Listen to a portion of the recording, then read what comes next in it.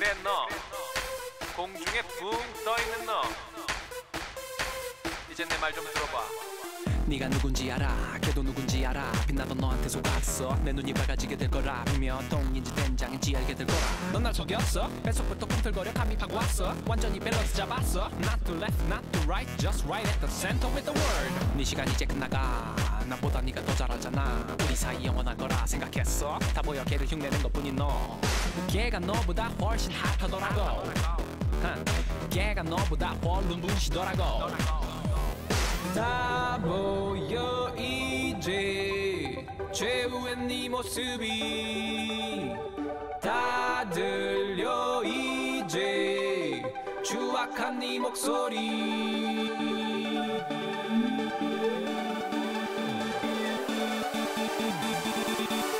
스웩은 완전 새끈, 네 스웩은 완전 짜증. 넌 정말 웩웩웩 nasty boy.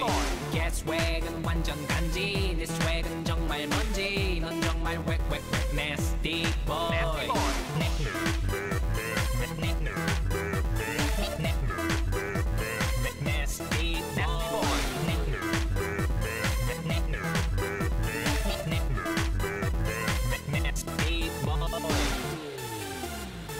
네가 그 자리에 있으면 너도 대세 될 줄 알았어?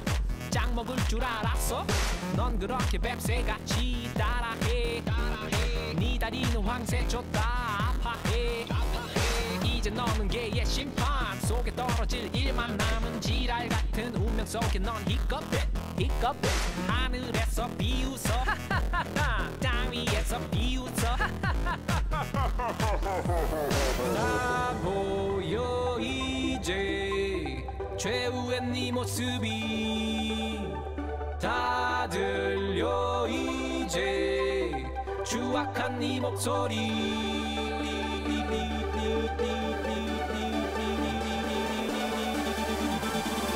걔 스웩은 완전 새끈, 네 스웩은 완전 짜증. 넌 정말 웩웩웩 nasty boy. 걔 스웩은 완전 간지, 네 스웩은 정말 먼지. 넌 정말 웩웩웩 nasty boy.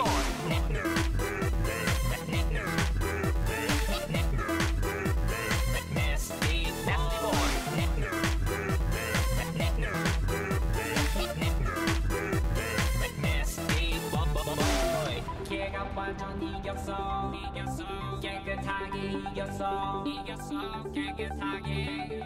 너는 완전 다졌어. 비참하게 다졌어. 비참하게. 걔가 완전 이겼어.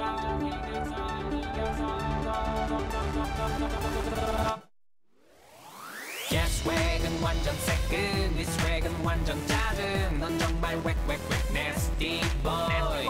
걔 스웩은 완전 간지, 네 스웩은 정말 먼지. 넌 정말 웩웩웩 nasty boy.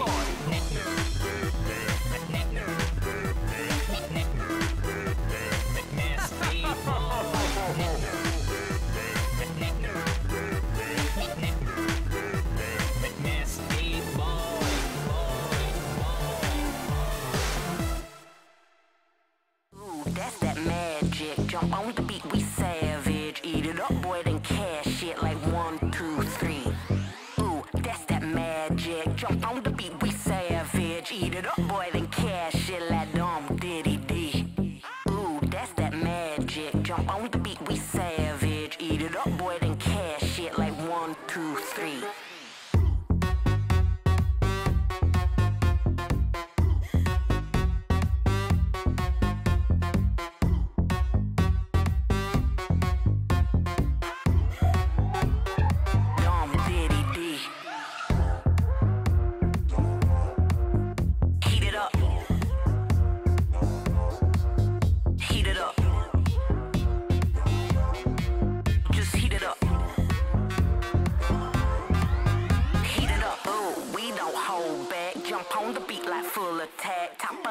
We stack that like 1, 2, 3. Ooh, we don't hold back. Jump on the beat like full attack. Top of the chain, we stack that like dumb diddy dee. Heat it up. Heat it up.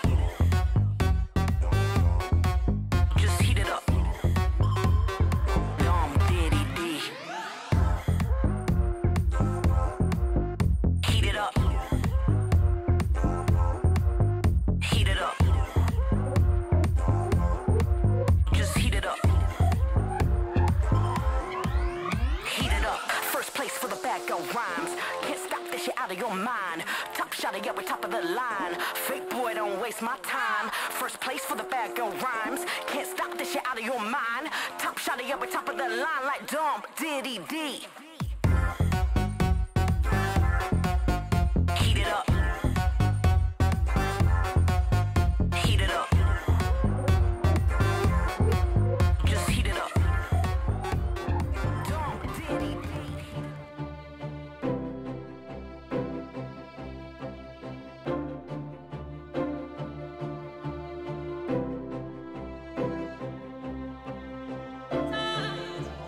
Just a day in my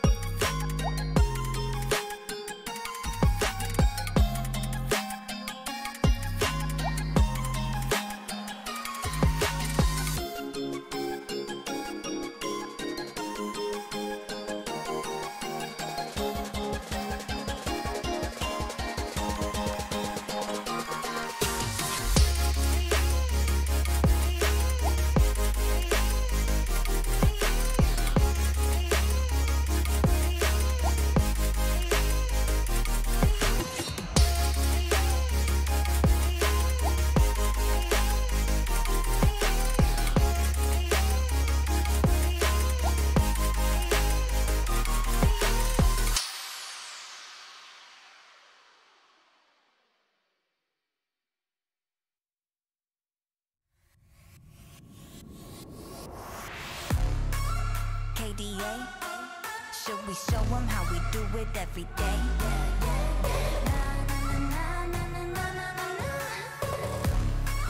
Let's get it. Kali that girl, Kali go girl, Kali don't stop, Kali don't skirt, Kali got a job, Kali got a work. 뜨거워 언제나 don't get burned. 넘쳐 흘러물 든 a buffet, 죽여주잖아 like a buffet. 누가 감히 on my outfit? 그 문 열지 마, that's a rock day. Don't give any more cause I'm greater than. 필요 없는 시험들 다 뿐이미. But all of my numbers are talking babe. 부루마법 message monopoly. 눈종이 돈이나 real money 필요 없대. 너네들이 많은 돈들 go get it, go get it, go get it. 더 미션 눈을 못대 못해 그래 너도 get it cause I got it different. All I'll ever know is life upon the throne. 시작하면 끝을 보는 거야. You want more? No, I got it so deep though. You look like you could use some more. No, I got it, never running low. Yeah, I got more than enough, set it up in a way. You know I got it like bum bum, blow your mind. Never giving less, and that's how it'll stay. You know I got it like all day, all the time. When I go, it's for thought. Get it cool, but I'm cold. I don't fit in a mold. I'm a rebel. I don't do what you say. Making moves, I don't wait while I smile in your face. I got different DNA. What's higher than the top? That's me. Come take a look before falling at my feet. 조용히 몸을 숙여봐. So take a look, 나를 기억해, queen. All I'll ever know is life upon the throne. 시작하면 끝을 보는 거야. You want more? No, I got it so deep though. You look like you could use some more. No, I got it, never running low. Yeah, I got more than enough, set it up in a way. You know I got it like bum bum, blow your mind. Never giving less, and that's how it'll stay. You know I got it like all day, all the time. Way out，感觉犹如海浪的way now，不断往前，oh you never way down。This is how I do it every day。Wow wow，这一路上的奇迹都记住了你的每一个瞬间，无比的耀眼。I know you want some more，准备好就一起走，Giving it all。No, I got it so deep though. You look like you could use some more. No, I got it, never running low. Yeah, I got more than enough, set it up in a way. You know I got it like bum bum, blow your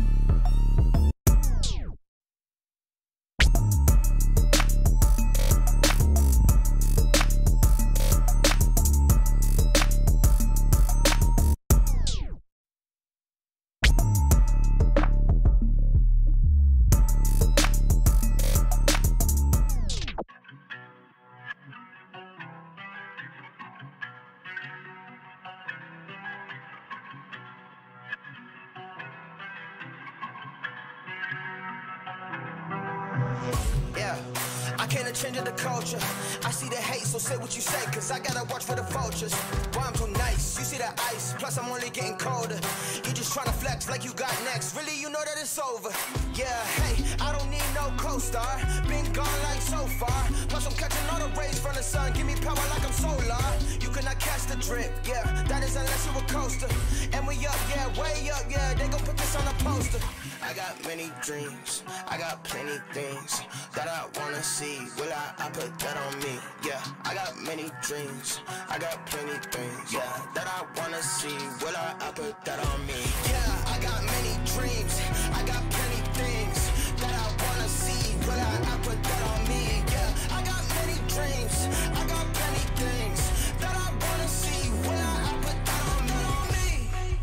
Yeah, I put that on me. Yeah, I put that on me. Walk tall, see the car, doing nothing small, I'ma be the greatest. Good luck keeping up everything I can, you know what the name is. Plus I've been through the training, straight shot how I'm aiming. Never stop, try to put me in a box, boy, you can never frame this. I am what you might be, too fast and I'm too strong. I might juke y'all like I'm lightning, spook y'all like I'm frightening. They ain't never seen it like me, got my team right beside me.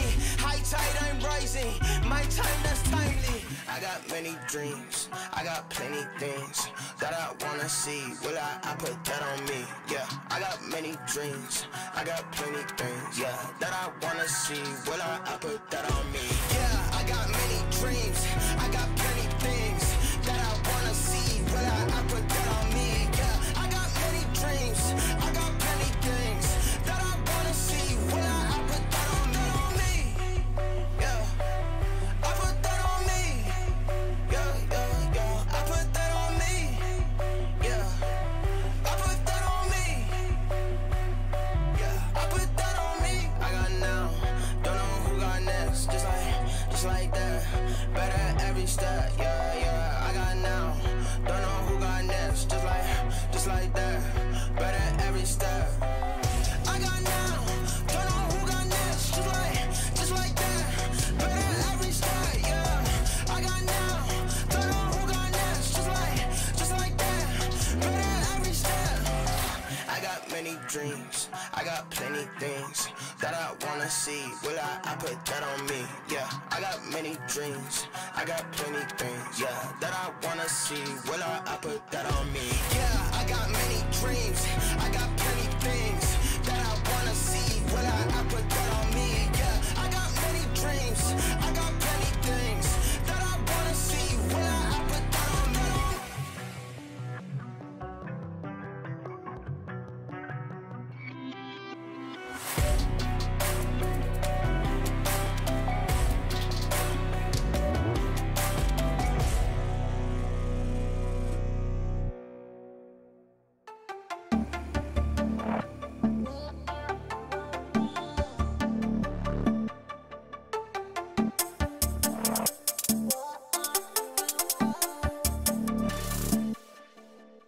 높은 구를 포마를 해요. 날 유혹하는 수많은 손짓, 입에 발릴 많은 얘기, 지긋한 속삭임에 지쳤어. The night is bright, 그 수많은 조명, 거리의 불빛, 그 속에 만나 처음 만난 네 모습에 새로운 나를 만났어. 눈빛이 마주친 순간 이 밤이 멈추고 시간이 멈춰, 불빛이 사라져가는 밤, 놓칠 수 없다는 걸 느껴. 이대로 스쳐보내지 않아, 나 거로 만들어야 하겠어. 뒷모습 바라만 보지 않아. 이제 넌 내 거, 넌 내게 빠질 때고, 거절할 수가 넌 없을까. 출구가 없는 나인 걸, 매력이라는 종착역.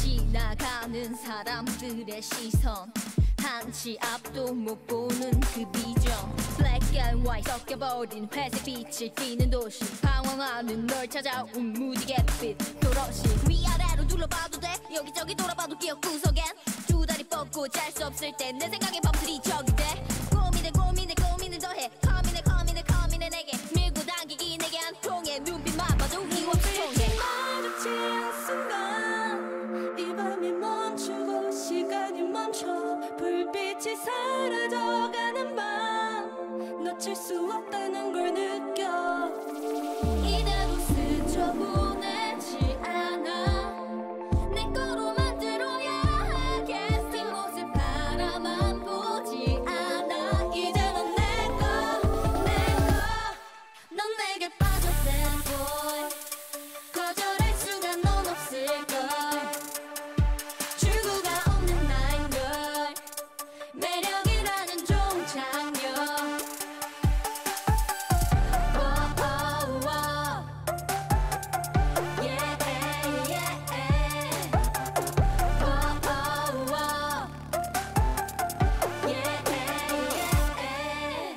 점점 더 빠져들어 보이는 대로 넌 내게 빠져 넌 거절할 수 없어 점점 더 빠져들어 보이는 대로 넌 내게 빠져 bad boy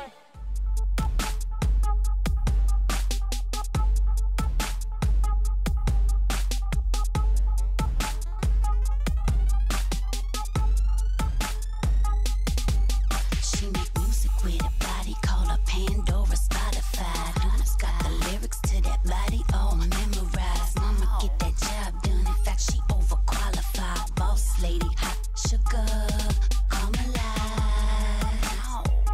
Watch her dance off, she putting a spell on whoever she dance for. Everybody wanna touch it, they can't though. Rules are hands off, still she make them grand stuff. Dollars rain down. Girlie got that fire, fire, like she camped out. Dudes popping tense like they on the She campground. makes music with her body, the ballers, they spending money, money. Pop that, pushing that, making that a sing. Money. Pop that, pushing that, making that a sing. Money. Pop that, pushing that, making that a sing. She makes music with her body, the ballers, they spending money, money. Pop that, pushing that, making that a sing. Money. Pop that, pushing that, making that a sing. Money. Pop that, pushing that, making that a sing. She makes music with her body, the ballers, they spending money, money. Bunch of sexy baddies up in here, but this one stand out. She a star, make them ballers pull the bank out. ATM shorty ain't gon' give enough funds. Better hit the branch, boo, in preparation. Feature dancer status, she the center of attention. Jacob Javis, the big convention boys coming with them thick stacks. Stadium players got the grip spin that. Face like a doll, body juicy, deadly when she grabbing them ankles. She make music with her body, she that #1 single. She make music with her body, the ballers, they spending money, money. Pop that, pushing that, making that a sing. Money. Pop that, pushing that, making that a sing. Money. Pop that, pushing that, making that a sing. She make music with her body, the ballers, they spending money, money. Pop that, pushing that, making that a sing. Money. Pop that, pushing that, making that a sing. Money. Pop that, pushing that, making that a sing. She make music with her body, the ballers, they spending money, money.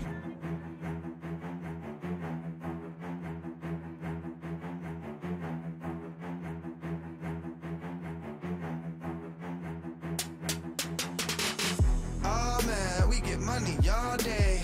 All I do is work, all I do is get paid, yeah. Oh man, we get money all day. All I do is work, all I do is get paid, yeah. All I do is work, all I do is work. All I do is work, all I do is get paid, yeah. All I do is work, all I do is work. All I do is work, all I do is let me work. Somebody call 911, my One mind, no ones, and I'm undone. Try to hide, but it's not better run from. Bye bye, little guy now. Run, run. It's my time, I'm alive and I'm young. And I'm in the prime and I run. Better get a watcher when I get a feeling like I'm about to hit him with a shot from a stun gun. Ain't I'm about to get him on a different kind of level. I'll be on it like I thought it would be. Ain't nobody ready for it. Better get him out. I'm about to make out than a pot of lava on the one side. Call it what you want, man. I wanna see the only one who's winning, and I gotta be a little bit offended by the way you trying to talk to me. I'm about to come and check and ask what you really want, son. Y'all don't get it, neither do I. Look, I'll admit it. Y'all are trying to take island visits. I'ma run my own island business. It don't exist, I'll invent it. Man, I'm about to be childish with it. Money about to be piling up this so high we might see a pilot hit it. Bang, you gon' remember my name. I got the infinite aim, bringing the infinite pain. Working to get to the fame, then I'ma dip in a similar vein. Whipping the whip when I'm switching the lane. Admitting I'm gifted is simply insane. Man, let me work. Oh man, we get money all day. All I do is work, all I do is get paid, yeah. Oh man, we get money all day. All I do is work, all I do is get paid, yeah. All I do is work, all I do is work. All I do is work, all I do is get paid, yeah. All I do is work, all I do is work. All I do is work, all I do is let me work. Yeah, all I do is work, all I do is work. Keep it on the loud like I'm moving work. All this money crazy, too absurd. I'ma do the money dance, you get served. Lambo or Bugatti, which do you prefer? You standing there in silence, you should use your words. Look, actions speak louder than what you have heard. We bout that action, so you know we bout to do it. Word. My, what a business. Money crazy, so I know just what it's like to be senseless. They say that I can't be crap. Somebody find me a dentist. I'm about to buy up your tap. So soon you might be evicted. I'm saying, man, oh man, we get money all day. I can't hear you talking, I don't care what y'all say. Out of getting nothing, and it's what you call pay. You think that you working, man, that's what they all say. Let me work.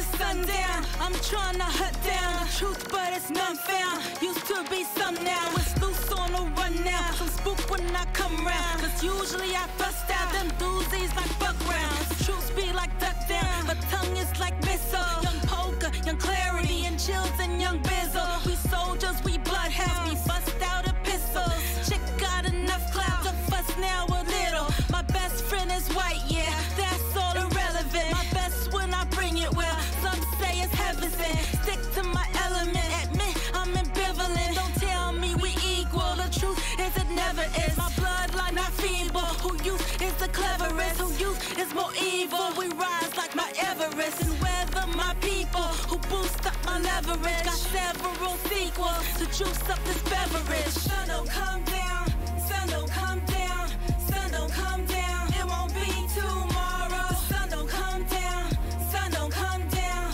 sun don't come down. It won't be tomorrow. The sun don't come down, sun don't come down, sun don't come down. It won't be tomorrow. The sun don't come down, sun don't come down, sun don't come down. It won't be tomorrow. Eviction from one town, next town is paradise. Used to just come foul. I went from bad to nice. Mine was so young.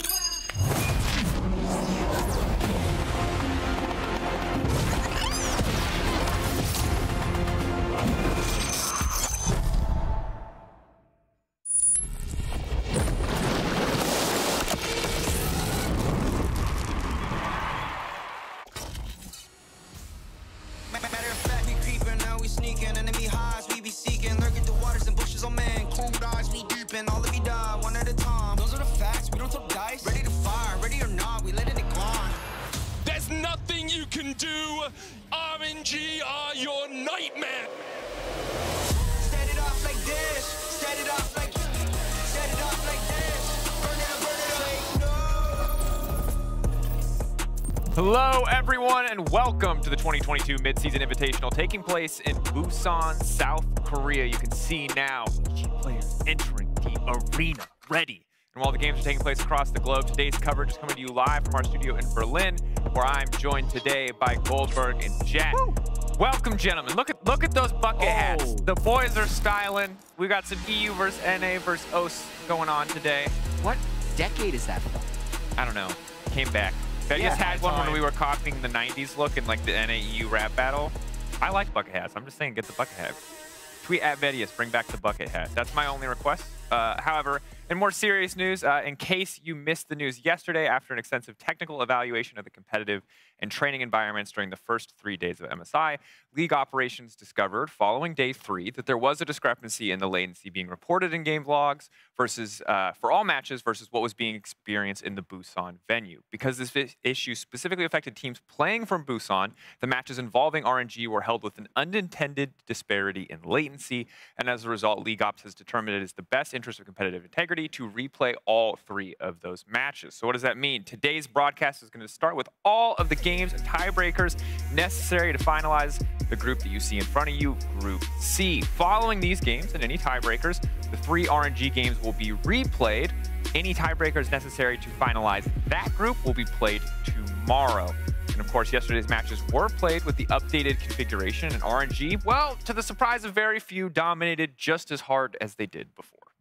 3-0, 6-0, 9-0. What's it going to be? Officially, it can only be 6-0. Unofficially, it already is 6-0. Yes, absolutely. Well, and yeah, we're going to see. But there's this doubt in my mind, Jet, after yesterday. I think maybe there's one team that can take a game off of RNG. Are they from the PCS? Yes. I know what you're thinking. Multiple choice. It was a multiple choice question technically, but I think there was one answer.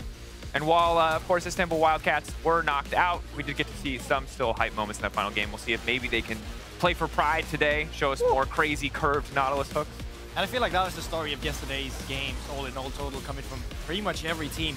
Yesterday's games were quite bloody, specifically in the early game, and specifically with the Wildcats as well. As you already mentioned, unfortunately, they are already knocked out of contention for this game. But that didn't change the fact that in yesterday's pre-game analysis, or post-game rather, with the AD, where they had the breakdown of all the clips coming through, it was kill on kill on kill on kill, and it was for 14 minutes, man. It was absolutely crazy. Big clutch Baron steal by Wei right there. I mean, tough situation, in my opinion, tough situation for all teams involved here. We ended up getting a very competitive game at the end of the day, but I think because of that Baron steal, mainly RNG was able to come on top and stay undefeated. Absolutely. And today we're going to see if it takes a little bit more than a Baron steal. Maybe PSG can show us clean performance all the way through, maybe finding a win. But again, still an underdog battle and still very much later in the day. So for now, let's focus in on Group C. Take a look at the games coming out right now. Take a look at the ranking as it stands. G2 Esports currently 4-0, 2-2 for EG. Order at 0-4. Remember, these teams play each other as it is only a 3-team group 4 times. So EG can come back and tie up G2 easily. Order could come back and tie up G2. Order can also technically still make it. It is possible. It is in the realm of possibility. I'm not going to tell you that it is easy. I'm not going to tell you that it is likely, but it is technically possible. Yeah, here you see the post-game breakdown for the last G2 win over EG. The near... Or actually, sorry, this is the first game that they played, which was very one-sided, and the second one they played was a very close game. Second game was close, but I feel like a lot of fans still felt that sentiment, even in the end, came down to more G2's mixed execution of the late game rather than EG. And yes, of course, EG, they did come back, and they did make the game closer, but then it still faltered. And I think when you take a look at the two teams going up against each other, G2 still has the edge over EG. So, yeah, still a tough battle for them. Well, and we'll see. Are EG going to get stronger in the early game, or is EG going to clean up their mid game? Because you can see behind me the cliff that is G2 around the Baron pit, and all it could take is another cliff like that with a little bit cleaner fighting from EG to end up in an EG victory. Yeah, I think that game ended up being very close. And initially, when I saw this group, I was very looking forward to the 4 G2 EG games. Yes. If it ends up being 4-0, I won't be as excited in retrospect, but I want to see EG take at least one today. I think it'd be cool, and I would love to see some really explosive fights, explosive picks, a lot of opportunities to do that. But for now, let's focus in on the players on each team. We expect maybe to have the greatest impact, maybe just have the spiciest picks, maybe just to be the most interesting. These are our players to watch, and we'll kick things off with EG and Jojopune. And why listen to what we have to say when you can read what Inspired has to say? Still scaling at Jojopune Law, becoming useful. We are soon there. And I feel like you take it from this guy as well, right? I mean, coming into the tournament, I feel like a lot of people had anticipation to the rookies coming through, Jojo, Danny, both of them really not finding their footing initially. But this is 2 guys who's having their first international tournaments. This is where you build a foundation, and especially the scaling part that Inspired is mentioning. This guy, Jojo, he did scale. He did get better. I feel like the performances we've seen from GG in general has become elevated, and they have become better as we have progressed through the tournament. Yeah, I mean, they started off with 2 games against G2, lost both of them. Then they had 2 games against Order, and have looked progressively better. Obviously, their competition did get easier in the next 2 games, but just getting a little bit more settled, I think, helps Jojo a lot. Absolutely. And I think then when we look ahead to G2, G2's early run obviously so strong now that they're 4-0. They win a single game. They are guaranteed locked. And the thing to look at then becomes, when do we get to see the weird stuff? Because I'm a big fan of big champion pools. Broken Blade, no stranger to big champion pools. He picked Corki into Gangplank. A lot of you might not remember that. He picked a lot of Yone. The Corki did do good early, but this is the thing that I want. Look, it's a day where we've looked at the games. There might not be a lot of stakes past the first 2 games. And if there aren't stakes, all I want to see are spicy picks, volatile picks, and yes, maybe some dumb picks. Question for you. Would you rather see dumb picks or G2 extending their win streak to 20?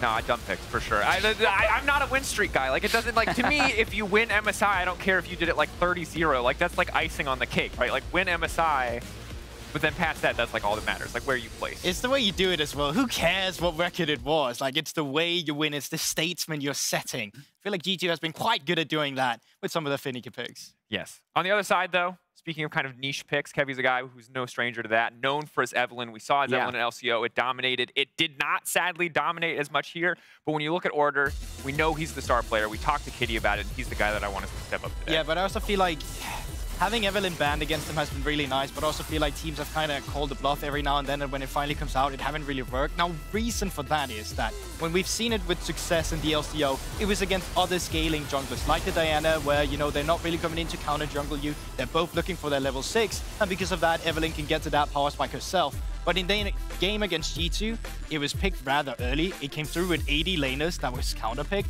and we don't have any priority to play around in Evelyn with. It becomes quite dangerous. From the side of Order, I like the idea, but it has to come in where the context actually matters in terms of what you're picking it into. Yeah, and they need to find a way to not fall behind early. You can see, just as he was the highest damage percentage jungler coming in, even in 04, he's the highest damage percentage of his team from the jungle, but 0 first bloods in any of the games. Needs to be able to start a game on the right foot if he wants to have a chance of succeeding with someone like Evelyn. Absolutely. And again, uphill battle for Order, for OS. We're going to have to see what they can do in these first games. But as today's games, the stakes are weird.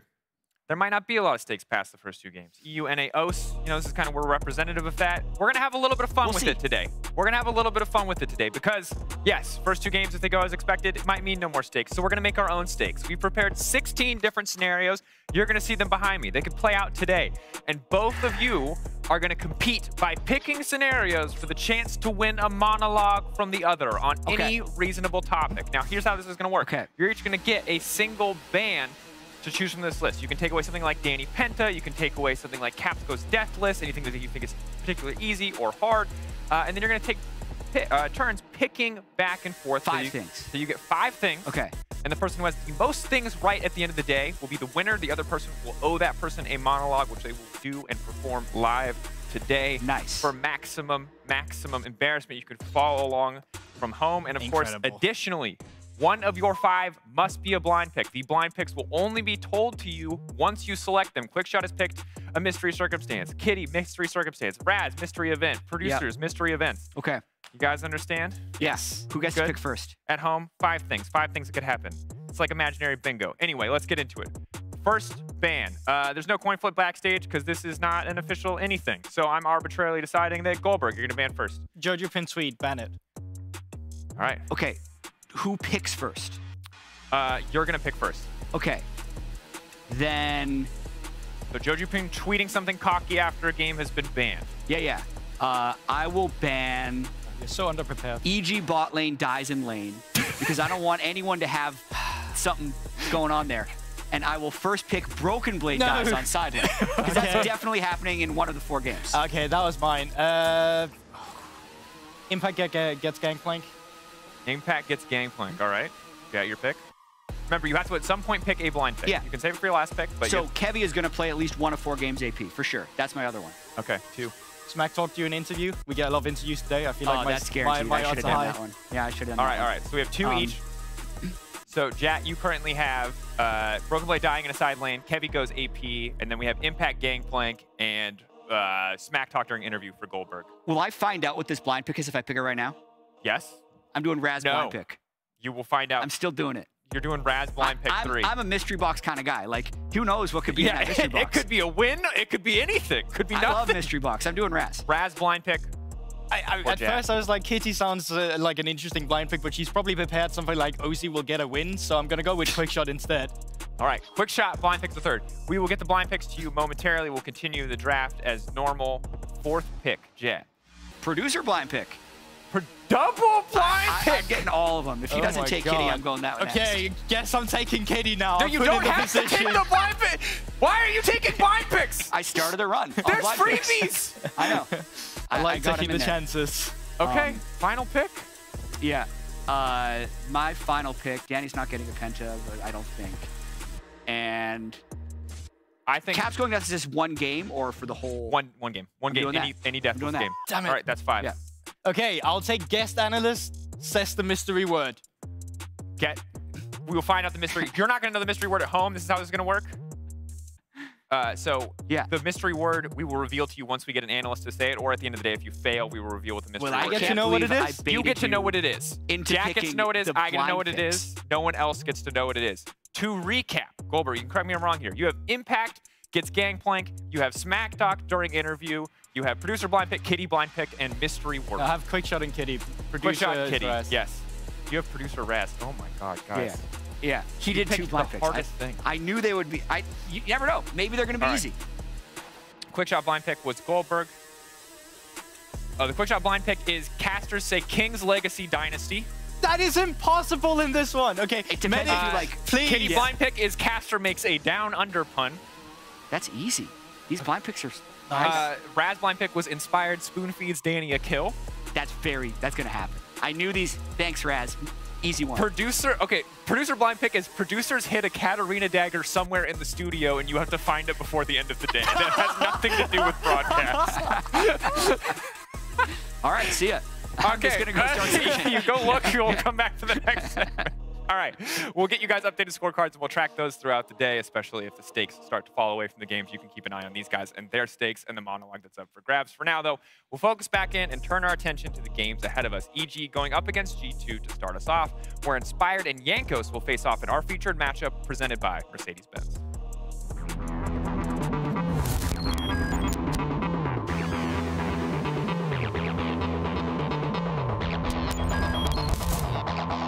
Two Polish junglers, two former LEC MVPs, now facing off on the international stage. But Inspired's in the mix. Now EG is gonna go back through. Inspired gets one.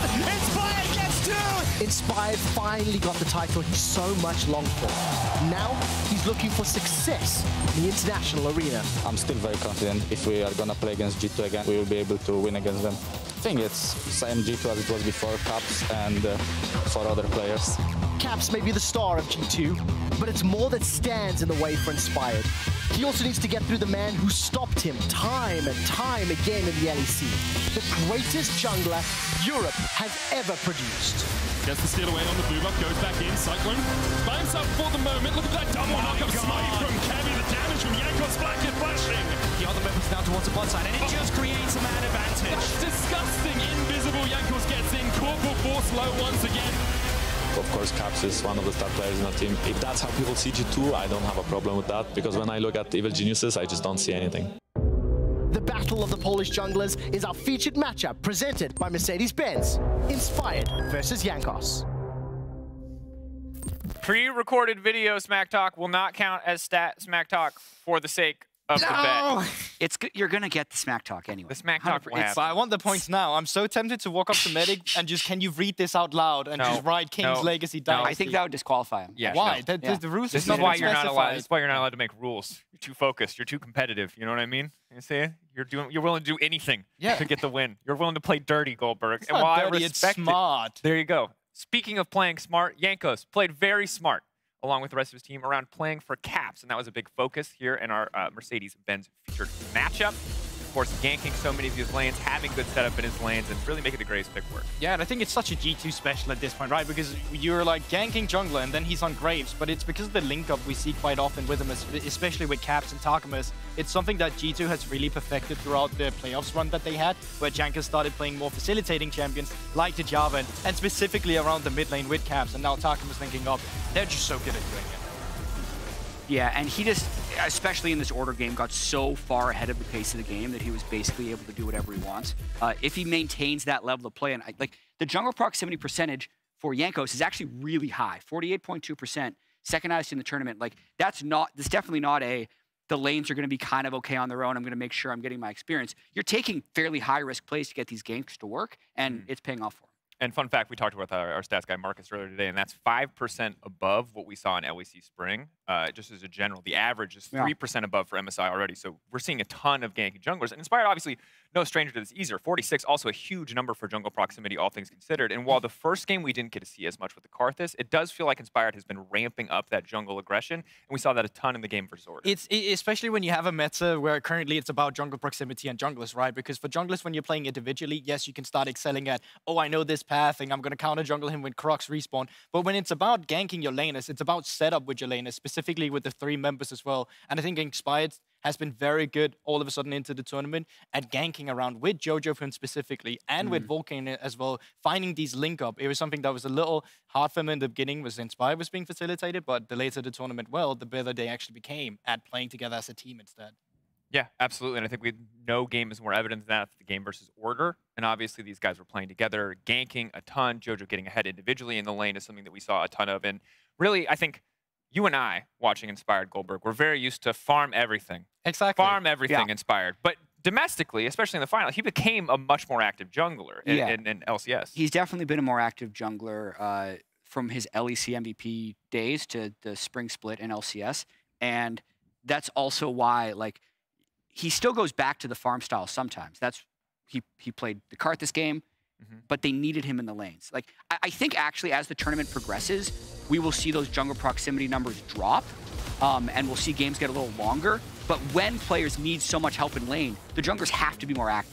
But this specifically is what I love for Inspired as well, right? It's the fact that he suddenly starts linking up with Jojo and they start being around the mid lane. It's very reminiscent of what we saw from G2, but EG is starting to perfect it as well. Specifically, the game against Order, they had 3 prio lanes, and because of this, they're able to just enable Vulcan on the map. They're able to link 3 members up, as we just talked about, that G2 was very good at doing, but EG is also getting there.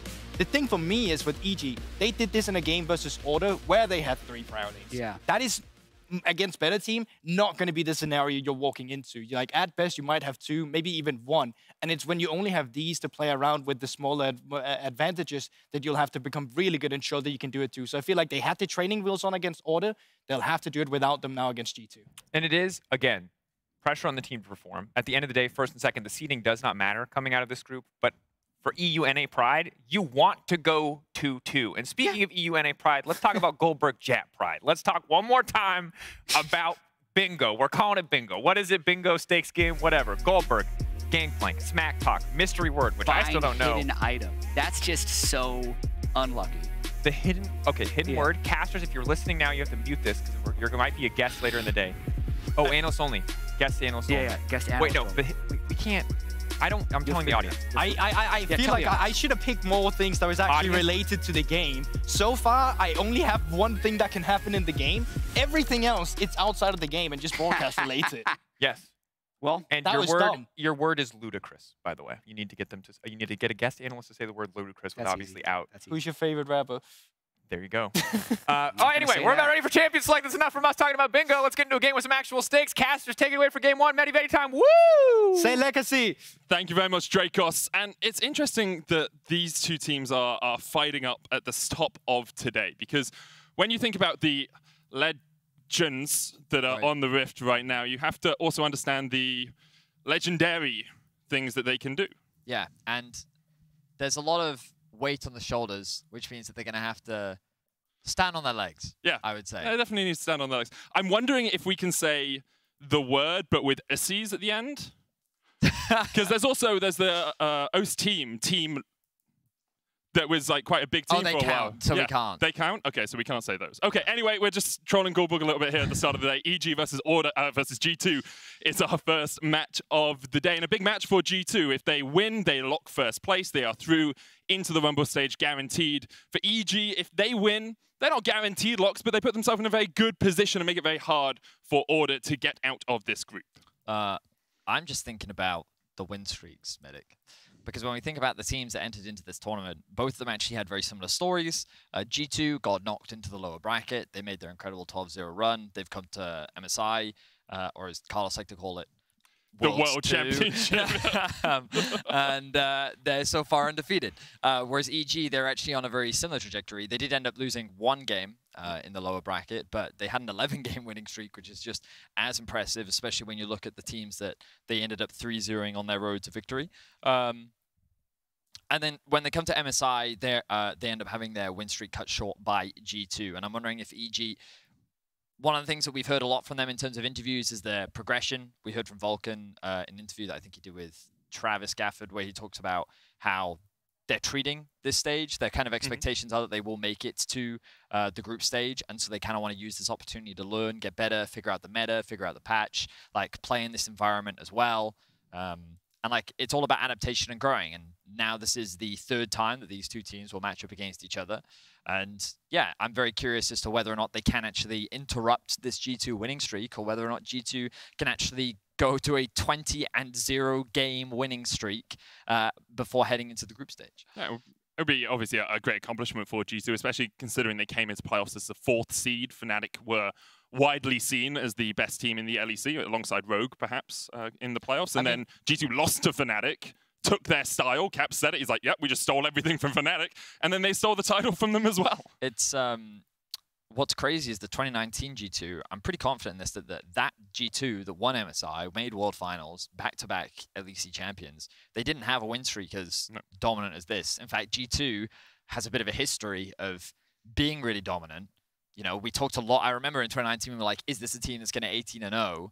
and then they just lose a game to SK, for example. And everyone thought that they would just lose a game to Order. And I've seen a bunch of, it's funny, I've seen a bunch of tweets talking a lot about how G2's like, well, you know, the more you think that they're going to 8-0 this group, the more likely it is that they won't. Exactly. And it's just, everyone just has these like predetermined expectations about G2 that they will just drop a game randomly for a reason that doesn't make any sense. But this team is showcasing a level of commitment and investment to the early stage of the tournament that we don't typically see from the organization as a whole. I agree with that. I also think if we look at how they played the second time EG and G2 met, that was a much closer game than it should have been for a lot of the time. True. Obviously, G2 got that early lead. The Galio-Camille combo worked out so well for them. But then around the Baron, EG were very willing to take a fight.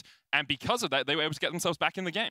Yeah, G2 did kind of make that game harder for themselves than they needed to. I felt really bad for EG when they didn't win, because they really, it's one of those things where, like, were there any real winners in that game? The fans? Yeah, I mean, it was definitely super fun to watch. But let's talk a little bit more about the draft, because I've been having a look a little bit as to unique champions played. One of the things that I talked about on the analyst desk a few days ago was how deep the champion pool is for G2 in particular. And like the different options that they have available. We've been seeing them prioritize this Graves Blind and pairing it alongside the Pike, and you can see that on your screens right now. This was the last time, well, when they played against Order, and you can see the Graves priority. This is G2 EG. Oh, sorry, it says pick Order, so I thought it said versus Order. It's just one of those days, my bad. In any case, it's the Graves priority Blind, and I was talking with Cadrel about this. There are champions that we believe that can be an effective answer to punish Graves Blind, but so far we haven't seen it. Are you deliberately not saying them so you don't give EG tips Well, during that? It's one of those things where, like, Cadrel has spoken to me about, like, all these champions, but I don't know where he got that info from, Oh, sure. so I don't know if that information is private or not. But the one thing that we have talked a lot about is, like, how the draft is going to evolve and how it's going to change over time. And the Graves blind was something that he was like very adamant about. Like, if this was ever blind picked against me, I would have champions that I think I could shut it down. And then they're also like, the scary thing about Pike is, I mean, you're a support main. You've played a bunch of Pike. Not well. But a lot of range supports can actually make his life very difficult. It's true. And you think about, especially teams like T1, they were playing a lot of Caitlyn lanes during the regular season of the LCK. You imagine something like a Caitlyn Lux playing against Pike. Pike's not going to have a fun time, right? So right now it seems that neither EG or Order have found an effective way to actually shut that down. But we'll see if that changes today, or we'll see what kind of like adaptation G2 even makes. We've had. Did you see that sign? No. It said G2 MSI 2019, and then the second part, I don't know what the Korean bit said at the start, but it said G2 lose and make Koreans happy. Yeah. It's like, well, we know what the fan base is asking for. Well, I mean, I don't blame them. I mean, what was it? The last time G2 played against T1, it wasn't that great for T1. Yeah, that's true. It was just a year of T1 losing to G2. I saw a bunch of memes as well where like LPL fans would call G2 like the LPL 4th seeds because they kept knocking out T1. Yeah. So that's always fun. Of course, these are all games kind of like ahead of us, assuming things go as expected. Right now, it would be very difficult for G2 not to make it to the group stage. And, you know, we are just filling right now. As you can see, there's a bit of a delay. Yeah, a slight peripheral issue. Just getting it sorted right now. Peripherals. Always the peripherals. I want to talk a little bit more about EG, though, because we focused a little bit on G2, kind of to be expected, because, you know, we've cast them for the entire year and for the last 4 years. But something I've really liked from EG really stems from how they develop the talent amongst this team. Their general manager actually tweeted after their win saying, it's all well and good that everyone's praising the NA players. You know, Danny and Jojo really did step up and had really good performances. Vulcan as well, of course. Sure. But the reason that they picked Inspired and Impact to supplement them, the reason they picked these two imports was because of how they melded as a team rather than just the individual star power. Now, obviously, Inspired was MVP of the LEC summer last year. Impact has a world championship. The guy has a legacy as long as you... Oh. The guy has a rap sheet as long as you're. I'm sorry, chat. I know I just said the word for Goldborg. Oh no! That's my bad. He has a rap sheet as long as your arm. But the reason they were picked was because of the way that they can facilitate the younger players on the team, and that's like what we've heard Inspire talking about a lot as well. Is his job primarily is to give Danny gold, give Danny kills. Look, G2 fans. They're everywhere. Yeah. Oh, that's funny. I mean, yeah, that's a valid point. I do laugh that you said we've talked a lot about G2 and then you then talk about the Polish jungler. I mean, it's part of EG now. What is this? It's just funny. But yes, I think that EG's whole game plan was... I mean, I say EG's game plan. I think that there are a lot of examples like all around the world when you think about what makes a good team, and I think it's this collaboration between veterans and young talent. And I think the main reason for that is like a lot of older players are stubborn and kind of stuck in their ways. I think that when you try and push all 5 veterans together, someone has to concede. And when you've been playing the game for X amount of time, it's very difficult for people to change their approach and like fit into a different mold. So instead, you're better off taking young talent and then having them grow and evolve into a style that actually makes sense to the people that are playing around them. And like, we have 2 great examples of that, where you have Jankos and Caps, and the veterans, where Broken Blade, of course, he's not new to the stage, right? But he's in a new environment, and then you have young players in the form of Flacked, and then Targamas, who, again, not really a young player. A lot of people think he's a rookie, but he's not. He actually played in the LEC for Giants many years ago. And then you have the same situation for EG, where Vulcan, definitely not a new player, known as the Spring King over in North America. Inspired and Impact bring a lot of veterancy from their experience. And then you have 2 young talent in their mid and AD carry. And, I mean, you even look at T1 and you look at the evolution and growth that they made as well. So many players came up through their academy scene. Gumiyushi, Zeus, Ona, all of them. Gala as well, like Gala that investment, like the replacement for Uzi and like the steps that the RNG took as well. It's like, there's been a lot of evolution. And I think the teams have kind of figured out that balance now, where you take a couple veterans, you take a couple young talent, you kind of stick them together, and then you figure it's much easier for everyone to come to like an agreed way of playing the game. And I also think that it helps that egos become less of a problem, and that clashes us. Very much agree with you there, Veddy. We are going to hand it back over to the analyst just as we get this issue sorted. We'll be right back. Don't you guys go anywhere. Welcome back to the State Farm Analyst Desk. Thank you for the recap on some of the histories and the players. They're interesting perspective. We are, of course, just waiting for a few more minutes, I believe, before we can get in the game for resolving the delays on stage. Gives us a little bit more time to talk about EG versus G2 and to tell Medic you're a biased caster because you supported Goldberg in his bingo. Thank you. They started early. It's time for champs like back to your casters. Never mind. Thank you, Medic. Thank you, Medic. Needed a breather, just needed a small sip of water there. Thank you very much, Dracos. It wasn't deliberate. I'm really sorry, chat. I didn't write down what yours were, but I'm sure we'll get to some of them throughout the day. Let's get into draft, though. EG on the blue side, G2 on the red. Pyke immediately banned by EG. The Wukong banned. The Silas ban suggests to me that EG is thinking about a Twisted Fate. So let's see if G2 care or not. They're going to remove the Ahri. Makes a lot of sense. So far, just a lot of safe blinds. The Wukong ban does surprise me a little bit. Far in this tournament, Caps has played 4 different champions. Jojo Pyun has also played 4 different champions. So with Silas gone, LeBlanc gone, Ahri gone, Rise and Zoe is still open for Jojo based on what he's played so far. And Nivea and Galio and Zoe are all open for Caps. But there's that Twisted Fate that we were talking about. Not too surprising. I'm very curious as to what the answer here from Caps will be. So often you do see that Silas into Twisted Fate, but with the Silas banned away, it becomes a bit more tricky. Galio can match the roam to a degree. You can also look for something that just tries to counter shove and get as much damage to that mid lane tower whenever you want. Often you'll see things like the LeBlanc and the Silas banned away, so as you say, Twisted Fate. A obvious first pick in this sort of situation. They're gonna do Diana Yasuo! Diana Yasuo, let's go! All right, well, it will be another unique champion for both of these mid laners, but yes, for those that don't know, Yasuo, pretty good matchup into Twisted Fate. TF, not the strongest laner. Also, the last nerfs that he had quite a while ago now did make his laning that bit weaker as well. And Yasuo has kind of only had like small buffs over and over and over again. Of course, like a part of those changes were as a result of like itemization changes. But yeah, Diana Yasuo in Europe especially, it was a very prominent combo. It was something that Mad Lions put out a lot. Yeah, it was Mad Lions, I think, beat Vitality very early on, and then a lot of other teams started to adapt it as well. But yeah, very exciting combo to watch.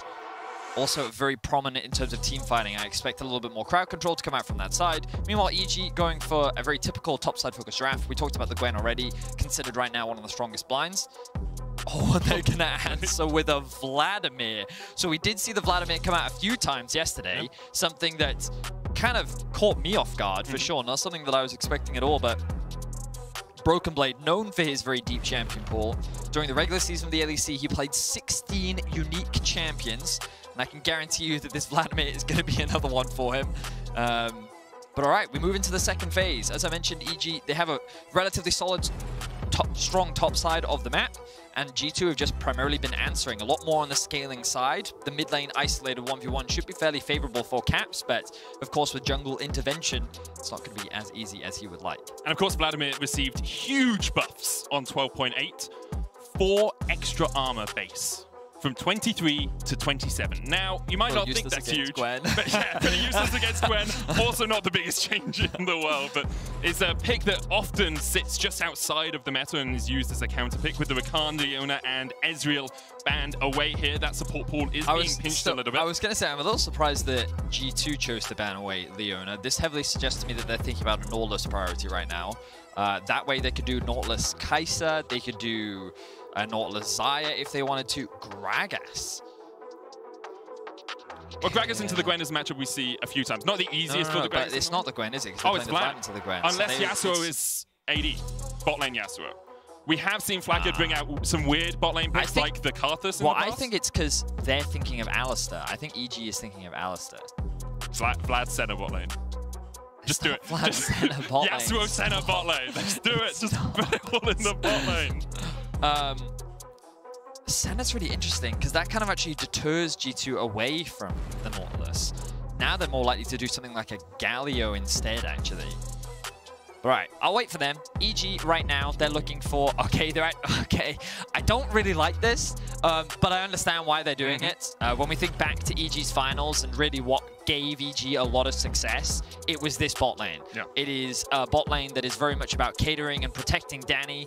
Vulcan on this Tahm Kench provides that consume, has the peel that, you know, well, it's very good at protecting your AD carry. And then also Danny on a hyper carry. Reminder that Jinx was nerfed. As the Nautilus. I don't know if we've actually seen a Jinx so far this tournament. I will find out, buddy. There may very well have been one, but I know that her priority list has rapidly declined, largely because the health that she lost early levels was massive. Yeah. Like, her laning it was like pretty solid before. She wasn't like lane dominant. It depends on what support you were playing with, but now she's so much weaker. But yeah, I don't like it in the context of the comp because they don't really have any engage. They're now very reliant on attacking the top side of the map and basically unlocking JoJo to be able to attack the side lanes, right? And then your primary win condition early on becomes impact on Gwen being able to, I think at like one item, Gwen is probably stronger than Vladimir. But on the bot side, you're basically just playing weak side for the entire game. You could look to try and set up a play there, maybe a 4-man, like there are some options, but your actual overall crowd control is very limited. I think G2 have a few more options, and I think that their scaling in teamfights is also just way stronger. Yasuo, Diana, Vladimir in isolation is monstrous, and then you add a Senna on top of that, like the global shield that she can also provide with her ultimate. Just on paper, I kind of prefer G2's composition, but we'll see if EG can pull off what needs to be a pretty effective early game. And what EG have done in the past is keep Danny safe through those team fights. Yes, there is a lot of wombo combo on the side of G2, but if Danny can survive, Jinx is still the late game monster that she has been on previous patches, even if her early game was touched a little bit. It is the first Jinx we have seen here at MSI, as you say, Betty, but something that Danny played so much in the LCS. Just having a look across his stats, he has... Oh, my stats aren't coming up quickly enough. He has a lot of games. Yeah, he's got a lot of games. He's got a lot of games on it. Here we are. 81% win rate all time. 16 games played on it. That's a lot of games. That's a lot of games. Pretty good win rate as well. I think anything above 80% is not to be sniffed at. Anything above 60%, honestly, is. Have I told you about my Rakan rate? Yeah. It's actually only 57%. No, it was your Leona that was 63%. That's true, it was. But that was a year ago, so not as important now. But a big game for both these teams. EG, of course, looking for their first win over the LEC representatives here at MSI. G2 looking to make sure that they lock that top spot. Seeding doesn't matter going into the Rumble stage. You are just all seeded into a single group. But, you know, locking early and then being able to flex around a little bit later on is always a possibility. For some reason, when you said seeding doesn't matter, my brain said you should respond with based. And I was like, why? That doesn't make any sense, brain. What are you doing? But, you know, it's early. Shout out to the production team. You know, they were here incredibly early this morning, but they've done an incredible job so far here in Berlin. The whole team has been working very hard to bring you a fantastic show. And we are here for game 1 of G2 versus EG of the day. It's going to be a long day, so buckle in, grab some popcorn. I hope you like popcorn for breakfast. Well, no, because people in America, it's like midnight. True. Or so. Based? If you're it's not based. You don't know what based means. It's such a great word. It just sounds good. You know? All right, let's have a look at this early jungle pathing. We can see Inspired starting on the red, taking his Raptors.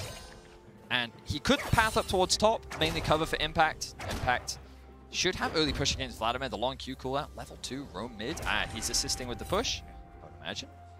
Wait. Yes, he is. Looking for an early push.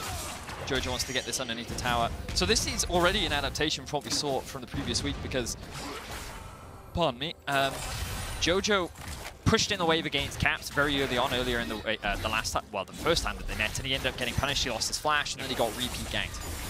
This time, though, Inspired walks into mid, helps cover for him, helps push the wave underneath the tower. The wave will now bounce back towards him, and Inspired is able to steal away the Raptors. Now we'll see a bit of a contest over this red buff as Jojo has priority in mid. Jankos recognizes this.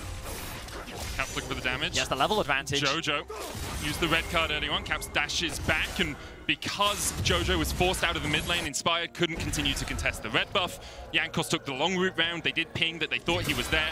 Inspired played it safe. Honestly, just really good adaptation from Caps. He recognized exactly what was happening, and he just rushed level 3. He just focused on knowing that he could get a level advantage because the minions were dying faster on his side, and then he used that to reclaim control of the wave, and actually had some kill threat on Jojo.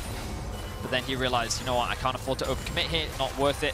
And he's able to disengage. He reclaimed that prio back, and then he also allowed Jankos to reclaim his red buff, because as you rightly identified, once Jojo lost that push and Caps wasn't stuck underneath his tower anymore, Jojo couldn't go and help him, and so Inspired has to disengage. So very cool kind of mid lane setup, but nothing too dramatic is going to happen so far.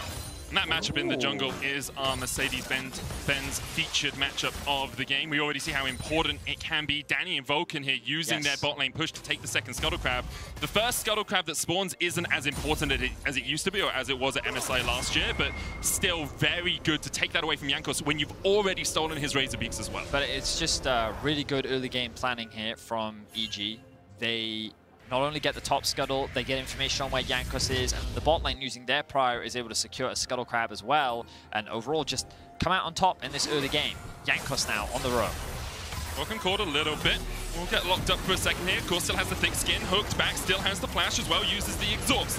Vulcan uses the thick skin as the chase continues. Heal coming out as well. Vulcan jumps away. Jankos chases him down, and now Danny's in a bit of a hard spot. Inspired coming in to react. He's going to get rooted. Flashes forward for the stun. Jankos falls. Danny with the red buff now can chase. Inspired can jump the wall as well. With that Diana stolen away, the chase continues. Targetman's flashes. Impact dying in the top lane. Broken Blade in the Sanguine pool. Impact can't react. Meanwhile, in the bot lane, Blackhead will die. 2 for 2 across the map. Okay, this early game already getting very explosive, but the response from Inspired was good, mainly because you're getting so much gold onto Danny. A bit of trading now in the mid lane. Caps does have Ignite here. Jojo already burned the TP. Vulcan here in time to save his mid laner. Sun card comes out. Abyssal Voyage. Caps flashes forward with the Ignite. Ticking Caps takes it. The tower will not shoot. The tongue will not lash. But here is Inspired just in time. Caps still trying to dodge away. Oh, no. He gets to the other side. Vulcan flash, tongue lash. Give him a licking in the bushes. Inspired continues to chase. Caps trying to get away. Has the Razor Beaks to dash to and should be able to escape a tongue lash. Abyssal Voyage going forward. Caps double dash and manages to survive. Oh my god, Caps just broke Jojo's ankles, man. Oh! is a good game. That was a 3 versus 1, and Caps is able to get out. Oh my, oh. That was just, oh, you've got to feel for Jojo after that one, because that's just the collapse experience. So many mid laners. Like, I always remember that story that Cadril tells me, which, like, he left mid lane because of Caps. Yep. He said to himself, like, I can't ever be better than this guy. I'm going to jungle. And it's plays like that. Like, Caps has done this to so many different mid laners. Oh my god, but what an output. I need a replay. I need a replay. Meanwhile, we didn't even talk about the fact that Broken Blade also solo killed Impact in the top lane. That was not what I was expecting at all in the 1v1 matchup, as the junglers now find each other once again. Ankles on the chase here. Jojo coming in with gold card lock. Now has the 6, has that Destiny. Flack had moved up towards this mid lane as well to help Caps get the push. I will say, as much as the Caps outplay was kind of the cherry on top of a delicious team fighting a cake, the rest of that sequence was so good from EG. The tracking that they had on Jankos early on. We'll have a look at this from Cap's point of view. So the most important thing to note is he realizes that, well, he's just trading in the 1v1 because he's Yasuo into Twisted Fate. So he knows that he can come out ahead in this matchup. The thing that matters is, like, so we're actually quite early on the replay in this because all the shenanigans are happening down towards the bot side of the map.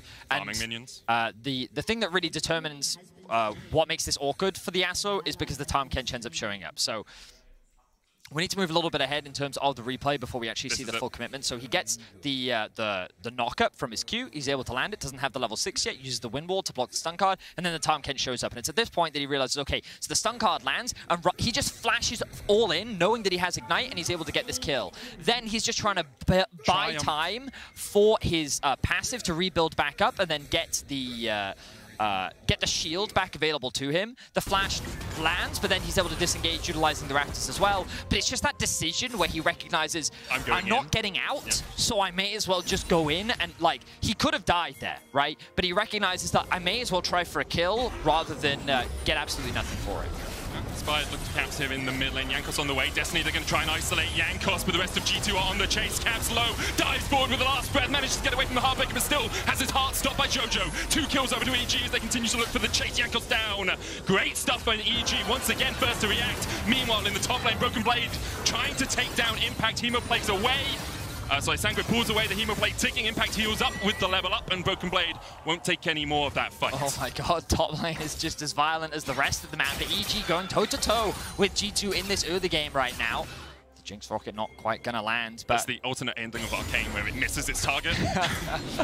Well, I think what's impressive here from Inspired is that he's doing a great job of matching a lot of the aggression that we're seeing from Jankos on the map. One of the big issues that EG has had against G2 so far is kind of losing a lot of control in the early game, and particularly down towards the bot side. Danny and Vulcan really have struggled against Flack and Antagonis. And I think part of the reason for this Jinx pick was we talked a lot about comfort, giving Danny something that he has proficiency on, he knows how to play lane on, and he's doing much better than what we've seen from him so far in this tournament. On top of that, he even has gold, and look, you can see them looking to go all in. Target's having to back away. Flackett obviously doesn't have that much damage on the center, can't work his way through that Tahm Kench. Vulcan consistently aggressive with the Abyssal Voyagers, consistently putting the pressure onto the G2 bot lane. Flackett trying to get away here. Vulcan underneath the tower once again, just stops the recalls, can Abyssal Voyage over the wall and escape, and it's all about just being a nuisance. The rest of G2 though, trying to react. Caps on a ward. Doing a really good job of just delaying the backs of Flackett and Targamas. This means that Danny will actually get first base. We'll give him that advantage. Oh, hang on. Look at this bot lane once again. The Dragon's more important than the Rift Herald right now. I feel like that... Oh, no, they can actually make this work. Abyssal Voyage in. Jankos does have flash. Will use it to get across the wall. G2 now trying to react. Flackett, only about half health. Danny and Vulcan coming in. There's Targamas, flash forward for the root. Danny locked up with a death charge. Caps will lock him down. Caps takes one. Vulcan now trying to get away as well, but Jankos is waiting from behind enemy lines to take out the EG bot lane. A kill over to Jankos, 2 kills to G2. Meanwhile, Jojo getting some tower plates in the mid lane. Yeah, the second I saw that collapse of the Jankos, I thought this is greedy. This is way too greedy. The traditional cross map is, okay, if your jungler is getting Herald, then you just have to concede Drake. They should have just taken the back and they should have reset. The good news for EG is they did buy time for Inspired to show up. He's level 7, he can kill Jankos. Heartbreaker in, it's a possibility. Flackett trying to react, has got that 6. The Dawning Shadow, that ultimate with the shield, a possibility. Inspired though, once again, forces the G2 bot lane away, and I'm loving this pace. You said in the draft, Eddie, that EG had to keep an aggressive, a fast-paced early game, and that's exactly what Inspired and EG are doing. Yeah, a lot of credit needs to go towards Inspired for this early game. He's doing a great job of just matching Jankos and suffocating him a lot more compared to what we've seen. It reminds me a lot of the last time that they met in their best of 5 in spring back in 2021. And again, this collapse, you kind of look at the minimap and you realize, okay, well, Yasuo can collapse first, you have your Viego up towards the top river, and then Flackhead still hasn't based yet, and Targamas can cut off their escape route. It has the level 6 as well, it gives the knockup for Caps to ult through, and like, it's just, it's greedy, it's an overextension. The only good news for them is it does buy time for the Viego with the empowered recall from the Heralds to be able to come back and collapse, and it did still give EG the Drake. Jojo has Destiny, he's going to try and get behind Flack and Targamas here. The hook comes out, Targamas cleanses, but he's just down. Jojo with his second kill of the game. Inspired steals away the center. We've seen a Viego do that before. And now this bot lane tower plates are forfeit. The entire tower, in fact, will be forfeit. It's going to be about 5,000 gold sitting on Danny. Broken Blade trying to chase Impact. Hammer of Mist coming out. Dawning Shadow used as well. Only the shield. Broken Blade pops the Sanguine Pool. Impact dodges into the bush. Broken Blade can heal up.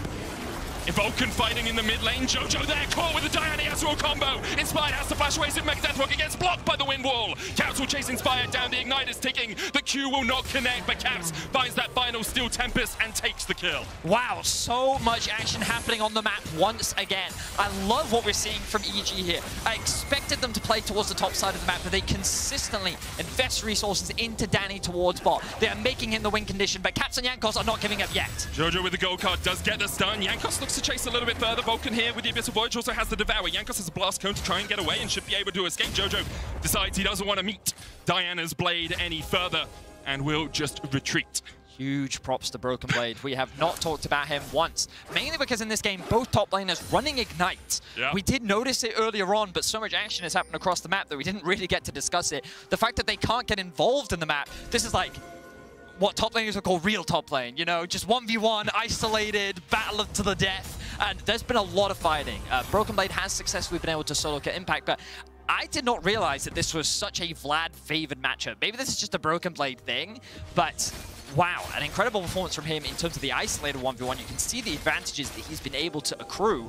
But let's have a look back at this fight that happened towards the river. So they get the bot tower, and then they have a numbers advantage, so they commit to a fight in the mid lane. The exhaust comes down on the Caps. The 3-man ultimate, the exhaust was a second exhaust comes through on the Caps, but it does not matter. The damage from Diana Yasuo is just far too strong.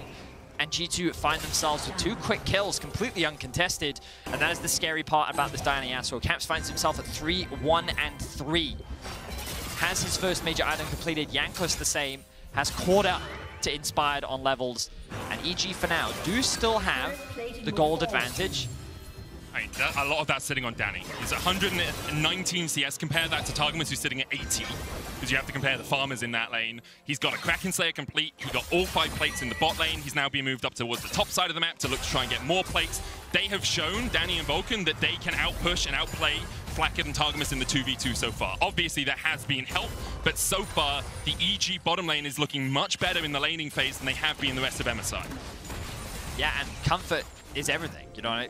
First jinx of MSI so far, doesn't matter, even after the nerfs, you can see that he's very proficient, and EG doing a great job of just funneling resources into Danny. So now we see the 4-man collapse. Oh, Jojo, oh no, oh no, oh no, oh no. He's got Flash. He's got Destiny as well. Maybe you pop it just for the awareness of where everyone is. G2 don't want to take the play. No minion wave for them, mean they didn't really know exactly where Jojo was as much as they could assume he was under his tower. Meanwhile, Inspired coming up towards the top side. Danny gifted again. A tower in the top lane. G2 looked for the rotation, gave that Jinx free time on the tower, and Danny was very willing to accept it. Jankos coming in here to clear out the mid lane. What is next on the agenda? Currently, it looks like Targamas' life might be there, but the stopwatch coming out and dodges away from the Abyssal Voyage. Dawning Shadow for the shield as well. Vulcan pops the thick skin, devours up 1. Destiny coming in. Here comes Jojo, and it's enough to force Flacket to retreat. Jankos was here, but not in time as EG get another kill. Really good spawns from Jojo there. I loved his ultimate. It may have seemed a little excessive, but G2 was collapsing first. And Danny and Vulcan were far too extended in that lane to be able to get away to safety. So by him using the ultimate top, he effectively gets to the play ahead of G2, allows them to get the kill, and also creates a numbers equalizer, because by getting that kill, they're now in a 3 versus 3, and he can escort his bot lane to safety. So huge props to Danny and Vulcan getting that kill, and then their mid laner offering that support. And now EG 1,000 gold ahead at the 15-minute mark. It has been an incredible match so far. 14 kills, 15 minutes, 1,000 gold between the two teams. And look at Danny. Yes, there is a wombo combo on the side of G2. Danny has to position well in team fights. But if he survives the initial engage with this 7,500 gold, he is going to shred G2. Oh my gosh, for some reason I thought the Baron was alive. It feels like it should be, right? I was like, oh, they're just going to rush this Baron down. No, they're just going to grab the Herald. Likely going to use that in the mid lane. But EG, it's just a Danny show right now. It is funnel Danny, make him the carry. He can win us the games. He's a large part of what helped us win the LCS. So let's see him do it again. He's on his tried and true champion. And while he is very far ahead of the G2 bot lane, you know, I'm personally not a massive fan of Sen and Nautilus as a duo. And of course, the bot lane was a bit chaotic for G2. We saw that early dive, which did result in a kill onto Vulcan. Then the trade back gave Danny a kill, which already, as well. Yeah, like all sorts of things kind of happened that we never really saw the isolated 2v2. Remember, we talked a lot about it the last time that these teams met. It was Flacket and Targamas consistently getting 2v2 kills against this EG bot lane. So the fact that EG was able to weather that storm, but it's this top side of the map for G2 that's actually really scary right now. Yes, we highlighted Danny's gold advantage, but Broken Blade is 1,000 gold ahead of Impact. He is a very powerful Vladimir, level 11, has his first item completed, and the wombo combo, remember Vlad's ultimate just makes you do more damage. Stun lands. Jojo not in range for the gold card, is building towards that rapid fire cannon, maybe would have helped kill off Flacket there, but EG now grouping up 5 in the mid lane. No neutrals to be played for, really. They're just looking to try and crack this mid lane tower, or maybe catch G2 out of position. So now we're going to see a really interesting mid game, because there are no teleports, Fennec. It is very rare in Pro League of Legends that you see a game with 0 teleports. I will say, to be technically correct, Jojo has a TP. It's just on Ghost at the moment from Spellbound. See, I was getting to that. Oh, yeah. I'm sorry. Yeah. I'm so sorry, man. See, I was going to say, because what's interesting about this mid game is side lanes become a much harder thing to navigate, as Caps is now getting collapsed on. Jankos is here. Destiny comes out. I wonder if Jojo still goes for this after using the Destiny. He does, into the bush. Jankos tries to get away. Chase is on. Vulcan looking for the flank position. Ghost came out from Jojo as well for a little bit more follow-up. Flacket with a good route there, but Vulcan's so tanky, so difficult to take down. So, this is kind of what I mean, right? So now EG have invested 4 people towards top lane, and they put the Gwen in mid, but this has left Broken Blade in bot lane to be able to secure a tower and gain their first tower of the game for G2. A lot of standing gold that's available for them to grab. When I meant there being no teleports, map movements become very difficult, and you end up with, well, a very awkward position often, especially when there's no neutrals, being like, well, if I go and catch this wave, because TF is the only one that can move around the map so quickly, and then you also have Vulcan on Tahm Kench that can collapse on side much faster relative to many of the champions, it becomes a lot easier for EG to collapse on G2. But G2 recognize a lot of these things, and so they're kind of like over-grouping as a preventative measure in the event that EG tried to force something. So for all intent and purpose, EG are the ones that have the most agency on the map because they have the most options. So I think it's going to be a really interesting mid-game, because I'm curious as to, will G2 be able to navigate around this? How will EG leverage the fact that it's much easier for them to actually attack the sides? And who will be the first to gain that big mid-game swing? Because the gold is basically even. You know, 500 gold. EG has a tower up. That's basically what the gold difference is right now. And here we are once again on the side lane. They've invested Danny. Captain knows the Vulcan's there. Look at the damage from Danny, man. This guy. Danny's team fighting is just so fun to watch. His positioning in fights, his ability just to get out those extra auto attacks is so stellar, and it's really good to see him on a pick that he is so comfortable on in a position where he can just shred through Caps. The question is, can G2 find a way to attack him? Because right now the vision control in this top side is very much over to EG. That's why Danny was able to step up as far as he wanted. I'm interested a little bit in Broken Blade's build here. I was looking through, obviously we haven't seen a huge amount of Vlad. He's gone Cosmic Drive first. If anyone doesn't know what this does, if you damage a champion with 3 separate attacks or spells, you get 15% movement speed and 40 ability power. So it's a good, like, Vlad buffer when you get into a fight. But it also looks like he's going Void Staff second, which does give you Magic Pen and does give you a little bit of extra damage. It's just often we see it when there's more magic resist stacking on the enemy team, and I'm not seeing a huge amount of magic resist. Although, as you've just pointed out, Benny, Mercury treads on impact and inspired with that, the Hex Drinker means that that item makes more sense. Yeah, I think that his expectation is that he's going to be spending a lot of time on a side lane, and the people that he's primarily going to be fighting are impact and inspired. So that makes sense. Being able to navigate through that with a bit of extra damage does make sense. But I imagine he will go for something like a Death Cap not long after. Have to wait and see. Right now, EG have very good control around the river, setting themselves up nicely for the Drake. The top lane was pushed all the way in by Caps. He's now going to make his rotation over. Jojo wanted to go and catch the wave, realizes that he's not in a good spot. Now he's going to invest that TP. G2 have control down towards the bottom side. EG have control off towards the top. No vision for either team really behind and spotting out their enemies. Destiny coming out, Impact in there. Flacker gets it, but Impact's just way too deep. Target's now stepping forward as well. G2 have already taken one, now taking the Dragon, and Inspired pops the stopwatch, but in the middle of 4 members of G2, he will be popped himself. G2 find the fight, and EG have to call the alarm to retreat. Wow, okay, so the collapse there from G2 was swift, and now they're setting up towards the Baron. We talked about who was going to come out ahead in the mid-game, and G2, they responded well. The fact that Jojo, I said earlier there's no teleport, but I completely forgot he's running Smellbook. Yeah, it is. So I will say, Betty, Vulcan on Tahm Kench, Danny on Jinx, a Baron being started. I've seen this one before. Let's see if Danny can pull off a Penta once again. Jojo trying to get behind them. The Baron down to 2,000. Danny trying to step forward. Vulcan doing the same. Baron secured. Jojo flashed in, but not much he can do after the Baron's already fallen. In the midst of 5 members of G2, he will fall alongside it. G2 get the Baron, get the kill, and get out. I understand why Jojo did it. You can see he swapped to the smite. He tried to go for a steal, but it didn't quite come out. Ball last breath. They still have their ultimates.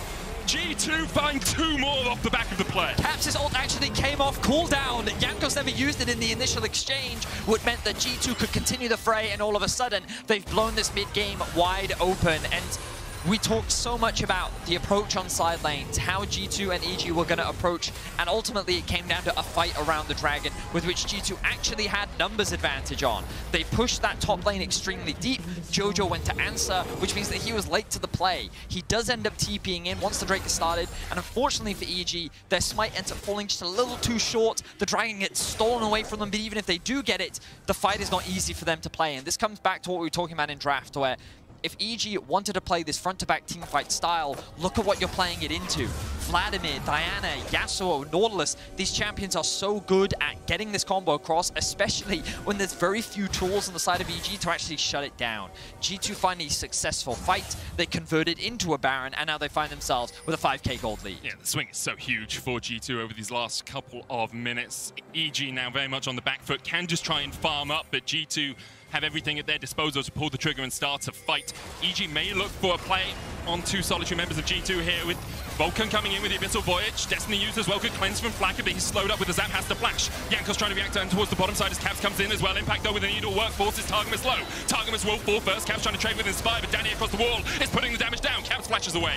EG find one, and now then closing in, pincering in G2. Inspired there in the midst of the darkness waiting, but G2 just try and run down towards the bottom side. Take the tower on the way. Broken Blade stunned with the gold card locked up underneath the tower. Sanguine Pool coming out. Inspired with a long flank. Dawning Shadow will keep Caps alive. GA popped. Broken Blade kills off Jojo, and EG are now the ones a little bit split. Inspired comes back from the GA, but Vulcan's overstepped, overstayed. EG, you're not grouped up. You're fighting G2 on 2 fronts, and G2 are just stronger right now. Danny forced to flash away, puts down the Flame Trumpets, but the Wind Wall will stop him. Ignite is taking impact, kills off Broken Blade. Caps tanks the tower shot.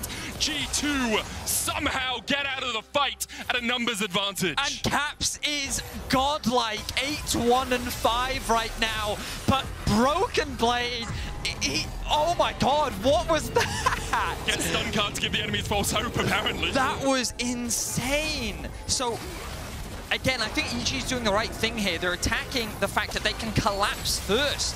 Jojo with a good ultimate, they have numbers advantage, and they're trying to find a pick. Flacket gets completely separated from the fight, and Targamas goes down, which means that G2 are now in a 3 versus 5. This wall is a bit awkward.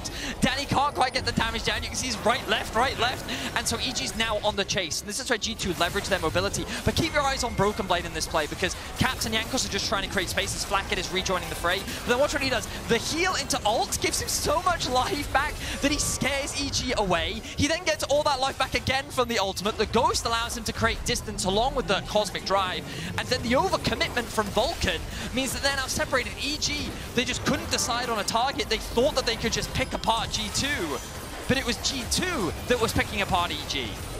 Broken Blade fully using the ability haste you get out of the Cosmic Drive there to get as many Sanguine Pools up as possible in the fight. Yeah, the he healing, used 2. Yeah, the healing absurd as well there, but 30 ability haste from that item does mean you are able to get those spells up just that little bit quicker. Bounties now available for EG. They are 5,000 gold in the hole. It's one more Drake for a soul point for G2. This might be stolen. Impact doesn't want to show himself, and with 3 members of G2 there, I am not too surprised. But right now, Caps and G2 in dominant position. 3 items complete on Caps. EG trying to set up towards the top side here. They do still have the right to react first. With the Destiny, with the Abyssal Voyage, if a play happens, they can be there first. But right now, I don't think they're going to try and make any plays happen for a while.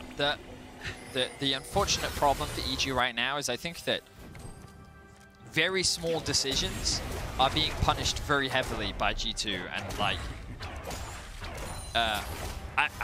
I think the analysts there should consider, I'm pitching them segments right now. Yeah. I really think we should like really look at that Dragon setup and break it down, because I really think that was such a massive turning point. Like, it's very obvious in terms of the gold department, but the crucial thing is, like, I misspoke earlier when I said there were no TPs in the game. Like, that's my bad. When I saw, I didn't see a TP, and I forgot that he had the spellbook actually covering the TP. But the most important thing that I wanted to get across was the fact that TF has Destiny, which means it's so much easier for him to attack side lanes, and it allows EG to constantly create that numbers advantage.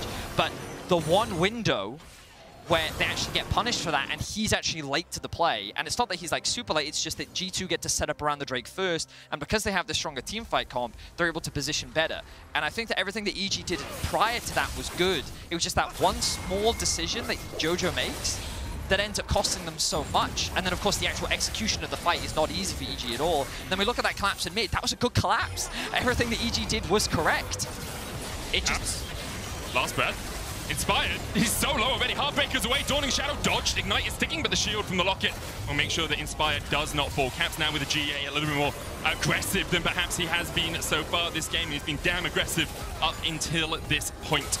Inspired forced to jump away with a Heartbreaker, and G2 get control over the Baron. And this is the other thing. G2 have a lot of champions that have a lot of independent agency, and the outplays are crazy. Because again, that mid play from EG was a really good one, but they just got outplayed. Jankos, stopwatch to get away from the gold card. Broken Blade, ghosting in. Jankos will flash away. G2 had actually started up the Baron during this time and then had to back away. Broken Blade ticking away.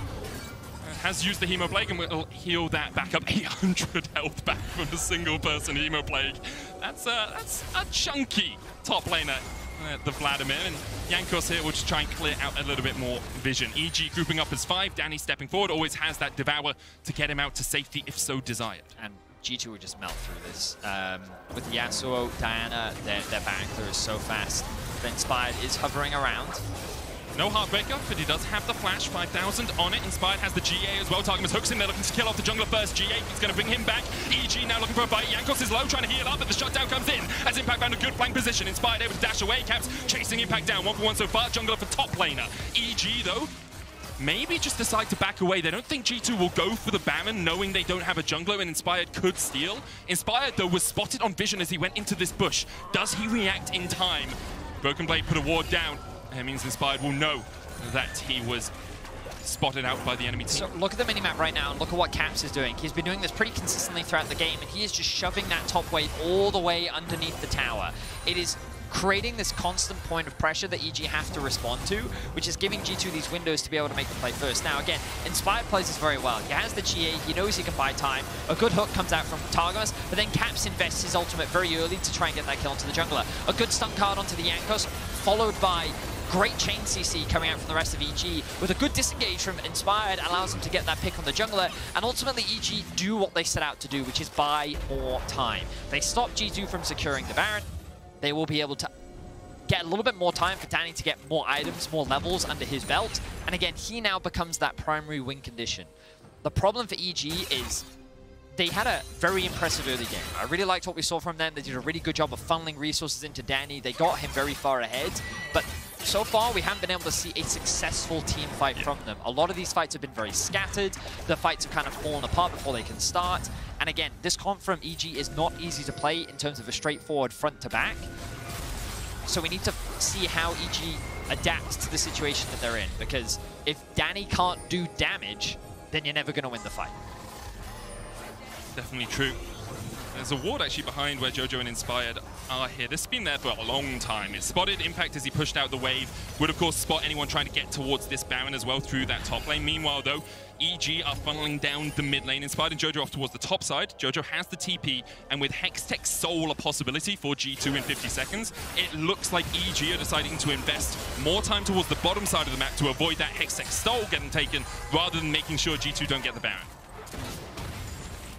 Just keeping the mid pressure up. You can see that bot wave stacking up. Inspired.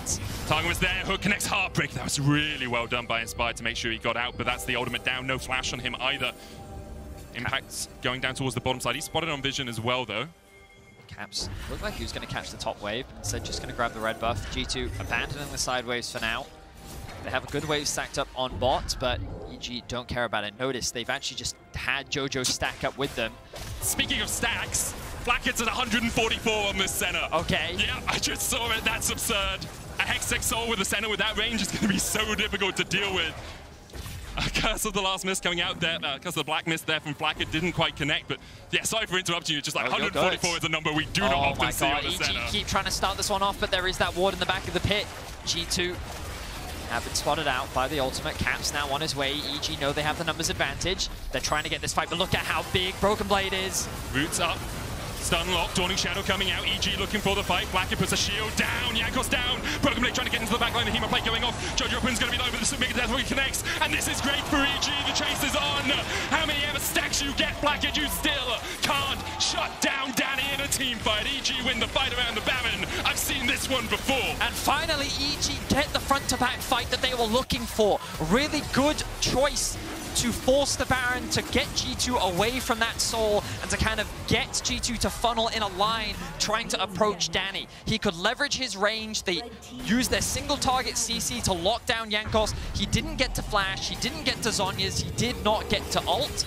And without that engage, G2 had no way to start the fight off. EG find themselves with a big win. So again, look at this front to back. They know that Caps isn't here quite yet. The stun comes through, they get the pick damage off. And again, Jankos, watch him. He tries to engage, immediately gets stunned up by Inspired, followed up by Jojo, locked down, insta-kill. A huge thing is Targamas landed a 3-man knocker with the death charge, and Caps was not in range to ultimate. Everyone on the backline was knocked up, but Caps had worked his way down towards the bottom side and was trying to react to get back up here. I did end up missing that one, but again, great team fight from EG. They're definitely not out of this yet. The gold has been completely equalized. And I think that, you know, you have to give credit. EG, they played that very well. Yeah. It's one of those games where we talked a lot about the map control and the amount that G2 don't have because of their lack of teleports. And EG, I think they showed good adaptation. And now they find themselves in a good position. A very winnable game. G2 now stacking mids. EG going to make a quick rotation bot. And now they have the gold lead. Take down the tier 2 in that bottom lane. Bounty's still available for them as well because they are the soul behind. Blackhead pushing forward. Danny there. Look at the damage onto Blackhead though. A single shot from Danny is enough to take a third of his HP, and yes, he can heal that up a little bit with Piercing Dark.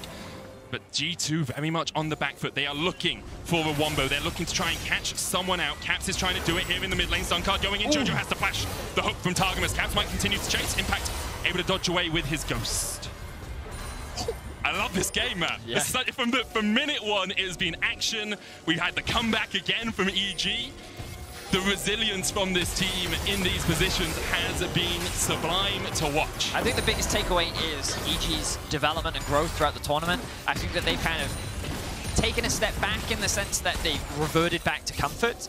But I think that why try to fix something that isn't broken, Sure. right? This is how they found a lot of success. This is how this team was able to win the LCS. So rather than try and do something different, try and play to the beat of other teams to like the traditional meta, instead pick what you know and how to execute, and you can see the benefits of it. And knowing that you can go toe-to-toe with G2 also has to be a massive confidence booster, especially after the first 2 games.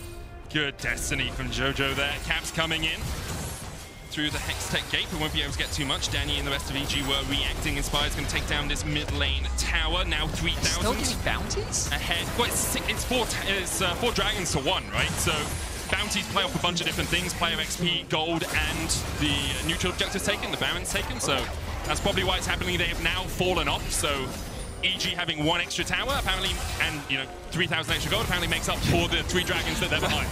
So I'm not going to question Someone could the write an math. algorithm backstage, be like, oh, XY squared is 2 dragons, but if it's a Hextech, it's 4. Right. Yeah. Math. I'm adopting our mathematician. I can see that, but that's fine. Elder, 2.5 minutes. Baron, 2.5 minutes. The timers are 1 second apart. We are in for a Barnstorm. Is that the same? Barnstormer? Barnstormer. Doesn't make any sense to me. Why would you ever put a storm in a barn? But true, I think what's the important things to note. Number 1, EG side. Danny, can he do damage? We already said it earlier. I'm going to say it again. If he can do damage, looking good for EG. Yeah, it's full build. Point number 2, G2. Their teamfight comp is just strictly stronger. Their 5v5 does so much damage, and they can do a lot of damage to a lot of people. So a single combo can wreak havoc upon the lineup of EG. But now, Double Zhonya's, GA, Tahm Kench, there are a lot of tools for EG to buy time. So the effectiveness of this wombo combo is made slightly worse. But still, the scaling on the side of G2, you already talked about the center stacks. Vladimir, Yasuo, terrifying late game champions. But again, Danny is full build. So we're in for a really interesting team fight coming up, and they're interrupting the bases. EG are now playing on all 3 lanes. They're keeping top push, they're keeping bot push, and look at Caps, he's hovering around Broken Blade in the event of a potential collapse, and that's going to give a window for Danny and Vulcan to be able to push in mid, giving EG control over the Drake. And you can so often see control of a game in which team feels that they are at the advantage by where the vision is. Look at where G2's vision line has now moved, all defensively around that mid lane in their own jungle. Now it's EG that are stepping forward, placing wards a little bit deeper, going past that natural line of scrimmage that is made by the river. And G2 have to take longer routes around so they don't get caught, because they don't know if there's someone lying in wait in the fog of war. Very happy that our first game of the day is delivering. Woke me up. G2, with this win, will lock in to the group stage.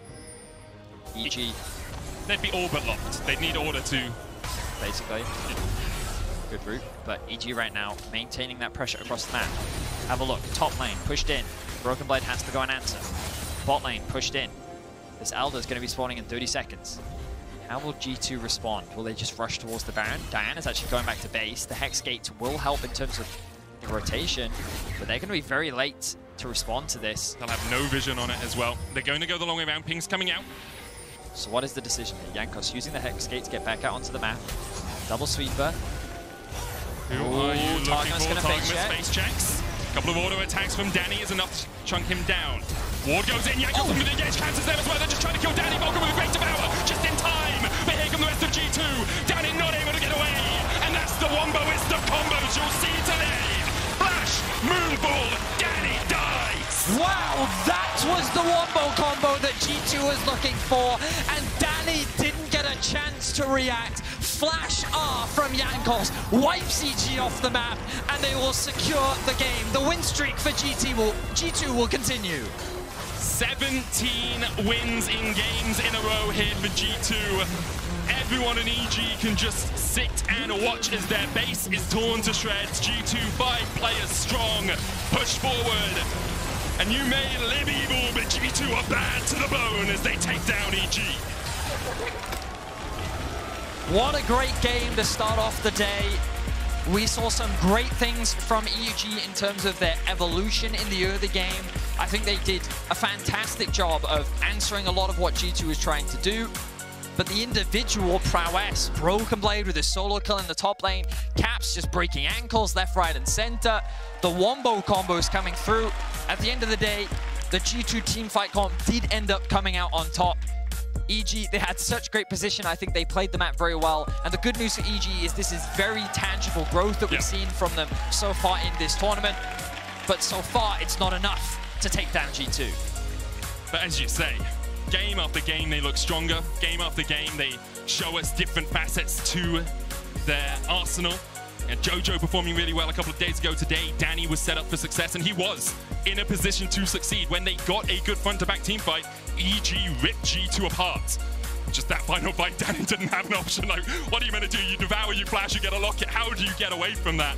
Even with a GA or something, doesn't matter if he survives because everyone else is going to be dead by the time he gets back. I mean, what was crazy, we were looking at the Diana Yasuo combo, but at the bottom half of the fight, which wasn't centered around Danny, it was, I think it was Jojo and Inspired, the Nautilus ult hit them, and then Flackhead just unleashed, and he just ripped them apart on the center, and he was so safe doing so as well that the team fight was, and then the Vladimir just went, pop, you're all dead. It was such a devastating comp to play against, and I think that G2, they showed adaptation as well in the sense that they recognized how hard these fights were going to be able to be, because and the way in which they just flash, ult, instant. We have to go in. Yeah, you just don't give them a second to breathe. Wow, fantastic game. Really enjoyed that. That was a great way to start the day. Really was. We'll look more at G2's win in a few minutes. Before, it's do or die for the LCO Champions order in their game versus EG. Don't you dare miss it.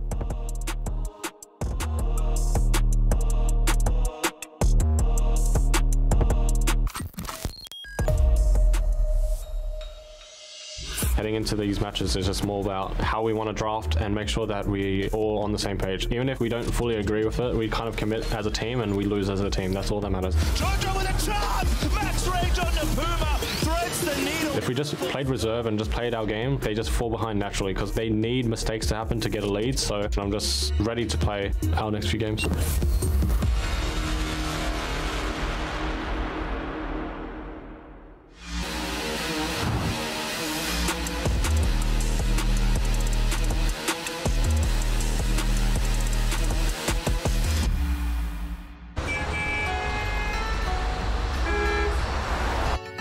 I woke up to the morning sky first. Baby blue, just like we rehearsed.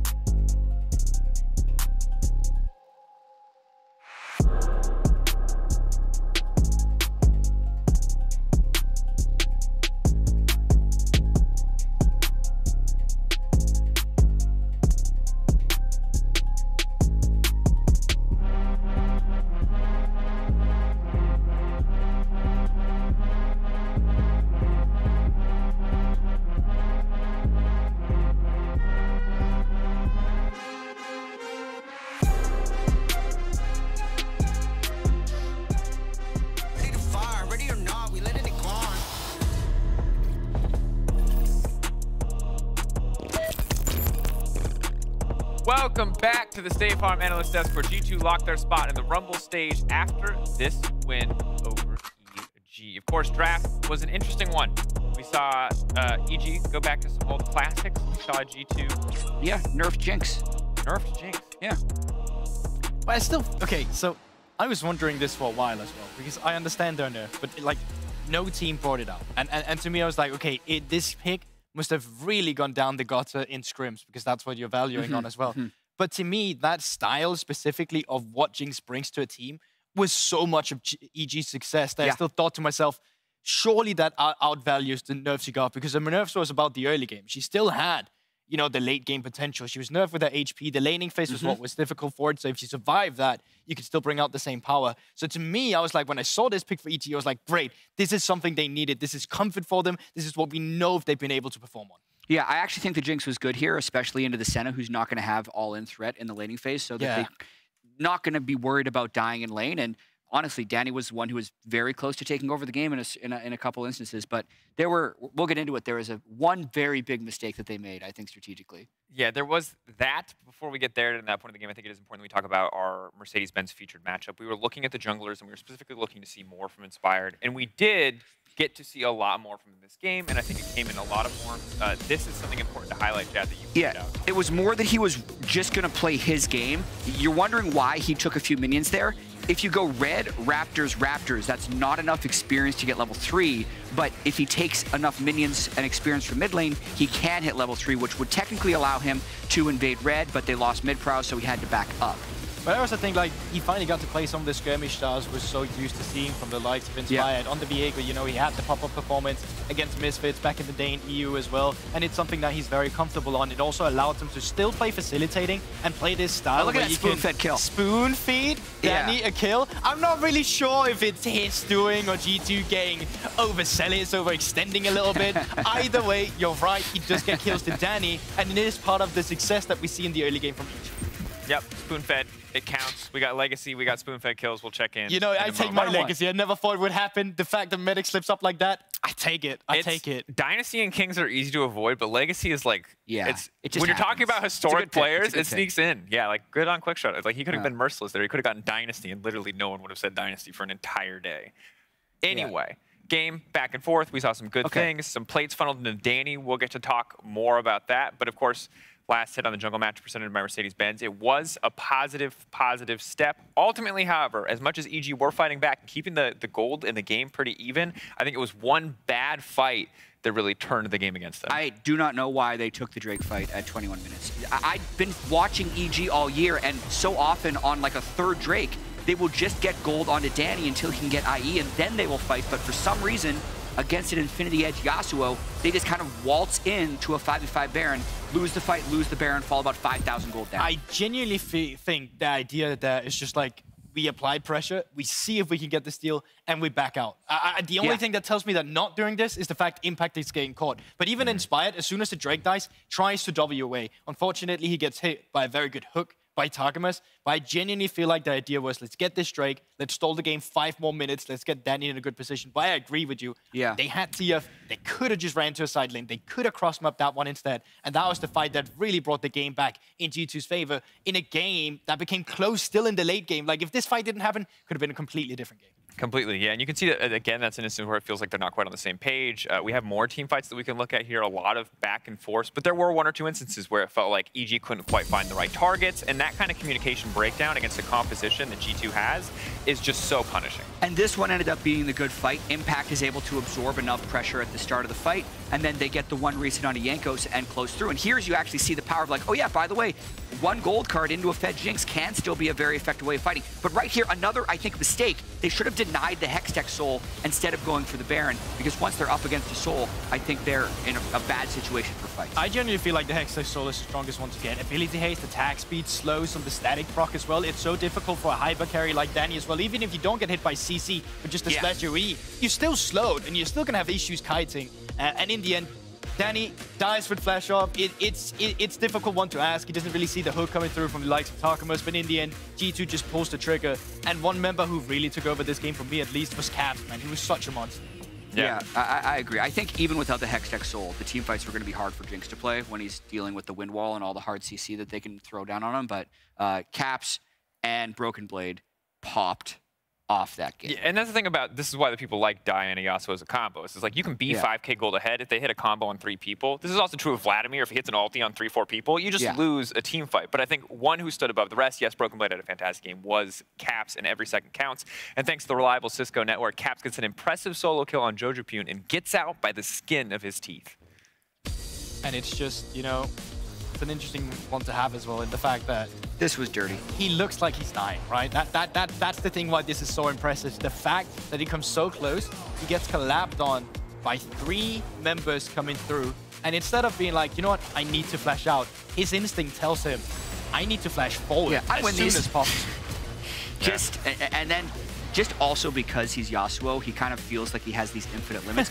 The missed Q there is heartbreaking for Vulcan. The heartbreaker, yeah, but absolutely. At the start of that wave, he was level 4. He gets a bunch of experience from the kill, gets him close enough to level 6 as well. It was just an amazing play by Caps. Super solid. Punished it. His gold card comes out. He's got the Q ready to go. He goes in. I like the flash in because if you flash out, you're just praying that Vulcan's going to miss a Q. But now he's praying that Vulcan misses a Q with the kill instead of praying that Vulcan misses a Q with no kill. So yeah, overall positive. But speaking of positives, both of you were able to get one thing on your bingo checklist. All right, Caster saying Legacy, Medic, thank you for that one. Inspired, Spoon Feeding Danny, happened in the bottom lane, and probably in a few other instances as well. That game, it's the EG Classic, especially when Danny's playing Jinx, so. And we didn't even have an interview, so the chance for the interview smack talk is down. No! It's lower. What? Why? We could have technical difficulties that broke the interviews all day, and you would never get a chance. Is NA based today, biased today. Let's do it. NA bias. The game though, those bounties, I will say, there was a lot. They were in the gold lead, and that bounty was still up for a while, and I was like, dang. I'll take it. All right. Well, bingo's obviously fun, and these games are very back and forth, and they feel pretty lighthearted. But one team that is in a bit of a difficult situation right now is Order. This is the do or die game, and this is the potentially last game of the day that has really big stakes. Now, if Order win, they can keep the dream alive, but they have to win for any chance to advance to the Rumble stage. And we can take a look back at the last time these two teams played. This was the game that kind of set expectation. Random G2 fighting clips, why not?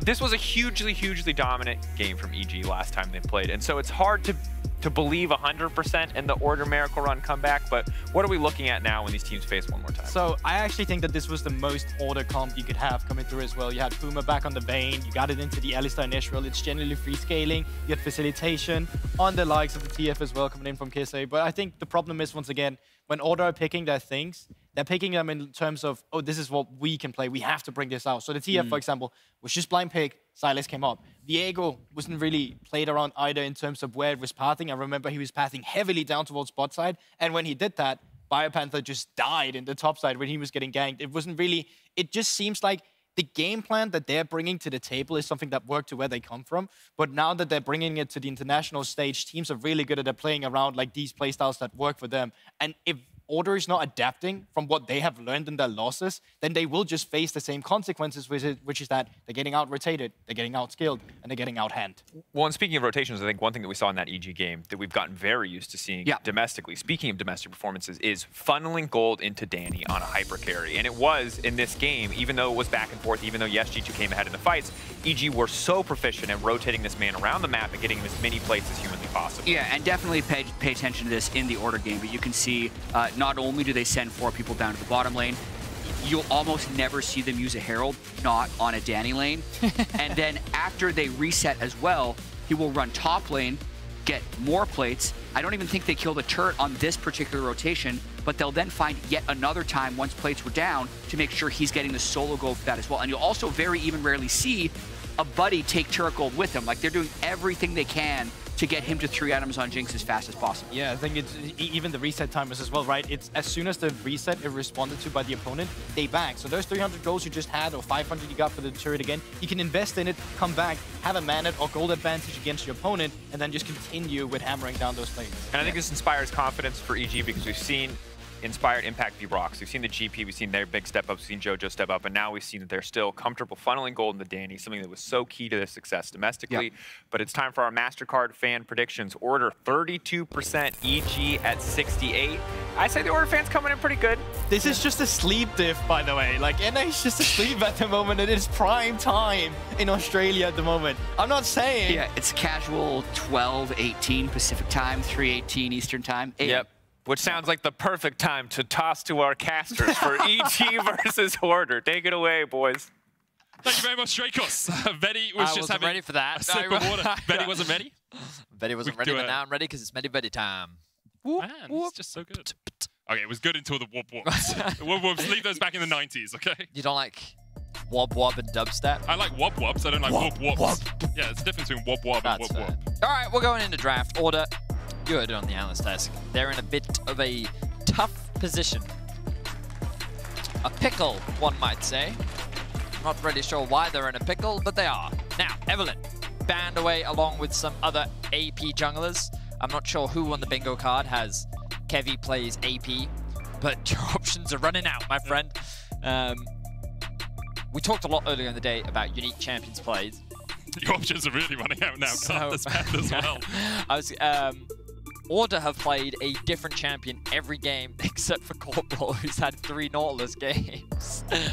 Who also tweeted, "Is Nautilus the squishiest champ in the game?" Yeah, I think he is actually. Because Yumi would be, but she's always on top of someone. True. So Nautilus is actually probably the squishiest champ. Obviously, does work relatively well. Please stop with the base stuff. LeBlanc picked it for JoJo. It's first pick. Have seen it banned out a lot. Order looking towards Aphelios. And we'll see what they decide to team up alongside that. That could be the Tristana instead. Don't talk about hovers, I didn't realize it was a hover. I'll be honest. I couldn't see the background flashing. So Tristana towards the bot side of the map. They could lock in jungle here if they wanted to. They could also grab themselves a mid. They have options, is kind of the point. The problem is, there's no trends for them because, oh, okay, now we're getting something that they have played before. Again, bingo card, no AP jungler for Kevy this game. Unless it's like a Viego top or something. Unless Viego decides randomly to build AP, I guess. That's true. I wonder what his scalings are. Probably, I don't even know if he has any AP. I'll have a look at that while you talk about the rest of the draft. Okay, because that's important. So EG right now, nothing like too locked in terms of their direction. They're going to go for a Xayah instead of the Jinx. Give themselves a little bit more agency in the 2v2. They could grab themselves the Nautilus now if they wanted to. I think it makes sense, though, if they hold off on their support pick. I feel like Vulcan has a lot of options. They could also just grab themselves the Rakan right now if they wanted to. It's a bit strange. I'm so used to music, the draft, and now it's gone. So I will say, 100% AP scaling on his W. Oh. So if you just W spamming, that's so the stun, by the way. If you just have a... If you just have a death cap, his W just does an uncomfortable amount of damage. And the Harrowed Path movement speed scales with 4% per 100 AP. Okay. But it's the E. Well, now I'm theory crafting a bunch of silly just AP Viego the builds. Fast Viego. I'm going to stop Cosmic Drive, right Ramadan. I'm going to stop right now. Graves jungle locked in for EG means that they have a pretty solid mid-jungle duo. LeBlanc acts as a very solid setup in the mid lane to allow Graves to follow up with his damage. The smokescreen also very effective. But Lissandra going to be used to try and mitigate a lot of LeBlanc's impact. I think so far Order have a very solid draft. They have good scaling and range to potentially play a front-to-back comp. I would consider even removing Protector 1 right now if I was EG, because right now Order is setting up for a very nice front-to-back teamfight comp. I think that Lissandra can struggle in the early laning phase. If you choose to go Aftershock, and then you kind of rely on Viego being a primary damage dealer, like you can set up very nicely in the mid lane ganks too. Gwen, Gangplank, yeah, they're thinking Ornn right now. I can see the Ornn. It is going to be an Ornn insta-lock, and then Order are going to counter-pick support. They're trying to avoid putting Corporal on that Nautilus again, I would imagine. So will you ban it, EG? Because it's going to be Ornn. I'm telling you right now, it's Ornn. We'll see if they agree with you. Or see if they actually fear the Ornn. Because Biopanda has been one of the star players for Order so far. It's Poppy, had a really good performance on that. They will ban instead the Aatrox. Maybe they're like, if Biopanda's on a tank, yeah, we're okay with that. You know, it means he can't control the game as much. Sivu is on something slightly more aggressive. Any on enjoys? Smile. On. I'm just gonna keep saying it until this is like your whoop whoops. Yeah, You're just making a song out of on now. I'm convinced though. I'm convinced. Rakan instead could be on last. They're gonna keep tempting. Could still be on last. Rakan is great with on. No! Oh, no way! EG, wait! But this wasn't the plan at all. I mean, it's smart. You know, they're saying, well, you know what? If you pick on, then we're going to counter with on. And if you don't pick on, we're going to pick on because you can't counter our on. Ha ha ha. But on, I'm still right. It's on. You are correct. That champion is currently being hovered. It might not be picked still. There we are. It's logged in. Okay, so on for EG. And Gragas support, it seems, here for Vulcan down towards that bottom lane. Lots of disengage coming out for Vulcan, and does give you some engage as well into the Rakan as well. If Rakan ever tries to jump in, you can body slam him out of his W animation. The knockup doesn't go through, and you can also cask him if he's trying to get anywhere near you. Biopanther, though, possibly looking towards the Kale. Okay. We're born to scale, baby. So, yes, this is a I'll see you in 30 minutes game. Yeah. Top lane. Kale traditionally does very well against champions that can't really punish her. Ornn, I think, 1 to 6 actually has a lot of kill threat on Kale. And I think that I would not be surprised to see Biopanther get dived a lot. I think what's going to happen is Jojo's going to push mid. They're going to stack up a wave top. And then Inspired and Jojo is going to go top and they're going to dive him. And then he's going to TP back to lane and then they're going to dive him again. Yep. That's exactly the typical Kale experience. Yeah, that is what I think is going to happen in this early game. And it's really important for Kisei to prevent that from happening. He needs to try and control and follow the LeBlanc as much as possible. And Kev, he needs to try and cover towards the top side of the map to make sure that this Kale can get through what could be a challenging laning phase. Not because of the lane matchup, but just because I expect EG to play very focused towards the top side of the map. And Inspired was so active in game 1 as well, so he's already in that sort of mind state, in that sort of zone, can look towards that top lane. He played a lot of Graves last year, actually, when he was in the LEC. Graves and Lilia, we saw him, those sort of heavy farming champions. Graves now, though, occupies a slightly different role. Lots of the time we're seeing Umbral Glaive rush into vision control, more than just power farming your entire jungle. Excuse me. Yes, I think that Graves right now is very strong, mainly because not only does he clear fast, but also Umbral Glaive, as you mentioned, very good.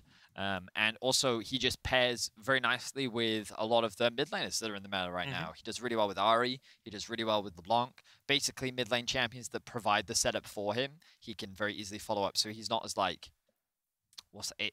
Invisible is not the right word. It's just easier for him to have impact in the early game because, well, you know, he's on his team as well. So okay, yes.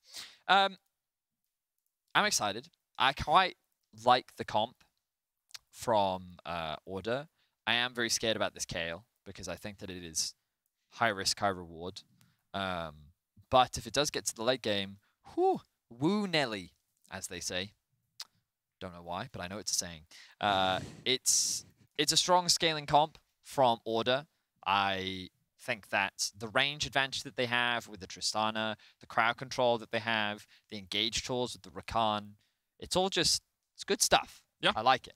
But you have to get through the early game, and I don't know if you guys watched last game, but EG's early game already looks a lot better. And even if you can criticize their early games, so far the early games against EG have not exactly been... Sorry, that EG's early games against Order so far this tournament have not exactly been bad.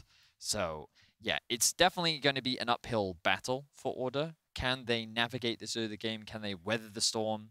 They had a day off yesterday. Did they use that to come up with some new plans of attack to mitigate Inspired's early game aggression? All of these questions are yet to be answered. EG have been plus 3,000 gold at the 14-minute mark in both their games versus Order. That is what we would call a mild gold lead. Yeah, a mild one. Yes. It's tepid. I like to imagine how scary a gold lead is if that person had a bag of gold and then hit you with it, how much would it hurt? Okay, so then is gold in League of Legends, is it a single coin? Is Yes, one it's gold? a coin. Again, how big is the coin? Because if we're talking about like silver dollars or gold dollars, they're chunky things. Yeah, it's but a if you're gold talking about like an English coin with a hole in the middle, that's not as chunky. Or the Swedish coins. What I think coins have holes in the Norwegian middle? or Swedish coins have holes in the middle. Who has donut coins? I mean, everyone has donut coins. It's just coins you pay for donuts with. But No, but why would you put a hole in a coin? well, So you can put them on a you- keychain? Well, you use less metal as well. I mean, that's true. But There's a big thing with, we are going into game, by the way, but there's a big thing with like coins costing more and more year on year because the metal costs more. Yes. So you can actually, like the US loses a lot of money making pennies, which is why they're trying to phase out I pennies. saw about that, yeah, the pennies. Yeah, it's all the copper, isn't it? Yeah. And then I remember in the UK, they tried to replace copper pennies with a different type of penny. Yeah. Which is they suddenly got a lot shinier and they were a lot cheaper. But then But yes, like, I think anything over 100 gold, if it's a normal sized coin, that's going to hurt. yeah, that's what I'm saying. 3,000 gold. Could you even, really could hurt we if even you- lift that? That's the thing. Like, are any of us actually strong enough to lift 3,000 Doesn't matter. gold All I'm coins off the saying is ground? if you got hit in the face by 3,000 gold, would it hurt? Yes. Right. Therefore, probably not a gold deficit. But you you want to called find it a yourself in. mild lead. I know. I was It would exaggerating. hurt more than I was mildly, exaggerating. It was a Benny. joke, medic. God. Do you just hate humor? You're the king of comedy, Betty. No, I'm the king of cringe. There's That's a true. difference. Right. Early vision was invested from EG towards the red buff. They're doing a delayed invade. Have the sweeper to make sure they're not spotted. Ward won't spot them in the bush there as well. Kevy, they see you, but you don't see them. Oh no, oh no. So the wave about to crash in the top lane means that Order will know Impact is not there. Inspired now steps forward, still in the darkness. Now Kevy knows. Reset it. Looking for the reset, flashes away with a smite. Doesn't get the reset. Inspired steals the red. Great late invade there by the evil geniuses to take away that red buff and now steal the Razor Beaks as well. So, EG did a very smart thing of not attacking the red buff and instead attacking Kevy there. Mainly because the red buff is aggroing Kevy. And now Inspired goes mid. Because he has to flash away. And as you said earlier, like Lissandra into LeBlanc isn't the easiest laning matchup for the Lissandra. No. It gets slightly harder when you don't have a summoner. Yeah. Inspired's looking to make it harder for Kevy because Kevy is only going to get his Krugs. I mean, he did ping it out and he was like, yeah, I know exactly what's about to happen. He's also pretty screwed, hesitant to invade as well, mainly because he recognizes how easy it could be for him to get collapsed on. And this is just a situation of EG leveraging their early game prior. They had to push on bot, they had to push in mid, and top is pretty neutral. What's Kale going to do at level 2? Like, EG just know they're stronger, and EG are taking advantage of that. Level 3 now for Inspired. He stole your red, he stole your Raptors, he stole your blue. Soon he's going to steal your fridge, he's going to steal your house, he's going to steal it all. Yeah. Kevy, don't go for blue now, man. Don't go for blue now. Don't, no. Inspired's hit. Kevy has no flash, remember? Inspired hops. He's the gonna oracles. die. Now he knows Kevy. He just used the Spectral more. It's a red buff slow. Corporal looking for something in the bot lane. Meanwhile, in the mid lane, Kisei has no flash. Jojo flash auto is enough. First blood to him. Kevy's forced out. Second blood goes over to Inspired. And it's just shellacking already. Pure dies in the bottom lane. Corporal short to follow. Vulcan just needs a single body slam here. Corporal might have W back up. Does use the grand entrance to escape. Body slam from Vulcan across the wall. You're going to go for it. Corporal will be funneled a little bit, but in the end, it is only 3 kills to EG. So, imagine being hit in the face by 1,500 gold. 3 minutes into the game. 3 minutes into the You're game. only level 2? Oh my god, it is an absolute slaughter. EG have just dominated the early game, and like, it just goes to show how like simple things such as prio and how devastating it can be if you don't play it properly. And like, this is the side effect of losing your flash early. The aftershock gets procced. Jojo kills him with auto attacks. It's straightforward, it's clean, it's easy. Meanwhile, in the bot lane, Corporal and Puma, they did try to go for a bit of an all-in earlier. And these are the side effects. The feathers come back. The damage is good, but it's not quite enough. The exhaust mitigating a lot. Level up as well from Danny in the middle of the fight. I think he killed a minion. Flashed away. Good use of the exhaust, good use of the feathers. Overall, great play from the EG bot lane. And Kevy did in fact die as well. So this is where in a scrim, a lot of pros will just remake. Yep. This is not a scrim. You cannot remake. And Order find themselves in a very difficult position. They really do. I will say the corporate engage in the bottom lane looked a tiny bit in, but it really wasn't, because he waited for Danny to pull back the feathers, and then he knew Puma could jump in. So that was actually a really cool engage. Danny just leveled up off a minion in the middle of it, meaning he got the extra 100 health there. I mean, Puma also got exhausted, so his like third bomb thing didn't do anywhere near as much damage, or the fourth one rather. It was, yeah, it was a bit of an outplay. Series of unfortunate events, and an outplay, as you say, by EG. I mean, my biggest issue is with Kevy, where I said earlier, it makes sense that he's not going for the blue because he's scared about it, and then he does Krugs, and then he goes blue at level 2. Yeah. And like, if you wanted the blue, you should have just done it when you knew he was on your blue. So I'm a little annoyed at Kevy for that one. I get that. But aside from that, yeah, the rest was just EG straight up outplaying. Impact does have flash, he should be fine. Elo's back, not used in time, is stunned, and as you say, he is fine. Gets a hit behind the minions, trying to use them to block the shots, but you can't block that. Inspired with his second kill of the game. Impact gets ultimate. BioPanther doesn't have flash. Impact uses it to stop the Spectral Maul, but the stun still goes through. Impact trying to dash away and will escape underneath this tower. Meanwhile, in the bottom lane, Inspired's gone the long way round, but they're not going to go for the full-on fight. Puma and Corporal trying to clear out this wave. Vulcan, you going to go for this? They're feeling it. Corporal and Puma doing the right thing, holding the wave outside of range, but Jojo's on his way! Inspired is herding them like sheep. Oh no, but it's their tower! Yeah, they're gonna get away. They're gonna get away. Good escape. You can herd sheep, but you can't herd kangaroos. There's order, just jump away from the fight in the bottom lane. Are you sure you can't herd kangaroos? Are you factually confident in that? I'll be honest, most of the stuff we say is factually kind of correct, as Kisei looks for an engage here. Damage going down onto Danny. Kevy looking for the chase, but he's exhausted. Danny does die in the end. Level up for Kisei. Hit 6, uses the ultimate. Vulcan dodge down as well. Inspired looking for the damage himself. 2 more shotgun shells reloaded into that gun. And Puma doesn't want to get hunted down by Inspired. Okay, so there's good news and there's bad news. What would you like first? Good news first. The good news is that Order got themselves 2 kills.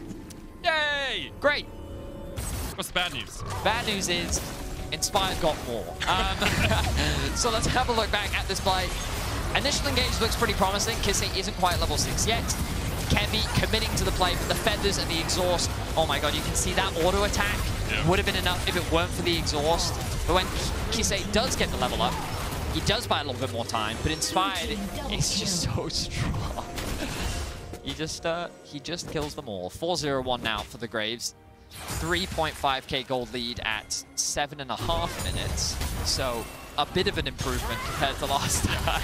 Just a tad. EG having a very strong game, and obviously for Order, it's disappointing that you are losing like this in what could be your elimination game as Puma flashes away from the feathers in the bottom side, but it has just been domination from EG from the get-go. The initial invade forced Kevy so far behind. Kevy is sitting on a Sheen and a longsword, and Inspired has an Eclipse. Inventories are not balanced. Jojo with the chains, BioPanther able to dodge away from it. Cloud damage coming in as well as Kevy's in the back of the pit here. Hallowed Path could look to proc the eye and then smite. Does it, gets the Riptailed. Heartbreaker in perhaps to take it. Kevy can Heartbreaker over the wall as well. Will use it to escape. The call of the Forge God, but that eye sits untouched by by Order. As EG guard it to make sure that Order don't get any plates out of the Herald charge. So there's good news and there's bad news. What's the good news? The good news is EG did not get... Buster shot. Danny doesn't have ult, remember, has to flash. Kevy getting forced out of his own jungle. Flash in by Vulcan. Look at the damage. Kevy just can't survive. Inspired unstoppable. At 9 minutes, the guy's 5-0-1. Yeah, Inspired is having a really good day. He was really impressive in the early game against G2, and he continues with that performance against Order. It's just, yeah, he's dominating right now. And it's as simple as just utilizing pressure and knowing that you're stronger. Oh, no. Oh, no. You can see what he tried to do, but he was on vision the whole time. Support is just not a balanced role, is it? No. It's just not balanced. Well, 9-2 is the score now. 5.7k is the goal difference, and we're just about to hit the 10-minute mark. Of course, this will mean that Order cannot make it to the group stage of Worlds. Worlds. Oh god, now I'm doing it. Yeah, of MSI. A Rumble stage. Rumble stage. The Rumble stage, yes. Because even if Order were to win all of their games following, the best score they could get would be tied with EG. They'd be 3 and 5, and that's if EG then lose all of their games. Yeah, and that would then require EG to lose all of their games, and then EG would still have 3-1 head-to-head. 3-1 head-to-head. So Order, it would require quite the miracle for you to come back. The only ray of hope I'll give you is Kale. Sure. That's all I'm going to give you. If Kale can get to level 16 and there's still a Nexus alive, then there's a world where Order can win this game. I think EG's Nexus will still be alive. Yeah, true. We'll see. That Eclipse was finished at 7:23. It's pretty quick. It's pretty quick. Probably the fastest Mythic we've had so far here at MSI. And, I mean, the thing is, we've had a lot of Swift games this time. That's true, but like 7 minutes. Like, I don't think I've seen anyone with 88, like 30 CS more than their opponent and 5 kills at around the 7-minute mark, you know? Because that was just after the bot lane fight, so. That's what I hate about Graves. What do you hate about Graves? When he's fed, he not only does a lot of damage, but he feels unkillable. Yeah, it's the true grit. Yeah, just gives you so much tankiness. Disgusting. That champ. It's one of those classic, useless when I play it, but when I see other people play it, absolutely turbo broken. I mean, for me, every champ is useless when I play it. So. I mean, that's valid, yeah. I know that feeling. My hands are just too old now, man. I just can't. That's a cool emote. I've never seen that one before. Anyway. Speaking of emotes. Okay. You guys can get your Surprise emote as well. Don't forget to grab your exclusive Scare Prize Prime Gaming emote so you can strut when you flash in and turn a fight. Looks cool. Fiddlesticks. I'm pretty sure they're meant to be like baby Fiddlesticks next to him, like on his hands. You know, like puppet show type idea. I mean, I can't remember the Fiddlestick skin, but it also wouldn't surprise me if he just had other heads next to his head. He's not Baron in like 5 years ago. As the fight begins, Vulcan is pretty tanky. The W gives you extra damage resist. And yeah, EG able to respond. They thought they caught Vulcan, but in the end, all they caught was the Fist of Evil Geniuses. 12 minutes in, 12 kills to them. A 7,000 gold lead. And still plates to be picked up. Yeah. I mean, if you're watching, I don't know what you want me to say here. I mean, the game is over. We all know the game is over. I will say, G2 have lost from a better position than this. I haven't seen EG do it. They don't tend to throw early leads like G2 do. Yeah. G2, man. We've always got to bring him up in a cast. They're not even in. Nice fires caster. Yeah, unbelievable. 100%. Kevy going to get caught by Vulcan. This is support versus jungler, by the way. And Vulcan with the Aftershock is winning this one, trying to keep Kevy away from that blast gun. Or Spectral more, but looking for the knockup. Jojo comes in. Thank you very much. Another kill for Jojo. Enemies not found. 4-0-4 on that LeBlanc now. It's just mean. Oh no, it's just... Oh man, Corporal. Collateral damage. Inspired doesn't pop the ultimate there. Maybe didn't think he had 300 damage in that shotgun. Guess they're going to try and get away. Good dodge with the Glacial Path. But EG are just controlling the map entirely. Inspired has double Kevy's CS. Not something you often see in the jungle. 6-0-3. Okay, let's just clarify. Kevy doesn't have a jungle. That's true.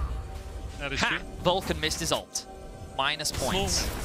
And the thing for Order is, I think a lot of people came into this MSI wondering if they could do a pentanet, you know, if they could get out of their group and then, you know, pick up a game against one of the larger regions. It has been a struggle for them. They have had a few signs of life. They've had a few moments of brilliance. BioPanther, I think especially, has performed very well. But as a team and as a region, it just seemed to be a cut below LEC and LCS this year. Yep. Unfortunate, but that is the way competition goes. Best of the best, sent from NA and EU.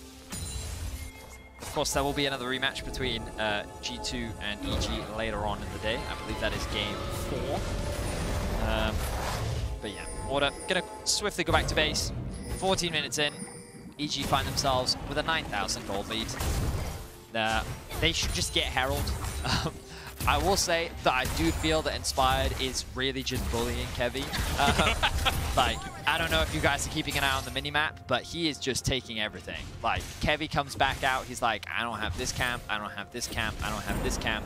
And Inspired is like, that's because I have one. He has more CS than his mid laner, and once he kills this Drake, he's going to have more CS than his top laner. Not anymore.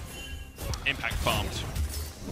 Sorry, man. Your wonderful line was ruined by Impact. Point still stands. He's just being mean. We get Herald, drop at mid, begin the siege. They can dive if they want. Who are they scared of? Yep. Kevy not even allowed to take his Razor Beaks while Inspired was doing Dragon.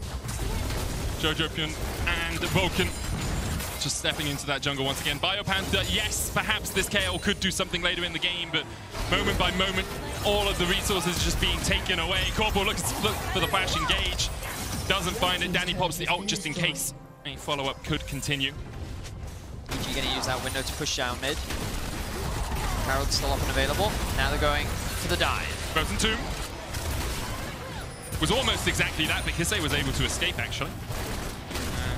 Keeps that tomb for another day. The epitaph perhaps already written, though, as the writing seems on the wall for Order. Vulcan on the flank here. There's the barrel. There's the call of the Forge God. And Order, you can pray to whatever god you want, but the Forge God finds its mark. A double for Danny. Kisei flashes in. Danny actually taking the tower here, has to flash away himself. Yuma could jump the wall, but decides against it. And EG take the tower. A slight stumble, but nothing to write home about for them. They are still 11,500 gold ahead. Yep, they secure themselves another tower in the mid lane. They will be forced to reset here. Again, going to draw your attention to the minimap. If you notice what Inspired is doing, he is continuing to be mean. He is stealing away the Crocs again. The thing is, that's his jungle now, and his jungle is his team's jungle. Yeah. Right? Inspired's like, I'm living on the other side of the map. You guys just take what you want in our own jungle now. Danny took the Razor Beaks and now the red. Not going to spend any time doing those Crocs. Red, of course, will heal him up from that position. And as you say, Inspired with this Rift Herald should be able to, well, you have a plethora of options. It's a smorgasbord for you. Do you go top, do you go bot, or do you try and crack that mid lane inhib at only the 17-minute mark? I don't actually think Danny reset. No, he didn't. He's now reset. Okay. Because he went Razor Beaks red. Yep. And he was going to use the red to heal up. Yep. But now he's resetting. Yep. Yep. Oh, Kevy. Kevy. He will die. It doesn't matter. I'm telling you right now, he will die 2v1. And the tower. Smart choice. Smart choice to disengage from that. Impact would have definitely killed you. Jojopian is level 12, has the Mage Eyes. Let's have a look back at this dive. Really good coordination overall from EG. Good ultimate comes out from Vulcan. The follow-up ultimate. I think Impact could have ulted a little bit earlier, but the damage, well, actually his ultimate was useless. Didn't land onto anyone.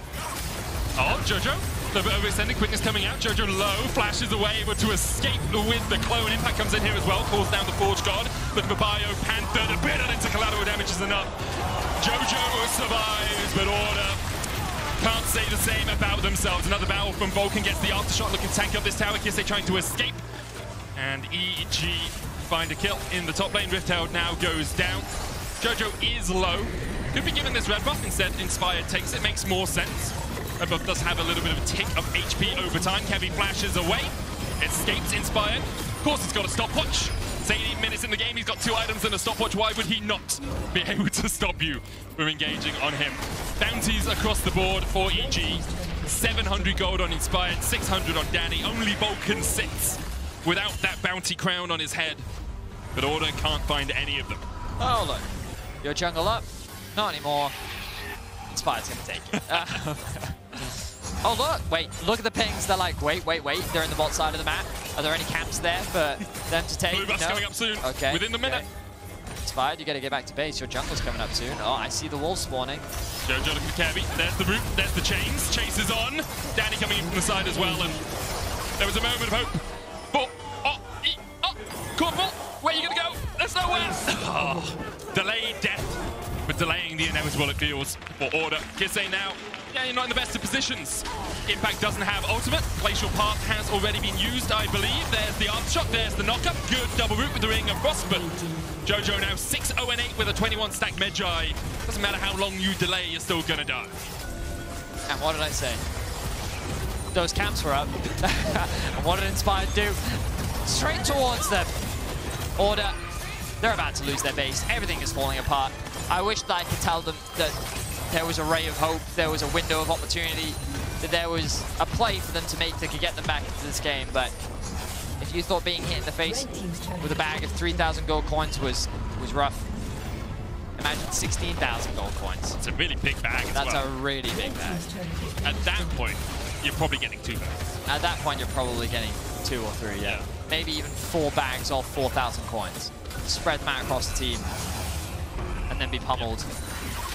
That's where the expression being beaten by the wallet comes from, you know, because of giant bags of gold coins. That's why we don't use bills as well on Summoner's Rift. It's true. Because if you just hit with some paper, it's just like, what are you going to get a paper cup? Yeah, exactly. It's just impact with the flank.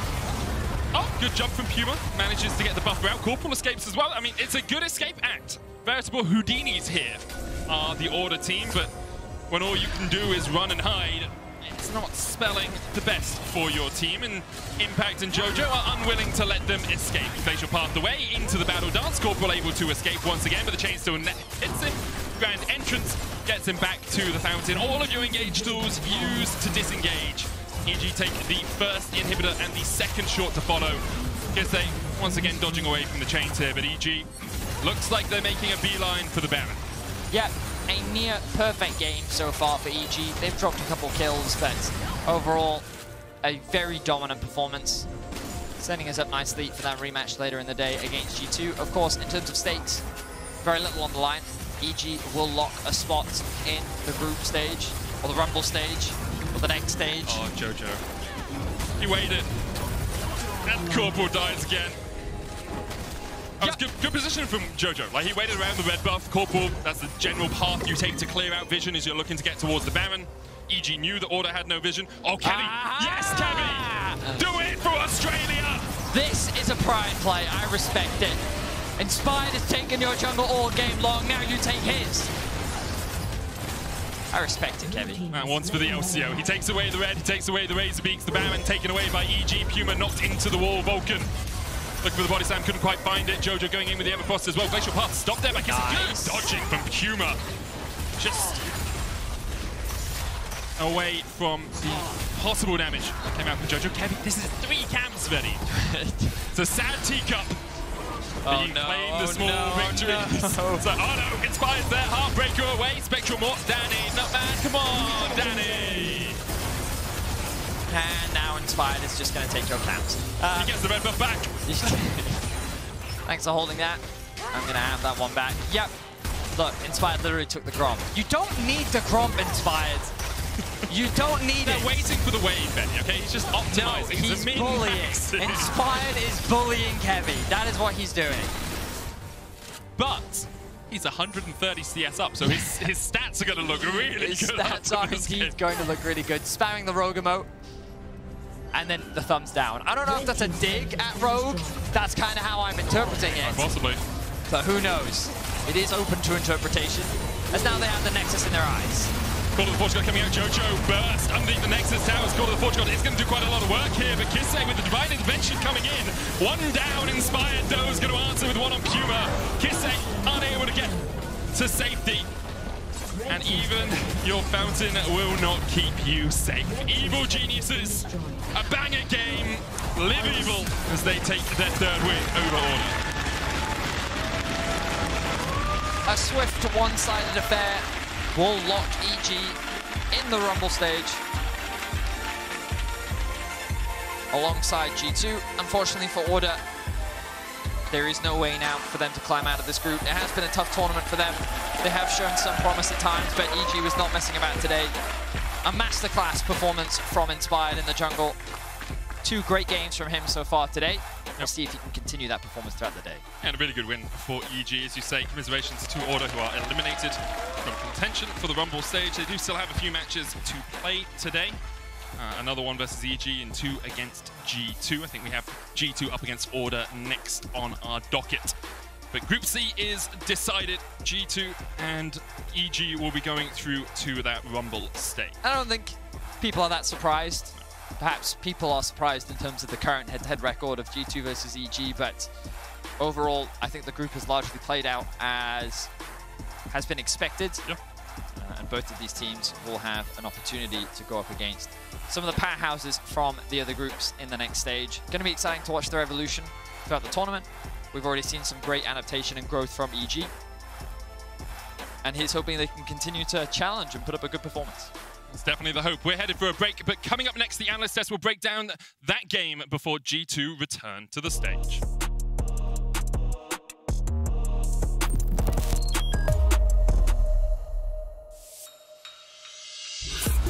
I hope you keep believing, because we do have potential to win. It's a nice trade, actually, as the ult comes out from Broken Blade, but it's a bit too little too late. It's the same as PGG last year. Like, we lost some games, but until it's over, just keep having the hope, and like, we'll just keep doing the best that we can. And I will be pushing myself and my team to like the limits that we will make it out of this group, and I have full confidence that we will.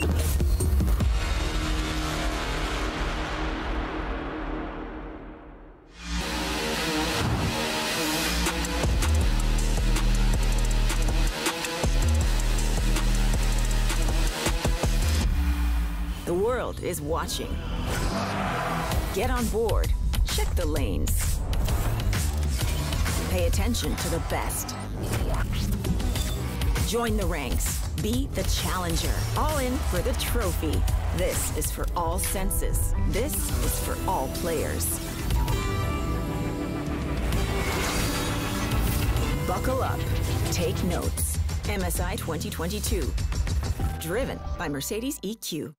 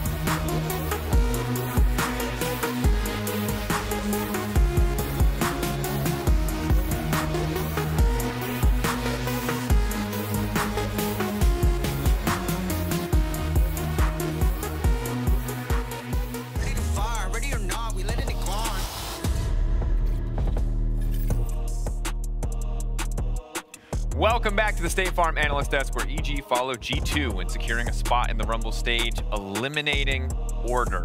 Hugely dominant game from EG, especially in that early game. And for this segment, we brought on none other than Mark Zed. Hello. To help us break it down. It's a long day, so we're just gonna like mix it up. I tried to give you as much drama and gravitas to welcome you as possible. I appreciate it. It was okay. I will say it does. At least there's no tiebreakers now, if I understand it correctly. Yeah. It's guaranteed 1 for G2, guaranteed 2 for EG, Order eliminated. Yeah. Okay. Got that right. There you go. So we only have 9 games today. Well, there could be. Oh, I guess if we group 8. Oh, no, those are played the next will be day. played tomorrow. Ah, guaranteed 9 games. That's important. We're learning the rules live on air with me. Roll the clip. Let's talk about early game. Super one-sided, super destructive. You saw it, but you're going to see it again because it was kind of sweet if you're an EG fan. And there was a lot of kills. Goldberg, thoughts on this huge I agree with you. early game? Lots of kills, lots of early games as well coming to you right here in these clips. And it was just throughout the entirety of the map as well that everything was falling apart if you're an Order fan, but everything was going great for you if you were EG. While this clip is happening, this is happening at the same time as well, with Jojo just getting a solo kill, which is, you know, quite great to see. And I think if you're Jojo moving forward to G2 now, do this. You don't have anything to lose. You're already secured. Try and take advantage in those lanes. This reminded me of the old kind of major region versus minor region matchups where things just go south within the first 5 minutes of the game. So far, the minor regions have done a good job this tournament of kind of keeping it close to 10 to 20, and then there's like team plays at Barons and Mac movements that kind of blow the game open. This was just EG running it down, Order space the entire game. It's just EG back on comfort as well, right? We talked about their rotations. When they have 3 prior lanes, they will just completely take it into the enemy jungle, find the skirmishes there. They don't have to fight around the Drake. They can fight you on a Gromp camp. They can fight you on blue buff instead. Like, it doesn't necessarily have to be a big objective that you're suddenly going for. And once again, it's just been difficult for Order to find their footing, and EG, they just punish that. Yeah, and again, credit to Inspired. Walks into mid lane, gets LeBlanc Flash level 1, frees up Jojo Pune 2, or makes it easier for Jojo Pune to get that solo kill, goes top lane as well. But gentlemen, a lot of times when we talk about League of Legends, people say that top lane doesn't do anything. Okay. And that's unfair for most games. For this game, it's completely fair. Can we look at the stats? Because top lane literally did nothing this game.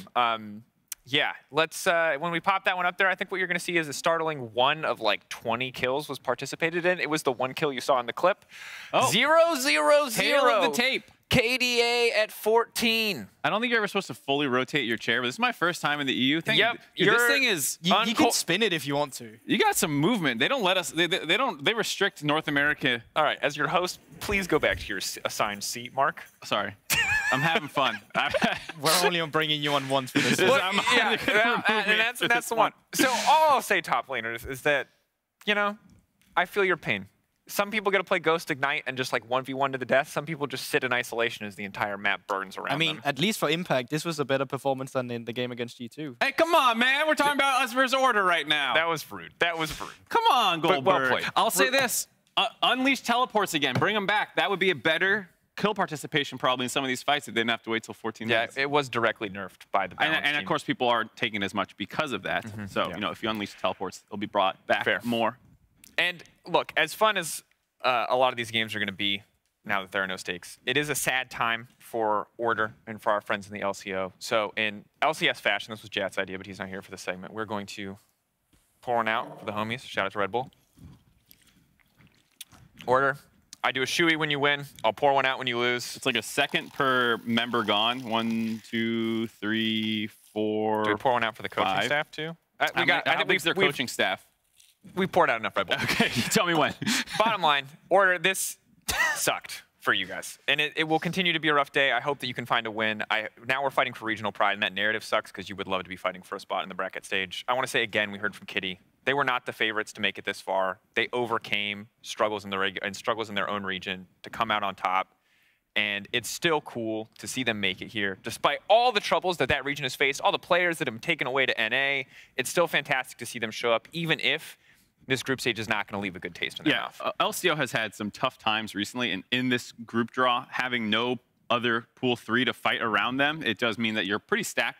I will say last MSI, they were the beneficiary of a system like this where there was no pool 2, I believe, in them, and they were able to get out. So they've had very strange group draws the last 2 years for MSI, where they're just not getting as many opponents as the other minor regions. That's the thing, right? Because due to the fact NA is not a like C1 team coming into it, and then all of a sudden when you have these 3 teams to fight about, well, getting stuck with this is just going to completely suck. Yeah. And I mean, initially they were saying we really love being part of this group, and I understand why, because there's no Asian team, so because of that, you know that there's a chance you might make it out. But there wasn't really the chance to highlight what order did well against some of the other minor regions either. It's also like the NEO broadcast, which no one knows what it means, but North America, Europe, Oceania. Yeah. And so like it was cool to have all of us in the same group at first, and it felt really cool. But now it's like, oh man, this is just, they just get kind of beat up on because there's no one. Stop no it, he's already dead. Yeah, it's a Wampa stomp. One more day, and 4 more games. Again, playing for wins at this point, playing for pride.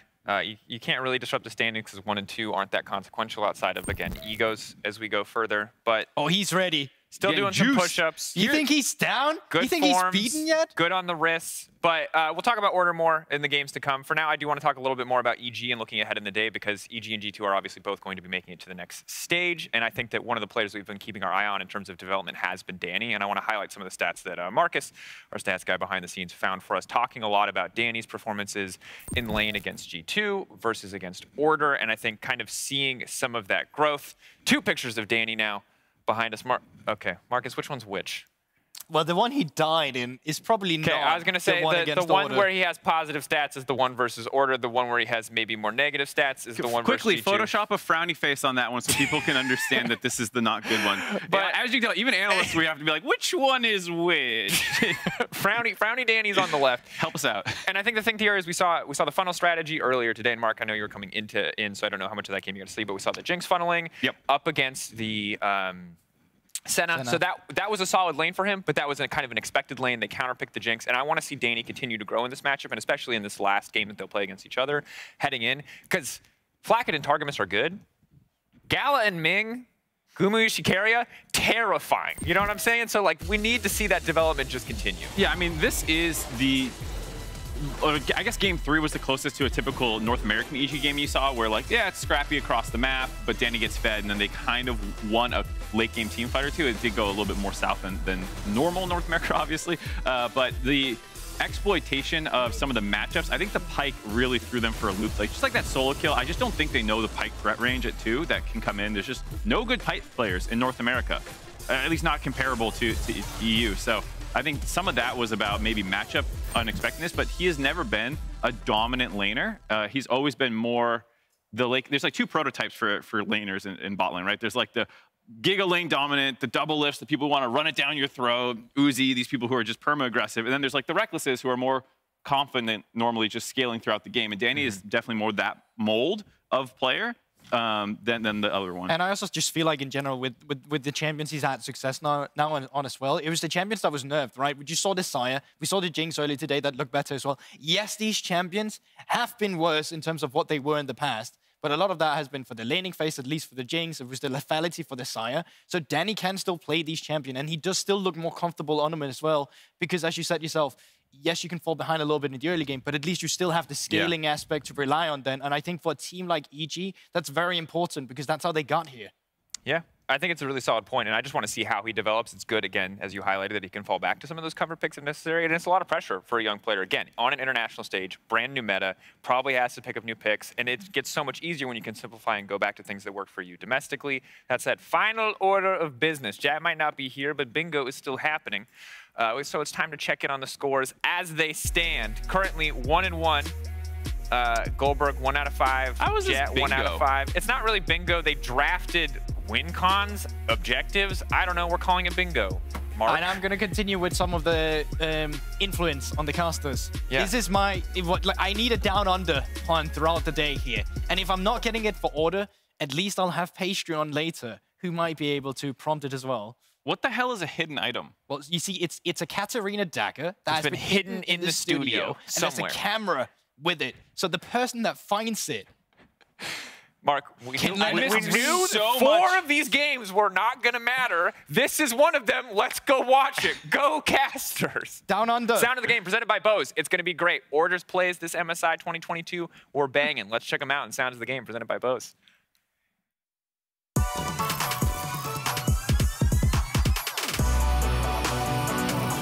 You see Viego, you see Viego, you see Viego. We're coming to you. Can we fight this? I'm in, but we can. I can E-flash him. We have to go fast. Should we? Can we go fast? He's going mid-run. Yeah. You see Viego. What's he doing? What's he doing? I'm coming. Look at him. Look at him. Look on this. Yes, flash. Yes, flash. I'm ulting. He's dead, no? Yeah, Braum can come. Braum can come. Good job, guys. Catching bottle wave. I need... They might die both. Yeah, Braum will be there. It's mid 80 sub. I base. Yeah. They get 2 plates. That's fine. Bolo mid, baby! Actually? Let's go! Let's go! Nice. Just take the position. F the mid wave. Just take this position. Yeah, I'm not in range. They might look to die bot. They die bot. I'm gonna do it. They can't. Can you? No, I'm in range now. Wait, they're looking. It's 4v4. I'm in range. He's ulting. I'm looking. We're looking Silas. Look at one shot someone. We're looking at Silas. Look at Silas. I'm ulting Silas. Just kill Silas. Good job. I'll stop flashed in. No flash. Job. No flash, alley. Just go alley. I think now for Jarvan. Yeah, go Jarvan. And welcome back to the caster desk, where we're here for the 3rd game of the day, and I just kicked over some cans of Red Bull underneath the table. Hello. Hope you guys didn't hear that. It's Vedi. I'm Medi. We are ready to go. And yeah, G2 versus Order. It's going to be our 3rd game. Reminder. Today. Stakes-wise, none. However... It's like cows in a basement. Stakes have never been lower. However, G2 is currently on a 17 professional game win streak. On stage, they have won 17 games in a row. 12 in the LEC, 5 here at MSI. And I guarantee you that they want to go undefeated at the very least until the next stage. I mean, I would imagine they'd want to go undefeated throughout the entire tournament. That is, most teams, I think, have that. I imagine that's a goal of theirs. But I think for the storylines, they want to be as undefeated as possible. The most undefeatedest. Yeah. They want to be more undefeated than T1. Hard achievement, admittedly, but let's see if they can do it. So I feel like G2 is going to approach this game like super giga tryhard. I really think they're going to pull out all the stops, treat this game very seriously. This is, of course, their 2nd game of the day. There will be another 2 following this one. But let's have a look. What will the draft entail? Pretty generic bans all across the board. Interesting that Wukong is becoming like a permanent red side ban. Seems that a lot of people really like blue blind pick Wukong. That's just a hover. Don't get baited in. Look, he's like, Coach, I think this is a really good pick. Dylan's like, no. Lock in Twisted Fate right now. Dylan, we got to go Vayne. Broken Blade's like, okay, I'll lock in Twisted Fate. Jungle! Ha ha! No. That's likely going to be a mid. Old kick is strategy. Yeah, true. Because of love. Based. Right now, the bot lane being hovered for Order. They have a lot of options available to them. We've seen a wide array of different AD carries come out from Puma, and this will be another one. Ezreal added to his collection. He's played 5 different AD carries so far this tournament. This will be his 6th. Ezreal, of course, gives you a little bit more safety in the bottom lane, means that it'll be harder for G2 to find engages down there if they did go for a more aggressive lane. You know, we have seen a lot of Pike from Targamas, and Ezreal has the ability to arcane shift away from those bone skewers. Order now probably looking, actually going to go for the Karma as well. Now, Karma is flexible. We have seen a little bit of top Karma throughout the years, but at the moment she sits squarely in the support role most of the time. Often, yeah. A very safe bot side of the map. Depending on the bot lane matchup, you can get Prio in this 2v2, or with this 2v2. They have a lot of poke at their disposal. But yeah, Kai'Sa Nautilus would be a pretty common answer. Kai'Sa often picked as an answer to Ezreal because your dive potential allows you to keep up with him, actually close the gap, especially if you're able to get any of your passive applied so that you can ult in. And she typically scales very well into the matchup as well. This is considered a relatively safe lane for Kai'Sa to not really be bullied in, so she can scale up and be happy. The Pyke now locked in. I see Caps laughing, which makes me afraid. It's one of those, like, Caps laughs often when he's on stage with fans. He just seems to thrive off the energy. And sometimes he's laughing just because he's having fun. Or because they have an evil plan. Yeah, that is the other option. And listen, I just watched Kevy get bullied last game, okay? I don't want to watch him get bullied again, okay? I want him to have a jungle camp. Kevy won the moral victory there, though, because he stole the red buff at the end. And then he was murdered for it. Yeah, but, you know, morals and life aren't always compatible. Okay. He will now be on the Graves this time around. Now they can look to ban out some jungle options. So far this tournament, Jankos has played Graves, Diana, Viego, Wukong. Diana's gone, Wukong's gone, Graves is gone. Does that mean he's going to be on Viego? Or does that mean he's going to play something different? What will he play, Medic? Sejuani. You know, I thought that too. But I think Sejuani's so awful in this draft. And it's not Grabs drafting for him anymore, of course. It's Dylan Falco, so the back to Sejuani doesn't always rear its head. Silas banned away, something we commonly see against Twisted Fate. Gives you that roam potential to match with the destiny of your own. Could mean a Gangplank pick. Yeah. It depends what they ban next. If they also ban Gwen. If they ban Fiora, that really tells you that they're thinking about a Gangplank. Tryndamere. That suggests that they're looking at a Gwen to me. Let's see if Order want to go for Gwen. It gives you some AP, which is important when you have Graves, obviously, because it's AD jungle. So you want some AP from somewhere else. Often you get mid and top. Going towards that magic damage. G2 looking towards top and jungle for their final two picks. There's the Gwen banned away by them. Order now probably going to pick their top laner and then give Kisei mid lane counter. Oh, they already have mid lane counter because Twisted Fate locks in. So what can you pick? Are you going to use Zed again? No, you want to Zed. You want an AP? Yeah. LeBlanc makes sense. I like it. Gives you a little bit more crowd control. Also, I think that LeBlanc, late game, really is a poke champ. Pair that with an Ezreal, you have a lot of long-range damage, a lot of mobility on the side of Order. Every champ has a dash so far except Karma, but she gives AoE movement speed if she wants to. So a lot of mobility on the side of Order. To be fair, same can be said for G2 at the very least. So how will they now round out their draft? They need to blind pick top. Ooh, we're finally getting to see it. Okay, so. Yeah, it's happening. Okay, so earlier I said we're yet to see any answers to blind Graves. This is one of the ones that Kadrol talked to me about. Yeah. So I do want to give credit to Kadrol. Thank you, my friend. He talked to me extensively about if I ever saw a Graves locked in on enemy team, I would insta-lock Nidalee every time. You have so much mobility, you scale very well, you do a lot of damage, and then also paired up with a Twisted Fate, you actually have a lot of tools to pretty much kind of, the setup is there for you. Very similar to kind of like LeBlanc with the Graves as well. This is just the AP option. So Nidalee considered a very good answer into the Graves, and it seems that G2 is very aware of it as well, because this was one of the concerns that Kadrol and I kind of spoke at length at, kind of, you know, off the show, but it was, does G2 believe that this Graves blind is like unstoppable? Do they believe that this is something that can't really be answered? And then by picking the Nidalee now, they're saying, nope, we know what the answer is to it. And now they're going to bring it out. Now, for those that don't know, Jankos' Nidalee has been memed a little bit. Yeah. And sometimes unfairly.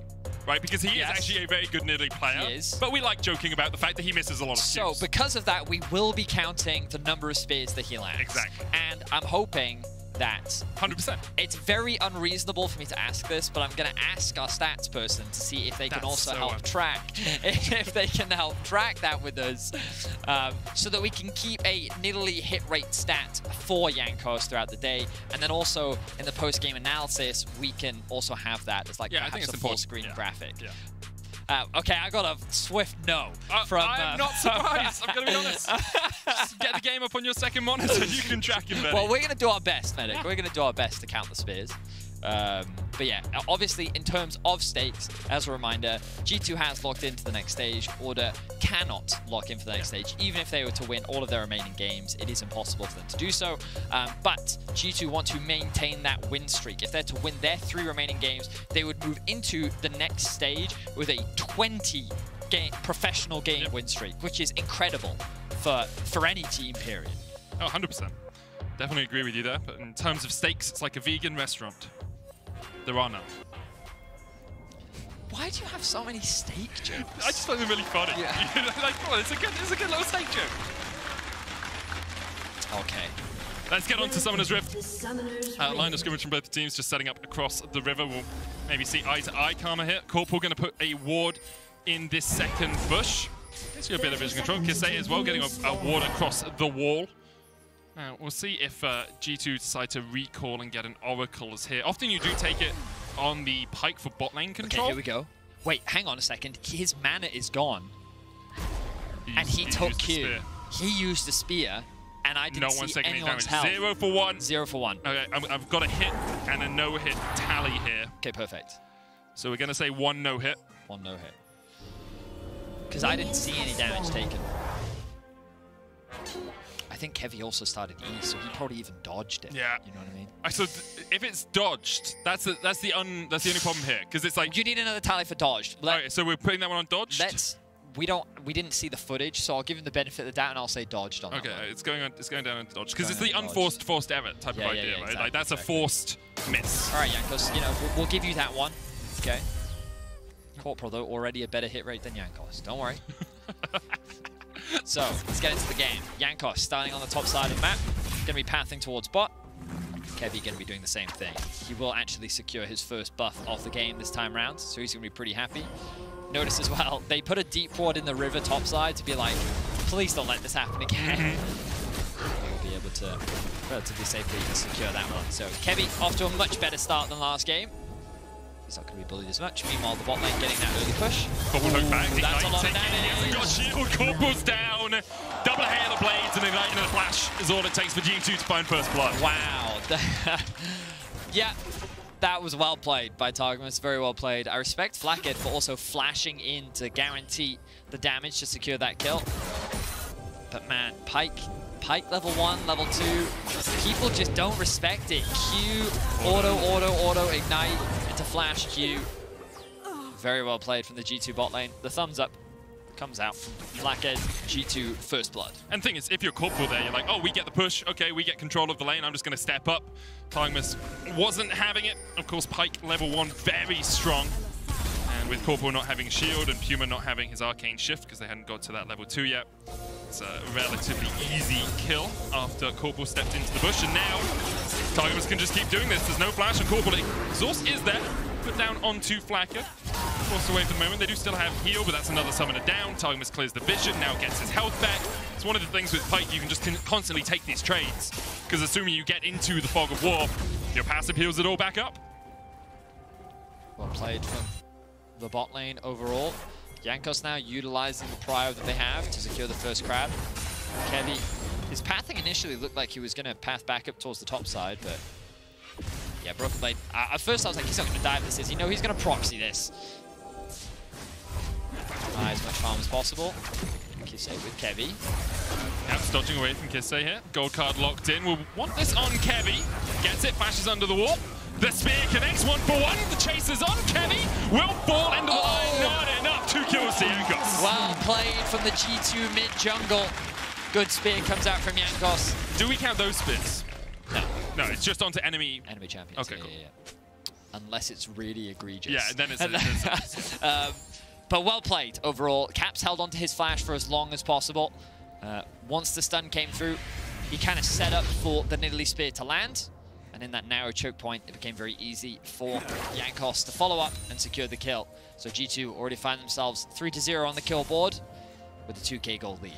Jankos goes back, gets himself Sork boots, and once again, a jungler playing up against Order has a strong early lead. It's been a difficult road for Kevy and for Order.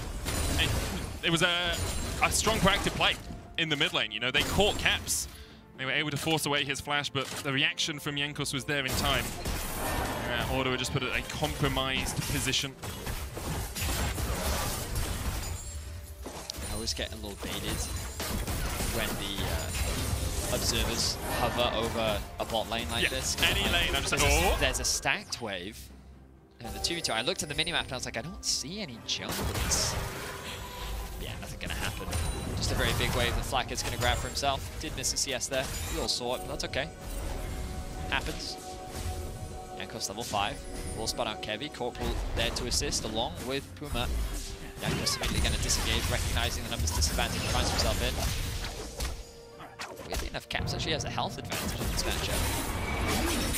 I haven't been able to see much of this straight up 1v1 to understand what's been going on in that lane, but normally it's the TF with slightly less HP. In any case, let's not forget that the last time these two met was the last time, was the first time, because they played against each other 2 times down.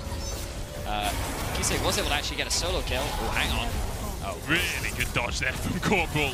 Sidesteps the Bone Skewer, uses the shield movement speed to dodge away from the Phantom Undertow. You can see XP-wise. Oh, but Jankos is here. He's hovering. Kevy's here. Corporal doesn't have flash for a few more seconds. G2 going to make like a submarine and dive, dive, dive. Corporal no way out of there. Jankos looking for the damage, gets one. Targmas able to get away with the heal as well. Will it be enough? Puma flashes. One more auto would be enough. He gets it. Auto answer back. Ends up being a trade, 1-for-1.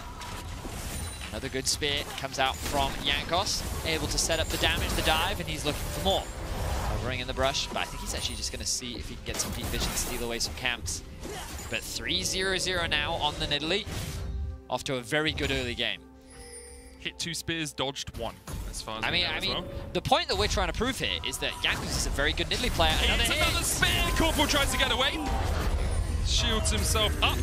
Destiny used towards the top side as Broken Blade from a proxy position to a killing position, it seems. Biopanther ignited, he will fall.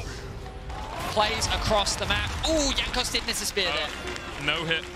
You know, that one's a justifiable miss. Of course, it's still a miss. It is still a miss, but it's a justifiable one. He's just looking, you know, pondering, see if he can find one. But the whole point of this exercise, Medic, is to prove that Jankos is in fact a good Nidalee player, you know? Yep. We're not here to bully him, because we believe in Jankos, right? Exactly. We've cast him for a very long time. Yeah. But he's gotten a bad rep on his 100%, Nidalee, yeah. you know?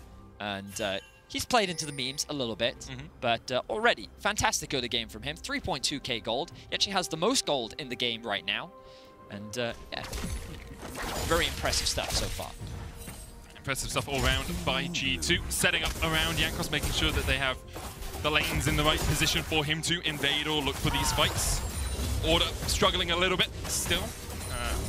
Mostly just because Jankos has been able to get so far ahead. They are 3,000 gold in the hole.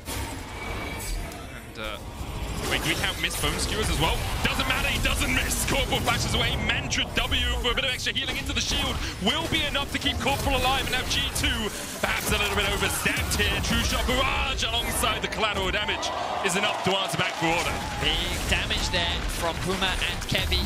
The long range jolts from both is enough to shut down Flacket. They get his flash as well. And I'm not entirely sure where Caps was. I wasn't paying attention to the minimap, but he couldn't collapse, which meant the Order had the number advantage. Looking for another dive on the Biopanther. Caps here, gold card locked in.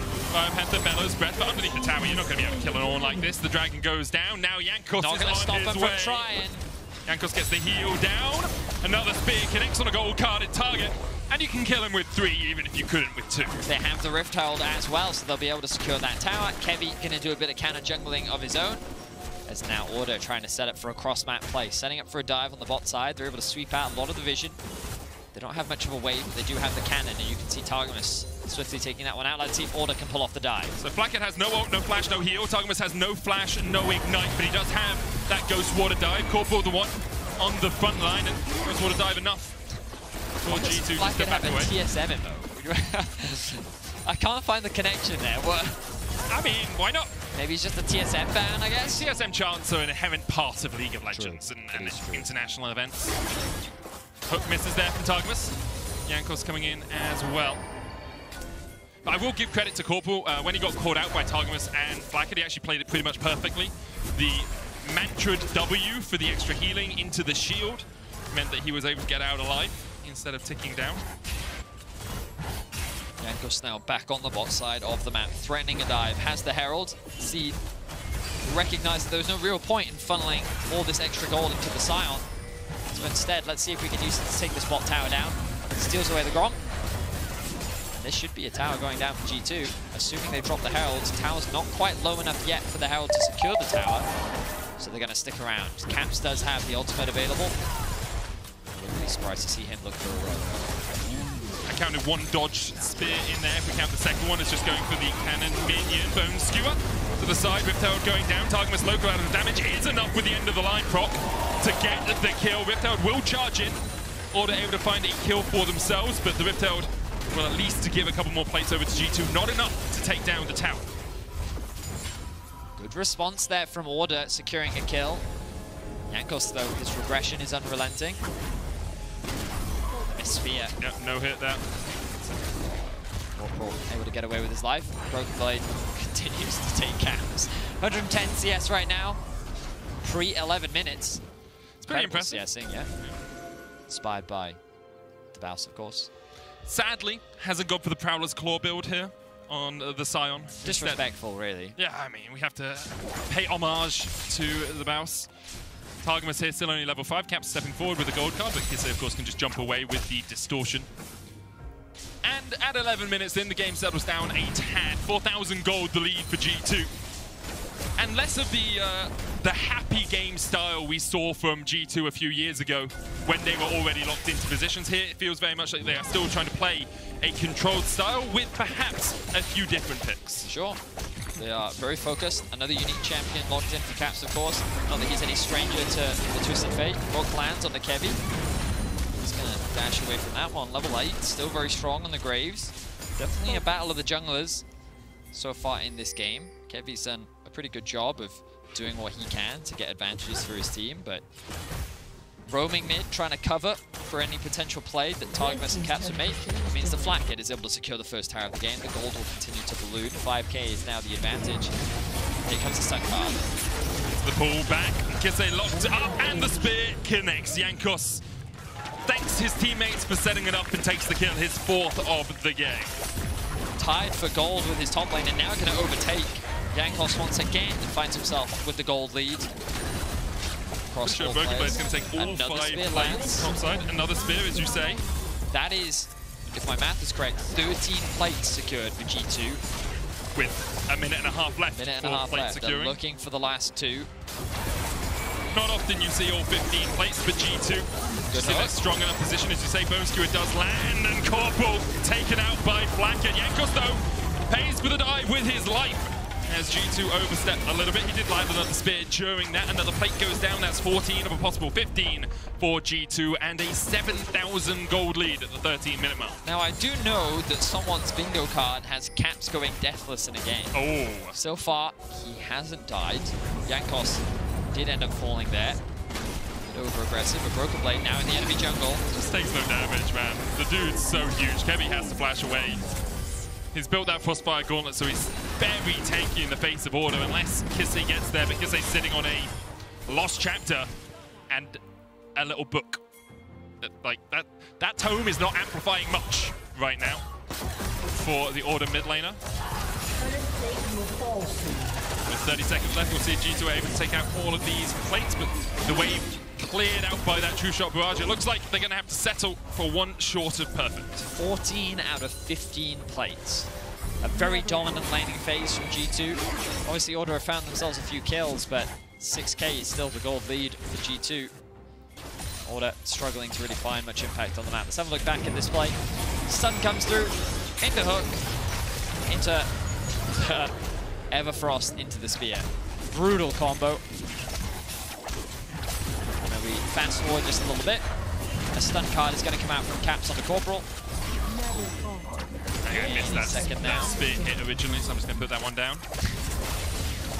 There we are. We should see that stun card come out any second. Caps is calling for it. Jankos makes his way back.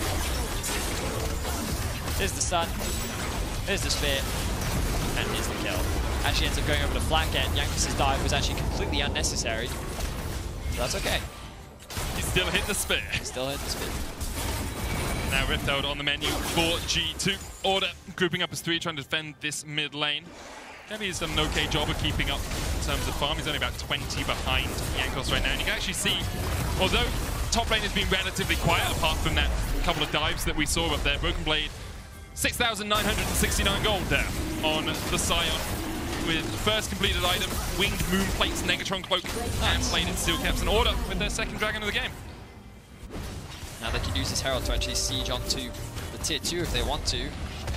They're not going to overcommit. They're going to rotate up towards the top side of the map. Broken Blade just tanking the tower, 2 levels up on Biopanther. 168 CS at 15 minutes. Very impressive farming scores from him. He has been stealing a lot of the Krug camps.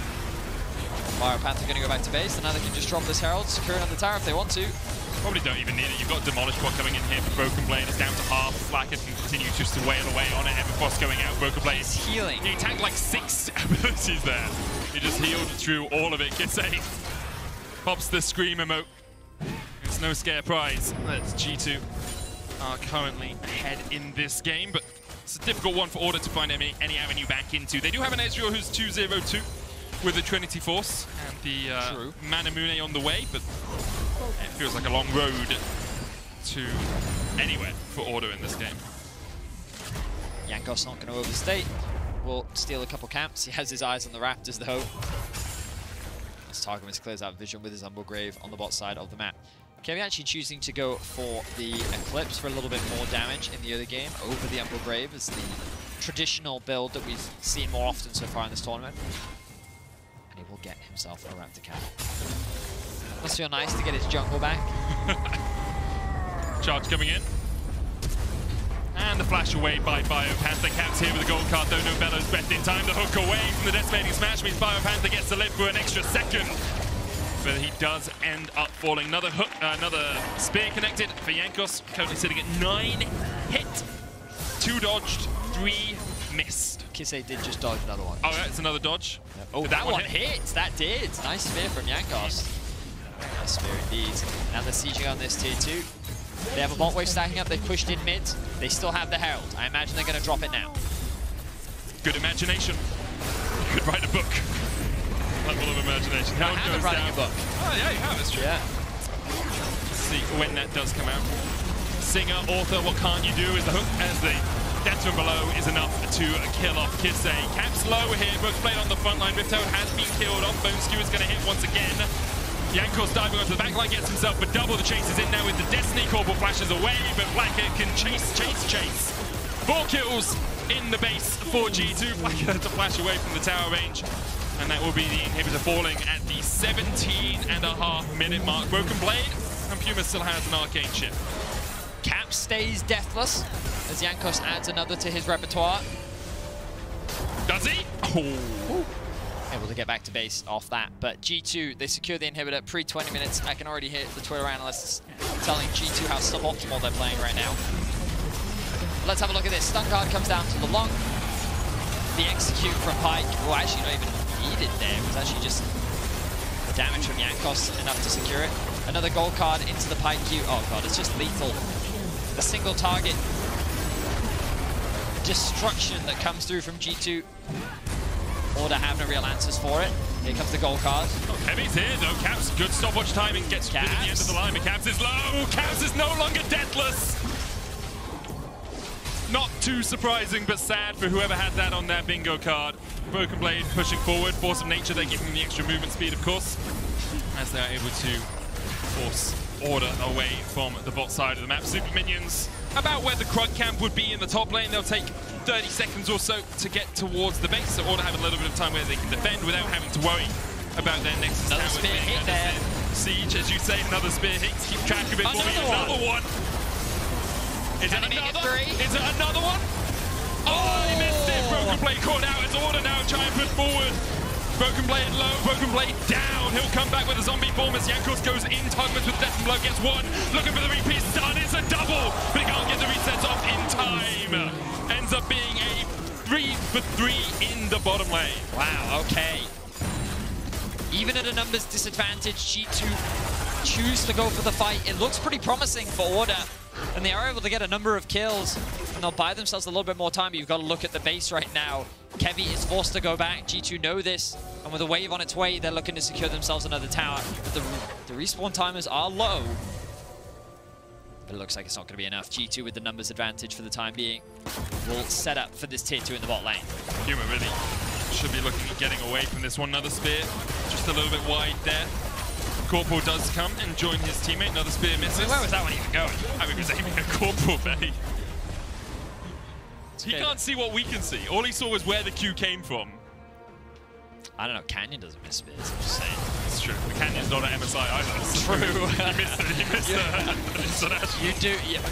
Wow, we ended up burning Canyon very unnecessarily. No. Sorry, mate. Big fan. Anyway, back to the game. Right, let's have a look back at this replay. So, Good Everfrost there. Really forces Jankos off the play. Broken Blade is the front line, but he ends up just getting chipped down. The chain CC comes through from Kisei. Oh, we don't have time. Stun lands. Good Everfrost from Kisei, but the Bone Skewer is still in range. Jankos, I thought there was a spear there, but it can't have hit. No, it did. It just hit the clone that spawned. It doesn't count. It does count. Doesn't count. No, it does count. No, he missed the champion. No, he hit the... It was gonna hit. That was a block. Okay, that hit. So I'll do a dodge. I'll give it dodge, okay? Because he dodged it with his clone. That's a skill. I don't think he chose where the clone You don't know what was going on in Kisei's mind, Vedius. That's true. That's true. Now the Baron being started up. Jankos missed another spear there. As the Baron, as you say, has been begun. 21 minutes in. It's a 7,000 gold lead for G2. Now, Order do have poke. You have Court of the Forge God. You've got poke from Puma. He is at 2 items. TP coming in as well from Kisei. There's the Court of the Forge God onto the backline, but doesn't really isolate anyone from G2. Spear goes wide. True Shot Barrage coming in as well. Kisei trying to dive forward onto Jankos. Gets good Everfrost down. Biopanda with a knock. Baron still only 2,000 there. Puma goes on a rampage and looking for more. Broken Blade on the front line though as Biopanda's forced away the shield. Puma dodging in and out of danger as much as he can. Another spear connects. Puma forced away. G2 though lost their mid laner. He does have TP to get back to this. Will Order just full reset? Well, look at the base. Look at the base. The minions are just sieging onto the tower right now. Order is forced to disengage. Kisei is still hovering around, but without a jungler, there is no smite. So G2 feel that they can force this. First Nexus Tower about to fall. Kisei going in, look for Jankos. Stopwatch coming out. The Zonya's used. TP in now by Biopanther. As he tries to join the fray, Jankos getting forced out by Kisei. Jankos dodging as much as he can and gets away with blast cones.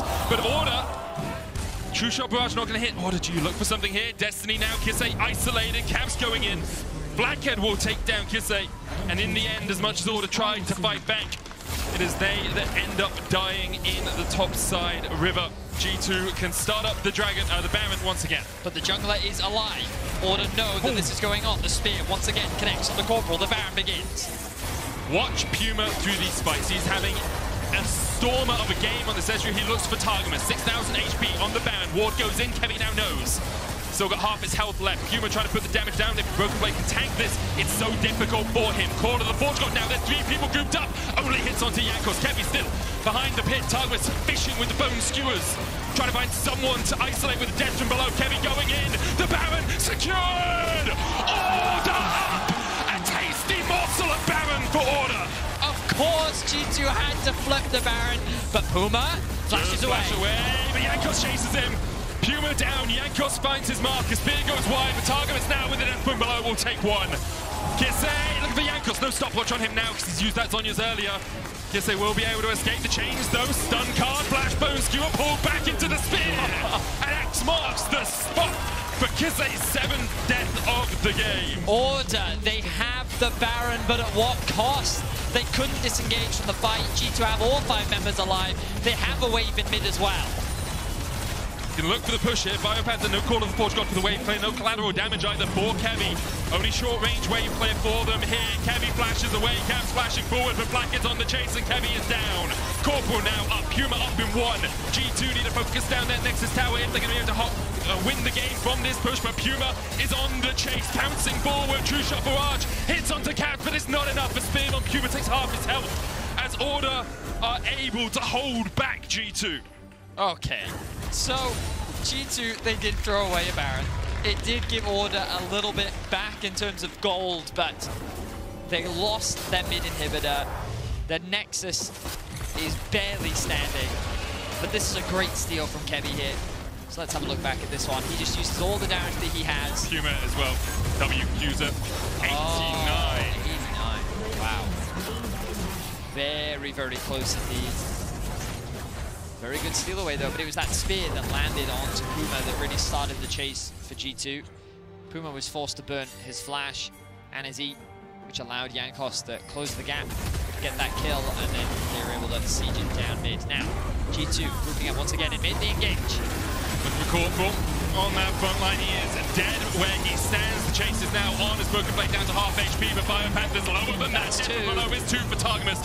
Spear connects, pops the Banshees for Kisei. He's going to try and dive away with the distortion. Targamas looking for it. Destiny coming out. Puma with a cleanse. The gold card locked on the back line. Not 3. Jankos will take it instead. Everfrost just a bit short. Another kill goes over. That's how Kisse actually dodged away from it. Targus was looking from the depth from below. Kisse will still be alive until Blackhead decides against it. Spear goes wide. That's the Jankos we know and love. As G2 chase down for the ace and for the win. Corporal will actually come back to life. Another spear is being looked at from Targamas, but the Nexus is now exposed. G2 doing as they often do and playing around with their food, really. They're looking for more kills. Good damage from Flathead. They've made a mistake thinking that G2's going to end this game. There we go. Yanks taking off the headset. It must be over now. Maybe missed one spear too many, but G2 still undefeated, 18-0 in their previous 18 single games. And yeah. Continuing the win streak. Yeah. They want to make it 20-0. Very dominant performance. And obviously, we know Jankos very well. We love to joke, but very good performance from his Nidalee. I feel like that his hit rate was very good. Okay, so we can do some maths here. 23 hit, 4 dodged, 7 not hit. That's really impressive, to be fair. So, like, if you don't count the dodge one, he's 23 hits, 7 misses. That's like, wait, hang on. Out of 30, that's over a 70% hit rate. Yeah, it must be about that. I'm not going to do the maths right now. That's impressive. Yeah. Actually, no, that's like a 77% hit rate. Yeah. Pretty good. Very good. Very, very good indeed. So, huge props to Jankos and the rest of G2. They continue their dominant ways, and they're going to be going up against EG in our next game. But they are. Coming up next is that EG versus G2, and as we go to a break, check out the State Farm Assist of the Week, calling back to their first meeting at this year's MSI. We're back at MSI, and it's time for Assist of the Week presented by State Farm. Setting the stage whenever they can, G2 performs an early game roam with Targamas, catching Jojopion in the very last seconds of crashing his wave. Here we go. Targamas hovering around mid. Targamas, good stun. Jojopion now going to be locked up. Good damage coming in as well. Ignite going down. Jojopion going to get dropped. First blood for Caps.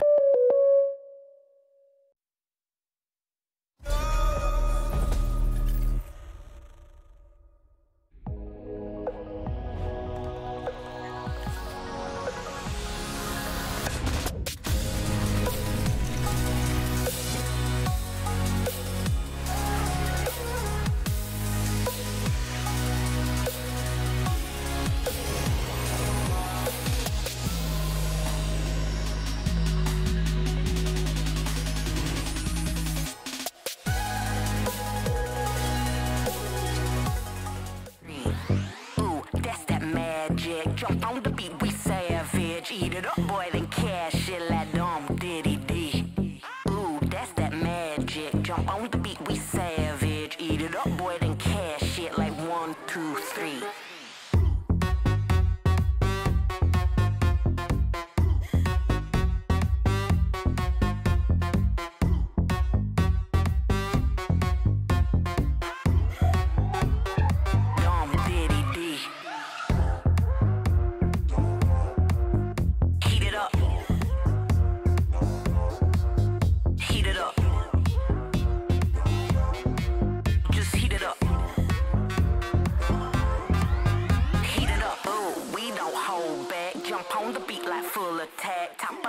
We stack that like 1, 2, 3. Ooh, we don't hold back. Jump on the beat like full attack. Top of the chain, we stack that like dumb diddy dee. Heat it up. Heat it up. Just heat it up. Dumb diddy dee. Heat it up. Heat it up. Just heat it up. Heat it up. First place for the bag of rhymes.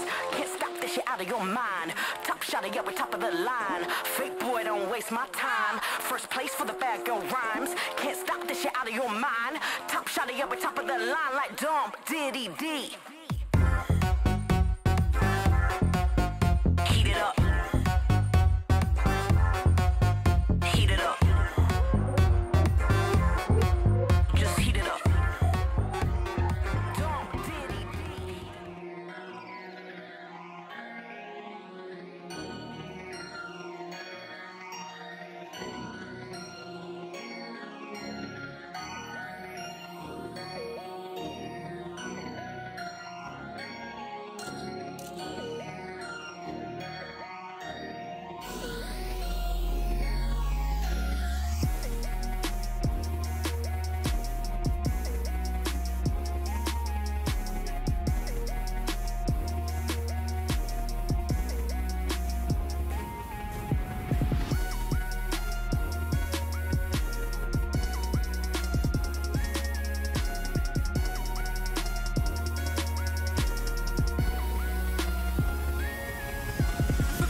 up to sundown. I'm trying to hunt down the truth, but it's none found. Used to be some now. Fire, ready or not, we let it decline.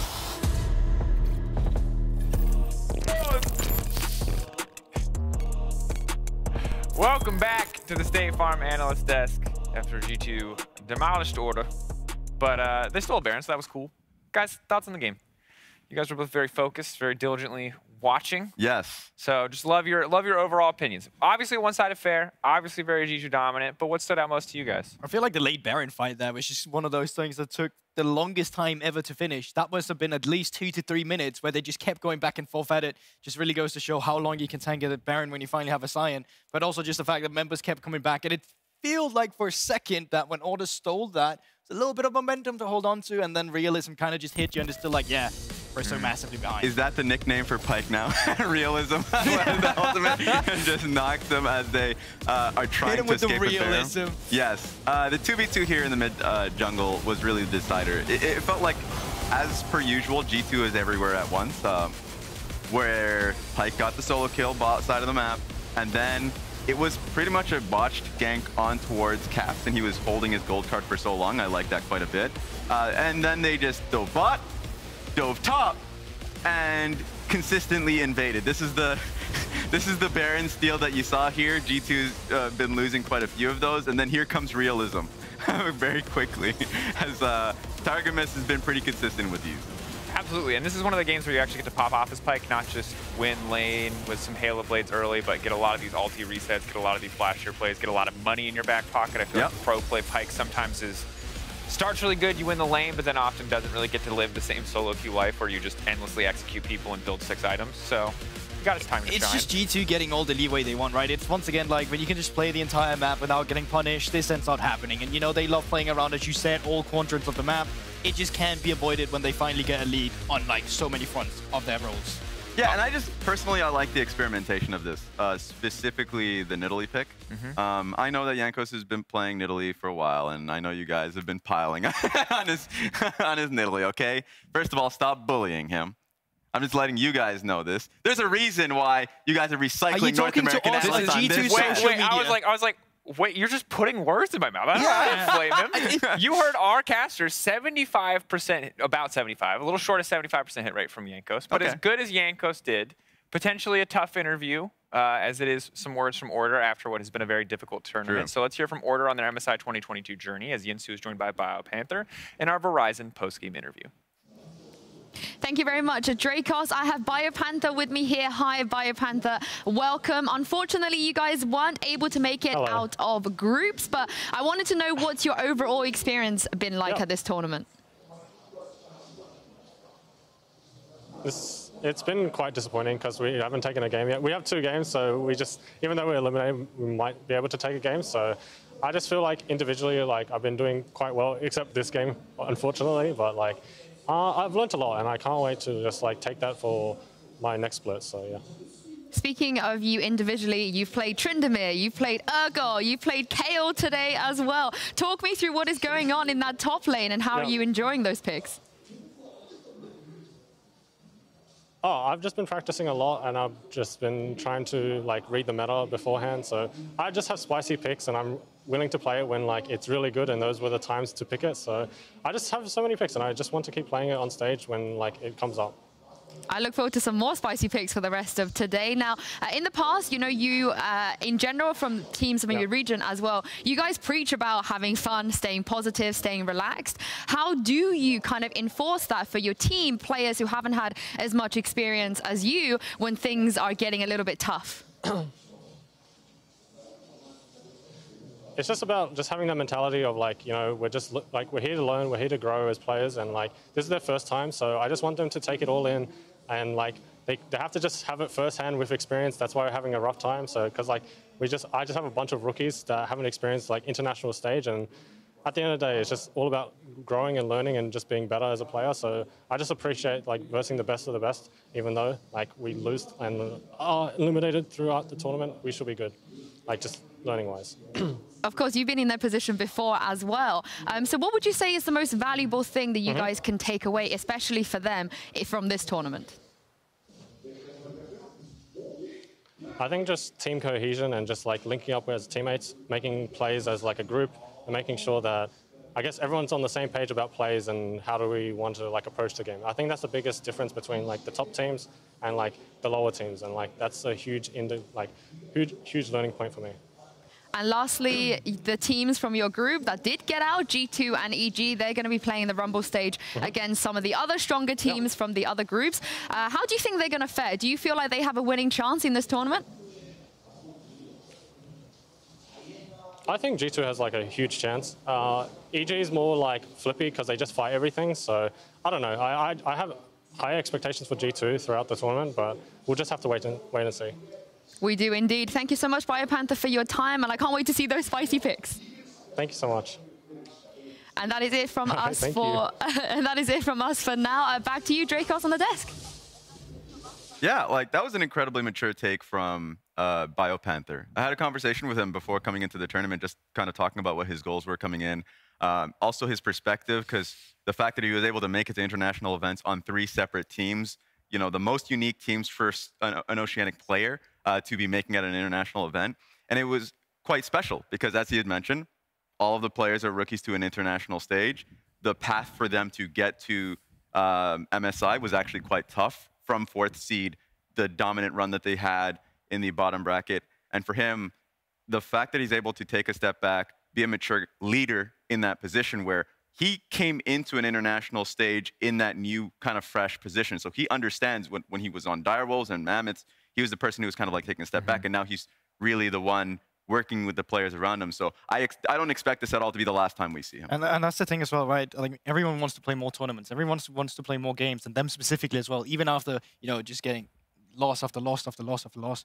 But even then, like for the rookies coming into this one, as he just said himself, and as you set up as well, he has to be the leader, and for them, someone to look up to, someone to be like, okay, we had this experience now. We know how it feels. We know it's not the end of the world, because we will be back. Like, we will try and improve. We will do better than we did this year.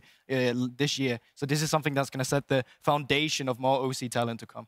And maybe order and series and splits to come. We'll see what they can do domestically. For now, though, they get a brief break before they play again in games 5-6. We turn our attention to the next game, round 2 between Evil Geniuses and G2, who faced off, obviously, in our first game of the day.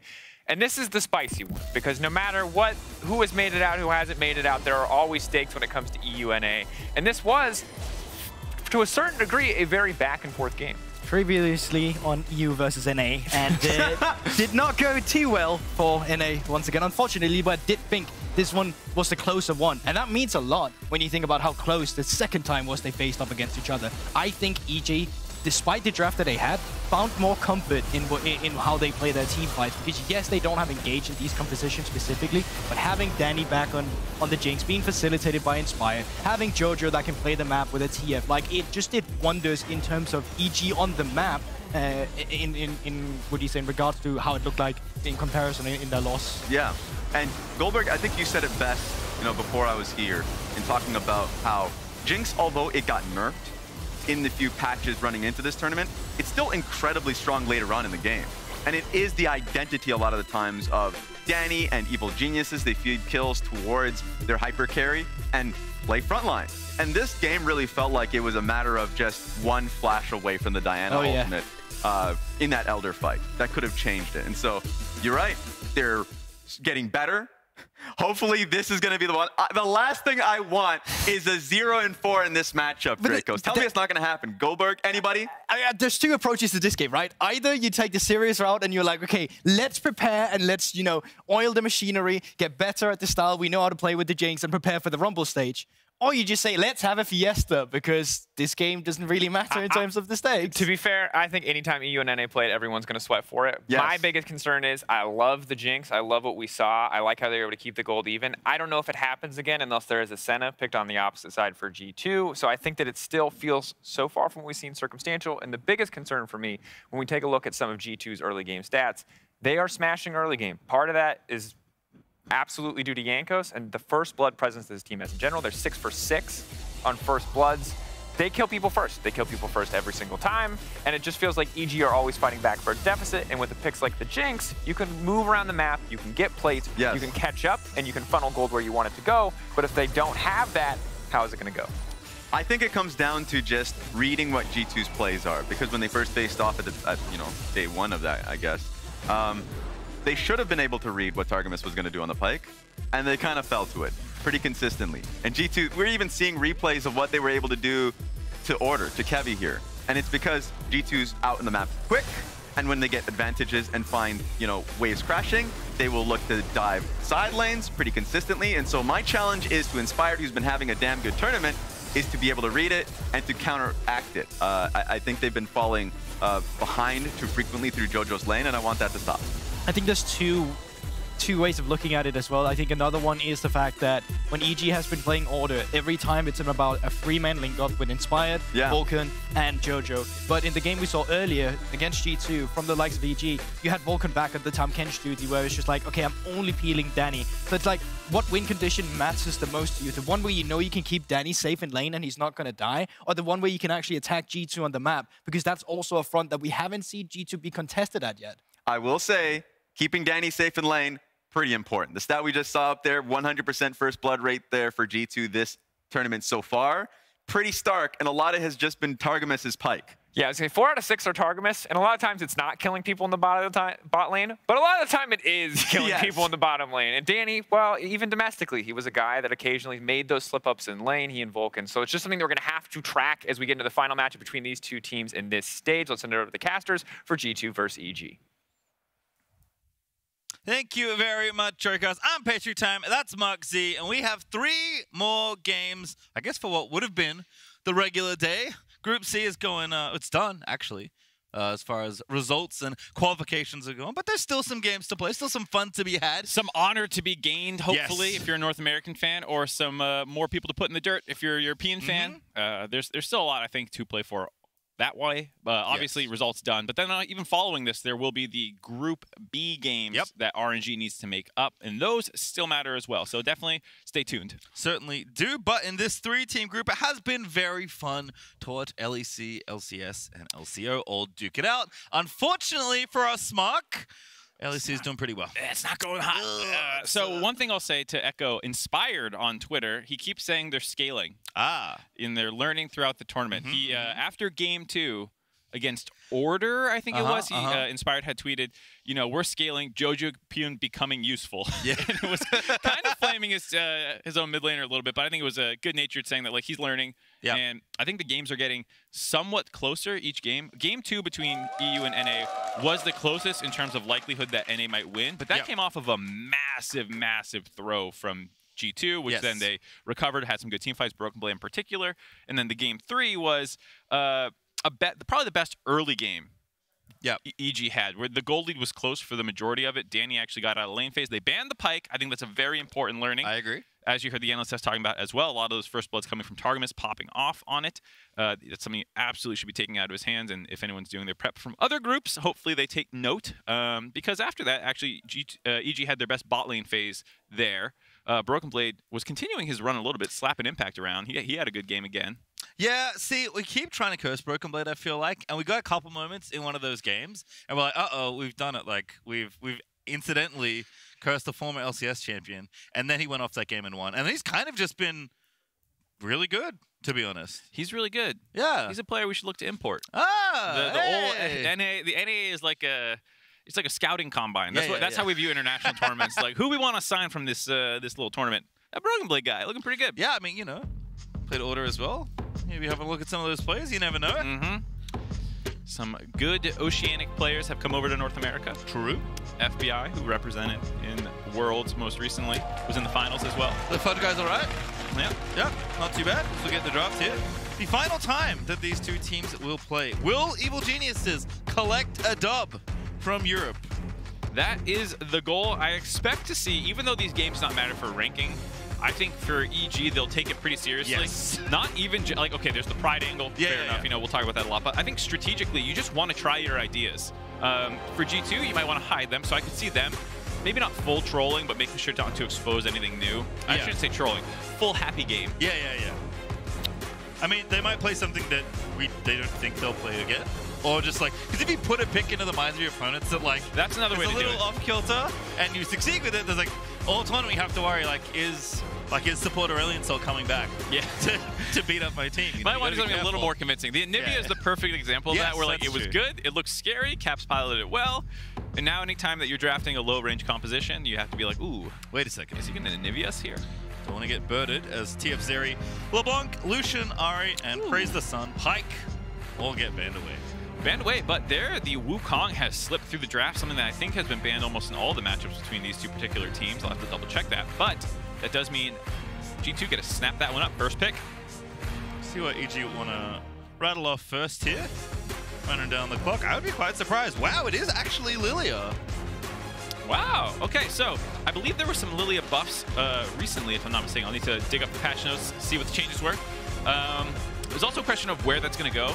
Most likely in the jungle. Yep. So that's where she defaults to. But there was a period of time where the top Lilia was a thing. So it could be a flex pick for now. We'll see how quickly that gets telegraphed where it's actually going to go.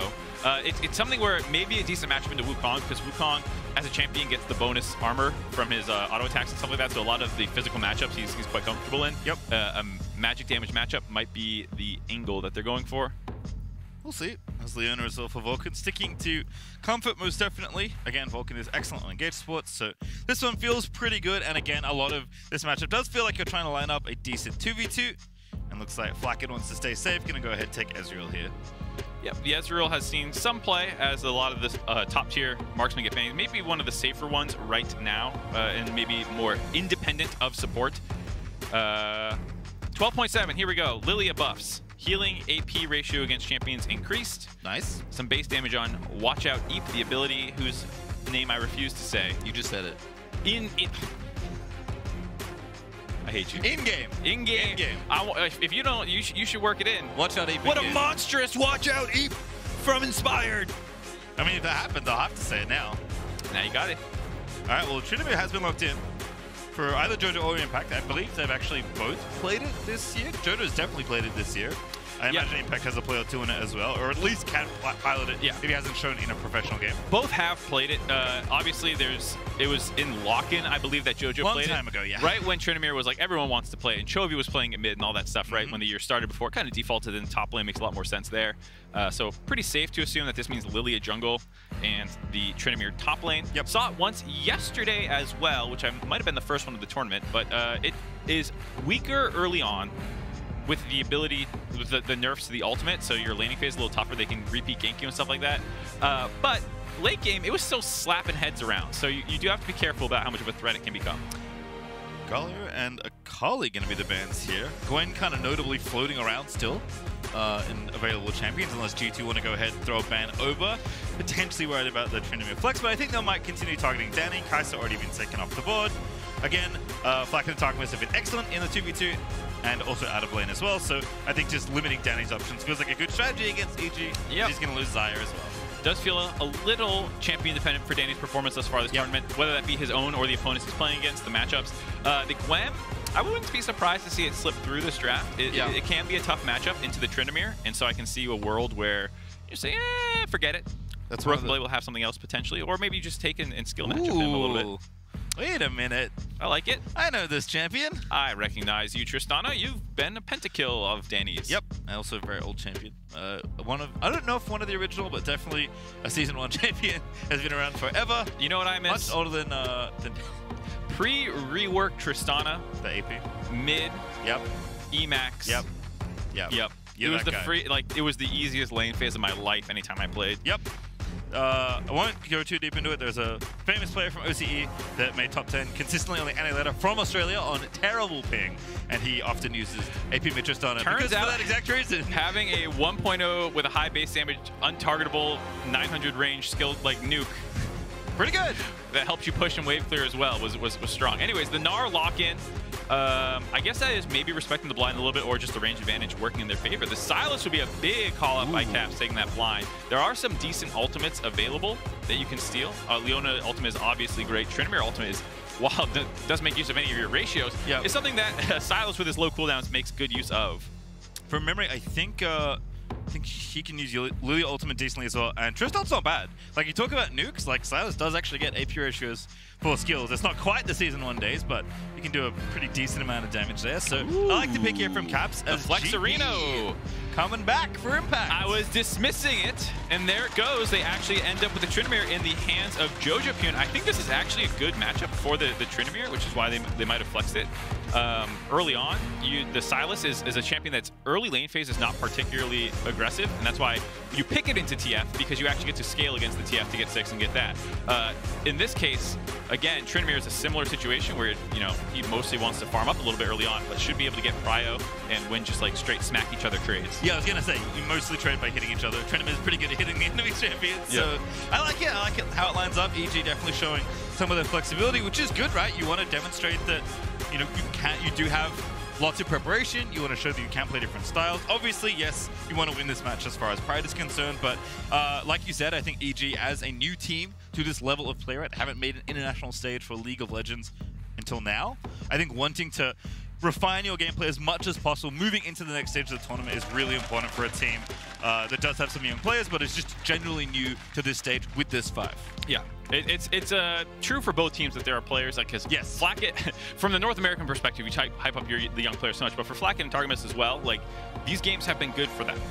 Being able to get this experience under their belt. Flacket has been really good, I feel like, in the team fights, has not made too many serious mistakes of any kind, and Targamas has been very active on the map. Yep.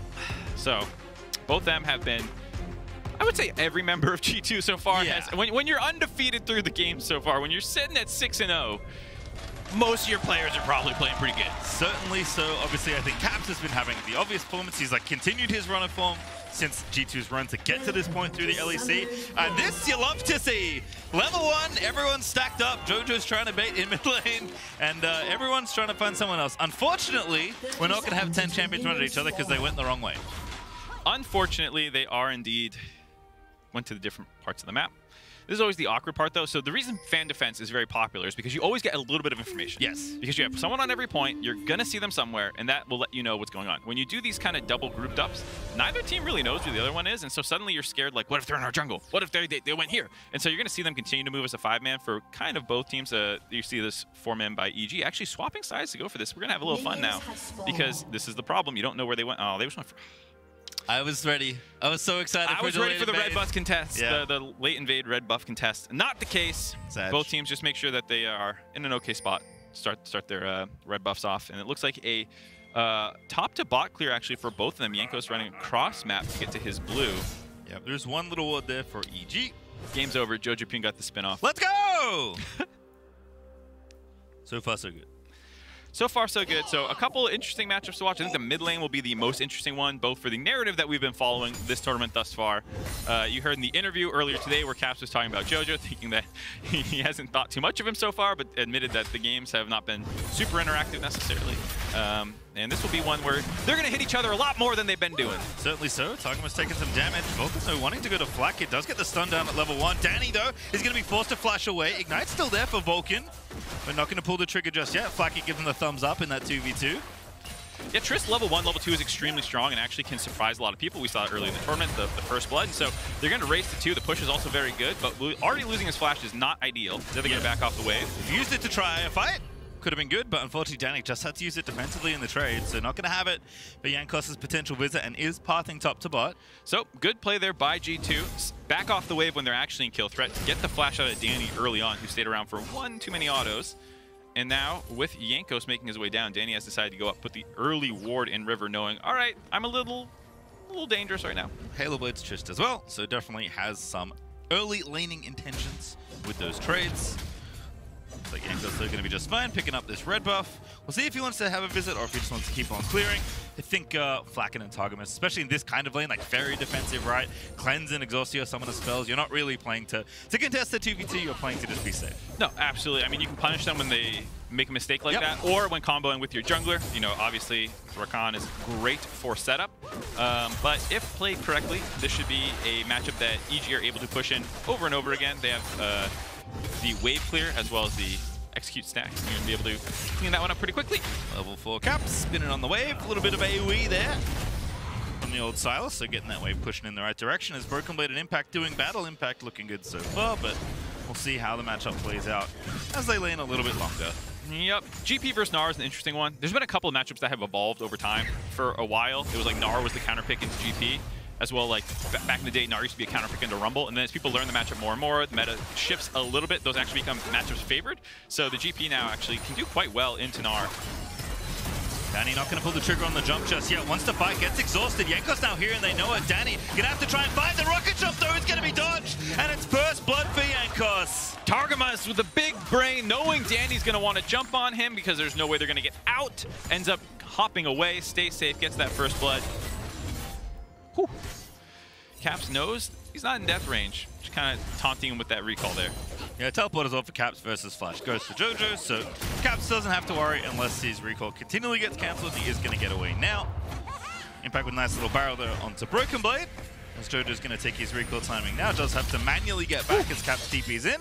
Just barely got the cannon, I think. That was a close call, but Caps is just so good. You know, he probably mathed that one out. Knew exactly how long that was going to take. Gets that cannon. He's in the lab. He knows the timing. He's practiced that one in practice tool. But yeah, so far, good start to the game again for G2, finding the advantages in the bot lane. That's been the consistent threat outside of Game 3. The mistake by Danny losing his flash is instantly punished. They knew this was going to happen, but with the wave pushed up, it's just too far to really escape, even with that ward going to spot out Jankos. Being able to stealth into the river gives him the angle, and so at that point, your way out is the only option, and Targamas was aware of that and made sure that he was not able to get exploded. Yep. With a coincidence or design, very nice position there for G2 where the wave was. And a rightful punish there for Jankos as they get another first blood. 7-0 now, I believe, is the first blood rate for G2 so far in MSI. And Targamas involved with 5 out of 7 now to keep up with the endless death stats. So, yeah, Targamas has really put his stamp on this tournament as a young player. It's not very fair to pair the first blood King Jankos with the first blood Prince in Targamas. That feels like... There's going to be a lot of first bloods for them this tournament, yeah. That's a good point. Feels a little unreasonable. Let's see. Targamas roaming again, level 3 on the Rakan. Jojo's level 6. Just kind of wants to get the wave pushing. He's like, I'll hit you. He's like, yeah, I don't care. Tryndamere doing Tryndamere things. Kind of just AFK push the lane, slap people when they get close to you. You do get mid-prio, and then Tryndamere spin allows him to get over the map. That has been reduced a little bit because of the cooldown on his slaps, giving him refreshed on his E for the spin. Not quite as powerful now. Only 75%. Yep. But still can get prio pretty consistently against. Top dive. Flash. Good flash. Broken Blade knows he has to get away there. Had to be aware of the flash Q followed by impact. Gets the flash out. Still not level 5 either. So if this wave crashes, no TP, Broken Blade knows he's going to be in trouble. So a heads up play to play for the honey fruit and then get back to lane. Actually looking for a gank attack. Yeah, reset here for the tower, I think, for impact. Now sees Broken Blade, and Impact's like, where do I go? Hits the barrel, runs away. Gonna get aggressed still, no. Broken Blade now level 6, but doesn't quite have enough rage, so TP gonna walk away. Broken Blade, a nice move though to make sure he can stay in the lane, not having to walk back with no TP, but that does mean EG get the dragon. Yep, with that pressure from mid lane, you saw Jojopune doing some work to roam into down there, get some bot control, then move into get the dragon, stacking that up. This game, we didn't really talk about win cons and how they want to play. For G2, yes, they can technically split the Sylas, but it's mostly a team fight team comp. The two solo laners both do have split potential, but with how split pushing as a strategy has largely fallen off outside hyper-specific champions like a Tryndamere, means that they're probably not going to actually opt into that. It'll be more about the 5v5s for them. For EG, it's about kind of a 4-1 comp. The Tryndamere can split if he gets ahead. People will probably struggle to match him in the side lane. We'll see if he wants to go Hullbreaker.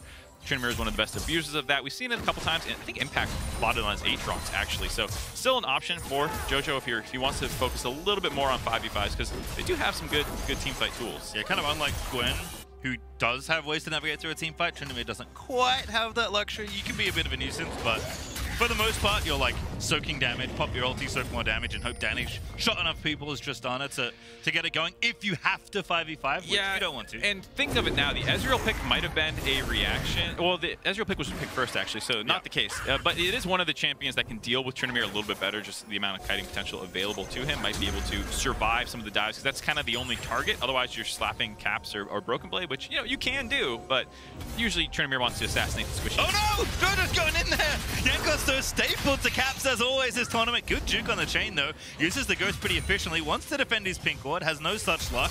But he is going to live from the potential attempt on his life. Now Targamas going to get slowed up. Combo in there with the stun, but Rakan You're going to really CC him until tomorrow if you're going to try and kill him. These slip 3 champs by Targamas, the Pike, now the Rakan, very good about navigating out of situations. Jojo just actually only lost his Ghost there. It wasn't too bad because Jankos was not 6. They didn't really have enough CC to lock him up through Jojo's ultimate. They knew that, and I think it was smart by G2 not overcommitting, being like, all right, we got the Ghost, chunked him out a little bit. That's all you could realistically get.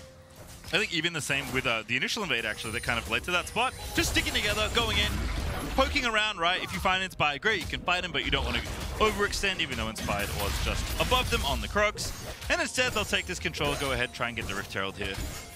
Yeah, it doesn't look like EG are rushing because here they come up now, though. Everyone little party through the mid lane. The ward let them know exactly how long they had. Yeah. Inspire finished that camp before they forced them off. Jojo going to hunt down Shelly. Of course, Broken Blade has first move there in the top half of the map. There is ulti up for Impact if he wants to get involved with the team fight earlier, but he's going to have to hoof it down to the bottom half if he does want to get involved. I think they're going to try and let Caps push a little bit here, and Vulcan will look for an E over the wall. They did see him run through lane, but they might have lost track of if he recalled or not, but G2's bot lane has moved up as well. Yep. And now Danny's staying down, and this is definitely a classic EG thing, right? Danny's like, I'm not going to spend too much time here. If there are plates for me to get in bottom lane, I'm going to get him. Enjoy the Rift Herald. Yeah, so you see EG stacking this one up as soon as they realize Targamas has moved his way up there. Now they're going to put their resources down to the bot side, and Flacket was on a reset anyway, so didn't really need to respect the incoming rotation from EG. Just kind of hanging out in the jungle, taking things slow. Maybe going to hit red buff a little bit. Well, apart from the one death, Danny's going to be feeling pretty good, but does need to get gold to really be relevant on the Trist in the team fights. Vulcan is base checking at level 6. Leona, though, can certainly do this. He's going to start it off. Whoa. Great buffer there from Flacket, but over the wall we go with the blast cone. Pops the solo play, gets the cleanse. Jojo's here, gets the slow, but no follow-up. But Inspired also roaming down here. Jojo's still looking to make it happen. Yeah, going for a red buff contest. It's a little slow, though. G2's done with the Rift Herald, and they can actually go and fight this if they want to. TP into mid lane from Caps. Inspire going to steal away the red and walk away. Not an overcommitment there as Impact ults the wave here. Broken Blade also ulting the wave, so lots of pushing here in the top half of the Rift as Caps going to intercept Jojo Pune, but he's going to be just fine here. Ulti flash still up. It's going to be tough to pin down this trend. A surprisingly tense game for the fact that there's not any real stakes on the table. As, I don't know, is that a pun for Medic? I'm trying. I'm not good at these. But yeah, both teams are playing very respectfully. EG moves up to counter G2's Rift Herald. G2 commits more resources. EG then goes weak side. G2 pushes them off the red buff. Inspired still gets it, but no one's over-forcing fights. Vulcan also tracking Jankos here, as Jojo is a little too low for comfort there. Caps can always hijack your ulti and potentially kill you, so you've got to be a bit careful, even though I think it would just be a trade of ultis at the end of the day. And this is where the tempo comes into play. G2 getting that reset off the Rift Herald, like I said, while EG was still contesting the red buff, means that Caps comes back with an item advantage. Jojo hasn't shopped in a while, as well as just the HP deficit. Bot lane needs to get a reset off, and you had a lot of abilities used there by Vulcan, which will allow them to grab turret plates in both bot and mid lane. Danny returning to lane though, Mythic completed. Ready to go with the Kraken Slayer. Looks like they'll just back away again. Flacken and Targamas understanding where they can and can't be aggressive, as Inspired is going to go ahead and steal the enemy Raptors. And Vulcan is looking for someone. He's found Flacken. He's tanked a bunch of tower hits. He really wants this kill. Out of mana, solo play there, and there's so many people going through. Jankos with the easiest ult of his life as Danny desperately trying to get the kill, but he will not find it. Jumps back in, tries to go Flacken, and instead, Flacken just takes his life. EG lose their minds with that aggression, charging through the bot lane turret to try and find Flacket alone. I'm not quite sure where they thought G2 went, but Jankos was just over the wall doing the red buff, and I think that was one of the, maybe he eat over the wall. I need to check how he got over, but that was one of the changes, was the ability to hop the wall that was added into the kit of Wukong, which made him viable in the jungle. Maybe utilize that part right there to collapse and save his AD carry, because Flacket was low. It would have been a good fight if people were there, but space created as Jojo going to get the ulti. Caps has stolen it though, and they're going to pop counter Undying Rages and walk away from each other. Ulti from Ezreal though is looking for the downtown play, and Jojo Pune's actually walking forward, so not going to hit him. He wants the rest of this farm. So this is one of the advantages of the matchup is, yes, you can steal my ultimate, but I can pop a heal like that at the end of mine, and to do that for Caps, he needs to actually get a Kingmaker proc off, and that's very dangerous to go for. And so here's that play. I'm just surprised to see them go for this. given that it was relatively blind. There's that hop over the wall with the W that you can see there. Jankos utilizing the buffs to the kit that made Wukong strong in the jungle. Gets over the wall, the interrupt. At this point again, Danny knows he can't get the kill, or can't get out, excuse me, so he just goes for the kill. A 0-2 play for them. EG still up gold, actually still in an okay position. CS leads in all 3 lanes. Kills, though, 100% in G2's favor. Yeah, that's kind of wild. You don't see that often, but it is true. It's 2 dragons and a slight gold lead for EG. I mean, this is a game where EG got a lot of counter picks. The flex picks that came through was able to get them a lot of advantage. You expect that on a red side draft where you're doing something like this.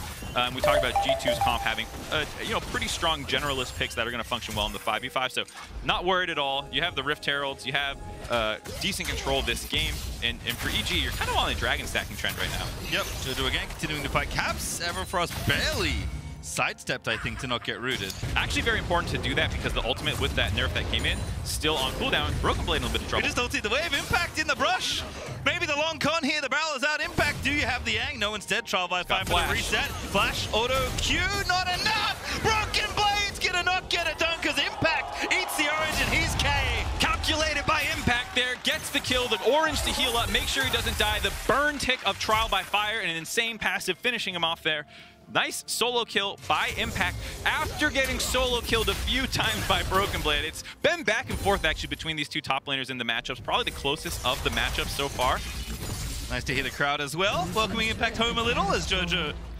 The Busan library memes have been going around. I think it's fair to say that it was more on the audio end than the crowd never cheering in some of these situations. I think the Korean crowd has gotten a bit of a bad rap through no fault of their own. But you can hear them now cheering for the solo kill for their old buddy Impact. Woo! Yay! Vulcan, oh no. More yays perhaps here for G2. Vulcan with a flash, no follow. Caps, oh, he's so good! Hijack flash, ulti, see you later, Caps. Gonna take out Vulcan, but he's inspired. Double sleep, Jojo Pyun's gonna try and get it done. Does not have the ulti anymore, just forced to pop up, but he's gonna get one. Danny actually gonna find it. Onto Caps he goes. Silence pretty slippery, but can't get out of this one. No, he can. The rest of G2 are here, and Danny doesn't jump forward, knows he can't front here. A 4v4 only ends up being a 1 kill for 1 kill. Traded out there. Ooh. The long con perhaps here for G2. Caps with a very ambitious bait. Gonna have the ult. Silas W is pretty good. Oh, Broken Blade finds the alley-oop, and there's just so much CC. Targetman's gonna find it. They were setting that up so well. You saw the Narbar building up. You could see what they were going to go for. Broken Blade jumps off the minion, slams Danny. He thought he could get out of the angle. He was so close to getting far enough away with his own jump that it would have pushed him just down into the tunnel of that jungle entrance, but he still got stunned up on the wall. That gave time for Caps to get his CC off. Danny getting picked on yet again by G2. They're really into bullying this Lookit. They're really good at killing enemy AD carry, I will say in general. Targetman's just finds so many different angles. Very good at these skirmishes. You can see G2 all working together as Impact and Caps are going to do battle. Impact's feeling pretty good. Got the Triforce. Good dodge there from Caps getting out from under the barrel. He's going to respect the power of this Trinity Force GP. Definitely have to be careful. Impact is amongst the strongest members on the map. And definitely in a melee range where I get to start with my passive on you versus Caps is going to feel pretty good. Nice ulti there from Blackhead, just continuing to harass EG's bottom lane. The wave, though, is going to get killed. Blackhead, though, has his own Triforce, so doing a pretty good amount of damage with the current poke. So some good lane assignments here. First, we'll take a look at this fight here. Vulcan just caught out of position on the vision game, but Inspired and Jojo are around to support him. So when they go in here, it's definitely a bit of an overcommit. All the team fight abilities are up for EG. You get the nice 2-man sleep, almost a 3-man Caps. I think just timed out on the burn from being able to get that one refreshed. Still, they get that 1 kill onto Jankos. Cleanup kill, and then Danny gets that long chase down bait in the top side. I was about to talk about lane assignments. Both teams sending their bot laners to the mid lane to get a 1-3-1 lane setup, but I also, in particular, like putting Caps against Impact because he's a little bit stronger. You have Impact building the steel Caps, and it's double physical, but you have split magic damage types for G2. So the steel caps from Impact have depreciated value versus the Silas, but the steel caps for the Broken Blade will be good versus Tryndamere as well. So there's like these little tiny matchups that you can see G2 optimizing for, which shows their experience in playing these 1-3-1 lane setups out. Yeah, also G2 managed to take the third dragon away. A pretty important one to make sure EG don't get their hands on. So big slowdown now after potential Infernal Souls. Jojo is going to trade for a tower. They got the Rift Herald as well. EG decided that they could not play for the top side of the map. Good flash. Targamas, though, continuing to force out summoner spells. Yeah, no ghost up. I feel like if you have ghost, it's easy. Just take the knock up with your ultimate. You'll be able to ghost out of there and probably not die, but a little bit concerned about getting chain CC'd and chased down. So I respect the flash there by Jojo. Does feel bad after losing that dragon as well. That does stop the EG Drake stacking. I felt like that was one of the options they had in this game. Not the only one, but now the gold lead has continued to grow a little bit. Ooh, TP flank ankle. Here we go. Deep TP. Impact the first target here. Nas about to cut him off here, but Vulcan and Inspired both here very early. Now Broken Blade's going to show off, and Inspired's like, hang on a second, what's going on? There's a flanking Nah. Cap's going to steal the ulti. Impact in trouble already in the 1v1, and Inspired trying to get out of there. Vulcan re-engaging. Cap winning the 1v1, and Impact is going to fall. Vulcan's going to die there as well. G2 just there to the play faster, and they will find two. Yeah, it was a case where both people were collapsing. I think Broken Blade had a really intelligent play of just distracting the 3-man from getting to Caps. Caps can take that 1v1. Like we said, some of those itemization advantages in his favor. Outplays Impact down there, while the other members of G2 collapse on the EG flankers. But Jojo Pyun does get the advantage of just slapping some turrets down. Should be able to get it here. One more order needed. Does get it. Wants to fight Caps as well. Finds the slow. Pops the gun. Gale forces in. He's going for it. Caps doesn't have his ulti yet, but it's up very, very soon. Has he bought enough time? AC has a dying Rave counterplay there. Finds the Unfrost and Caps gets the outplay. Caps pops off against Jojo Pyun. The stopwatch keeping him alive. G2's not done yet. Never done. Is Inspired going to get knocked up and shut down by the True Shot Barrage, and EG TP in, but Impact only chasing safety. He has to pop back to the top half of the map. Caps says to Jojo Pyun, have it writ upon thy meager grave, felled by King Caps, last of all kings. Extremely well played by Caps. I'm going to guess that the stasis ulti cooldown lined up just about perfectly for him to get that ulti back. Jojo, I love the aggression, but did not work out. Caps just too clean. He's been so good this MSI. So good to get G2 here. And G2 are continuing to harass different people on EG. Although Broken Blade, once again, in a 1v1 with Impact. They've met each other before in NA. Now here in MSI. Impact wanting another solo kill. Vulcan is going to go down to Blackhead. But Jojo Pyun's going to sneak on in to steal this one. Got a little dicey there. I think if Broken Blade didn't run out of kiting space, might have been able to win that one. But the collapse by Jojo Pyun secures that kill. For Vulcan, I can't even speculate how his skull got down there. Between two turrets with no teammates around. I am not quite sure how that... I'll blow that up for you. I think I got the... Whoop.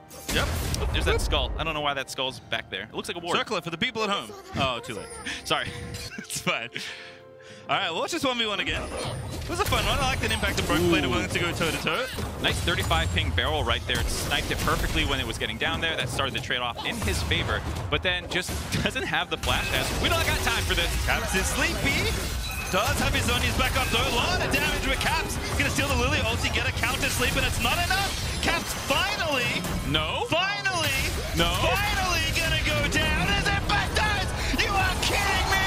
Caps, you are absolutely absurd, ridiculous, insane Silas play. Caps is still alive as Inspired finally gets the shutdown. The 1v3 by Caps baits EG thinking that they had the kill. They did not. And now Jojo popped the ulti. He's dead. GT continue to find players across the rift. I am so impressed and also a bit mad that I've yeeted my water bottle off this desk. I'm going to have to pick up a fresh one because Caps going to make me run out of breath with plays like that. The hands of Caps shall brook thee no quarter. As he punishes EG and sets his team up for this Baron play now after the kill on Jojo Pyun. 3v5 or 4 contests, excuse me. No TPs for anyone else to join in here. Yeah, no TP for him back. No ulti either. Can't help right now on the GP. Crab goes to Yankos. G2 are going to back away from this Baron. Now they can have vision of EG if they do want to try and start an EG don't dare. Given how G2 have been playing. They're still ahead in gold, by the way. It doesn't feel like it. I think GP passive or GP barrels might be adding to some of that, but... And turrets are really two big things. Some CS leads, some turrets, but playmaking has been in G2's hands. And we talk about momentum and knowing who feels stronger. I don't think any player in this game thinks EG has a gold lead right now. No. Most likely not. Maybe someone's really good at calculating that stuff. But with the Drakes now going in G2's favor, the kills going in G2's favor, the pressure on the map going in G2's favor, like, the gold lead is not the end-all be-all of league stats. It's a great one to use to quickly get an assessment of, oh, who's stronger? But in this game, it's G2 right now. Oh, I love this! From the Caps POV! Oh my god. Do I gotta watch this? It's so clean. Just the stopwatch here, right on the last little hit that was about to come in. Like, he's paused at like 40 health, you know, like waiting for that cooldown, gets the reset, kills GP, and you saw Lilia and Leona just be like, hey, you're good from here. And so just Caps popping off. And then knows, like, can't win here. So he's like, all right, I gotta run. And made the enemy commit another flash. I mean, just to get that shutdown. You commit the extra flash and you make them take longer. You scrap it out as long as you can, and then if you have an angle to get out, look for it because you can't kill anyone else, and that will make them spend extra resources. Just Caps playing it to the hilt. All right, well, 2 Executioner's callings, 2 items for Impact and JoJo. It's actually a hull breaker for Impact, curiously. So not yet for JoJo, has the quick blades instead, but I imagine we're going to have some sort of 4-1 or 1-3-1 formation for EG. But as you've alluded to already, Mark, G2 are very well versed in that style. Yeah, G2, with this advantage, you can see it's getting tougher for Impact in the 1v1, even versus Broken Blade. Multiple members are now struggling. Broken Blade able to force out the Ghost. Pops the heal. JoJo doesn't have to commit the ulti yet. Inspired here with Vulcan, Targamas the target. Danny up here as well, but don't want to overcommit. G2, again, it's a 3v3, right? JoJo can't really stick around, so they're going to take the weak tower there and G2 back away. G2 back away, but getting pressure around this Baron. I wonder how quickly they're going to want to go for it. They don't really have anyone great for tanking it. I guess Jankos is your best option. Broken Blade if he's a Meganar, but you'll probably have him kind of splitting or putting pressure. I can see them just continue to go to Dragon. I mean, this is a game you can kind of slow play from here. If EG can't win fights and don't have pressure, their comp doesn't do anything.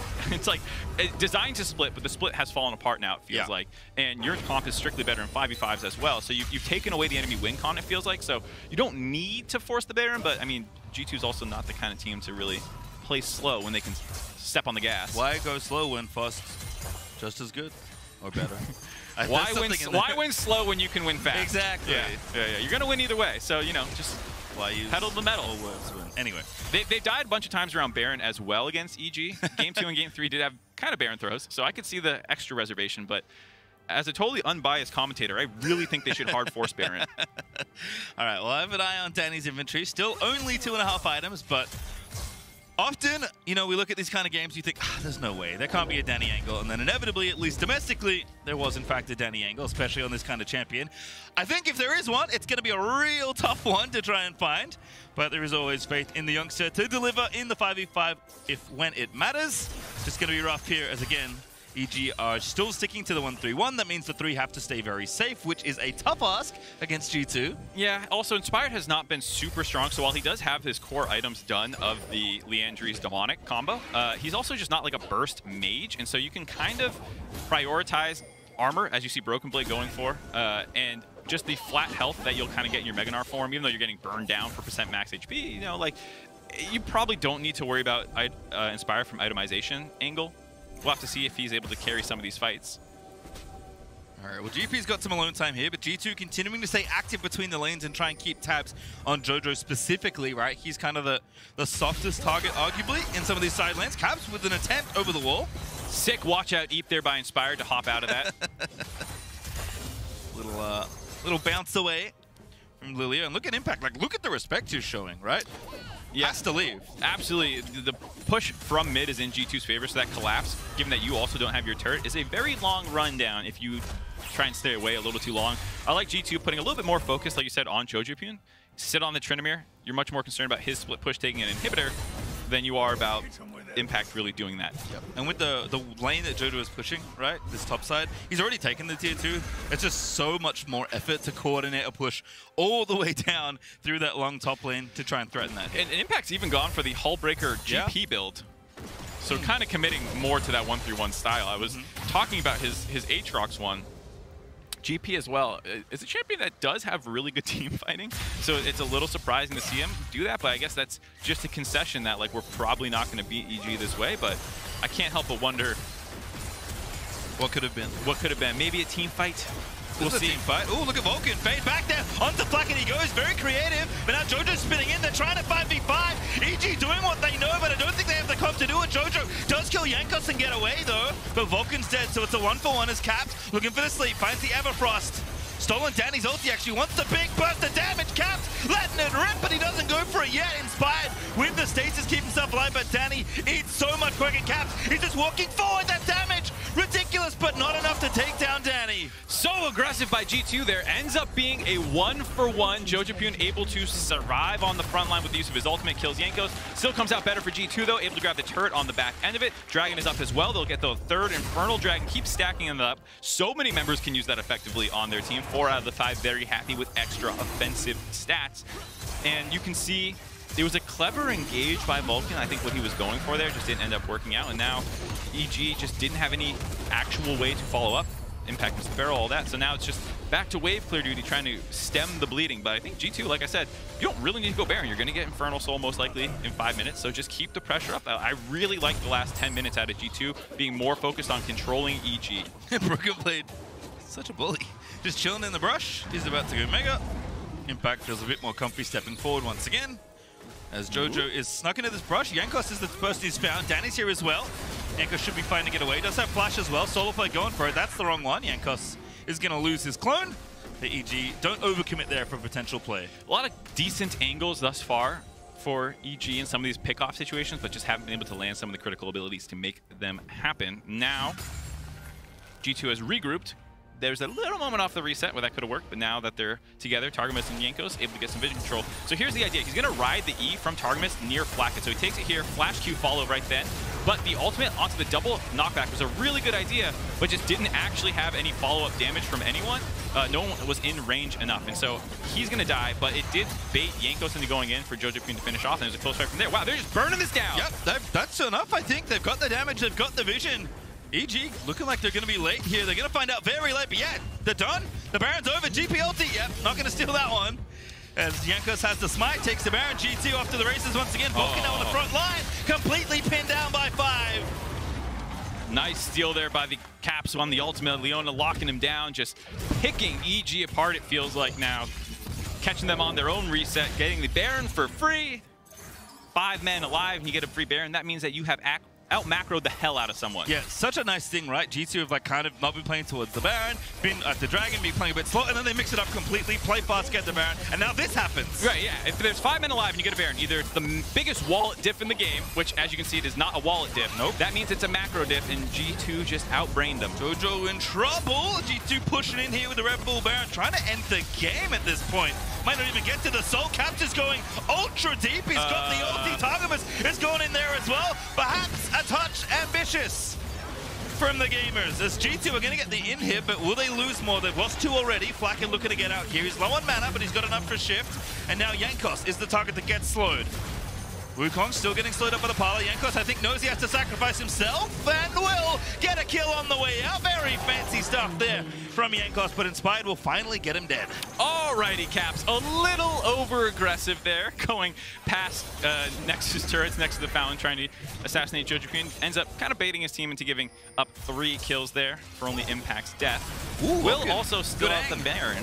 Danny in trouble. Mini now not that tanky. Flacket though fighting. Oh no, Flacket I think he's got enough. Buster Shot's nice, but Danny now flashes in, finds himself an outplay, and now Vulcan gonna pop the lock and look for Flacket. Oh but my the true God! shot barrage. Flacket outplays the 1v2. Lines him up and shoots him down. Flacket there blows up EG's bot lane by himself and salvages that play. Flacket has been somewhat of the unsung hero this tournament for G2, being absolutely incredible. 6-0-4, making huge plays and being safe while doing it. So a nice, wonderful, aggressive Danny play to get himself a kill, and then Flacket says, anything you can do, I can do this. Yeah, that was such a nice ultimate there, lining them up. As we take a look now to start this off, you can just see Jojopyun getting his ult forced out very early on. I can understand where Caps is like, great, you can see him already beelining to where he knew Jojopyun was going to go. Yesterday, we were talking about teamfight flow. That is the example of his ultimate's forced out. He has to run back to his fountain. I'm going to start heading there already. Only problem is the rest of EG is still alive, so they can kind of CC him up there. I appreciate Targamas being a bro and being like, I'm going, you're going, we're going, let's go for it. And it doesn't work. Jankos does salvage what he can from this play as the chase down and base defense comes through for EG. Nice little finisher here. Flash Q. Extra range, baby. Hey. So this play so nice. by Flacket is actually so smart. There's some plays happening in the mini-map. I don't care. So he lands the W onto Danny here, and you're going to line up to body block a Mystic Shot. But that also puts them in line for his ultimate. And so as soon as Flacket sees that, he starts buffering the ult through Vulcan's stun. So it's going to go off no matter what. And because they're lined up to avoid the Q poke instead, the ult rips through both of them. Yeah, really, really nice hit on there for Flacket. 6-0 and 4 on the game so far in this Ezreal. 4 items done. Stopwatch in hand. Feeling pretty good. Yeah, he's looking strong. Looking pretty good. Impact in trouble.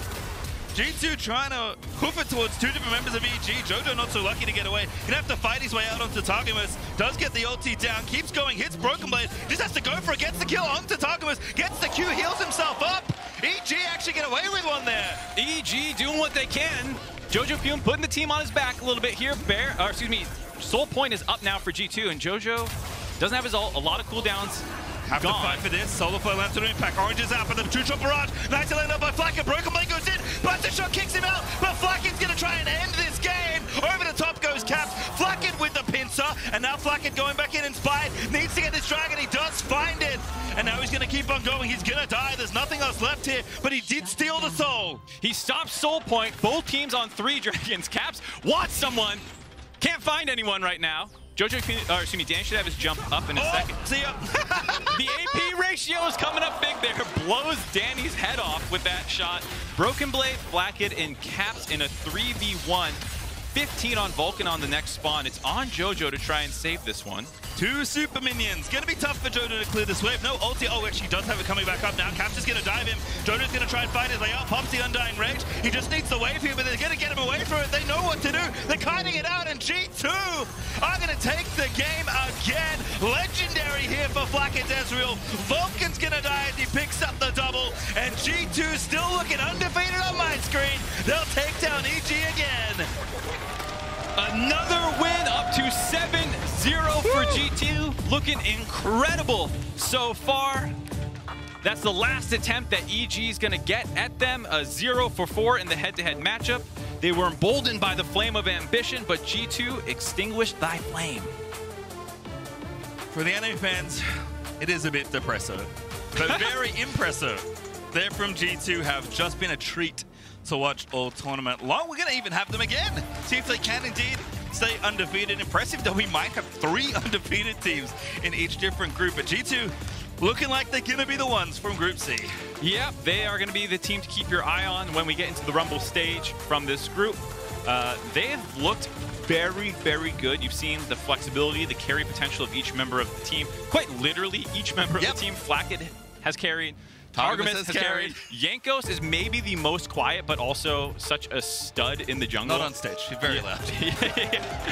But definitely someone who sets the team up and lets them carry quite a bit, I think. And so the entire team is looking monstrous. And I'm excited to see them go up against some of the Eastern teams. Absolutely. Claps from the local audience there. For Claps himself, who's had an excellent tournament so far. EG, I mean, look, they had some good moments, right? They had 2 relatively close games, including one that was almost a big comeback. That game actually looking pretty good for points. They had the gold lead. They were trying to make it happen, but G2, it's not just the individual star power. Like, their team play is just so nice to watch. There's levels to this, man. Yeah. And I think some of the younger guys on EG are learning those levels a little bit. And like you said, it's not like Giga doomed. Some of these games have good moments. It's not just a pub stomp from minute 1 to the end of the game. But there are the moments where G2 shows their experience, their creativity, their skill, and they're able to get the leads. Fun to watch there. Coming up next, though, as we are done with this game, Order are going to be taking on Evil Geniuses once more. As we head to break, check out the Evil Geniuses pick, Industry Baby, of course, by Lil Nas X as the song that represents their playstyle. And you can listen to that and the rest of our team's anthems on the official MSI 2022 playlist on Spotify.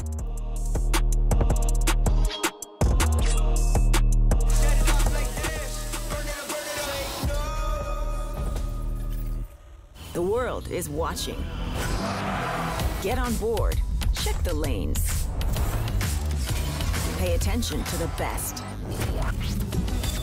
Join the ranks. Be the challenger. All in for the trophy. This is for all senses. This is for all players. Buckle up. Take notes. MSI 2022. Driven by Mercedes EQ.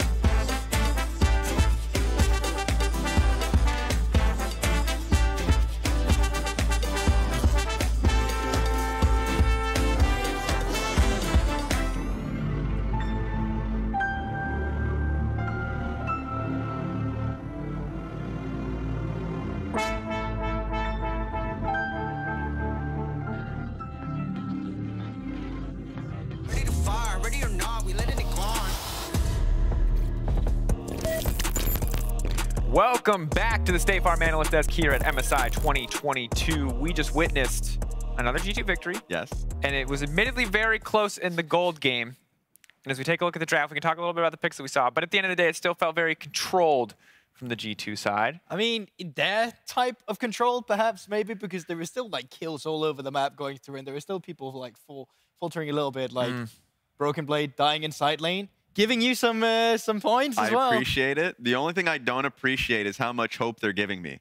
We actually had a goal lead. Yeah. And then they stole that Baron. And we had a Drake league. Yeah. Yeah.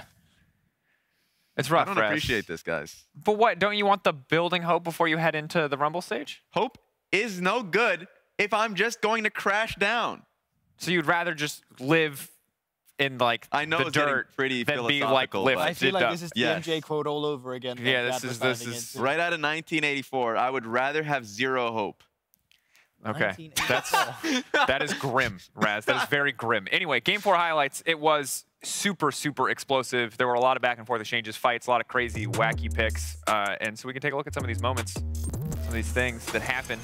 And I gotta say, this looked good. I liked Vulcan Leona, and then suddenly a monkey came over the wall with a weird Birdman strapped to the top of him, and it just all fell apart. Yeah, it's almost like those Wukong buffs finally mattered a little bit, but it's like they feel this false sense of security due to having Inspired in the background, but Inspired is not there on the plane when they're committing.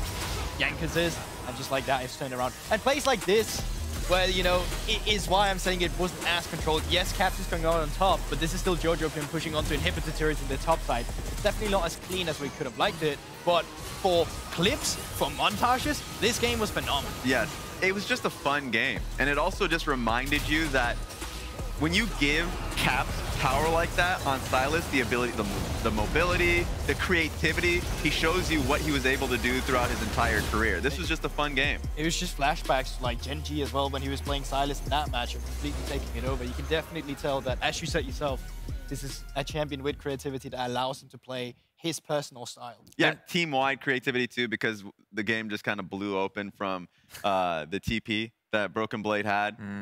Just basically collapsing on the team. If he sees an angle, they go for it. That's something that will carry on throughout the tournament. So I'm looking out for that one. Yeah, well, speaking of Caps, OP player of the game, none other than Caps, to the surprise of nobody. But he's been popping off all tournament. Obviously, this game had a number of highlight plays, but just across the board, honestly, player of this game, and I think player of this group most certainly. He's a guy who's had so many highlight reel moments. This is just ridiculous to see, this specific fight, right? Because at this point, you think it's a done deal. He goes into stasis, Leona ends up walking away, don't even want to try and steal this, or like, but no. He gets the regen HP, he ultimately ends up getting the kill on towards Impact, and so everyone's like, oh, we actually have to come back to finish him off.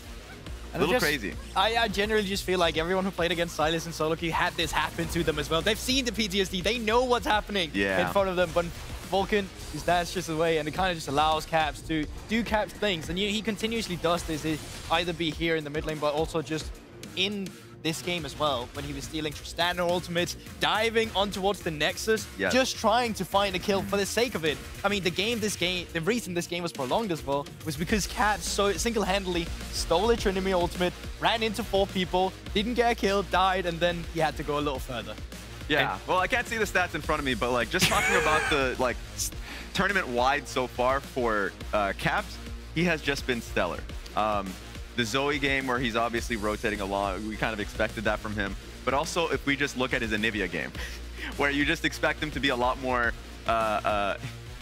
clinging on to the mid lane, trying to farm up, calling for help, vision and everything. No, he's the one roaming. So his skill participation, even off of that Anivia game alone, has been ridiculous. So here's my question. Cap stock in the West, at least, all-time high. People are watching out plays. They saw the playoff run. Is he the best mid at the tournament? Where would you rate him amongst mids at the tournament?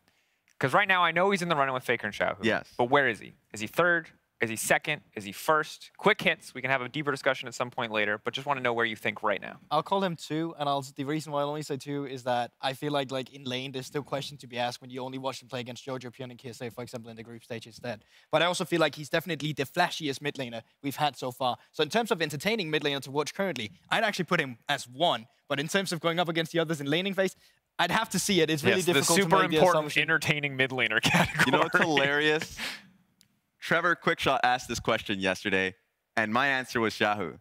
Now those games are invalid. My answer is Caps. Because he still has 3 more games, so if you want to ask him at the end of the day... There's just more footage of Caps at we this need point. to see we more just footage, forgot basically. Those games. Anyway, new analyst objectives cleared. We're not calling it bingo. We should never have called it bingo. That's my bad. Analyst objectives cleared. Jat is out for the day, so Raz will be taking his spot.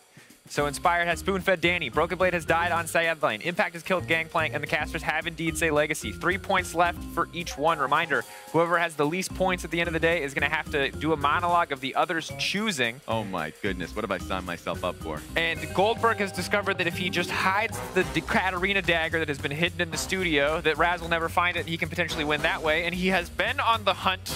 This is secret behind-the-scenes footage of them just searching the Euphoria studio. So Yinsu told me that it was probably in this studio, right? So we ended up looking for it, and I was just wrong. In fact, you were trolling me the entire time, saying you may have hit, like you hit it. I had to bluff because I found this Euphoria studio before you. I knew you were coming, and as soon as you arrived, I was like, haha, I've hidden it so you can't find it.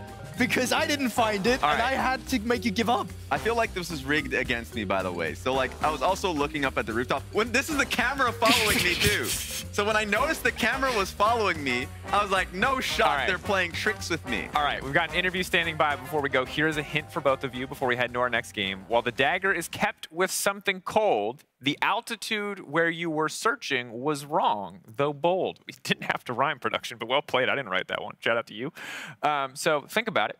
Altitude wrong, cold, something. Anyway, for the Verizon post-game interview, Ginsu is now joined on stage by G2's Broken Blade. Thank you very much, Dracos. I have Broken Blade here with me. Congratulations on yet another victory, but I want to quickly talk about a draft for a second. Were you expecting the Tryndamere to go mid in the end, and how did you guys respond to that? We didn't really know. We were kind of guessing that it could go mid, right? Because we are just, yeah, it's Tryndamere on 4 is usually a flex, so we are like, okay, it could go mid. We're not really surprised, but Caps was kind of feeling the Silas, even though I don't even think it's that great of a matchup. He's like, just give me Silas, guys. I think I have a good feeling, and then he was just 1v9ing, you know. So. Yeah, I feel like you have to trust Caps, right, in those situations. But I want to quickly talk about your performance and also history at international tournaments. Of course, when we saw you last time at Worlds, it didn't go too well result-wise for your team then. But now you guys are on for a potential 8-0 coming out of your group. How great does that feel, and how would you rate your own performance? It definitely feels great from 0-6 to 7-0 right now. Definitely feels great. I think I've developed a lot since then as well. For my own performance, though, I think I can still play a lot better. I think I still have to up my game a bit in order to like beat the other good teams. Yeah, hopefully, I mean, I'm pretty certain that we're gonna probably just win again. We're having a lot of fun today, actually, since we're locked. But yeah, maybe we'll see some more spicy picks. Maybe another Caps will carry, and maybe this time Jankas will hit a spear or something. We'll see. Yeah, I'm excited to end the day. Now, you guys are also on a different win streak, which will be a 20-0 if you win your next game. How important is that for you going into the Rumble stage to know that you're going to come in pretty flawlessly? Definitely feels great. We're actually talking about it internally with the team. I think the biggest or the longest winning streak was 28 wins, if I'm not wrong, by Flashfulls. It's not something that we're like looking to do very strongly, right? We're just playing the game, and if you win, we win, right? So, I mean, if we can break a record, that would be awesome, right? Definitely looking forward to do that. I think we have what it takes to do that. So I'm definitely looking forward for it. But yeah, I mean, I forgot what it felt like to lose, you know. My Nexus is never destroyed. It's always the enemy Nexus, which is a very nice feeling, right? Hopefully I won't have to feel that for a long time. It will be a very G2 thing to get a record. You guys like doing that. And lastly, speaking of not losing, there's a couple of other teams right now at MSI who are also not losing. And if T1 and RNG do make it to the next stage, how do you think you guys are going to fare going up against them? And is there anyone that you're looking forward to playing? I mean, definitely, I think both Zeus and Bin are really strong top laners. Definitely looking forward to play against them. I think it's going to be a really nice challenge. And I think both teams are really, really strong as well going into this tournament. Hopefully, we will bring a good momentum into Rumble stage and have some good performances. Because I think it's not about Rumble stage in the end. I think it will matter a lot when it comes to the knockout stages, right? And if you are on our peak level at that time, I think we can definitely win the whole thing. Well, thank you very much, Broken Blade, for joining me, and good luck in your pursuit for that win streak. Thank you. It's time to throw this back to Dracos on the desk to break everything down. I'm just, he trash talked his own teammate. He ruling hit does not count. Own team trash talk does not count. Can I get production in on this one? He was trash talking his teammate. Someone else's, we it will counts, call right? that. It does not count. That is Dracos no makes point. the rules we have here. word from producer Deppa. Now, I'll defer to producers if they want to give one away. But no, all right, no trash talk there. But up next, round 2 between Order and AG, who faced off earlier today in Game 2, their 4th matchup now. And earlier today, as we look back at the draft and back at some of the stuff that happened, sadly for Order, it's hard. Because I would love to be like, oh, this one guy really popped off, really did this great thing, and we should focus in on him. But it has just felt like an uphill battle across the map. You know, maybe Viego gets out, oh, but suddenly there's an Orin there. And it's just been hit after hit after hit. Yeah, and usually when you are put in a position like this where you're already counted out of the tournament, you just want to put your best foot forward as a team, right? You want to have the best memory as a team. You want to look best for the fans out there who are still awake in Oceania. You know, because if you're looking at Kevy, who has had a spectacular season thus far in the LCO, you know, you want to just basically pick what is comfortable for you, or just like have a little bit of fun, right? So that's what I'm expecting here. The last time we saw them go up against Evil Geniuses, Inspired lived in his jungle. Yeah, that's true. It was pretty disgusting on that front. So let's try first goal here. Protect Kevy's camps at all costs. Honestly, I don't actually mind if they make it messy. Like, I don't mind if it has to become skirmish heavy, as it did back in the LCO, where they had Cillian at the first mode prioritized champion due to how much they fought and they needed a revive in the fights. I agree with defending Kevy's camp, so you're at least getting him ahead. But I also feel Kevy needs to understand when the lanes are coming in and crashing, and then they need shadowing. And I feel like if you can fight at that point, where Kevy is at the right spot, at the right town, and you just make it messy, you win one of those skirmishes in the early game, and you try and use that momentum, that would be great for Order, because having something to rely on in the early games, then start stacking the objectives, which they are so good at doing at LCO, that could really give them a win condition. Or if they could just make it messy and, you know, go out with a bang for their last game. Exactly, and remember, and when we're talking about they're doing it for their fans, it's not just the LCO fans, the Oceanic fans. It's also the LJL fans. Remember, Corporal played in the LJL in the past, so we're channeling a lot of energy for a win here for Order. Yeah, and if you play well enough, someone in North America could pick you up next season, Raz. Boom. It could happen. Hey, look, remember, he played in LJL. Across the globe, scouts are watching in this game. But no, for me, I think for these new players, specifically, I'm looking at Puma, just because Puma performed, I would say, the best. He was their main carry. He picked up a lot of player of the games throughout his time in the LCO, and he's a Vayne aficionado. I would love to see him on a pick that he wants to play, wants to have fun with, and also is super comfortable with, and that they can play around. I think they're a front-to-back type of team. That would be my guess. And the last game he played, the Ezreal, we had a solid scoreline. Ultimately, was difficult because it felt like a lot of things were falling apart around him, and it was maybe the safety of Ezreal that allowed him not to rack up too many deaths in that category. But there are little glimmers that we can look toward, little things that we can hope for that this team can show off more of, even if it's not going to be about the win, just individuals playing the things that they're known for. I think showing off a little bit and showing us a good level and a competitive level is, I think, the most you can ask for at this point. Yeah, and like, just have fun with it, right? I mean, it's the last tournament of the day. Like, come in shooting, no regrets. Like, at least, you know, just give everything you had. And if you want to have fun with it, that's the approach they take. That's the fun the casters will be having with it as well. I just feel like, make this your game, whatever happens. Yeah.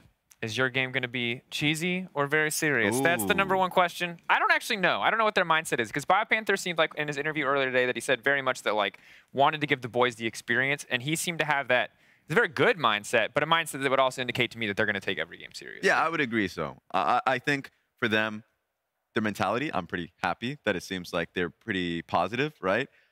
Taking every experience as they can as a team. But also, even if they're trying new picks, it's not as if they're not taking it as seriously. Like, BioPanther is a great example of this.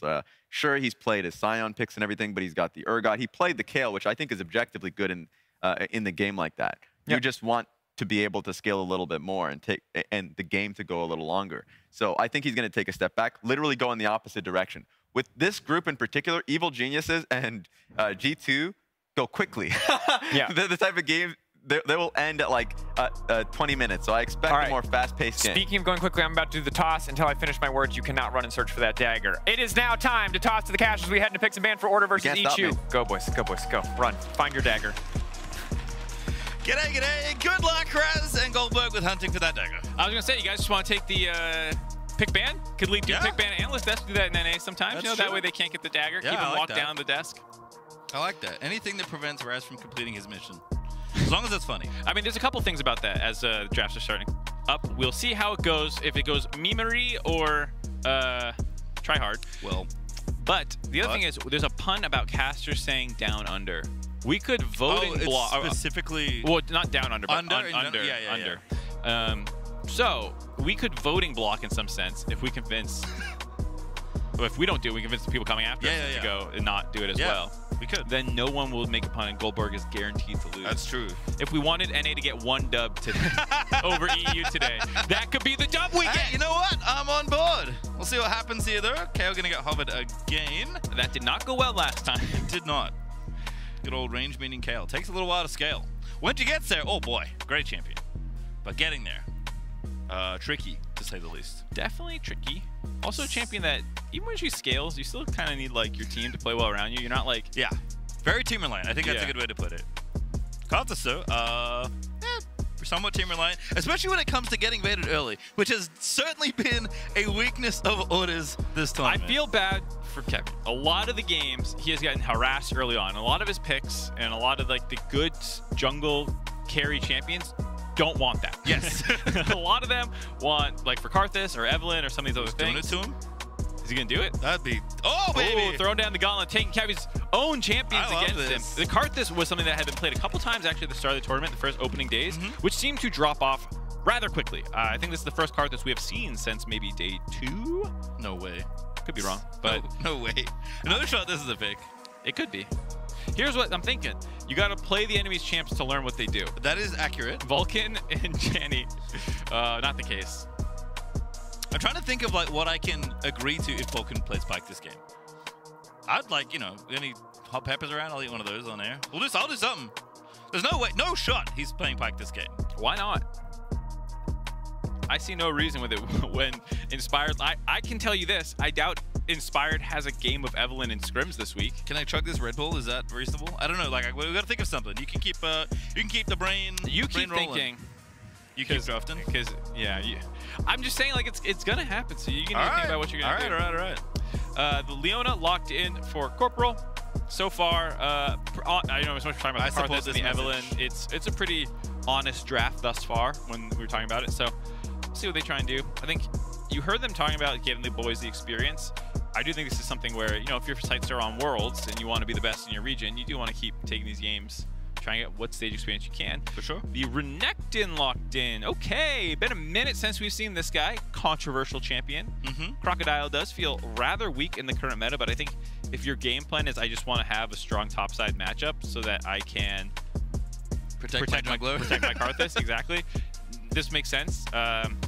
Also, kind of maybe blocking the Tryndamere from wanting to go top. Potentially. You can flex it as well if you really need to. True. Can flex everything around for both those.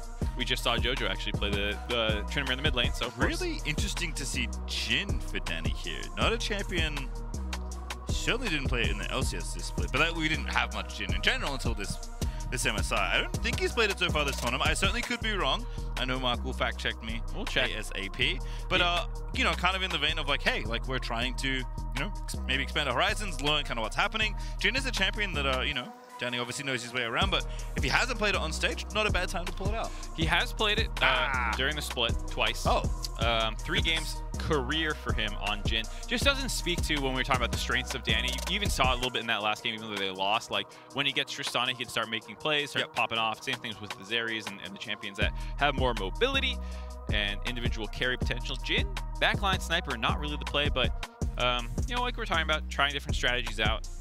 Can potentially help for what looks to be the bones of a dive comp, to be fair. With Evelyn and Tryndamere, they want to be assassinating people, so Jhin can contribute to that game plan. Well, 2 ADs banned for Puma, the Trish you mentioned, and Kai'Sa. GP banned for Impact. Seems very reasonable. GP also just generally pretty strong these days. Wonder if we'll see the Gwen getting banned. Wonder if they'll just leave it. Aatrox actually going to be the selection there instead. Don't want Impact to have that one. Yeah, it makes sense. Some of the mismatch roles, they're assuming it seems like that is a mid lane Tryndamere yet again, kind of telegraphing that and saying, well, even if you do want to take a top, we've already got it as the Bard. All right. Vulcan wants, you can see at least EG is pulling out some more stylistic picks, stylish picks, I should say. Things that they haven't played a ton on stage before. I think Jojo just enjoys playing Tryndamere. Yeah, like, give me that again. I was having a good time last game, actually. He looks pretty good, actually. I mean, like, he got savagely outplayed by Caps in, like, the mid game, but that's just because it's Caps. Like, in lane, he was doing great. Like, with his counter pick, looking pretty good. Like, yes, I think the overall plan, playing that style is not something we've known EG for as well, so it was tough to beat G2's macro, but individually, Jojo did look good. Yeah, G2 absolutely slammed EG on the later portions of that game. And so far, EG's been slamming Order. It's kind of been a pretty defined pecking order, tier list, you know, of this team beats up this team. Not a circle, though. It's just a straight drop. It's a waterfall. Yeah. It's a very long waterfall. The drops seem pretty severe. Ooh, Akali. Alrighty, we saw the Akali banned actually last game to make sure that you did not have to play the Tryndamere into the Akali, I believe was the concern. So now it looks like we're going to get a pretty skilly matchup in the mid lane, barring this flexing top. But with the Ornn hover, everyone's having fun and impacts like I consider... Ooh, I'm getting baited. I said Ornn, I meant Sion. I'm definitely getting baited. No. Okay, at least he's having fun. I was worried Impact was going to lock in Sion. Like, I consider this the fun champion. No. I feel like even for, you know, someone as good as tanks as Impact, I feel like that's not even his fun tank. Like, Shen might be more of a fun tank for Impact. Sion is like, just very too serious, I think. Alrighty, so a lot of short-range melee champions. A Jhin and a Karthus. Graves locked in to go jungle. Karthus flexed bot. So, interesting bot lane matchup. Spicy, let's say. I feel like both Karthus and Jhin are not going to have a fun time this game. A lot of dive threats, no peel. If you die, you die. No one's going to come help you. The only advantage for Karthus is when you die, you still get to do things. So maybe in their favor. We'll dive, no peel. Interesting track. As see what happens here in this one. It is Order's final game. No, they're playing again. They play G2 after this. My brain's working. I was like, I looked at the number and I was like, that number should be 8. It's 6, and then I couldn't do it. It was too hard. I made that mistake earlier where the other groups are playing like a six game schedule. So you see a 6-0, you're like, they must be done. Nope, they aren't. They're on stage at 06, must be done. Yeah.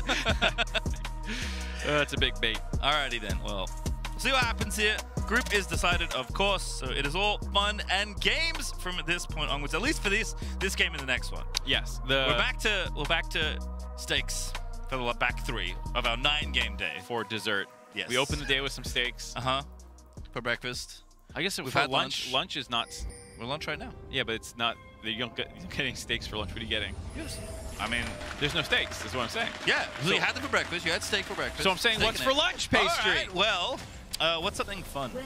Is it just dessert for lunch? Have we just gone full degenerate? I don't know. You just get like some food you can play with but doesn't actually sustain you. There's like these like jelly things. Oh. Is it like fast food? Is it just going full? I don't know. Full hamburgers. All right. I don't know. We can't figure. We're too dumb for this joke to play well. That's definitely true. Line defense makes sense. Want to protect Inspired's start. Also on flexes because we are. At least my brain is catching up. Jojo is mid with the Aurelia. That's his kind of pick here for this Kali. So, again, utilizing this trend nicely on the red side here for EG as far as drafts go. But there is a lot happening here. Kevin walking on in. Gonna get himself hit. Gives him the thumbs up. And walks away. I think that was a check to see, like, are they actually on their points, potentially? Because Inspire can hide. Back there. See if they actually are starting red. They go cross map. Nice stun onto Kissei. A little bit of pre-chunk onto Kissei, excuse me. I apologize. It's fine. It works. Corporal here with the counter. Bit of pressure, but not going to pull the trigger just yet. We're going to be annoying. Kind of helps out a little, but, you know, get some vision, get some info.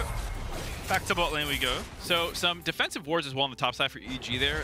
Tryndamere, impact, face check the blue buff, make sure that's where Graves was starting. And then on the way out, dropped a ward on the jungle entrance. That is a lot of buttons pressed there for Jojo.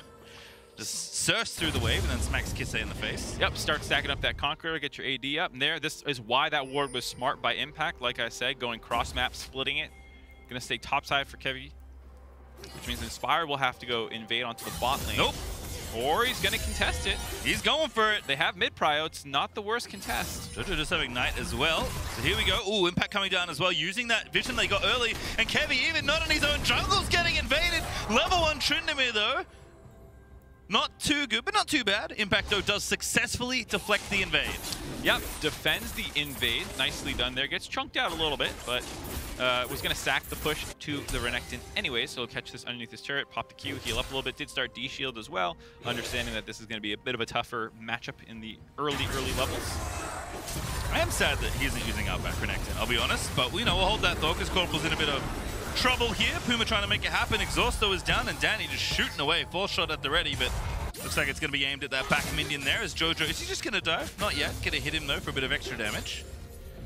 Nice chunk there. We're back. Kevy's not done yet.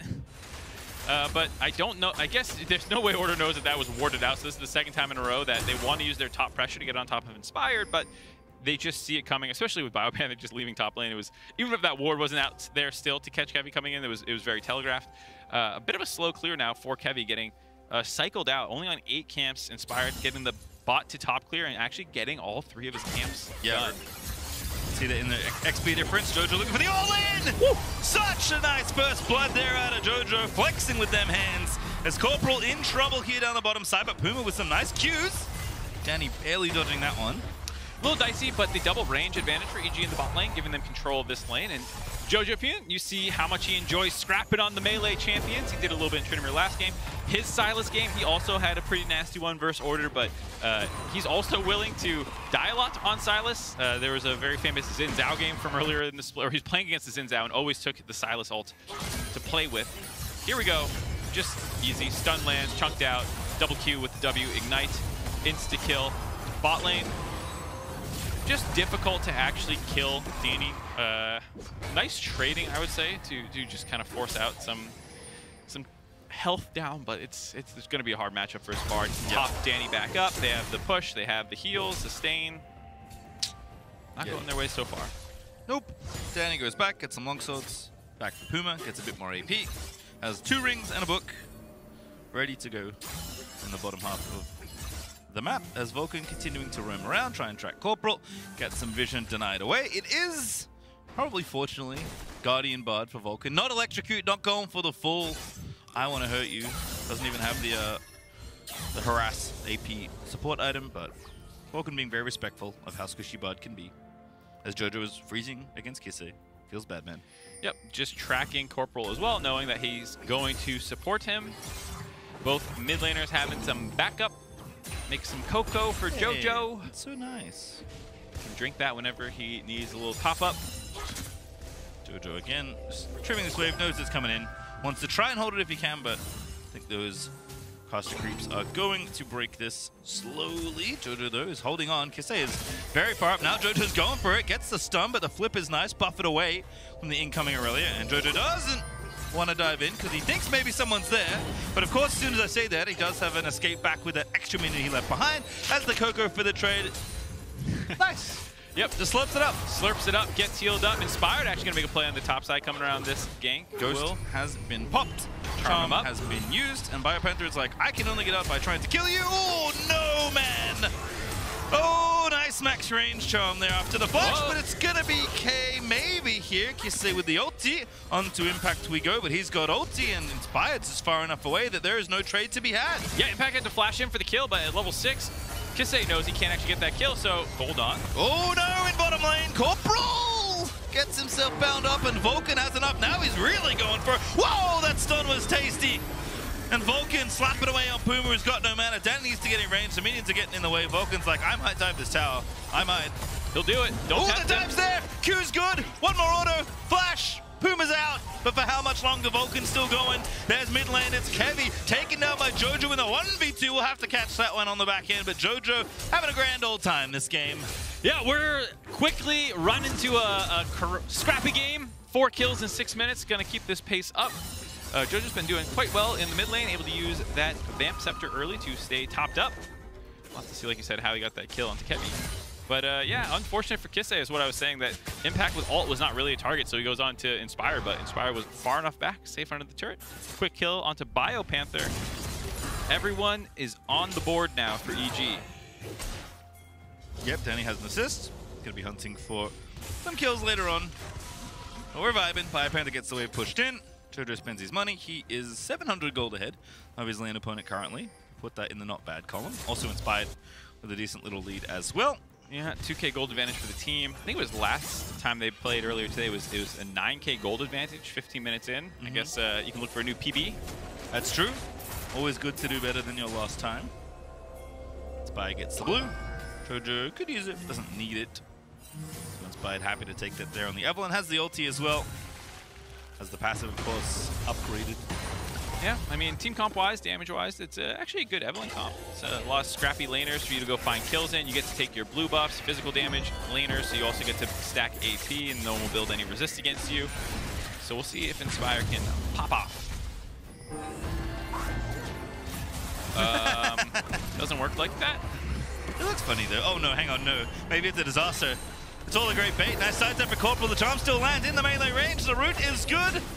Danny gonna keep on slapping. Needs a couple more autos. There's a good slow. Dark Harvest procced for Danny, and Inspired grabs one. It's abandoned, and Kemi was like, Dan, I'm gonna go to try and farm my camps and get them before they spill over and start taking these away. They might have been able to save him. I don't know if a smoke screen could have deterred something or not, but didn't even attempt it. Left Corporal to die. Went for the CS. Gonna be a struggle. Certainly so.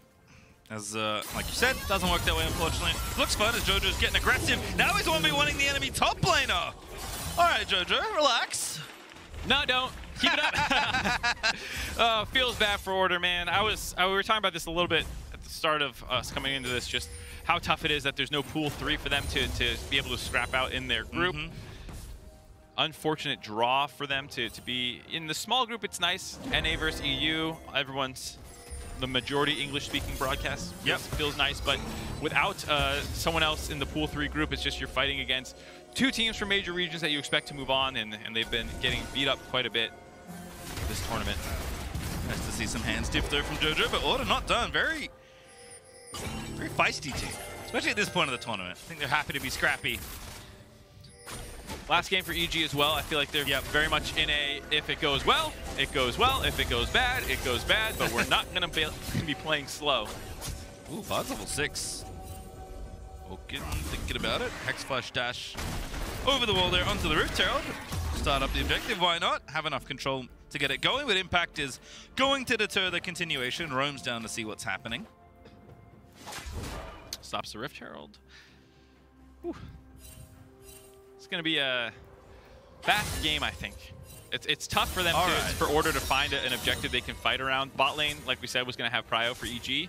Top side, where you might have had strength, went bad already. Mid and top lane have been getting kills, so you don't really have an in now. Both teams are very scrappy teams, like we were saying, with just some range carries in the Karthus and Jhin, who don't really... They're more probably supportive. I'm going to ult and hope that it makes Akali get the kill or whatever, so... Not a good start, 3K down. All right, with that in mind then, it is 10 minutes 30 also on the clock. Production, if you could tell me what the fastest game of MSI has been so far, I would love to know. And Mark, how fast is this fast game going to be?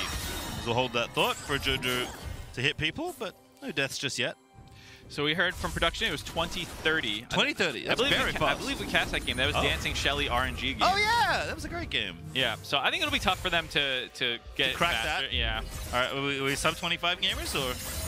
Maybe. Yeah. Want the over or under on 25? I mean, EG have a chance to int. There's always that possibility. Give them the opportunity to make a couple do mistakes, a Baron throw, make an oopsie. Yeah, can always happen. Impact doing some dirty farming. I'll take the under if you want the over on 25. I'll take the over. Sure. All right. Keep an eye on it here. Impact slapping away. Kevy the target. 1v1, v2 is easy there for Impact, but he is gonna die. Dragon goes over, but Impact's running away. Oh, he's got flash. He might be all right. Kisei can't get in range. Doesn't have flash himself, and Impact's out of there. You doubted Impact. I did doubt him. I'm sorry, Impact. Slaps Kevy down in his own jungle, who was trying to stop the dirty farming. Kills him. That also means that there's no one on the map to stop any 3v2 dives from happening bot lane. Tempered Fates. Lining it up. Oh, the pre-charm. That's filthy.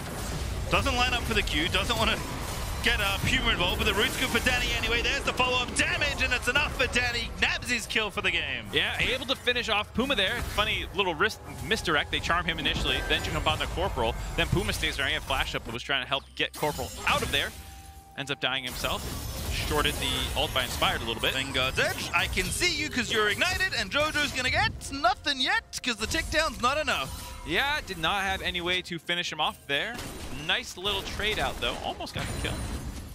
Lost his Ignite, though, so a little bit lower kill threat. So if you're Kisei, you're pretty happy about that one. Look, anytime you don't get 1v1 by JoJo is a good time. True. For you, at least. For JoJo, it's a great time. He loves it. He's going in no matter what. 3-0 already for the Aurelia. Blade of the Ruin King done. Impact slapping the tower. Biopanthers roaming back up. Trying to kick this Tryndamere out of the lane. It's like solo kill all over again. Oh, it's going to be tough. Not going to be able to do that one very easily. Going to have At some point, I don't know the last time Impact back. Now that I'm looking at items and everyone else's, I'm like, he's full build. What do you mean? You should have more items. I'm not quite sure after that kill. I don't think he backed. He might have stayed out on the map after killing Kevy. Let the red buff heal him up. Eat the honey fruit. He doesn't mind at all. Say a little dash away, but kind of at the mercy of JoJo wanting to keep blade surging on top of you. Kisei though, with the emotes, you have to love that. A little bit of banter between the players, because you know it's kind of hard to time, didn't you? Everyone's an emote gamer this tournament. It's good. I love to see that. JoJo's been, I mean, he's got a lot of experience. Those quick hands, he can kind of emote. You know, his EPM very high. His emotes per minute. Yeah, real good. It's a stat we want to track in the future. Get on it, Death Team. Who's the memeest player? That's either automatable or you've made someone very sad. As Kisei once again 1v1ing JoJo. JoJo getting a little low as JoJo going back through. Does it the ulti? But Kisei, it's not up yet, and JoJo ultless finds another solo. Q backs away from the E from Kisei, baits that one out, then flash Q's back in. Nice kill there. Gonna be able to grab some turret plates most likely as well, given that they know the jungler's down the bot side. 3v2. Cleanse Flash. Janny trying to escape back to the Coco we go as Vulcan gets a nice tempered fate, but it's just to buy a bit of time for Inspired, who's going to leap out of there. It's a great bait. Inspired cleans up too swiftly as Danny gets out from under the ulti, and Puma is completely trapped, and Danny will get another donation. Danny getting a couple kills now on the board himself after completing the Umbral Glaive, grabbing a bunch of Dark Harvest stacks as well. Absolutely popping off. And Impact, meanwhile, people have started to ignore him. Lonely old Impact on the top island. And there he is, just vibing. As I'm scared. This is literally every time they pan to JoJo now, I'm scared if there's another enemy champion on the screen. I just assume that he's going to try and kill them.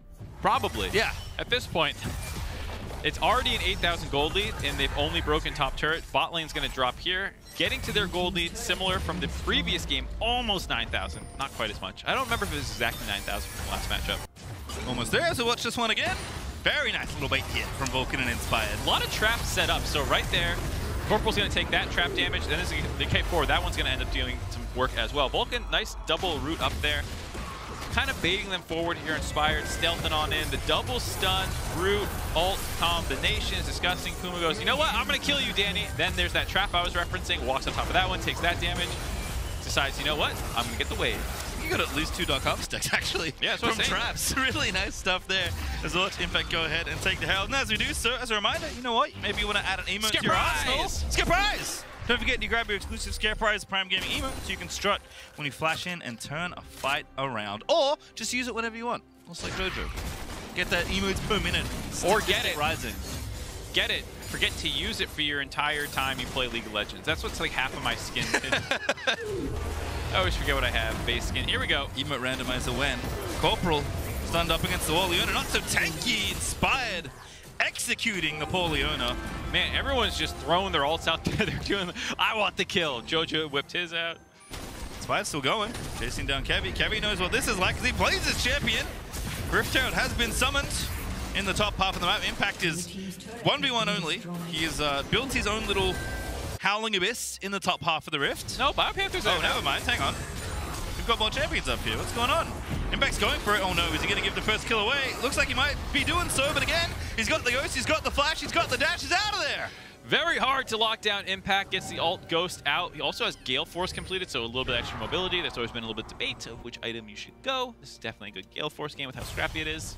Have we had a perfect game so far this MSI 2022? I do not believe so. Someone will inform me shortly. We have had, I believe, no kill games. Uh-huh. I don't think we've had a perfect game, which means... We're on pace, which means it's not going to happen. No turrets, no dragons, no objectives of any kind, and no kills. Perfect game. We're on the path, which you are allowed usually to means CS. Costa coasted. You are allowed to see us, that's true. It's very challenging. I think it's... You know what? I don't want to think about it. It has to be impossible to deny someone CS. There's been like some nice ones, right? There's been Cassio vs. LeBlanc comes to mind, but they get at least one. You know, they get the chicken. They get the raptor. There's always like the Flame Horizon, then it's like the X2, X3, like Super Saiyan 2, Super Saiyan 3. Like what level of Flame Horizon is it?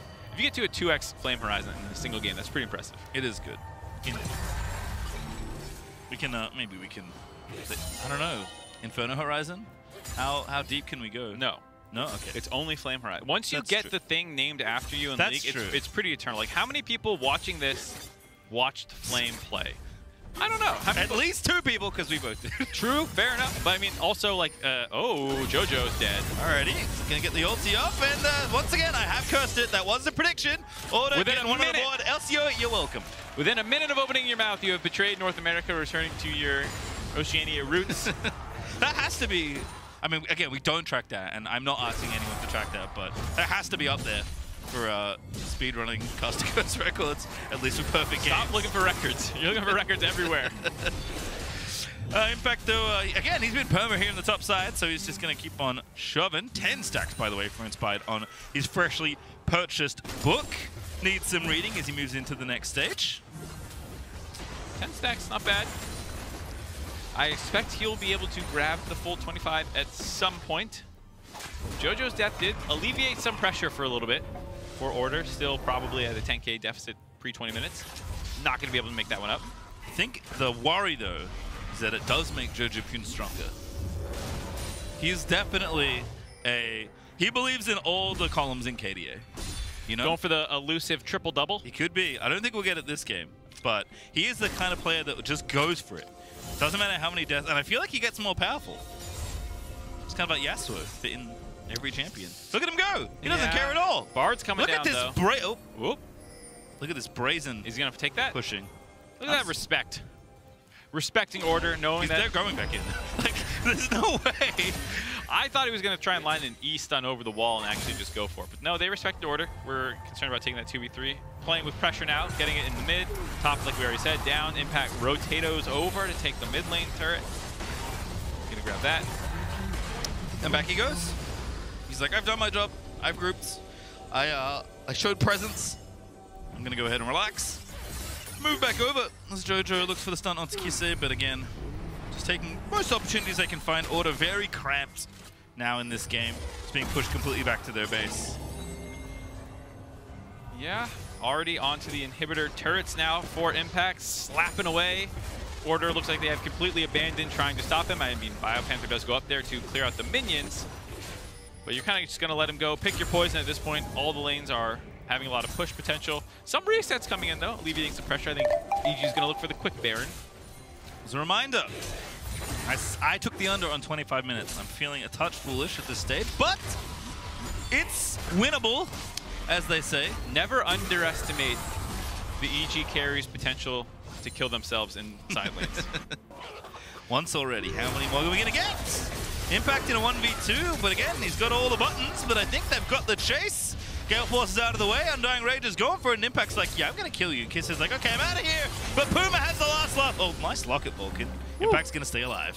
Locket might have been in range even over that wall. Might be thin enough to get the Guardian Shield. During that time, of course, EG was just doing Baron. So Red Bull Baron power play now in EG's back pocket, while Impact was running decoy duty. Yep. Gonna go back as well. I thought Vulcan had like stolen the Coco he had pre-set up for Impact. I'm like, that's a bit rude. Give it the Impact, maybe wants to stay out on the map, but he doesn't. He's got items to buy. Last Whisper now among his backpack of items that he'll be carrying back towards the top half of the Rift. And with the Baron, EG are going to keep my dreams alive, winning the game in under 25 minutes and not being wrong to Moxie, which doesn't happen very often. You could still be right. Don't, you know, just one team fight, so it ended. I believe, but I'm not confident. Let's see. Order setting up the brush bait. Danny, walk in there, please, is what they're thinking. I mean, Vulcan's going to walk in there with the sweeper. Vulcan, one-shottable potentially, but had quite a lot in the tank to be safe. We'll be all right, even though Locket's on cooldown. JoJo wants it, but here's a different fight. Corporal caught roaming in his own jangle.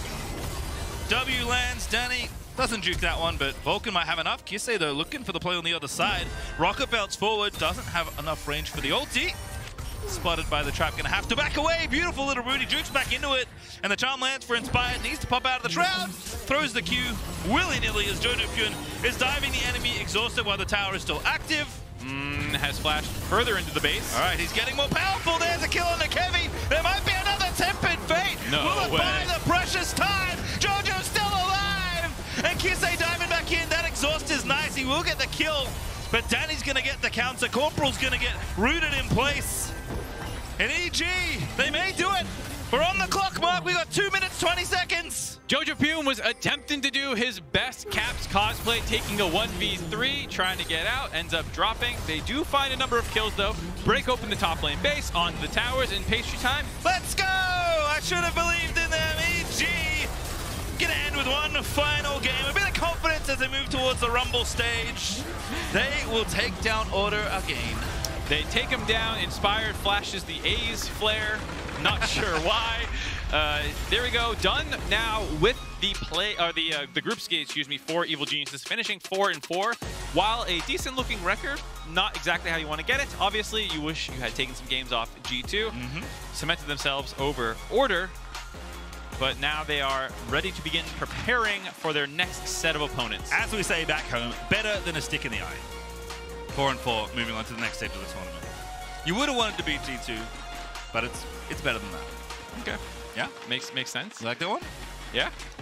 Perhaps we can teach more phrases. We can to try. Our friends. So we have one more order game left. They do. You know a lot of them. I don't know any. So looking ahead for EG, I think Impact has looked good. Yes. Inspired has been a little hit or miss, I think, but it depends on kind of the game state and like what the team is like. Hey, you need to do this for us, Inspired. But more or less good. I think bot lane for them is something that people will want to see improvements with. I know a lot of people online upset at Vulcan and Danny for some of these laning phases, and even out of them not quite hitting the same levels they were hitting in North America. And then Jojo, I think people expected up and down, but more or less, I think acceptable for what we were expecting coming in, going up against Caps, one of the greatest of all time. Yep. Western GOAT, you know, like, yeah, you're probably going to lose that matchup, but he's looked okay. Yeah, excited to see him potentially power up as he moves through the tournament, but it's time for us to step away. But the analysts, don't worry, have you covered with the breakdown on the other side before G2 takes to the stage one final time.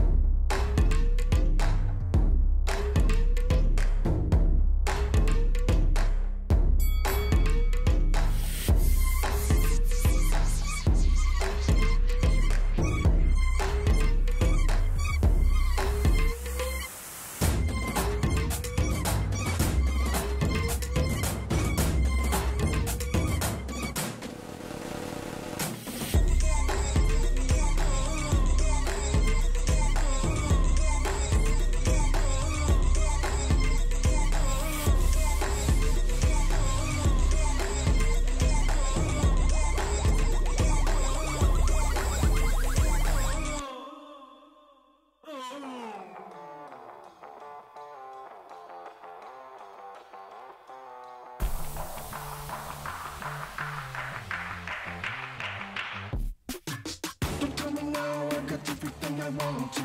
Don't stop me now when I'm juggernaut. Don't turn around, cause you don't know what's behind you. Don't turn around, don't turn around. We'll see it now, seeing everything we want to. We'll take your time, we won't hesitate. Don't turn around, cause you don't know what's behind you. Got you, we turn the page because we want to. Yeah, yeah, we run that, we leave this place. Yeah, got you, we turn the page because we want to. Ready to fire, ready or not, we letting it grind. Take notes! Take notes! Welcome back to State Farm Analyst Desk, where we took some notes on that game. Note, EG smashed. Bam. Another dominating win. Rough for the order, guys. I like the creativity. I liked having the Karthus and the Graves kind of flex pick, but ultimately it's just, it hasn't been enough. It continues to not be enough. It's the story we've been saying since the start of the day, to be honest with you. I feel like I'm getting teased at this point. I see the first pick Karthus. I leave the room. Yeah. Feel like I got a point. Yeah. I come back, it's bot lane. Kevin still has not picked AP, my friend. If he's listening to this broadcast, please. That's all Well, I'm saying. that was the last one. You're not getting it again. It's over for you. No, wait, no, there's one more game. Oh yeah, you're right. Anyway, let's take a look at some of the plays, of course, from this game, Order versus EG. Still really hype. I like seeing the Aurelia mid lane coming in for JoJo. Looked really comfortable on the pick overall. Certainly in the Akali Aurelia matchup, it just felt like the second he hit any stuns, it was just going to be rough for the Akali. Yeah, the collapse there from him was one thing. Also, this was after, because they ended up swapping here. The Akali gets solo killed, Renekton comes mid, he gets solo killed. JoJo can put on a clinic, and it was just fun to watch. And I love that Inspired decided to take the Evelynn instead. Like, looking over at Kevy, just being like, I know this has been your pick. How about I make it mine instead? There we go. Actually make it work into the Graves matchup as well. So, no Calm, do jungling to go Calm. The facilitation from the lane run there and Inspired. I mean, everyone was running a remark from EG once again. Like, we can say this all day. Yeah, and I think the big thing there, too, is that it's just so hard. It's already, the odds are stacked against Order, but then when you use your Karthus flex pick to try to get an edge in jungle, and then you don't get an edge in jungle, life's hard. Yeah. It doesn't get much easier as the game continues on there. But again, got to see some hypey picks. I like seeing the double 80 solo laner, super interesting. I don't know how much of that we'll see as we move ahead towards the Rumble stage, but Bard, I'm a big Bard enthusiast. I remember Vulcan playing Halo Blades back in the day. Sadly, he had to go Guardian this game because it's like the only good Bard mastery, but I'm just saying Halo Blades. That's my request. Hey, you had some action down there. I felt like every lane had action. I mean, I know we saw a lot of plays through mid lane, but also the 2v2 came out with him getting a kill on towards Leona. Same thing happened top lane. So we still got a good amount of Bard action.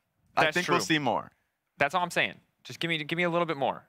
Give me that absolutely skillless Q hitbox. Yeah. I love it. I used to say it was good, and then I stopped playing Bard for a while and had to play against Bard, and then I was like, oh, no, wait, this sucks. This is obnoxiously large. This is hilariously big. Yes. There are a lot of psychopath champions that do not care about the lane. I hate those champions. Katarina's one of those. Bard is one of those. Pyke can do that stuff, too. Pyke is one of those. Yes. Targamas is one of those psychopaths. Well, we'll find out if there are going to be more psychopath champions in our final game. For now, we have Yinsu standing by with Danny for our Verizon post-game interview. Thank you very much, Dracos. I've got Danny here with me. Hi, Danny. Welcome here to the show. Now, this is your first ever international tournament, and you have already made it out of groups. How great does that feel? And did you expect these results?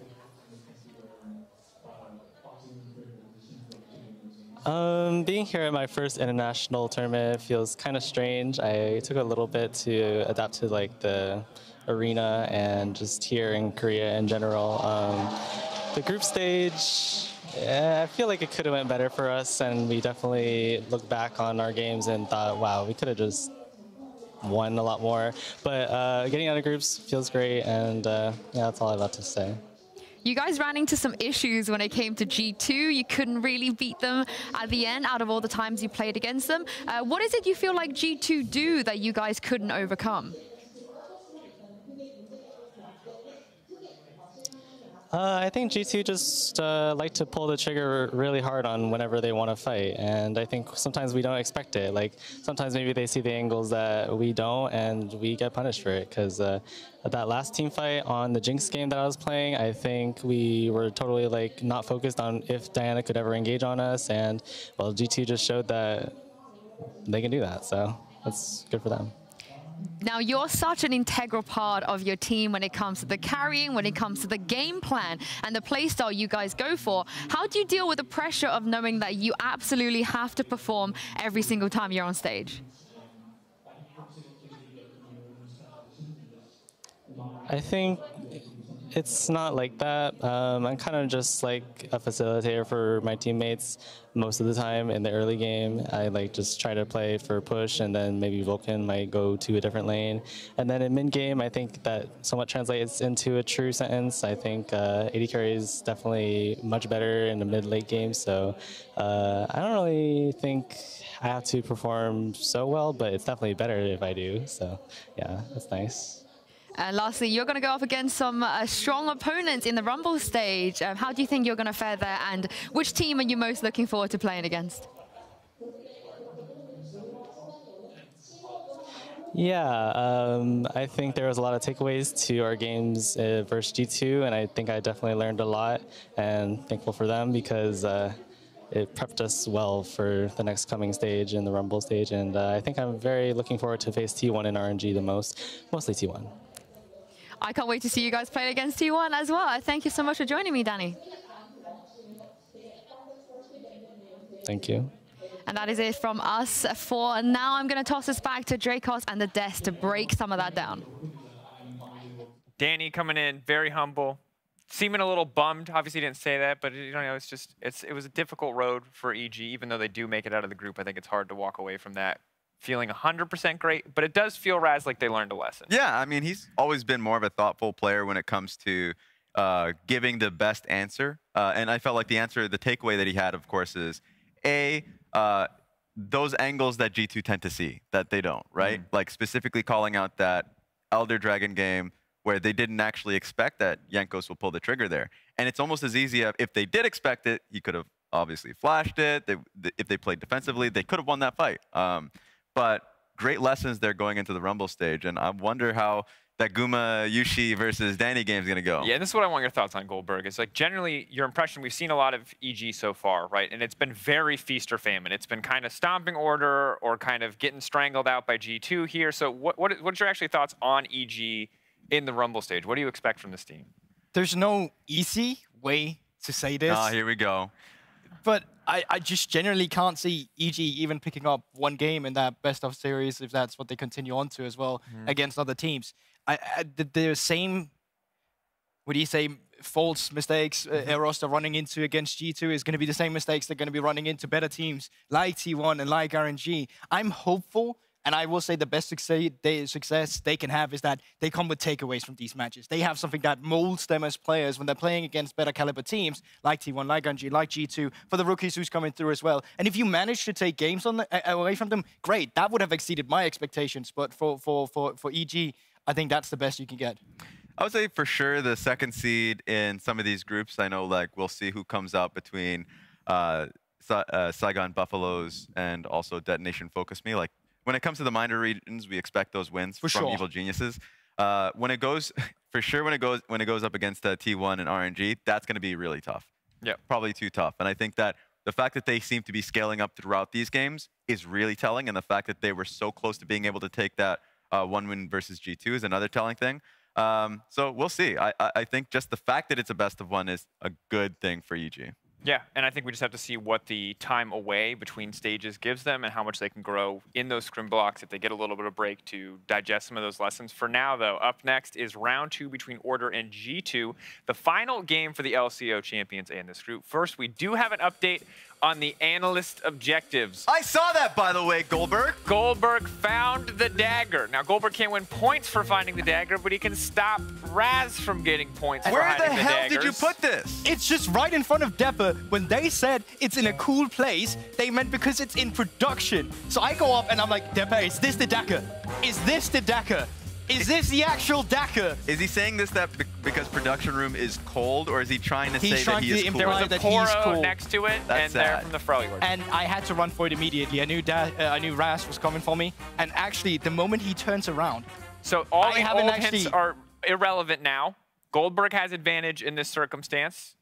No, I think points-wise, you're still tied, no? Yeah, we're still tied. I'm pretty sure. Or is it still up? I'm still pretty sure we're It's still tied. 2-2, Yeah. but you're now that much further from getting your third point. Goldberg is hitting it elsewhere. Do I at least have another hint? The fact that he was able to do this, by the way, and hide it to a Next completely game, you will different location. get another hint. It's a 9-game day. Thank you. All right. Moving forward, as it is the last LCO game of the day, we wanted to talk a little bit about kind of the history of the LCO, and specifically take a look at some of the players that they have exported over the years. Because while we did see, we have some hope for the LCO in the future, I think it's also important to talk about a lot of the talent that is left. This is our LCO Export All-Stars, and I wanted to get your thoughts on this, Raz, because I think you weren't here yesterday when we were naming all of these players. Thoughts on these players? Yeah, I mean, FBI has been incredible. Ayla just actually won his Proving Ground Championship, and we're expecting great things from him to find himself in the LCS. Fudge, who is in the LCS, finally going back into the top lane, was one of the best top laners when he was there in that point. I'm actually supposed to see Pabu later on today. I mean, he is with Big, who is the German team, of course, and so in Prime League. Exactly, so that's fun. And yeah, Oceania has found a lot of players, new homes.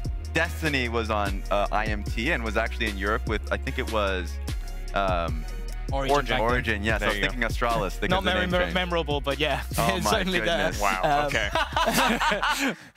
And I mean, it's lovely to see. Like, it's not even just that. It's like even on the European regional level that I often have my eyes on, like we are starting to pick up a lot of these LCO casters, not casters, but players as well. So definitely very interesting to track. Yeah, and the big thing when we look at all of these names, the biggest takeaway is the fact that they have talent down there. Yep. And it always comes to the fact that when they get onto an international stage like this, they're recognized. And I would like for them, and I know the fans in the LCO would like for them to find success when they're in the LCO and cheer on for them. But honestly, they want to look out for the greater good of the players, where if they find another opportunity elsewhere, or if they find success within their own region, we want to be able to cheer for their success. So I'm hoping for them to be able to take a game here, or even just look good going up against G2 in their final game. I think we're kind of all hoping for it. Let's see what it looks like. It will be the swan song for Order, at least for this tournament. We'll see what they and the LCO have coming in games, weeks, months, seasons to come. For now, however, let's toss it to the casters for the call. Thank you very much, Dracos. I'm excited, old mate Mark Z, because I hope we get more solo kills. What are you eating under there? What am I eating? Underwear. There you go, Jake Ghost giving a point over to Goldberg. Wow. Helping out. Yeah. Someone had to do the pun. Wow. I decided, you know what? In honor of G2 and EU dominating this group, almost on a 20-game win streak, I will help also the EU. What they call it? Not bingo? Analyst objectives? Objectives? Yeah. I'll give them an objective. There you go. I hope that one counts for the production. I guess they'll have to see. On the analyst test, something to check forward to at the end of the game, if that one counted or not, because I completed it myself. I liked it. You asked, what am I eating? I was like, no, that's not the... it's like the schoolyard. I feel like I've been got, but in a way that's not too bad. It's pretty immature, but that's me in a nutshell. Correct. Alrighty, so looking up on this game, G2 can continue their undefeated streak. Extra undefeated. Extra undefeated. 20 straight games. Sheesh. Of major region teams. I love signing up stats people in production to do things that they have no capacity to do in the current situation. But I would love to know if that's the longest streak of games in major region play. Because there's been times of, like, undefeated games are very hard to do. Yes. Like right now, T1 was undefeated for the year, right? Correct. Or for the split. But they lost games. They dropped some games.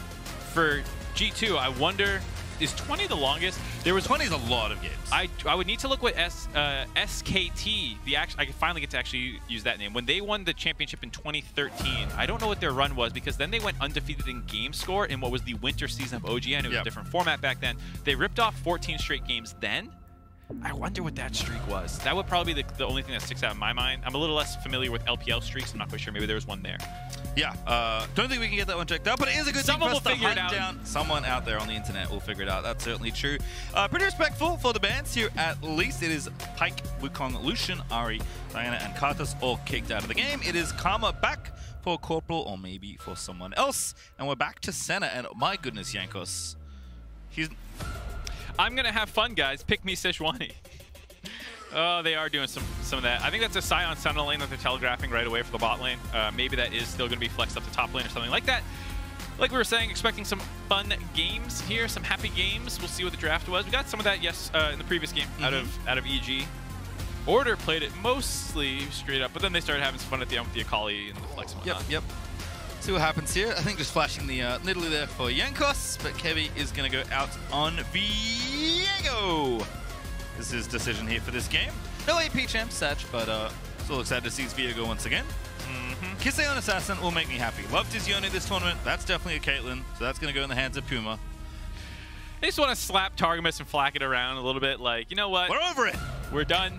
Give me K Karma. I might lose the game, but I will beat you in lane phase. Yeah, I will get a CS lead, hopefully. Hopefully. We'll see if Yankos will have anything to say about that. Or Caps. Can potentially gank down there. Yeah, roam, TPs. Unfortunately, not just an isolated 2v2 lane phase. See what they want to round out the first phase of their draft with. No way. It is. Oh my goodness. Too much fun. You know what? I'm here for it. I'm overloaded with joy. You love Sejuani Zion. They're your favorite champion. I wonder if they're going to go a full meatball comp. Ooh, 5 tanks. 5 tanks and Senna.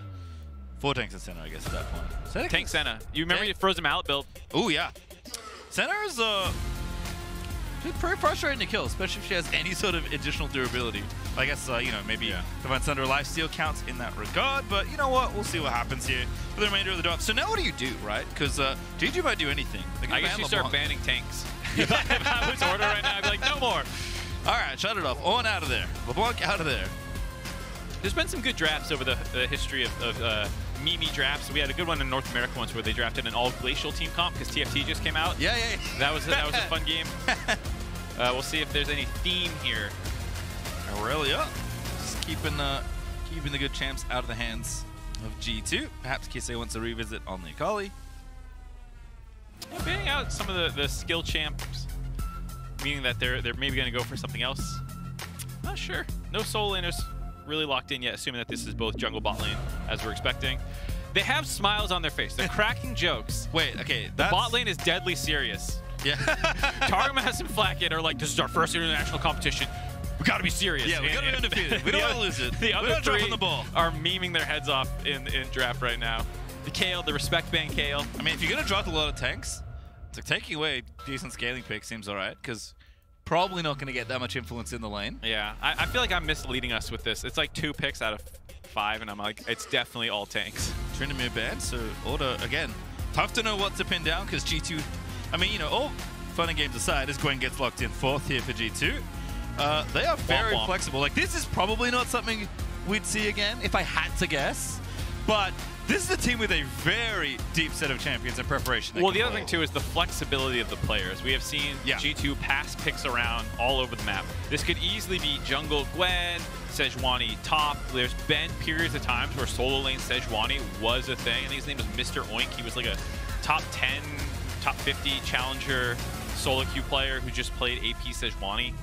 We'll have to see. Fire Panther back on the Urgot, though. Could be a fun one there. I'm also now, you said the solo Sejuani thing, and I've put Sejuani mid into my head now. I'm trying to make this draft cool. I'm trying to make it cool, because it's not cool right now. It's the last game for both these teams. The orders are all decided. The rankings are decided. I'm just trying to make the draft sound fun, because it doesn't look that fun right now. Dude, this is... I don't blame Order. All right? No, not at all. Not Order. I'm blaming G2. Yep, I agree. They had all the opportunity in the world. After hovering Nasus this many times, lock it in. Now is the time. Senna Nasus sounds busted, actually. You know what? That sounds like the greatest lane ever. Please do it. Targamas. Flacket, please. All right, I'll take this. There we go. All right. You know what? In terms of song, okay, Yone, the question is, where's it going to go? Because normally you would say Gwen top. Doesn't seem to be the angle. Maybe it is. Maybe it's Yone mid then, into the Karma. Looking like it. For Caps, I like this because Kisei did play actually a pretty good Yone. I think one of the first times, maybe the first time actually, that G2 and Order met this tournament. So I like Caps kind of giving it back. You know what? Yeah, your Yone was pretty good. Watch mine. Yeah, he played the Zoe Yone matchup. They both solo killed each other. Kisei gonna get a taste of his own medicine this game. Yep. Unfortunately, solo lane Sejuani was a big debate. Satch. Oh! No. They can go back, I guess. It's 20 seconds is the rule. I don't have an actual clock in front of me. Just read the bar, Pastry. He just looked at me. I don't know. I think it's actually going to just be a lane swap. I don't know if it's going to be... Oh, I see what you're saying now. Yeah, because I don't think... I could be wrong. I don't know how Gwen into TF goes. I don't know why you would want to do that. Well, to your point earlier, thank you, production, as well, for letting me know. It is the Science Center. This is a Reckless Mickey X special. Yes. From times gone by. Probably like last year. It was a Not that far legitimate... away. It wasn't that long ago. It was a legitimate meta pick within the last 2 years, Yes. this bot lane. There was a period of time where Senna comboed together with a lot of different kinds of tanks. Sion was one of them. You have this infinite stacking bot lane, which made it very annoying. You know my favorite Senna lane? Senna Rumble. Oh. So Senna set was good too. Senna set at least had playmaking. It was fun. Maybe we'll get some Baus all AD Sion. He's been tearing up a Korean solo queue. I've been watching those clips. Ex-Korean pro player react to the Baus solo killing them, going 2-10 in their games. All right, well, Caps on the Gwen mid, Broken Blade on the Yone. For now, I guess we'll see if they want to change up their assignments in the lane. G2, we do praise them for their map flow and flexibility.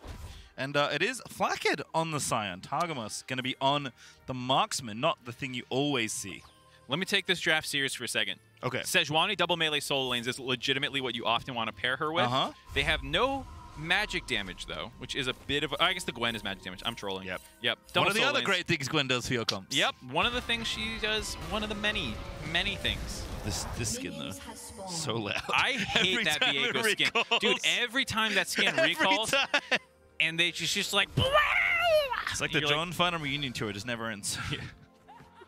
Oh, it's the Rolling Stones again. Mick Jagger's 90. All right, cool.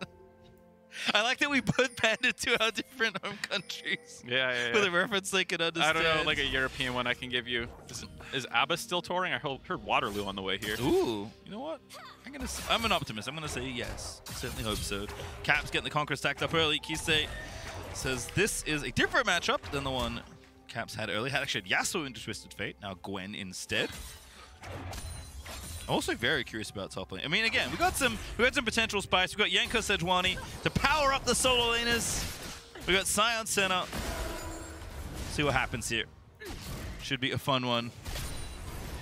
Ooh. Draco's just walked up to me to show me something. He had an infographic just for you. I already knew. I feel insulted by him. He showed me the Senna the Senna root Sion Shout combo. It's like someone that you would do with Zillion Shout and all those. I know that happens, Dracos. It's a banger. They haven't done it. I was going to save it for when they do it, but we'll keep our eye out. Shout yet. He just says Q. Yep. Takes Q first. I don't know if Senna is going to take Q first as well. It'll be a minute before they get that ability unlocked. It's something else to keep our eye on. Ignite for the Gwen, as is standard for Gwen, even in the mid lane. Gwen, I mean, when Gwen was released, turns out Gwen was pretty good. There was actually a good amount of mid lane. Gwen's still pretty good, as it turns out, so you certainly can play it in these kind of lanes, even though you do have to endure some of the pain of ranged versus melee. Yeah, it started nicely, though, with pre-level 1 chunk by Caps getting Kisei low, so he can't like play as aggressive level 1, because that's maybe one of your concerns would be just getting auto down with E-start stacks. Ooh, that was a nifty interaction there. Cool. Broken Blade just disjointed the throwback. Yeah, it turns out Yone E kind of ignores everything. There's more and more abilities getting added to the game that decide, like, no, my character's going to do what it wants. Yep. And in that case, the snapback always needs to happen. You can't stop that from going off. So, good mastery of the champion, Broken Blade. The best Yone top in pro play, most likely. I think that's a relatively uncontested title. Yep. So it's like fastest person to eat 1,000 waffles. You know, it's not like a contested title really, but it is impressive. He has an insane Yone, legitimate pick that they will play, and it's making the world known about it. It is a good time. Kisei gets a visit by Yankos. He's literally just doing some surveillance. Thumbs up there as Yankos is busy over to the other side of the rift to take the Scuttle Crab that will be his. Make sure the crabs get traded. Put some fear into Biopanther. Not a lot of fear. Is that a dude again, or was that just the W shield that made it look like the knees going forward? I think it might have just been something else, as Kevi spotted. Oh, might get a 2v2 Scrapperino here. I'll have put money on Ignite plus Sejuani if this 2v2 eventuates. I think Kisei with no mana doesn't want anything to do with that. He's going to go ahead and take his back here. Yep, just pushing out the wave, having Kevi in his back pocket to make sure that can go smoothly, not actually looking for the 2v2. Bot lane, no surprise. getting pushed in by Kate Karma. We were talking about that being probably a quite annoying lane to play against. The CS lead in their favor would always be tough. Trying to get the farm. Nice little ward there. Yep. Broken Blade just... Ooh, look at that.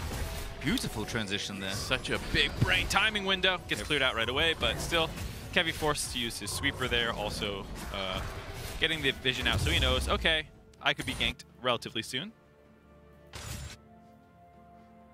Curious. And again, this ward. G2's vision continuing to poke around. I'm trying to... Because we don't see these champions together very often on the G2 side.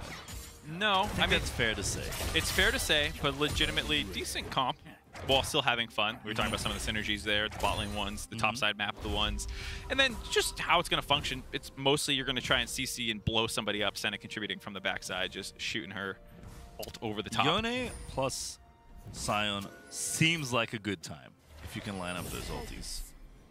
Yeah, there's some wombo combo potential for sure. Oh yeah, Sejuani out too, I guess. Yeah, she has got a lot of CC. A lot of CC in the comp. It's like Jungle Nautilus, look at it go. Yep, not a ton of mobility either. I mean, if Kisei is ever out of position, he's going to get blown up. Yep, my concerns perhaps for Caitlyn and the TF. But we'll see what happens as a nice early Infernal Drake for Order. Yep, got the bot side pressure there. Kevy on his second clear down, cleans that one up. Going to be something that they'll be able to do probably for a fair amount of this early game. Is Corporal's got to be a little careful here. Ambitious. Blast cone over. Here we go. Corporal, little too far forward. Root lands, Q lands. My goodness, it just lasts forever. The CC don't end. The flash, and still Yankos Sejuani finds another first blood. The first blood king continues his reign. Grabs that one there. 8 for 8. 8 for 8 for G2. 6 of 8 for Targamas. I believe he got an assist on that one. Hey, look at him go. And I don't know what Yankos' number is. I mean, it's a battle within the team as Caps is going to get a solo kill He here. has 5 of the actual kills, at least as Caps solo kills Kisei. Just popping Gwen buttons. And Twist of Fate, not a lot of health. Now getting out of the way is Caps, trying to turn it back around. Good timing on the W there, and Biopanther does hold his ulti, but I think Caps had the read. Yeah, if he was able to land the E flip back onto Caps there, would have thrown him in range for the Viego as well. Would have been a death for Caps, but nice little side step, make sure it doesn't go down. Now going to continue their lead onto the top side of the map. Going for it again.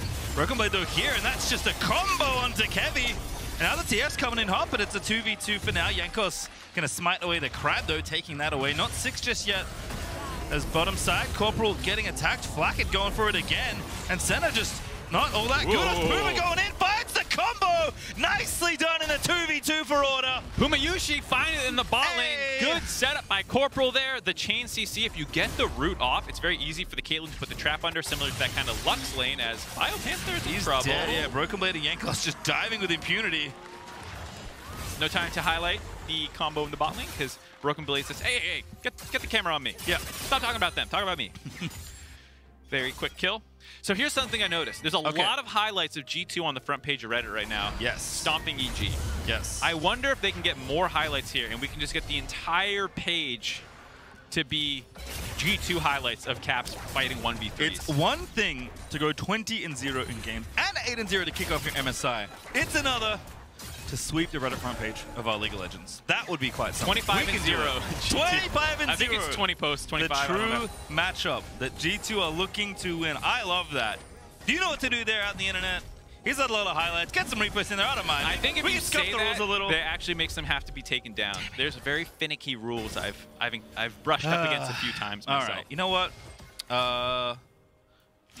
Infer from what we have said. We would like to see that. It would be cool if this happened. It would be really cool. But I'm not encouraging anything in particular. I cannot, in good faith, encourage you to do something. I'm not a lawyer. This is not legal advice. But do what you wish. And if what you wish is to post, we're here for you. We have our blessing. Alrighty, mid lane. Targamas is back. He's playing support to Caps now for a little bit. Caps having a good time. Darkseal charging on up. Kisei having some trouble bobbies here in mid lane in the 1v1. Yankos also has 2 kills because, you know, can't be the first blood king and not get second blood as well. Also has the Rift Herald, going to drop that one top here, see if they can make a little play happen. Caps moving up to the top side of the map as well. Corporal not quite there. Flaky with a bit of a dance. Having a good time on the old Scion. Broken Blade just barely out of range there for the incoming Yone ulti. Doing some damage, gets the knockup, but has to snap back. Jankos just, you know, gave it a go.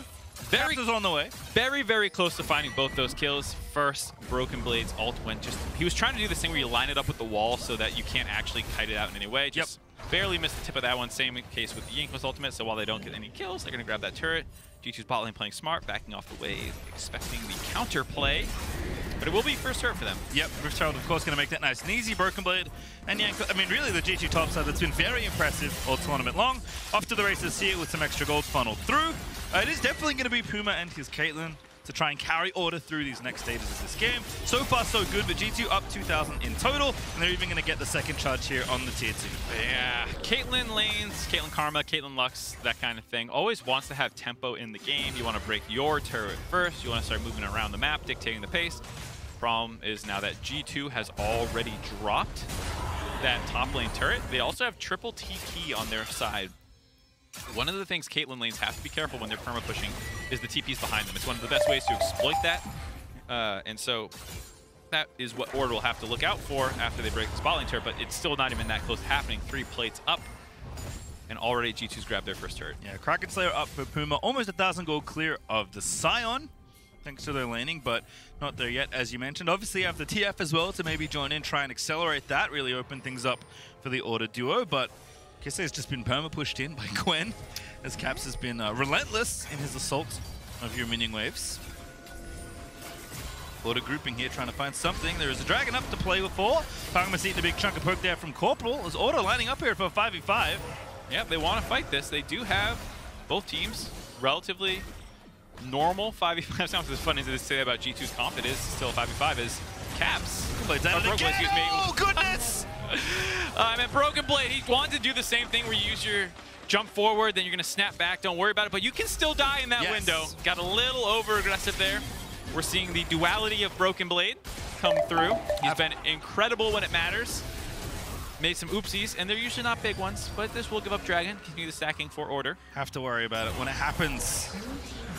As Kisse in a spot of bother, flashes out of the way, and Order feeling fine. 2 dragons, Hex Soul up for grabs eventually as Kisse is in a spot of bother. Jukes the stun, but the slow's still there, and Kisse is going to fall. Caps finds it there as Kevin gonna get dove on in. And that should be enough. Ignite is good there. Jankos actually with enough damage on the end of it all to make it happen. And Biopanther getting things blocked, finds him, puts him in the Vitamix. And Biopanther's gonna find the kill. Not done yet. Maybe they are. Not gonna get that kill. Biopanther, like you said, nice flash forward to make sure he was able to get that onto Jankos, grind him up in the gears, have him pork for dinner. Unfortunately, G2 still pushing at the back end of it all. I mean, it was nicely lined up. Puma feeling pretty strong, had the Master Guard mythic item all done, ready for this fight. But unfortunately, G2, they always look for an angle. They always find it. Yeah, Jankos dusting off the Sejuani right now, practicing the ultimates this game. Very intelligent to get those practice game in. Yep. He'll find some big ones later. Not this case, though. Still such an advantage fight for them. Able to find these 2 quick kills. Corporal does kite this out. Biopanther with the flip back underneath the turret. Flash ult forward, land the point blank one. So it's very easy to finish him off. Still ends up a 2 for 1 in G2's favor. Like you said, almost drops the mid lane turret. Gets 4 plates. Broken Blade still fighting. Ulted there by Caitlyn. Ulties defensively to get himself out of the way, and will do so successfully. Skirting on out of there. Gets to keep himself alive. G2 looking pretty good. 3K gold lead. Gotta say. EG had a bigger one at this point in the game. Oh, true. Definitely true. Riftmaker for Copium. Gwen. Yep. So, what can Order do from here? I think the Dragon stacking is their best avenue. Yep. You're probably not going to be able to match the Gwen, Yone in the side lanes very easily. I like this trade here, pinning Broken Blade up. Does have flash. Want to get a kill here by Panther, ready with the ulti once again. Here's Corporal. Gets the root started there, but Broken Blade with a very nice bit of dancing out of there. Does have flash, doesn't have ulti, but he flashes out now. Is it late? No, the ulti just barely gonna miss. Kevy is gonna get the possession. Dips on out of there with the E, but he's gonna have to go back to the same place there. Puma also roaming up here. Kevy waiting, buying his time. Now goes back there. And Targamas, I just don't think he can do it. Viego ulti out of there. Nice little dive there for Order. Kevy, nice footwork on the stolen Yone, knowing some mastery over that kit, hopping away from the knockup. them being able to kite out after he snaps back. He does get the kill, but during that time, even though they got the single kill and they'll grab this Rift Herald most likely, G2 is just pushing away down the bot side, grabbing some more turrets. I am scared of Caps' Gwen. 2-0-1. You can stop that sentence. I am scared of Caps. Yes, he terrifies me. That thing, it terrifies me. I'm not going to work Caps' any more space. Elden Ring quotes in, but I missed a really good one when he had that 1v3, the Melania quote of "You will know true horror" or whatever. You'll witness true horror. I have witnessed true horror. Because that was true horror. Caps will absolutely style anyone at the drop of a hat, no matter how outplayed you think you have him. Yep, he finds a way back in. He is always 5 steps ahead. Great to watch. Frustrating to play against, I'm sure. But a treat so far here is G2 still looking to roll things forward. Nice and steady here. Broken Blades just sending it every play, which I respect. But don't quite have the tower just yet. That's a beautiful route there into the queue out of Sion. Gonna have to get out of there. Does have enough health to escape. Flackett gonna zip on out with the Sion ulti. The classic coward charge. Coward! Yeah. It's me. Yep. Running away, staying healed up there. It does bait some cooldowns out, but with the loss of pressure and the Rift Turtle in the back pocket, this is actually going to allow Order to grab their first turret of the game down the mid lane. Important to break that one for TF, so give their Kate Karma lane something to push against. Stay mid, kind of keep G2 pinned up. So G2's comp is very happy to have angles to flank you on. Yes, I mean, we've seen this already, right? G2's map play very, very good, but Order do have a plan, right? Have the dragon stacking, have this Caitlyn that's getting stronger. If Order can just find some 5v5s, Kevy feels bad, man. Trying to channel the Hex Gate, getting interrupted by Dawning Shadow as Caps is gaining all the way. Onto Kevy here. There's a recall in the top shrubbery. Jankos is going to interrupt that real quick, and Puma will miss you. You are dead. And the collection goes to Broken Blade. Yeah, I mean, you know what? Got to get some CS on the way out as Kevy does at least escape. Guess they're going to have to Everfrost the Sion because it is spooky. During this time as well, Biopanther's down the bot side, just shoving away. Might be able to grab this turret.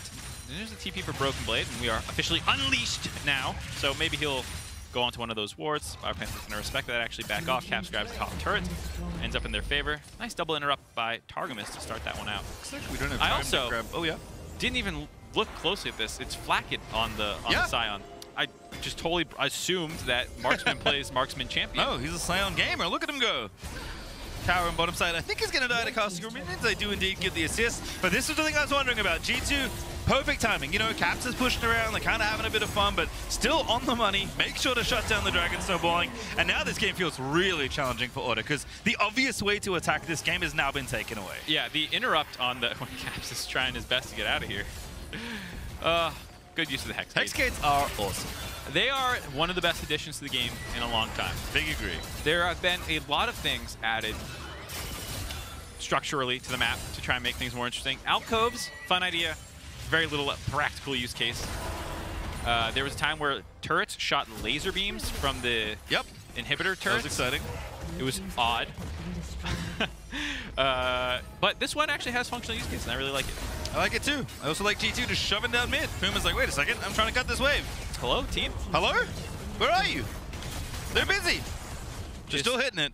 All right, they're done. The wave's gone. Doinking away for 90 damage in auto or something there onto Jankos. Jankos and Flackett, two beefy boys that the Caitlyn's gonna need help to get through.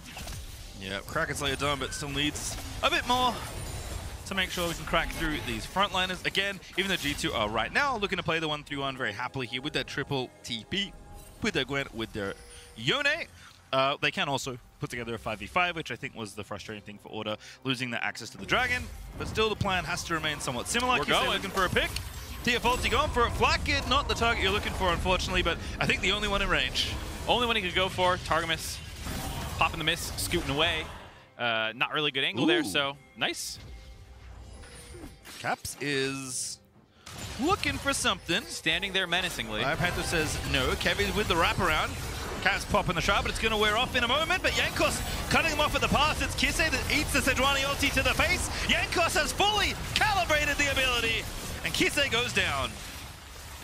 Locked in onto Kise, blows him up. Caps had pulled Order apart from the mid lane to play into the jungle, and they got some very strong zone control on G2 side, finding the snipe there, get that kill, continue this snowball. I'm starting to wonder what does G2 have in mind for this game? Because obviously the confidence level has to be brimming. And this draft is relatively serious, but there has some spice to it. So I wonder, is G2 just playing the pace of this game this way because they're confident in their ability to do that, or are they trying to set up something specific? Do they have bounties they're looking to succeed with? I think they just want to win the game. They're trending in the right direction, if that's the case. I'm not sure there's much on their mind beyond that. Maybe try and make some highlight plays. Caps might need to make one here.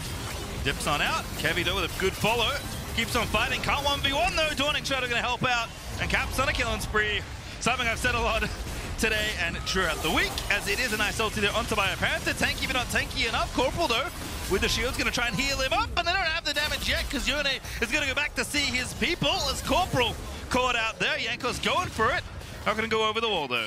They do get one kill on the jungler, force the rest back, and it is in the top side of the map. You see question mark pings already going down from Order because they know what to expect. There is a Baron on the map, just spawned. Perfect timing for G2. Good tanks here for G2, good damage as well, and we are going to have to go and tussle for the 20-minute Baron here. G2, no vision for Order, as you can see. Kisei just completed the rapid-fire cannon, but it is too little too late by the looks of things. Kevy nowhere near the objective, and in we go! Caps on a rampage, Yankos with the Baron, and now it's a 5v4 here for G2, as they are just running it down with the Scion ulti, taking out Corporal. Puma now the next target there as Biopanther is fighting for his life, but Senna will grab the double kill as Targamas is getting bloodthirsty, and that stun still lands on the Kevy. He will get out as Puma also in trouble, and G2 just keep on rolling, looking like they're going to be undefeated here at MSI. Get some stop spam from Flacket there as well, grabbing a bunch of kills. Puma, not quite safe. G2 has decided not to look for the objectives. Boss music has begun. Kevy, dead. Caps there unstoppable. The ace is on the table. Corporal back up now, but Artificial will still count it. Puma gonna go down to the center. And Caps is in the enemy base because of course he is. Yeah, gonna get gold carded. Stopwatch. He's gonna live comfortably. Comfortably. Caps, gold card again. Gwen is immune. Out we go. Comfortably out of there. The chonky boys of G2 being able to tank the turrets, find a bunch of those kills. Nice cozy. Cozy Caps there on the Gwen. Yep, Dragon spawning in 20 seconds. They're pinging. I wonder if they're going to go for a reset or if they're just going to stay on the map, keep fighting. And of course, takes a while to kill. Oh, he's going for the solo. Wow, Sejuani damage. Nice under the squishy karma. As you know, the chem tank Sejuani, of course, has insane one-shot potential. You have to be very careful there. Much like chem tank Akali of old. Same champion. Exactly the same. They got a dash, they use the thing, they do AP damage. You're not wrong. Flacket aligning his drifting technique on Scion there. Couldn't quite find an angle though. Spitting facts. Objective bounties are on the board, so Order have a clean avenue back into the game from here, clearly. If G2 throw a Baron, which right now they have not done. This Rebel Baron power play looking nice. Plus 5k and change and more to come. Still a minute left with the power up. Yeah. Also have the Dragon up. We'll see if they want to just push up or go for the Dragon. Order, last game of the tournament will be going home after this one. Tried to take a unique look at the draft, did not work. With a number of teams at the end of this week flying on home. Time to figure out what movie's on the flight. Oh yes, it's a long flight back to Australia. From Korea? I have no idea. From Korea, that's true. Okay, it's not that bad. I mean, look, everywhere is far from Australia. That's thing number one. Unless you're going to like New Zealand, everything is far. Everyone's like, their parents are close. I'm like, yeah, it's a 10-hour flight. This kid's in trouble. Broken Blade Diamond on in, and Caps dominating. Unsurprisingly, as Broken Blade's going to zip back. Kisei now dead. It's a double kill for Gwen. Is it a Penta angle perhaps here?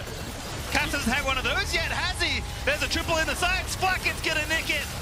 And it's not going to be happening. It's just going to be G2 in style, swarming through Order's base.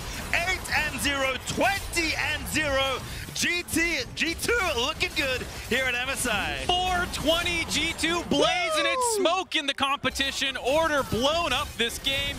Last one, it's also matching the number of game win streak. G2 is on 20-game win streak. Confirmed. Don't take this kill. Let him live. Make it. Keep the score. Keep the score alive. Keep the death flow Caps as G2 take a bow. Finishing off their group undefeated. The first team to hit that mark. 8-0 through group stage. Absolutely dominant as well. only tested a few times, but they show their prowess, making sure none of these games got away from them and cement themselves as one of the biggest teams to watch through the rest of this tournament. They had an absolutely incredible run. Them and T1 are probably, and RNG are going to be the three that everyone's going to be looking. I think with how dominant each of the Pool 1 seeds have looked, that's going to be a big matchup, seeing how they all stack up against each other. I think Caps looks in particularly rare form. Ridiculous. For even his own standard. Yeah. He looks like the most dominant version of Caps that we have seen at some of these historical events so far.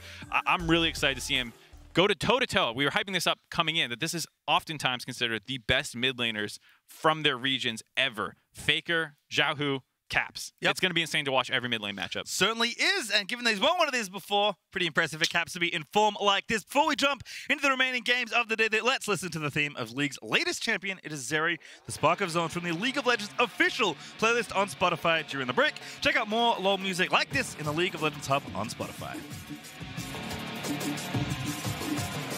This city never sleeps, chemically brought down on its knees. With every breath that I breathe, clench fists and gritting teeth. Tonight the energy flowing in me is waiting for relief. Thunder beneath my feet. Up like this, burn it away, no.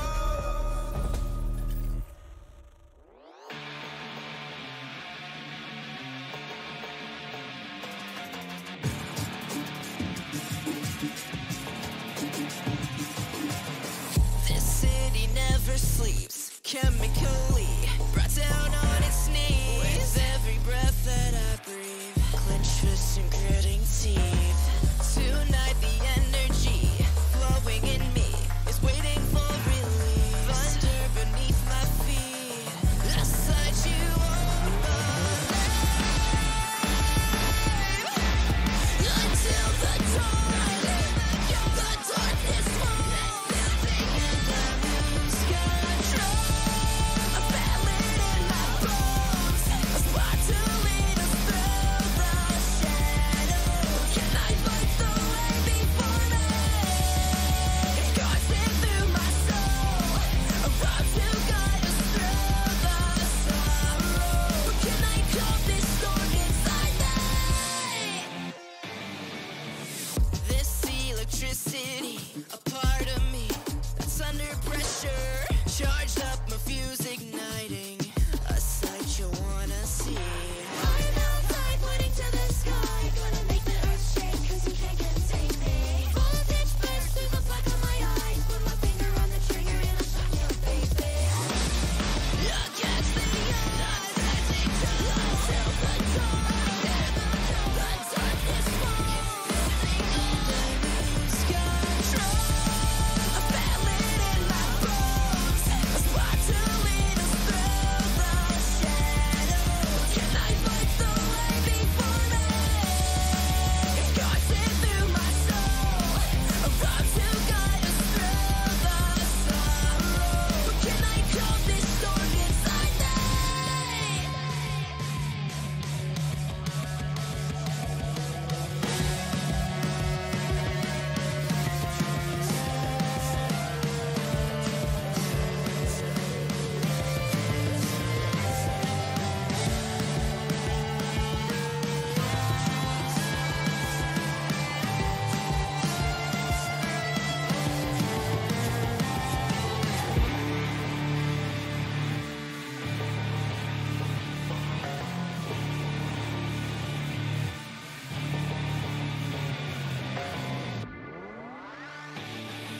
A ballad in my bones, a spark to lead us through the shadows. Can I fight the way before me? It coursing through my soul, a road to guide us through the sorrow. Can I calm this far? Ready or not, we letting it go on. Welcome back to the State Farm Analyst Desk as we just witnessed the final game of Group C. And look, we've talked a lot about this group. There have not been a lot of stakes today, but there have been a lot of interesting picks, and there was certainly an abundance in this draft. So to kind of cap this whole thing off, we're gonna keep it simple. picks behind you. G2. Let's go lane by lane. Yeah, I need a thumbs up, thumbs down, analyst. Maybe I'll give you more time to respond. Maybe not. We're playing it loose here today. Okay. Broken Blade top lane. Yone. Thoughts? Boom. Thumbs up. Thumbs up. Yes. You think this makes it to Rumble stage, or you just enjoyed watching it? I think so. He made it during the LEC. He was playing quite a bit of Yone. I enjoyed watching it. That's fair. That's fair. Gankos on Sejuani jungle. Just a meme for grabs or for everybody? Big thumbs up. Any coach that is side by side with him should draft him Sejuani. Raz, you're a cruel man, but I respect it. All right, go. Gwen, mid, Caps. Thoughts? So I think, so can I dive into depth, or is it just like yes You can no? take. We got 1 minute, and then we're gonna get into standing. So you got. I only like Sejuani because it's 2 melee lanes you're playing around, so it actually applies your passive, so it gets you better setup when you're actually ganking. True. And that's the same reason I will like the Gwen, because if it's just Gwen isolated in mid, then it's completely circumstantial.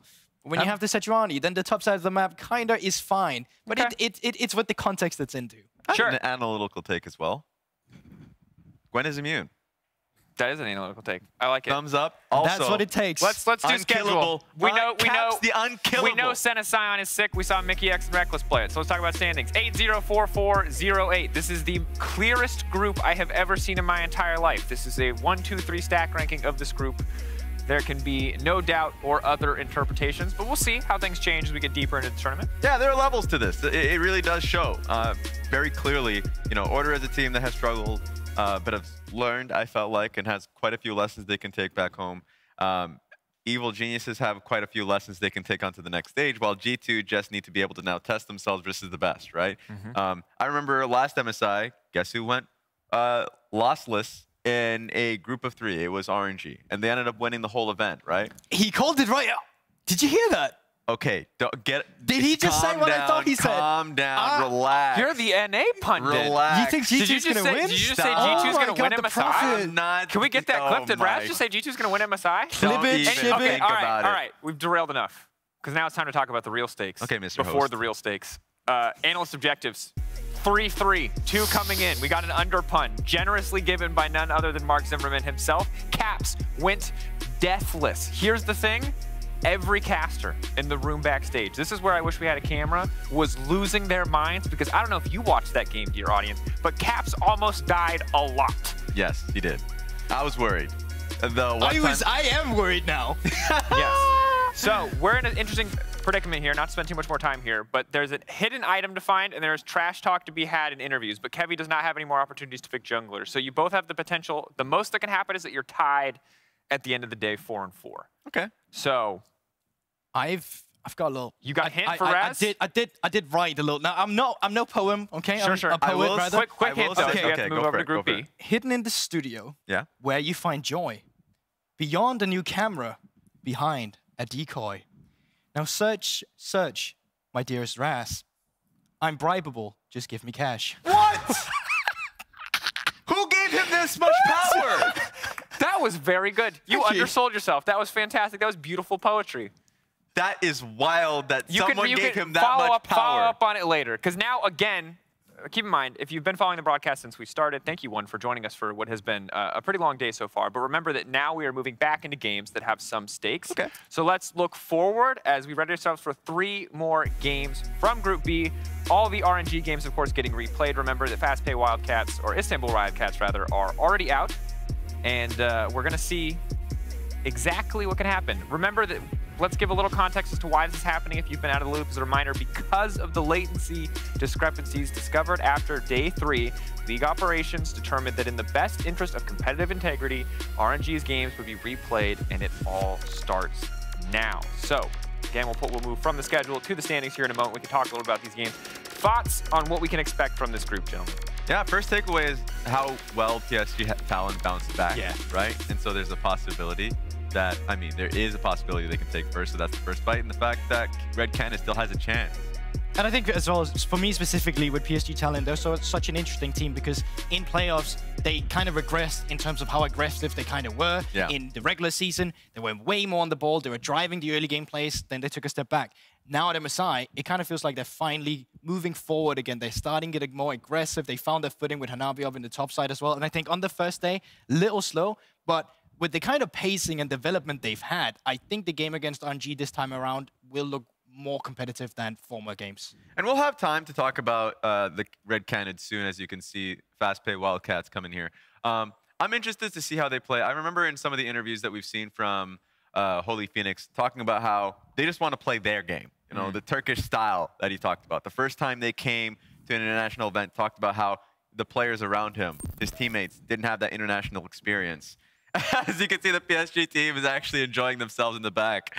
So, like, I think just putting your best foot forward, and once we said the same thing about Order, just showing your region, your fans, your best games. And playing to disrupt the standings potentially. Well, I think we're generally all on the same page that RNG are clear favorites. Potential to go undefeated, as they did in the previous games, although they are being rematched, and they're wiped now, but they did win every single one of them. And we'll see now with the discrepancies balanced out if they can continue to win in the same way. But I think there are some tiebreaker scenarios, but for the most part, short of some huge upsets over RNG, you know, which would involve Red winning a game, it feels like it's going to be the RNG show today, PSG coming in second. But we'll wait with bated breath to see maybe some crazy stuff can happen. One thing that is an absolute certainty, though, is that Gala has been absolutely popping off. The player to watch, I think, in this group. One unofficial pentakill, one official pentakill. This man is a monster. Yeah, it's been so fun to watch Gala play out in this group. And a lot of it has just been when he feels and when his team feels confident, they actually just play to their limits, right? They got aced when they were playing up against PSG in one of their attempts to end a game. Gala in this specific game, just before this play, ended up dying looking for a play similar to this. But when he found the moment, the movement speed boost coming from Ming right behind him, he went for it and got his pentakill.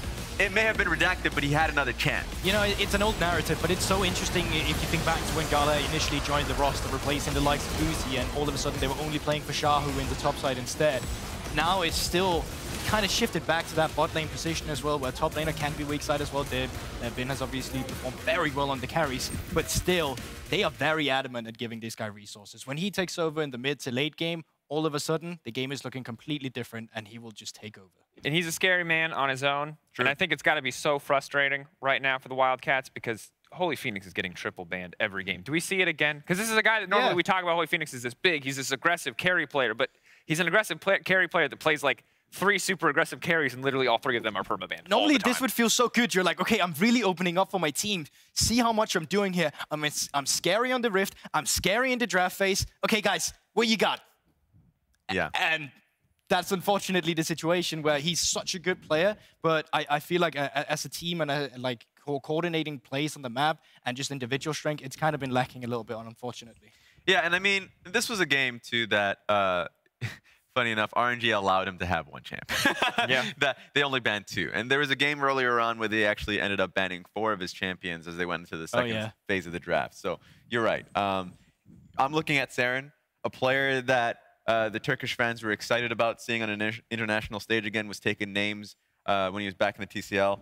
His Ahri, he had a great Ahri. And also Starscreen had a pretty damn good Mordekaiser. So I expect them to actually come in and have strong performances so they don't leave any regrets. We'll see what they can bring to the table, what's kind of spice they've got up their sleeves for now before we head to the game. Let's listen to what Xiao had to say after the games yesterday in the Verizon post-game interview.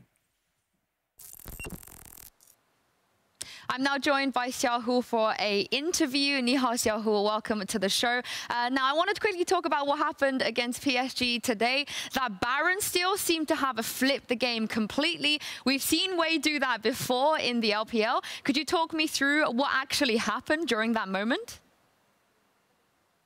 首先，恭喜小虎获得本场比赛的胜利。也想问一下，刚才那局对决中发生的一个故事，也就是小魏非常漂亮的抢到了那条大龙，可能也是这场比赛的一个很关键的转折点。当然，我们之前也有看到威选手在 LPL 的赛场上有过差不多类似的一些举动，所以说当时是发生了什么呢？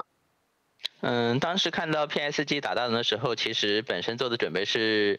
就是小明的色题准备下去把男枪给压走，然后围再进行一个抢龙吧。但是我们的配合失误了，所以这条抢到大龙就是完全是维的功劳。To be honest, we just noticed PSG, they would like to target on that Baron, and Ming would like to use the Seth's ultimate to target on Graves, their jungler, but unfortunately, we just made some mistakes. Our plan didn't work out so good. So I think that part is just Wei performed so good. Yeah, I mean, your plan worked out in the end. Now, I want to talk to you about what's happening because obviously you're in a bit of a tough situation. How's your mentality and your approach right now to the rest of your games, knowing that the other teams have had an extra practice matches against you? 那现在对于你们来讲，可能也会是一个稍稍有一点点艰难的一个局面。那其实也想问一下，小虎现在会秉承着怎么样的一个心态，然后来进入到接下来的对局当中？因为其实其他的一些队伍，他们可能会有更多的练习和准备的时间，然后来面对你们。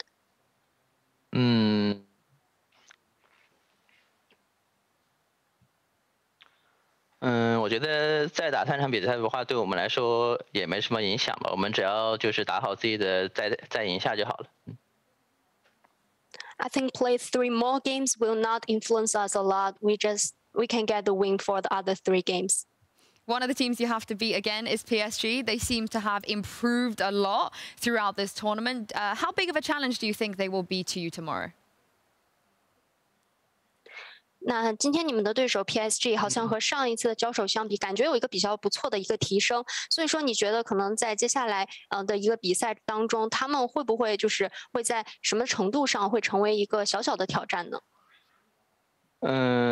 首先我觉得今天对战 PSG 的话，因为我们也是选择了一些比较具有个人英雄主义色彩的英雄嘛，然后也没有打出比较好的效果，所以这也是在我们团战中频繁失利的一个原因吧。然后在下一次跟他们对决的比赛中，我们肯定会就是包括阵容还有选手状态会调整得更好。然后我也并不觉得 PSG 会对我们有威胁。So I think for today's game, we have chosen the draft that we can, our signature picks, some sort of this kind of draft. And actually in the actual game, we didn't perform so good in terms of our form or the actual play. But I think for the next rematch against PSG, we will have a better form, a better preparation. So I don't think PSG will be a challenge for us. Thank you so much for your time, Xiaohu. 谢谢, and good luck with the rest of your games. I'm sorry. Sorry, my producer just goes, ooh, in 10, 9. I can't expose him like that. You can't sorry. put it like that. I was laughing so hard. It was like no one's going to understand because it's like faceless We voice can see going who the into professional it. is. Yeah, absolutely. It's definitely not me. But anyway, we're going to come into our the 7th game of the day. Coming into this one here, it's RNG versus the Fast Pay Wildcats. And of course, RNG going to be playing 3 games in a row. Sadly, though, for Fast Pay Wildcats, they are playing for pride. They cannot make it out of this group anymore. Yeah, unfortunately for them, not quite able to get themselves across the finish line. 1 and 4 at the moment, but it feels like, at least with the bans that are coming through at the moment, RNG still respecting these guys. You've got the Lucian ban, you're probably going to see the Samira, more than likely see the Callista, and we'll just go back to exactly what we've seen every time Istanbul Wildcats have been on the screen. Absolutely, and I think for RNG, it is going to be about kind of creature comforts. That's what they've been sticking on for this whole tournament. And right now, again, you're just banning out Holy Phoenix. I wonder what the last ban will be from RNG. I wonder what the last one's going to be from the Wildcats, because they are heavily targeting Bane in this top side, going, look, we want to make sure the Starscreen is going to be comfortable, because Starscreen has been struggling a little bit in that top side of the match. So I'm not surprised to try to see if they can get that nice pick up for themselves. Wouldn't be surprised to honestly see something like a Gangplank ban, but they're actually going to go back towards the Wukong. Yeah, Wukong banned away. Again, they're taking away a lot of those solo power picks. The Camille is never getting into Bin's hands. The Gwen has got some, as we've seen from G2, some flexibility now in the different lanes. And of course, the Wukong's just a very solid one. And there it is. Callista gonna finish off the trifecta of bans that you just do against Istanbul Wildcats. Yeah, which means the absolute no-brainer. It's going to be Ari picked up for the mid lane, such a strong pick at the moment, and opens up a lot of strong junglers as well for Ferret. And I mean, when we look at the last few games, we've seen Ferret has been the standout player for Istanbul Wildcats. We got that Diana game yesterday where he was nearly able to carry, but not quite able to. So we'll have to see what his plan is going to be coming into this. Well, looks like they're going to be trying to lock in that bot side here for the side of RNG. And again, Gala has been incredible on this Ezreal so far this tournament. He has just been heat-seeking with those mystic shots. And again, it kind of lends itself to the playstyle that we talk about in terms of RNG. You leave Gala alone, you get Ming to roam around the map and link up with the rest of his team. Yeah, and I mean, this is a very similar draft to what we actually saw from one of the times these two teams faced up, with the Viego taken, the Ezreal taken as well. They definitely want to try and make sure they've got got, well, Way's best champion at the moment, as you say, Gala on that comfort pick as well. We just see what Istanbul Wildcats want to go for on the upside. Holy Phoenix going to go back towards the Kai'Sa, which is kind of it's either the Kai'Sa or the Tristana that he's been aiming towards. But and then I just want to see a strong jungler. I feel like something like a Lee Sin, something like a Jarvan, something that can play towards this Ahri in the early stages is going to be your best bet here for Istanbul Wildcats. Yeah, you need something that can combo up to get some kind of kill pressure, but they might decide instead they're going to go towards that support role and just get something in bot lane that can work for Holy Phoenix and Farfetch. So Leona locked in. It is still a very powerful bot lane. It is always going to have a bit of an issue locking down the Ezreal considering how slippery he is, but it's still got some good engagement potential. So no more Nautilus for Farfetch, but we'll have to see how the Leona is going to pair up with. The guys on that bot side, it feels like kind of setting up for a lot of roaming, especially against the Ezreal. Push in, get Farfetch out of lane, and see what he's capable of doing. But Xiaohu going to be looking for the counter matchup here with the LeBlanc. We've seen what LeBlancs can do if they're able to get ahead in this matchup. Yeah, specifically as well, Xiaohu on LeBlanc has been pretty good in the LPL and has absolutely just dumpstered mid laner, so we'll see if he's able to continue that trend as we now go into the second phase. And honestly, I would be remiss if the Fastplay Wildcats do not ban away the Gangplank here. I feel like if you don't get rid of that from Bin, he's just going to take it up, and even having counter side on red. Yeah, I was going to say top laners on one side, junglers on the other, but we're actually going to be looking at those support bans instead. So, I mean, if you're going to get rid of the Braum, maybe you want to look to get rid of the Nautilus as well, one of Ming's top champions. But it still feels like Ming can go back towards the Alistar, though, which we've already seen out of him before as well. So, it doesn't really feel like Ming's going to be putting under too much pressure, but I'm certainly curious to see what Ferret is going to go to with the Lee Sin ban, probably a Jarvan ban or something along those lines as well, and then you're kind of stuck scratching your head. And let's talk about the TCL just for a little bit as well, because again, look, they're already out. They know this is their final game of the entire tournament, but you want to try and go out with a bang, and how they've played was, especially in the TCL, was around Holy Phoenix, but they've had to adapt very, very quickly coming into to the MSI 2022 group stages because they've just been so hard focused. They've had to find some pretty decent performances on people like Seren and Ferret, who have shown glimpses of light, but they just need to have a little bit more together in order to make it stick. Yeah, it just feels like they haven't been able to get control, and well, enough control over the map to actually try and play towards Holy Phoenix, and I think that's why we've seen them struggle, right? 1-4 at the moment, and we'll have to see if they're going to have a better time this time around. Nautilus, though, locked in for Ming, good counter matchup into the Leona, and now I'm kind of thinking, right, do you want to go back towards the Volibear here for Ferret? Do you go towards the Jarvan, at least get that early game aggressive jungler so you can try and come onto the map reasonably well? The Graves also fits into that tool as well, and then you're looking at what Starscreen wants to go from the top side. I imagine with the team fight kind of oriented pick no, it's not. Is it? Yes, it is. Oh, it is. Oh, okay. Nice.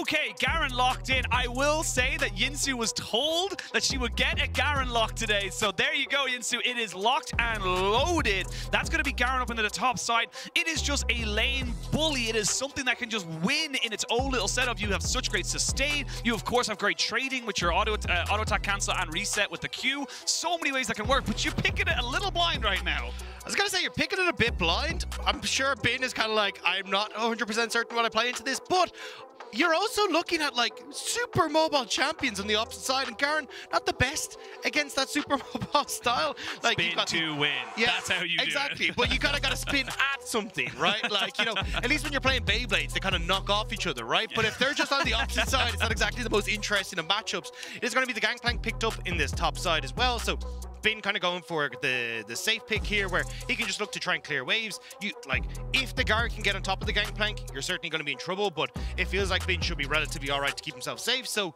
I mean, I'm a bit worried for Starscreen with this. I don't know if he's going to have too much of an impact, but maybe if Fair plays up towards the top side, he can try and help him. But even then, Garen doesn't exactly have the best of gank setup, you know? It's not exactly his strong suit. It does what it does. You generally see it in most solo queue games. There's a very small pool of Garen competitive. I am triple checking to see the last time when we saw it, but it is generally the ignite. You go with just super aggression. You need to win this lane early, because again, if you fall behind this Gangplank, this is Bin's Gangplank. It is going to be absolutely abhorrent to try and deal with this, but I love it from the side of the Fastplay Wildcats. You got to go with something. Go out with a bang at the very least. You did what you wanted to do. You've been hovering it, you've been teasing it, and finally you get it locked in.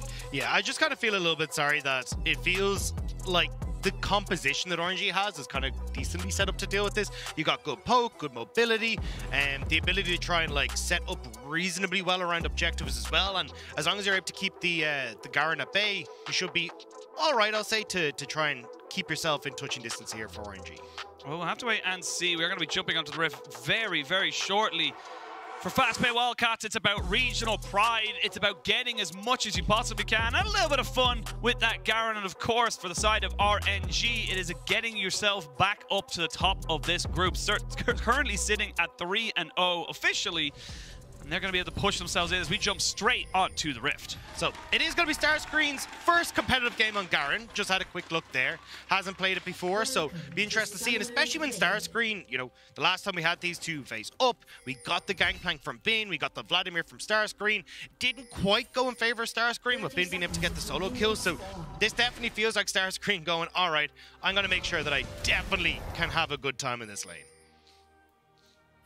We will wait and see how it all ends up going. But look, it's a very standard composition we see from RNG. We know what they're going to be trying to do. It's kind of leave Gala on an island, roam around, and see what Xiaohu can do. But what I want to see is what can the side of Wildcats do to negate that? We know how good that RNG are at moving around the map. How do Wildcats mitigate it and deal with it? Yeah, I feel like a lot of what they kind of need to do is play off of bot lane pressure here, because Holy Phoenix and Farfetch should have push in that bot lane, and then try and use that, maybe linking up with Seren if Seren is pushing the mid as well, and then start invading onto the bot side. Like, Wei not exactly going to be the stronger of the two junglers if Ferret has backup as well, so maybe you can look for some presence there. And already you can see, at least at the moment, Istanbul Wildcats considering going for an invade here, and they will be spotted on this ward as they crest in over to the Raptors. That's why you take the Garen. You get that auto attack reset with the Q. It means you can take wards faster. It's the big brain strat, man. It's the big brain strat. I will say it is very annoying as a person who can lane against something like a Garen, that he just has like so much early game pressure. And if you are the villain, which I don't know if you know, he does have the true damage coming down on his ultimate. So it can be a lot of bursts at level 6 that you're not really expecting. I'm actually curious to see if Ferret's going to go for a level 2 gank in top side. They didn't actually start pushing the wave. So if Ferret kind of smites this and then walks up top, could look for a play, maybe get an early flash out of Bin, which would help out Starscreen massively. But I mean, still an option here if he wants to try and go for it. But Bin has warded that tri-brush, so aware that this could potentially be the case. And we've done a little bit of digging, thank you, of course, to our stats team. The last Garen in a relevant tournament, kind of like ERL or higher, is EU Masters 2021 Summer in Jungle by ANO's Dominant. Maybe you remember it. Yeah, Dominant. Yeah, I remember that. I was expecting it to be like the Yumi Garen. Yeah, that's what I was thinking. That was where I was going to be, but yeah. I forgot Dominant brought that out. I think it was twice he brought it out. At least it brought it out once in 2021 and brought out in 2020 as well. Yeah, absolutely. Well, we are going to see Wei just going for the invade as a hook comes down onto bot side, but it's only onto a Leona, so it's just going to be a little bit of lane pressure here coming out from RNG. And they're just going to be able to push in. This is going to be, it's going to be tough for Seren to really solidify himself in this lane. This is why you see the LeBlanc into the Ahri. You have so much kill potential, especially pre-6. Especially if you're able to land those chains. That's kind of the big difference maker there, where you're able to trade super effectively. Wei, though, will be spotted out. Farfetch on the way. Farfetch is coming. Wei will probably have to flash over the wall as he gets himself the red steel. Gets him back out of harm's way. So good response here from the side of the Fastpay Wildcats. They will not just give up that buff for free, but that's a large wave. I was going to say, I mean, I feel like Holy Phoenix and Farfetch should have had decent control over this bot lane. Is Seren. Oh, Xiaohu. He will lose his duplicate as Seren. Literally one more auto attack and he is dead. He needs to walk away. He can't really stay here, but it's such a big wave, he'll lose so much. I mean, Xiao will have his cooldown soon, but does need to be careful himself. Wei now sneaking in behind this bot lane to make sure that they're safe if Ferret decides to show his nose down here, but I mean, good call here from RNG at the moment, at least having good control over bot side and keeping themselves relatively healthy. Oh, they're going to go in. They don't know the danger. The flash is there, but the hook has landed. That's first blood going over to Ming. And now it becomes really hard for Holy Phoenix to try and hold on to this mid lane, or sorry, this bot lane turret as well, because, I mean, Gala, Ming can always push this in. You have the potential here for a dive, so Holy Phoenix has to give up more of that CS, and you can already see it's ballooning a little bit down in the bot side of the map. I mean, we're only 4 minutes in. It's nearly 2,000 gold, and you can see just the priority in every single lane coming out from RNG. Bot lane, mid lane. Holy Phoenix has to walk away. He can't stay here. He's losing so much just to the pressure that Wei's been putting in bot side, and now RNG, you can see if they can keep their top laner alive as the Fastpay Wildcats try to make something work, but he's a Gangplank. Yeah, just going to be able to back away. Now, Starscreen does have this wave frozen in a really good spot, but RNG kind of in a better spot on the opposite side. Oh, there's another hook coming out. They know that Farfetch does not have any flash. He will get the heal out from Holy Phoenix to try and keep him alive. They have to block the Mystic shots, and oh, does just enough for Farfetch to stay alive, but you're alive, but at what cost? Yeah, I was gonna say, you do have support on the way, though. Seren moving down will be spotted on the ward. RNG will be able to back up, but, I mean, you're double the CS for Gala, and you've got that assist as well. Holy Phoenix, oh, you're getting targeted so hard, this MSI. Yeah, you were gonna say this game, and I heard you were like, no, it's not just this game. It's been this entire tournament, and honestly, it's just been. We have had teams in the past, you think of RNG, like past years, where it's just been the Uzi show. It's been about him in the bot lane, but it was always that thing of like, yes, you know we're going to focus bot lane, you know we're going to give our AD carry the resources, but we don't care. We're still going to work. There's nothing you can do about it.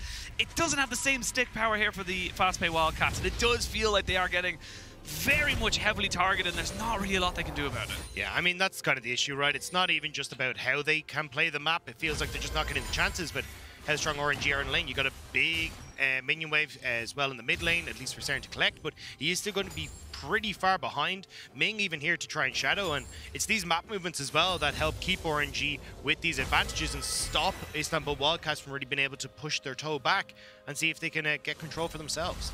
RNG is such a historically dominant organization within the LPL and even internationally as well. One of only 2 teams to win MSI, the other one being T1, of course, in this tournament, which, funny enough, has the most winners of all time in this tournament. We have G2, we have T1, as we're going to see a little bit of a move here, but Xiao is on LeBlanc. But yes, G2, T1, and of course RNG. The only one we're missing is EDG.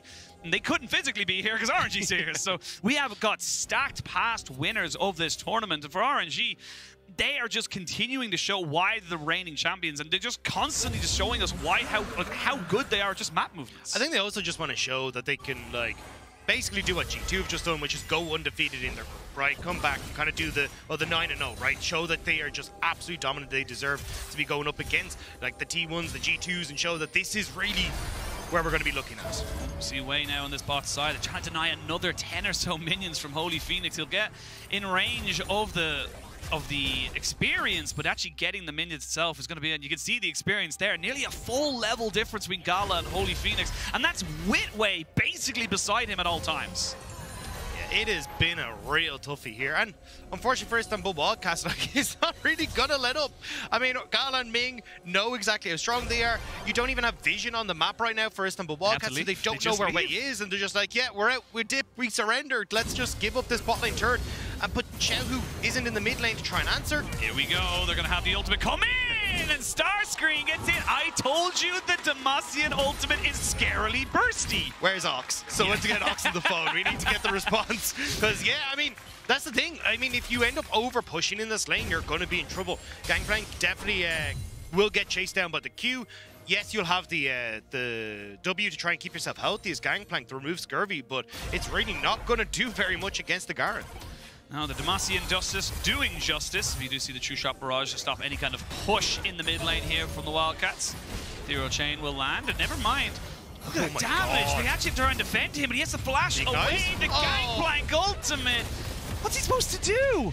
This is, like, they're just chasing Holy Phoenix around the map. They're like, you know what? No matter where you hide in the school, the bully's going to find you. And now RNG will turn over towards the Rift Herald as well.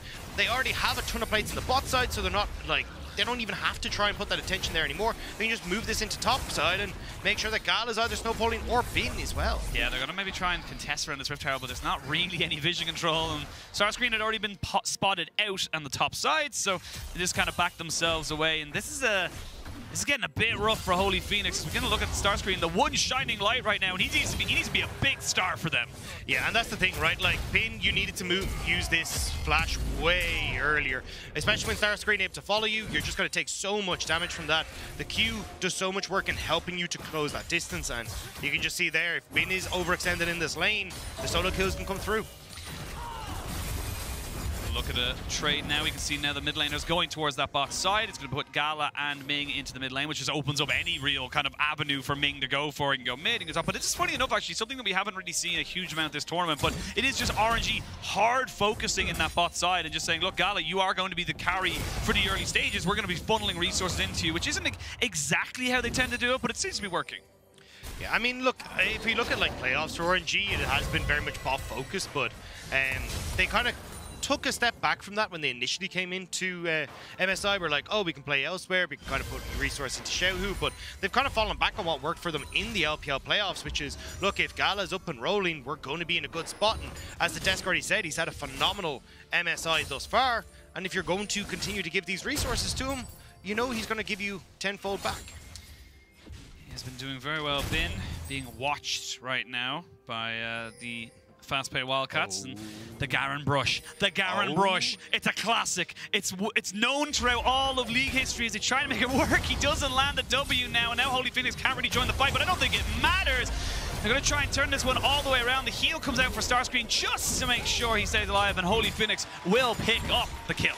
Yeah, with 2 on top side though, RNG can start to go in towards mid. Farius doesn't know he's been spotted. Oh, he does, but he thought he was only just the ward. He didn't know that there was going to be a Ming and a wave there, and even then Gala picks up the kill with the True Shot Barrage. Now Xiaohu, very aware he's by himself, and he's going to try and break some ankles as they come back in underneath the turret. They're going to be able to lock him down, maybe even take him out. That is Xiaohu going down. Saren taking up way too much turret, but he should still survive. And this is the Gala show, because the rest of RNG, they're kind of getting a bit sloppy. Yeah, I mean, Farfetch gets the good flash to keep himself safe. You've got the kill going into top side.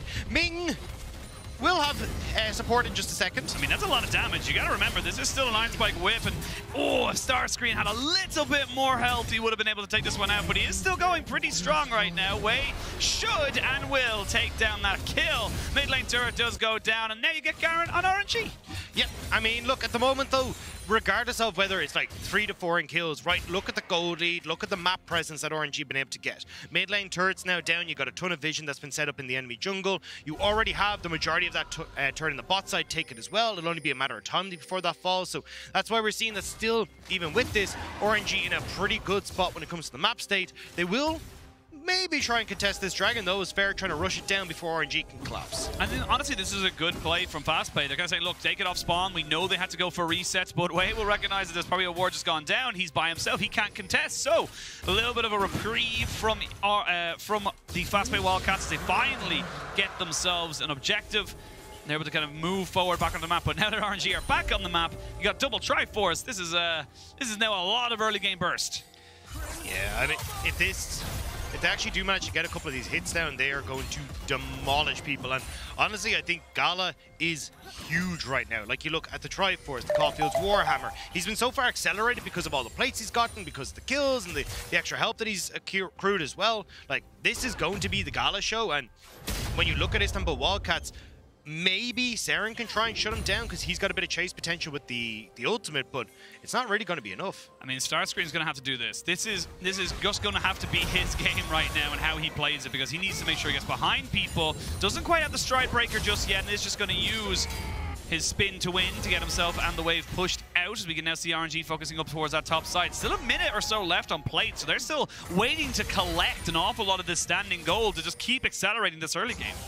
Yeah, trying to keep themselves going. You got Wei now coming up here to make sure that Gala can actually continue to push in safely.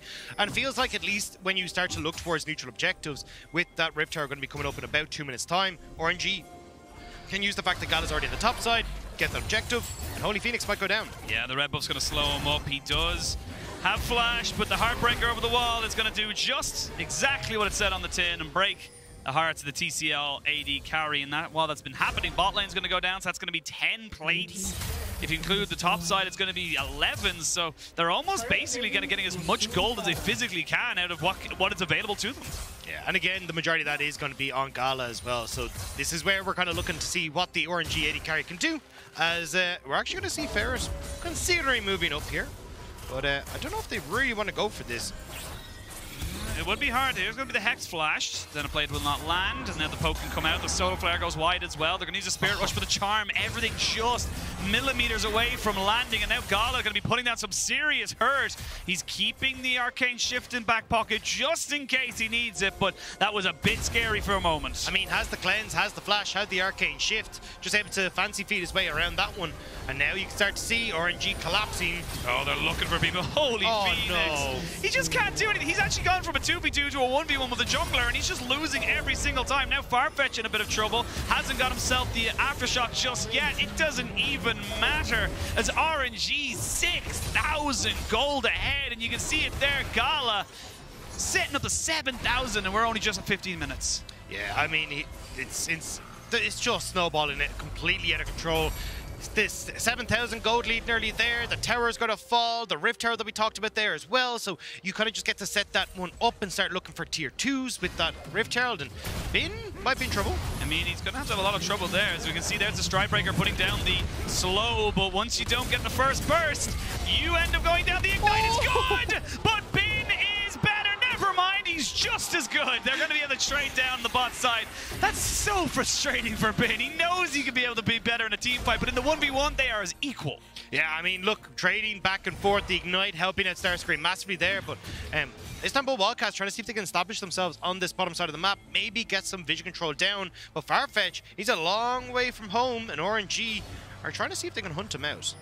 He's had a feeling someone was around, and Xiaohu's just skirting around vision right now. Ferret's got to be so careful. Holy Phoenix, I don't even know if you're safe here, my dude. You're 1-3. You just got yourself the Kraken Slayer, but I don't think there's gonna be a target on your back all game. The observers are turning this into a horror show. We keep seeing them go into the dark. I'm like, oh no, where are they? Yeah, they're gonna look for a blast going over the wall. Xiaohu can join. It's gonna be a 3v4 on the bot side. There's gonna be ultimate coming out for Nautilus. As we can see, Wei trying to put down some damage on the Farfetch. He goes in. Solo player comes down, but it doesn't really land on who they wanted to. Holy Phoenix tries to shotgun his way in. As Starscream finds a mark, but Farfetch is the first to fall. Now, can they keep going? Xiaohu thinks he might have something, but you gotta respect the damage coming out from this Graves. They're going to back themselves away, and in the 4v4, it's a 1-for-nothing trade. Yeah, they will just reset with 40 seconds left on the Dragon. They'll just rush down to this bottom side as well, even having the Hex Gates to try and help out in getting them out of the base. You've got Gangplank pushing in the top side, so you need someone to go and deal with him. It'll probably be Starscreen who goes, but even if it's Saren and Starscreen, neither of them have the TP to get back down towards the Dragon. We just see the 1v1 here, though. I mean, it was so back and forth. Bin trying to get that damage down, cleanses the Strikebreaker, pops out the ultimate, and with that barrel explosion, you can see Bin thinks he has it, but the villain damage, the extra damage that comes through from the ult and the Ignite does so much work there. That's what you do as Gyrons, run at your opponents. You gotta hope you can burst them out before they can burst you. And we can see the Gangplank is slowly getting to the point of not being able to, or being able to deal with it. So we can see Shelly finally getting dropped down on bot side. So RNG gonna try and crack open this bot lane and make it as long as possible for anyone trying to push out these waves. And I mean, look at the way the map is working right now. Even in mid lane, like fast play Wildcats, they try to go for something top, but then the Gangplank, he just backs away, drops his ult. You can't take the tower. Yeah, I mean, this is kind of heartbreaking for TCL as well, especially like listening to Yinsu talk about the TCL. They're like, this was where they're looking for to, you know, the redemption story, the opportunity to really show what they couldn't at last Worlds, and it feels like at least going 1-4 at the moment, looking like 1-5. It's not exactly the way that the TCL was hoping to end their MSI split. Absolutely, especially after the first round robin, where they were, you know, again, very much the same as everybody else, sitting on 1-1 and just knowing that they had a rock, paper, scissors around the other two teams of the Red Gannets and, of course, PSG Talon, but it just hasn't really come together, and they were so close against PSG Talon the other day. It just never really stuck, and that just becomes a bit of an issue. But the Hex Flash over the wall just protects your pink wards. It's always good to keep your established vision. I love this from Xiaohu. He's just gone with the full Medjai's and just gone, I'll stack it later, it's fine. I mean, look, realistically, if you're looking to try and very quickly end this game, Medjai's does work out. It's cost efficient. You get that quick legendary item, which also gives you the legendary passive on your mythics as well. So it just works out very quickly. It's starting to get you to a place where you're able to snowball off of those 2 item spikes. Well, with the objective bounties available, as we hit now 9,000 gold, it's just slowly getting bigger and bigger when they're not even taking any fights. Finally, the first tower for the side of the TCL representatives will be taken as they get the top side tier 1, but you can just see how little resources they're able to get right now, because if they try and walk forward, they're just probably going to die. I mean, someone does have to deal with Starscreen, though, because, I mean, if you get enough of these bounties, we'll kind of do relatively all right as he's dancing in the brush. Away. Beautiful stuff. Dancing is what we do. It's great. I'm not. Oh, I thought you were looking at me to carry on. I was like, I'm not carrying on. Well, Peekaboo, I see you. He's going to be able to try and find him out there. He's going to jump in. Starscreen, go on. Try and make this one work for you. He gets the ultimate down, but not enough damage. Bin will not tick down to the Ignite. And Wei is there to cover his top laner. Yeah, Wei being there just to make sure that Bin doesn't fall again. You can see it's not exactly the easiest matchups for the Gangplank, but with Viego there, they can turn around, and it does relieve a little bit of the pressure, at least the moment, from Istanbul Wildcats on the base, knowing there's 2 people on the top side, but it feels like it's going to be pretty short-lived as Bin will push in top side. You've already got the push in mid, and RNG are going to join their top laner for this next tower.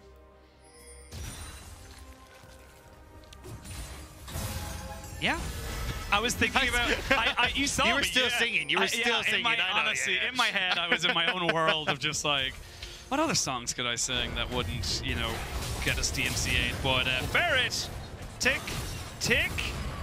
One more, boom. That's going to be enough damage. And that's a solo kill going over to Xiaohu as they try to defend their top tier 2.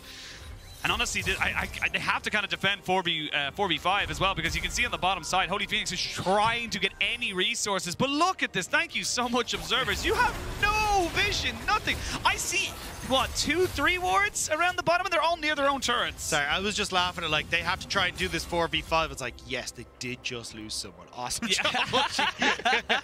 Your math is correct. Now it's 3v5, as we can see them try and go for this one. Baron down to about 1,000 HP, and that's been taken. They're going to see a flash in on top of Xiaohu as they try and take him down. Go on, get his ass! Yeah! They're able to pick him up. That one's for you, Yinsu, as they finally pick themselves up a kill. I promise Yinsu won't get his ass. That's all I want. That's all I had to do. See, with the this thing game. is, you're supposed to slip it in subtly, not then draw attention to it. Always call it out. Always call it out. But they do trade back a kill, but the Baron does go over to RNG, and they pick themselves up the Red Bull Baron power play. Yeah, and I mean, this is where it starts to get a bit nervous for Istanbul Wildcats. I mean, more so than already was, right? You have no Terra on bot side or in mid. It's only the inhibitor turrets left standing, and you've only got that singular tier 2 on the top. And with how strong RNG are at the moment, even the Frozen Heart now complete onto Gala, like, how do you try and kill this Ezreal at any point in time? Magi stacks down to 2 now. You know, little silver linings on a very, very large dark cloud, as you can kind of see them kind of go for it. But yeah, I mean, we could try and, you know, set up what they could do, how they set this up, how they try and, you know, bring this back from the brink. But it is a near 10,000 gold lead at nearly 22 minutes. Baron pocket. It's just hard. I mean, look, at least this game does give a bit more of a indication of like where RNG are at, right? Like, they're coming in incredibly strong. It feels like a lot of teams are kind of going, oh, well, you know, how clean are they? Haven't exactly been the cleanest, and I will definitely say that it's been kind of the same over when you look at the LPL, but it feels like when you get to this mid game, that's where RNG become terrifying.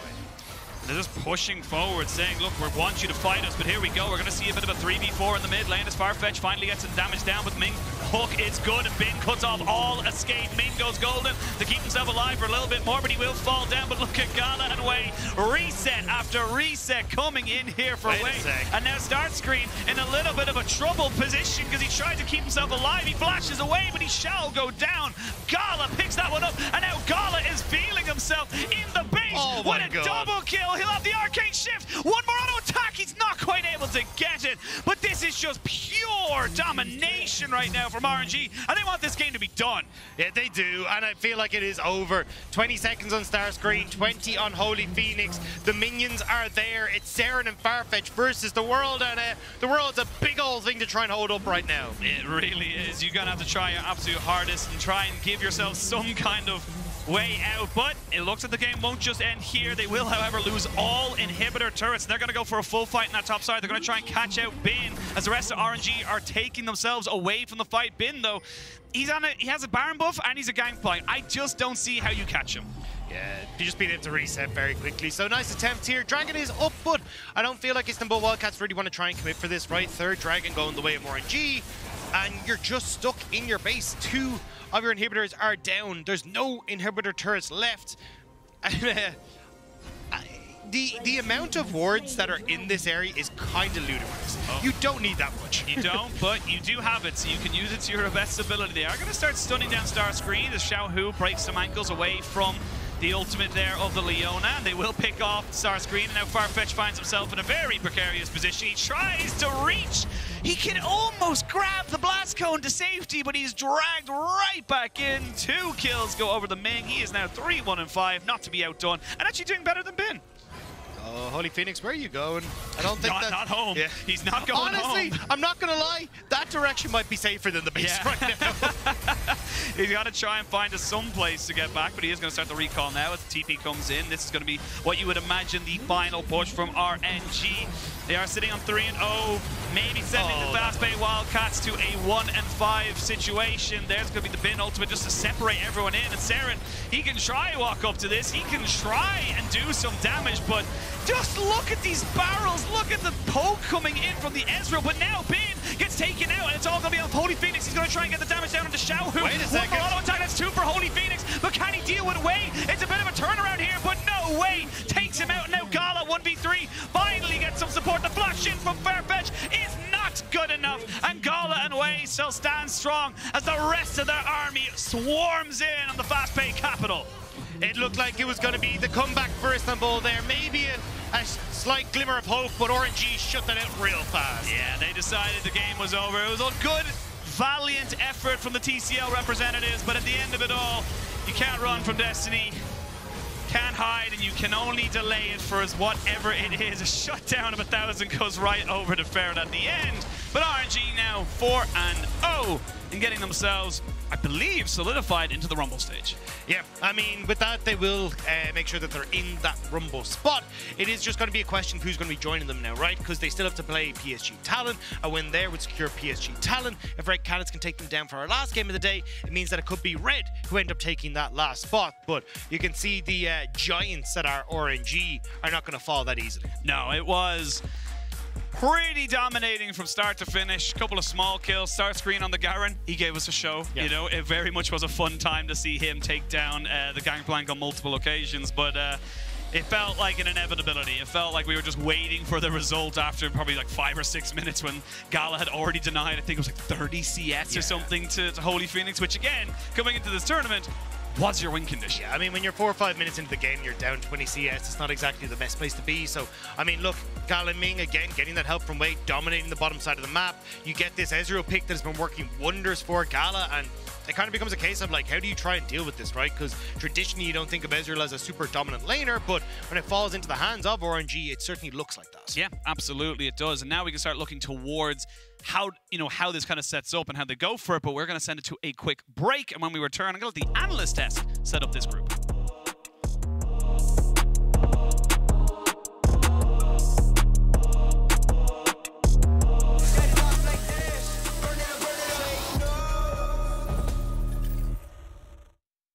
Go riders, go right, gasoline lighters, more fire, skid tires, blow up dynamite, need more wires. Noise shades, to the origami, I'm enjoying like I don't know, I'm gonna come under the pond water. Set it off like this, set it off like, set it off like this, set it off like, set it off like this, set it off like, set it off like this.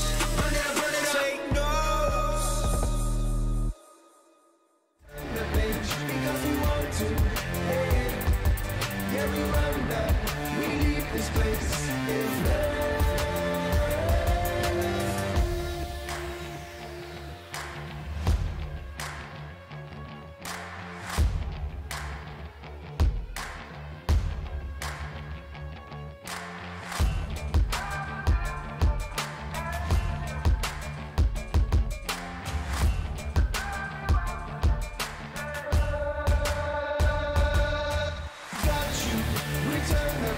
Because we want to, yeah, yeah, we run that, we leave this place in love. Got you, we turn the page because we want to, yeah, yeah, we run that, we leave this place in love.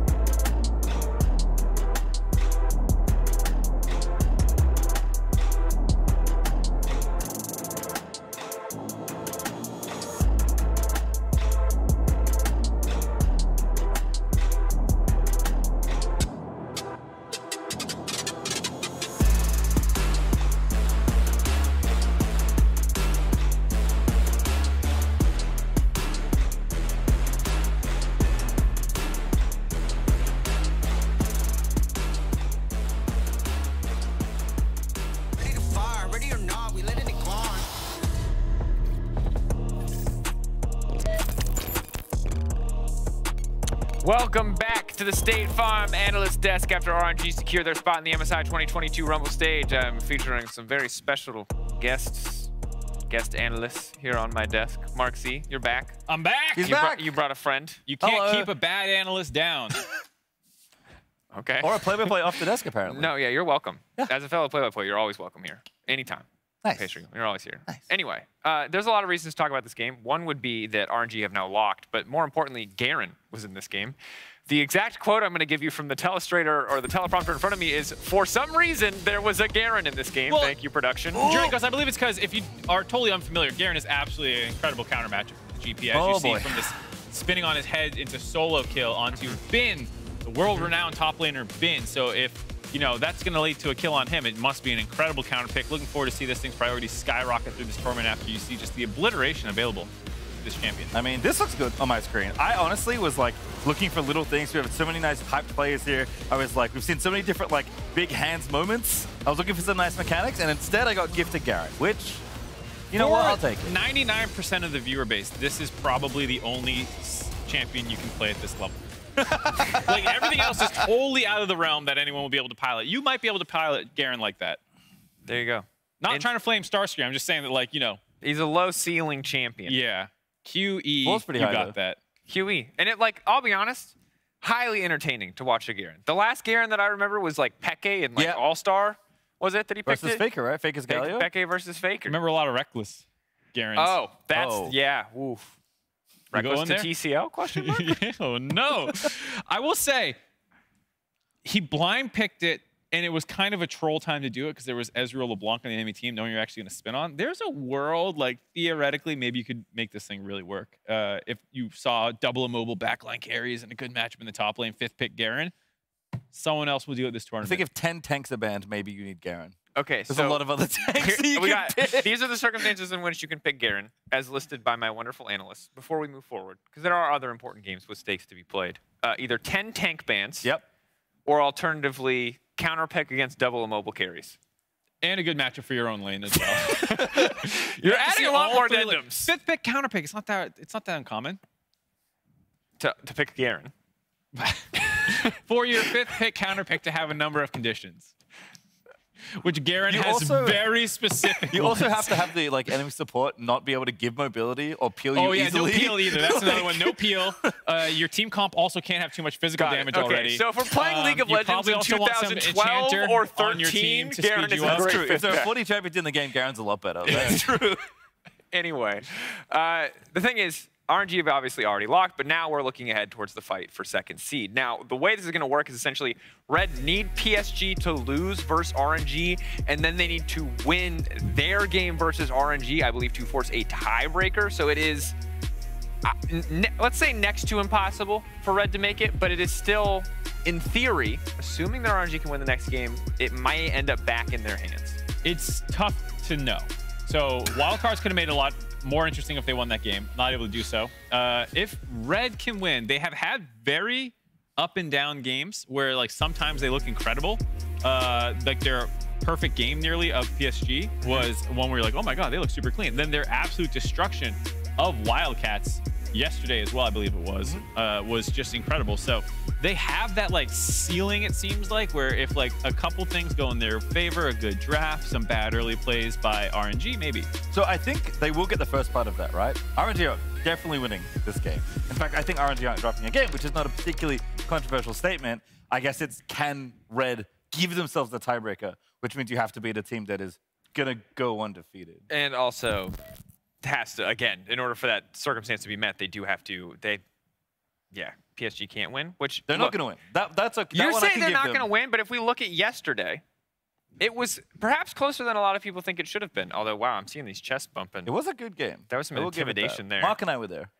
You were there. Tell me your thoughts. Is it, Pastry, you're surely the person that I thought would believe in it, given how close I felt that game was from an outside perspective. But was it not that close? Should I not have that faith? I don't want G2 to go undefeated in RNG not to. There's too much pain. Oh too much pain already. It's so salty. No, I thought this was an extremely close game. I would put this up as maybe the best game of play-ins thus far. Maybe the EG-G2 back and forth one with the Baron throw would be up there as well. But This was a legitimate, like, high-level game going on. Both teams had their win cons, and I just don't know what possessed PSG after winning a fight like this to go, now we need to flip it at Baron. I don't know what went from, like, great team fight, guys, let's 50-50 the game. Yeah, pretty clean Baron still here from Wei. I mean, this was the thing that opened up the game. It was, I think, close. I don't think it was a lead necessarily, but from that point, RNG didn't really let it go. And that's kind of the thing is, like, yeah, you can get leads sometimes. You can make games close sometimes. PSG certainly did do that in their game yesterday, but RNG just feel very inevitable. And that's why, at this juncture, I'm so down on PSG winning. Not that they can't do it, it just feels like fate is here in RNG's hands, even though they've had to go through so much to get to this point. All right. I was not gonna lie, guys. I was hoping for a little bit more optimism. But PSG got it easy. Was I not being optimistic? Yeah, you were vaguely optimistic. I guess from my perspective, with how cynical I normally am, Yeah. I was like, was that not optimism to others? Because that was. Yeah, I guess to be fair, after catching that first EG game with you, I should have not expected too much in the optimism department, given it was like me and Betty trying to build you up while you were sad in the corner. No. I mean, so PSG looked good enough to win a game, I think. After that initial Red Cannons loss where they looked terrible, since then they've looked quite incredible. I could see them doing it. It's just very, very Here's hard. a completely unreasonable question. Yes. To ask for a best of one in stage 1. I'm so excited. Can PSG make top 4 in this tournament? Yeah. Yes. You think they make it to bracket stage? It's possible. You think, who are they fighting? Is it just them and EG for that last slot expected? I think them and EG are probably going to be the toe-to-toe battle. So historically, actually, they have qualified as a region, LMS/PCS combined across the history of MSI, qualified for more group stages, or for more bracket stages, excuse me, than NA has actually. Regionally, they qualify for more. The difference is the 2 times that NA has qualified, we made finals. So when we make it, it's all days is uphill from there, but it just has only happened 2 out of 6 times, I believe. And I think the PCS has made it out of brackets 4 out of 6. So, or into brackets, excuse me, 4 out of 6 times. So like, it's actually not that unreasonable to have a close matchup between PCS and EG. Yeah, there was this weird thing where like they would do really well at MSI and then Worlds would come around and be like, oh no, what happened? Yeah. And like, it's very odd for a region that seems to always send a fairly strong team, but is quite top heavy. I think that's fair to say given their history. So certainly I think they can make it. I think, you know, given what we've seen already, obviously G2 looked terrifying. Everyone expects T1 and RNG to be good and they will continue to be so, as we'll see, I'm sure, in these next 2 games. And from that point, it's like, okay, who's getting the final spot? And EG seem to be a team that can make it, but depending on how PSG Talon look, they might even be a favorite over EG to get that final spot. So I don't think it's unreasonable at all for them to be making top 4. In fact, it almost seems likely. And Group A, I don't want to count out, we haven't done this yet, but Saigon or DFM, whoever makes it, I don't want to totally count them out, but PSG has had the closest game against RNG, whereas like the teams in Group A have not really challenged T1. So that's why I think PSG has emerged as one of the teams with EG fighting for that 2nd spot. All right, Mark, optimism. How is it affected by the news that PSG have subbed in Ozzy again in top lane? Like a shotgun blast to the face. Wow. Wait, what? I thought he looked terrible the one time we saw him. And to have him bench for Hanabi, who had a good game on the Vladimir, is just the most confusing thing you could have told me heading into this game beyond like their drafting And game. I didn't like save that for a gotcha moment. I just found that out. Production probably knew. I just didn't read the prompter in front of me. How unusual.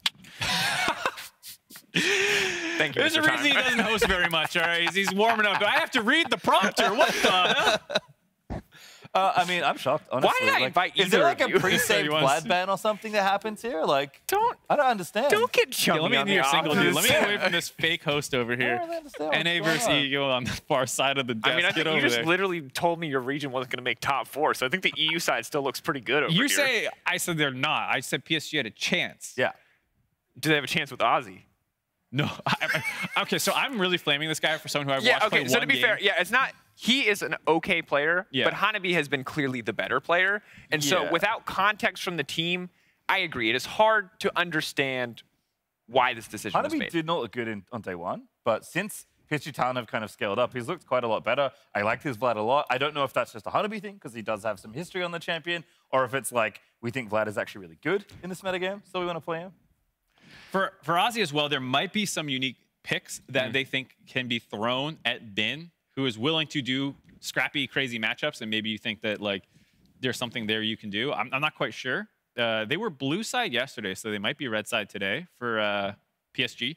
So maybe there's a red side counter pick that, that they can throw in there, and that's why they're doing it. But just based off that extremely limited one-game sample size, Ozzy did not impress the one time he came in. Yeah, and it's an interesting thing to change when you did see so much success yesterday. I, again, hope that we get a little bit more context, regardless of the result from PSG, as to why and where they feel subbing in these players is appropriate. Because I thought when they did the sub in at 0-2 or like when they subbed in for RNG, I thought it was like desperation hours. And then Hanabi came back and they did way better, and they've been on the upturn. And ultimately, winning here guarantees it. Whereas otherwise, you're kind of just praying that cannons fail, which, again, they're not the favorite in that matchup by any means, but why put it in anyone else's hands? Yeah, Wait, who told you to come back to the middle? Just for the shot composition, I assume that they preferred not a giant chasm in the middle of the desk. No, I feel like we're missing something. The chasm is representative of our emotional connection at this very moment. But that's enough from your fake host and your fake analysts. Time to send it over to your very real casters.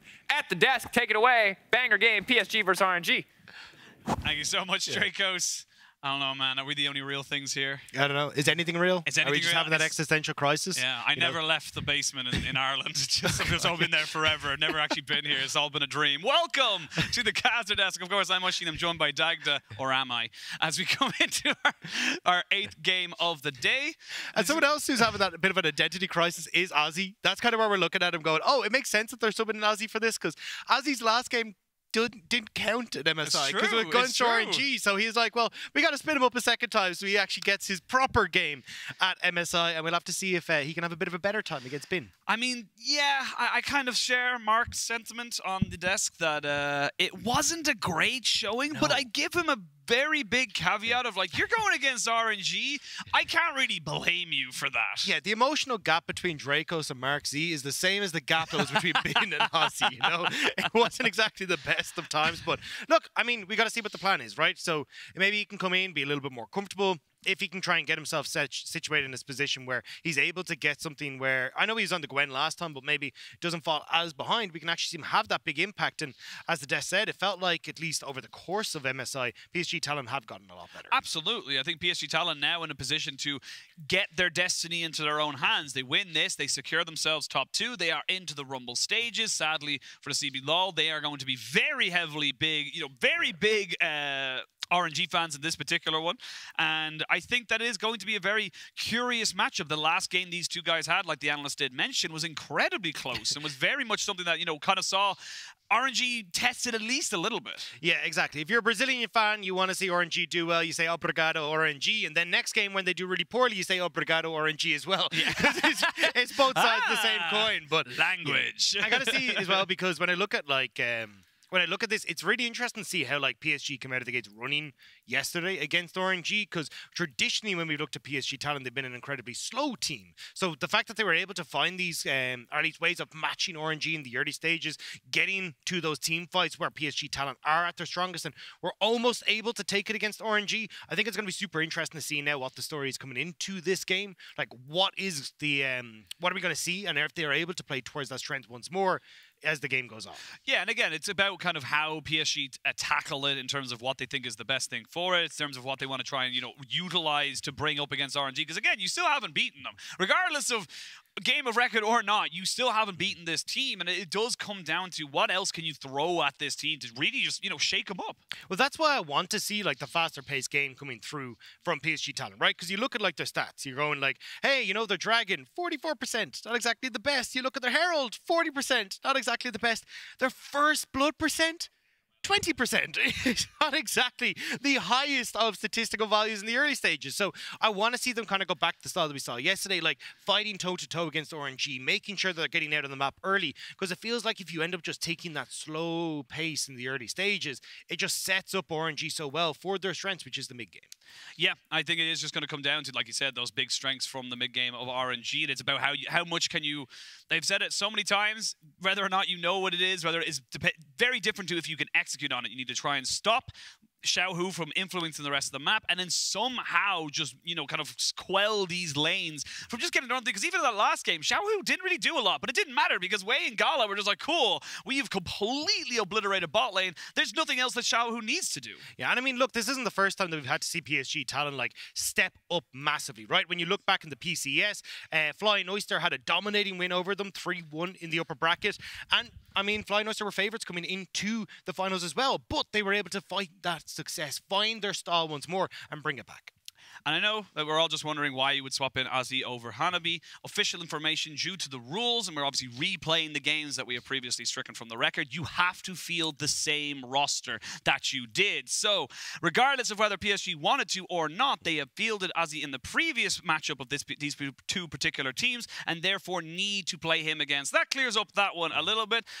They don't really have a choice in the matter. I don't think anyone's going to be too, you know, upset about it, but that's just how the rules go. Yeah, well, look, I mean, no offense to Ozzy, but I'm not exactly looking at him for this game. Like, I feel like a huge amount of this is going to be Juhan and Bay. Like, for these two guys, like, even when you looked at them over in the PCS, it was those two linking up and then moving down to support Unified and Kaiwing on the spot side that made the big difference. And I feel like that's where you're going to be looking. As you said, like, look to shut down Xiaohu, look to influence the bot side of the map before RNG can do so. And also, just to give a shout out to Kaiwing, like, Kaiwing yesterday was insane. Like, him roaming around on the Leona, like, getting kills onto being in the top lane, like, being able to set up PSG talent for success. I want to see that Kaiwing again. I want to see him getting out on the map and making sure that they can really push RNG. And if they can take the game, make sure that they get that move on into the Rumble stage. That's the big thing. As you mentioned, it is about kind of disrupting these bigger teams. You look at the likes of T1, G2, RNG. These are teams that, you know, you play standard, you play kind of conservative, you're probably not going to be able to beat them. That's just kind of how these things go. But if you're able to bring the fight to them, if you're able to change the pace, make it so that it's not just a simple, you know, strategy of do this, do that, it's not a figured out game, that's when it gets a little bit more interesting. That's when we start to see mistakes from some of these godlike players. And right now, it does feel like, yes, PSG are 100% the underdogs in this particular matchup. And of course, we have the Brazilian fans are very much shouting for RNG. It is going to be about what PSG can bring to the table, and like you said, just kind of change up how they've brought it in, specifically on Kaiwing. Yeah, I mean, look, on the opposite side, you are going up against the powerhouses, right? Like, RNG, no doubt, still looking to see if they can make this undefeated streak happen. And you're definitely looking at Xiaohu. Xiaohu has been a guy who's been sitting around RNG since 2015, after Gamtu sold a spot. Like, I think you'll like this as the big weeb in you. That he used to be, for anyone who didn't know. How dare you out me? His old name was Angel Beats because it was from his favorite anime. It was the one that made him cry. I was just about to say, it's like, that's a really sad anime. Yeah. Like, I don't know if you want that to be your favorite. Well, that's why he did it. It was the anime that made him cry. So he called himself Angel Beats back in the day. So obviously a massive anime fan like yourself and Vedius, you know? Yeah, I've never cast it with Vedius. No, I think it would be too powerful. They wouldn't allow it. It'd be too much power. I wish I had some anime reference because I'm sure there is one of combining powers, and I'm just gonna leave that in there. You could go Dragon Ball Z Fusion. Yes. Yeah. Fusion. As you can tell, I was going to say this is going over your head. This is like, I'm going to trust whatever you say because I ain't got a clue. The thing is, I'm not even good with like. It's not even an anime thing. It's just TV in general. Like, I haven't seen Breaking Bad. I haven't seen, like, Lost. I haven't seen a ton of these things that people are like, oh, it's really good. You should watch them. Like, yeah, we'll get to eventually. Yeah. You know? Do you watch movies more? No. You just don't watch TV media. No. Well, on that bombshell, let's jump into Champ Select for RNG versus PSG Talon. It is going to be RNG on the blue, PSG on the red, and we'll start to see now some of these priority picks coming in. The Graves being banned away here from Juhan means that we are going to start to see maybe a little bit of adaptation in that jungle matchup.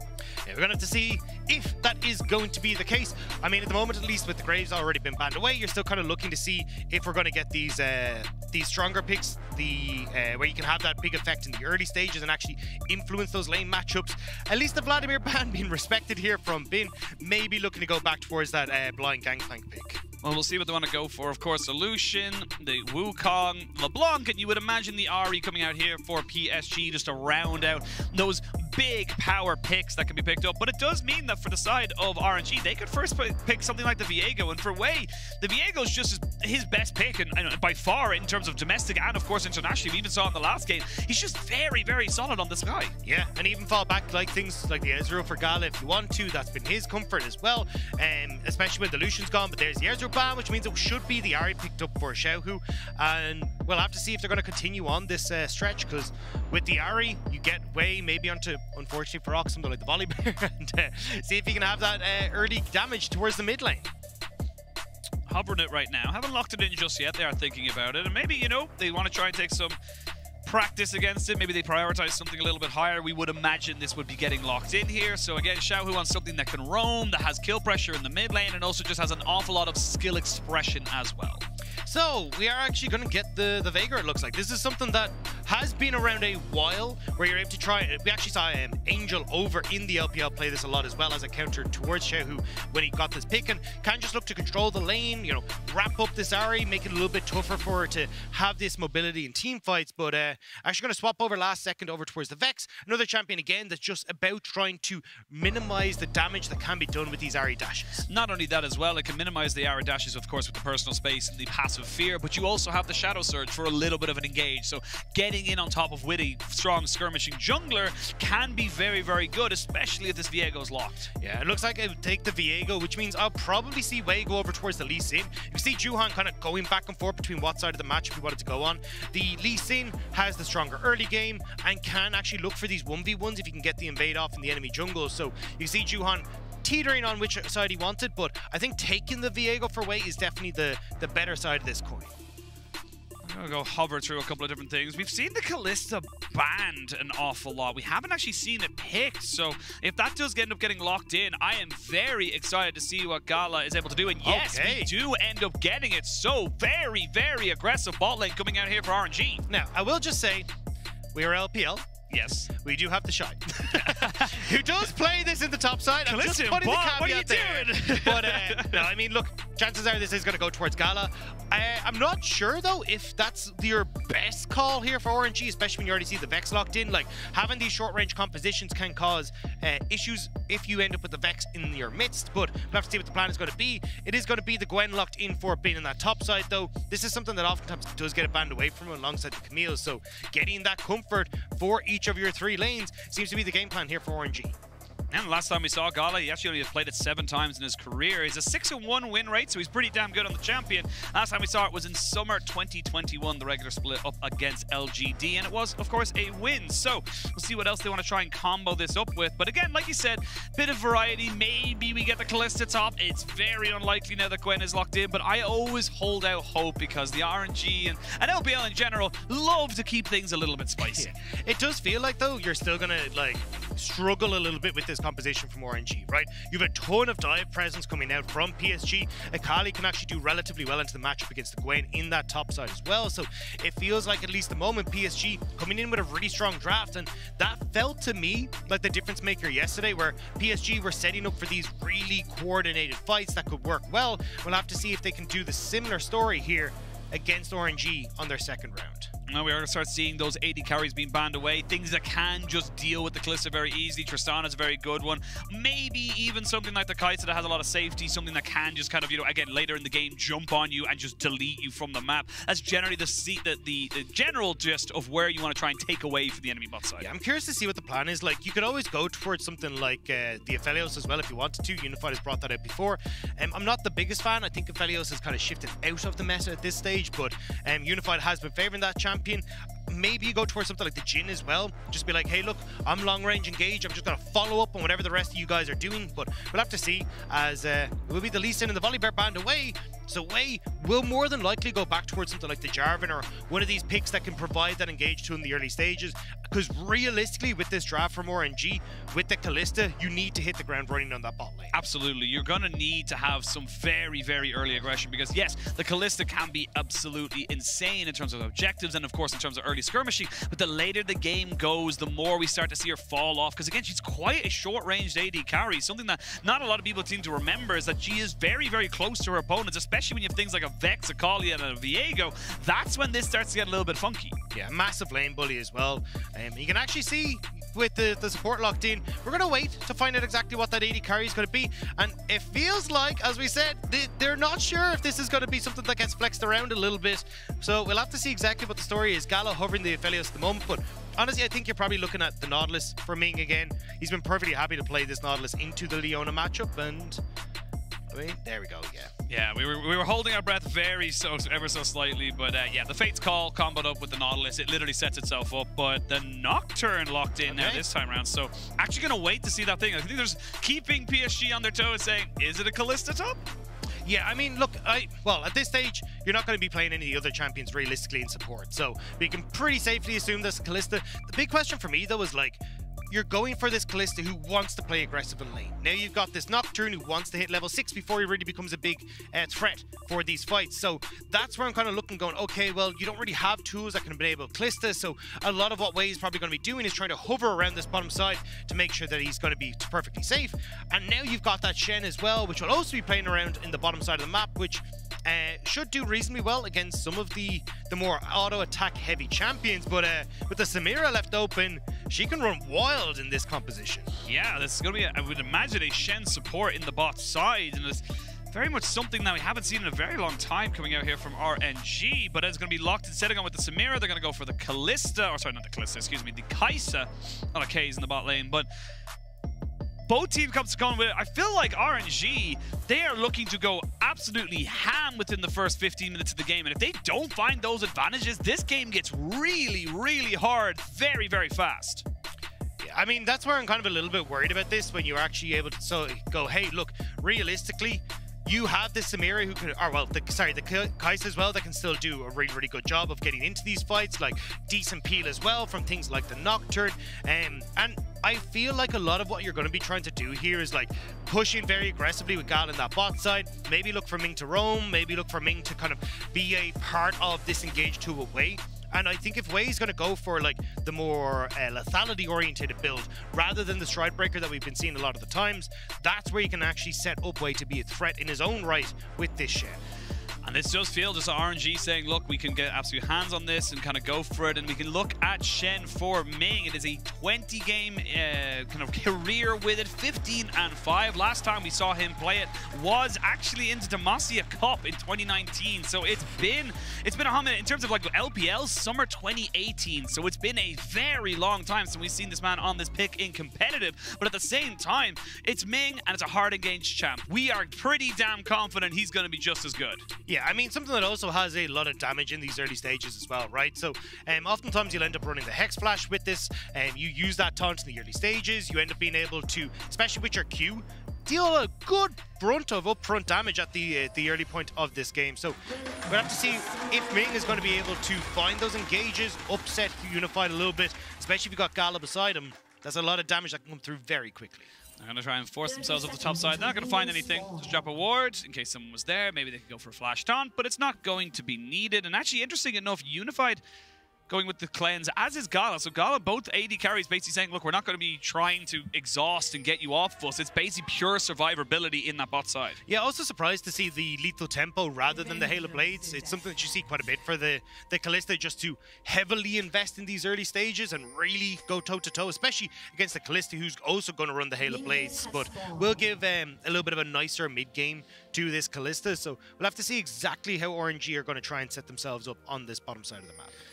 I'm curious to see where Wei goes as well. Nocturne, a very good champion to just farming up until 6, but if you're able to make stuff work for you on the side of PSG with Juhan, and of course with this this combination of the Vex and the Akali, you have an awful lot of good damage and setup, as we do get a slight pause just as everything kind of jumps in, so hopefully that will be rectified as soon as possible. But thankfully, in this pause, nobody's doing anything, so it's not going to affect the game at its core.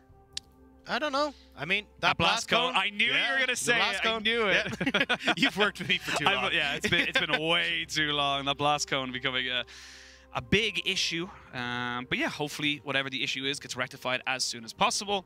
And for PSG, we can kind of talk about how they've kind of come into the split even as a whole, considering, you know, their PCS and of course an MSI. And it does feel like it was kind of dominant lull into the playoffs, and they've slowly but surely just been ramping back up. They turned off the engine, now they can turn it back on, build up that speed. Yeah, and a large portion of that was when they got into playoffs, just not having that same strength from Unified and Kaiwing, and not being able to find the success that they had previously, where Unified and Kaiwing have been so dominant in the bot lane, but when they got into playoffs, even in their series against CFO, Flying Oysters, that they end up going 3-1. Unified and Kaiwing just couldn't find the presence that they needed. Actually got a lot of jungle attention as well.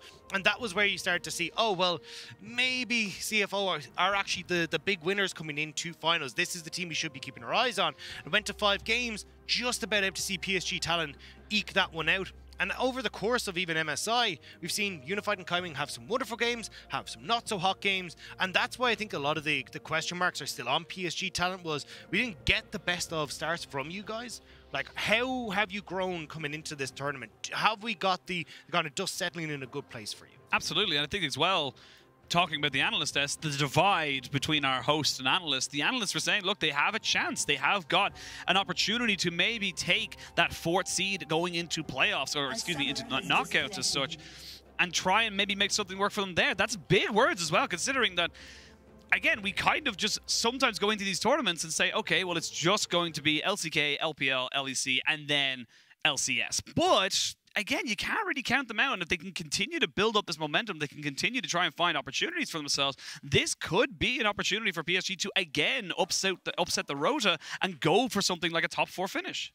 Yeah, I mean, look, it is tough though. I mean, you are going up against some serious legacy organizations, even in RNG, right? Like 2 World Finals appearances, like Royal Club and Sarah Royal Club back in 2013, 2014, and they have 4 LPL championships. 5 now. 5 LPL championships, of course. Yeah, now you've got an MSI tournament underneath your belt as well. Like, it's not exactly like this is a team that's a bit of a pushover, and I think that's why so many people are kind of looking at this going, hey, look, can PSG Talent take a game here? Because they were so close yesterday. You just have to see if they're going to be able to push it across the finish line. Yeah, and I love how you bring that up in terms of the history of RNG. RNG, legacy org within the LPL and internationally as well. There was the Golden Road in 2018 where they had won Asian Games. They were going as if they were going to win absolutely everything. Of course, weren't able to do it. It was IG in 2018 to lift the trophy. But they're, of course, the first LPL organization to do that as well. So it does feel like, again, for the LPL, they're just getting stronger and stronger. Yes, we, of course, talk about the LCK dominance, and we can, you know, look at some of these organizations, people like Faker, who've been playing for nearly 10 years, but LPL's building its own legacy. Xiaohu has been around for so long. In fact, every single RNG championship has come in a roster that Xiaohu was in.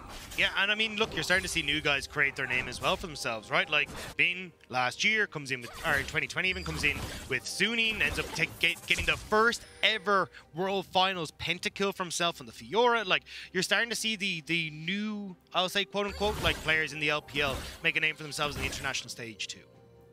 Well, we are back into game. Whatever was the issue has been rectified, and we're hopefully going to have a smooth sailing experience as we go into this one now. As yes, the Akali was picked into the Gwen. It is a traditional counter to it, but this is how level 1 to 3 goes. You don't really have any priority as the Akali. You just kind of have to sit there, accept that you're going to get bullied out, and hope and pray that you can come back into it. And that's why we saw RNG go for that level 1 ward that seems so long ago at this stage in that top side, because what you want to do is actually deny Akali access to the wave, and oftentimes she'll hide in the bush, maybe she'll hide in the alcove, but you want to make sure that Bin still has his ward for himself in case he gets these early ganks from Juhan. So at least RNG aware of how they can play around this matchup in the early stages and get Bin as much an advantage as possible.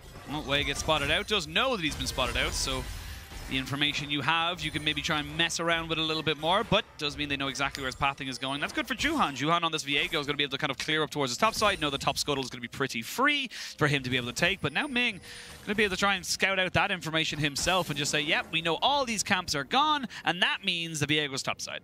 Yeah, and that's exactly why Bin going to try and crash this third wave and make sure he's not sitting vulnerable in this top side. You don't really have control over the mid as well, but at least from the Nocturne's perspective, all you want to do is just fast clear your jungle, so as long as your waves are safe, you're totally fine.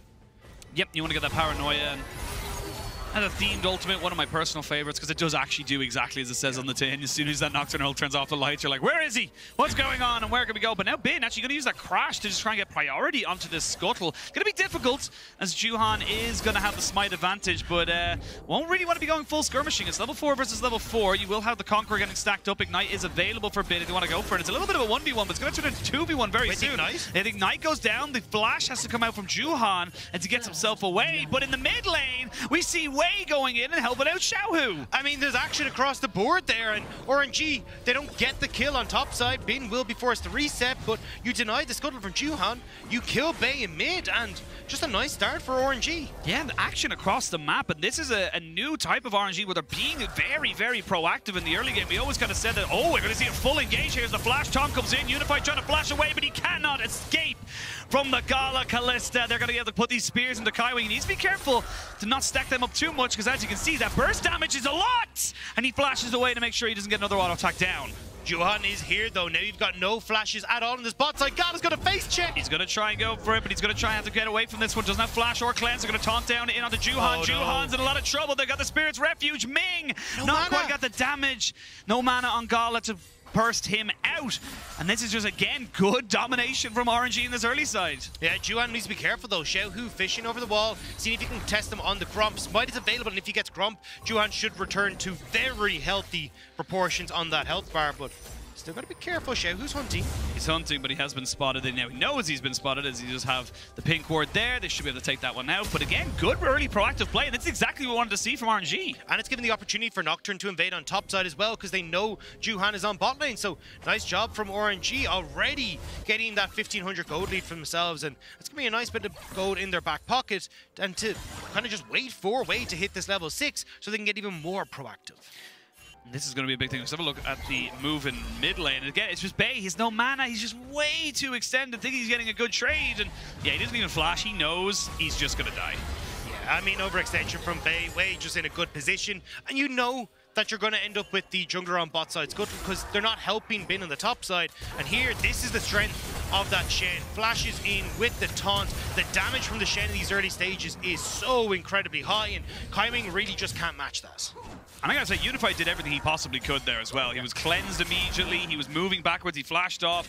Doesn't quite keep himself alive in that particular skirmish, and it does mean there's an advantage in bot side. And now Xiaohu is just kind of using this early priority as the Akali almost gets taken down by the Needlework. Xiaohu ult could be there. The Spirit Rush goes in. The Orbit Deception is good. Now Juhan will dodge away from the charm. As you can see, Bei coming in. He has a Shadow Surge. Don't need a turret, but it's already 2 kills. Bei, I don't think there's much you can do here. You're going to actually get dodged out. The Shadow Surge is not good. The Flash is, however, and he gets himself on the tower. Now a TP can come in from Azzy as he tries to just defend his mid laner, but this is just, again, RNG, strength to strength, not giving PSG room to breathe. I mean, they've learned from yesterday, right? They gave PSG these opportunities to come into the game, match them on some of these plays, but right now, RNG are dominating the map.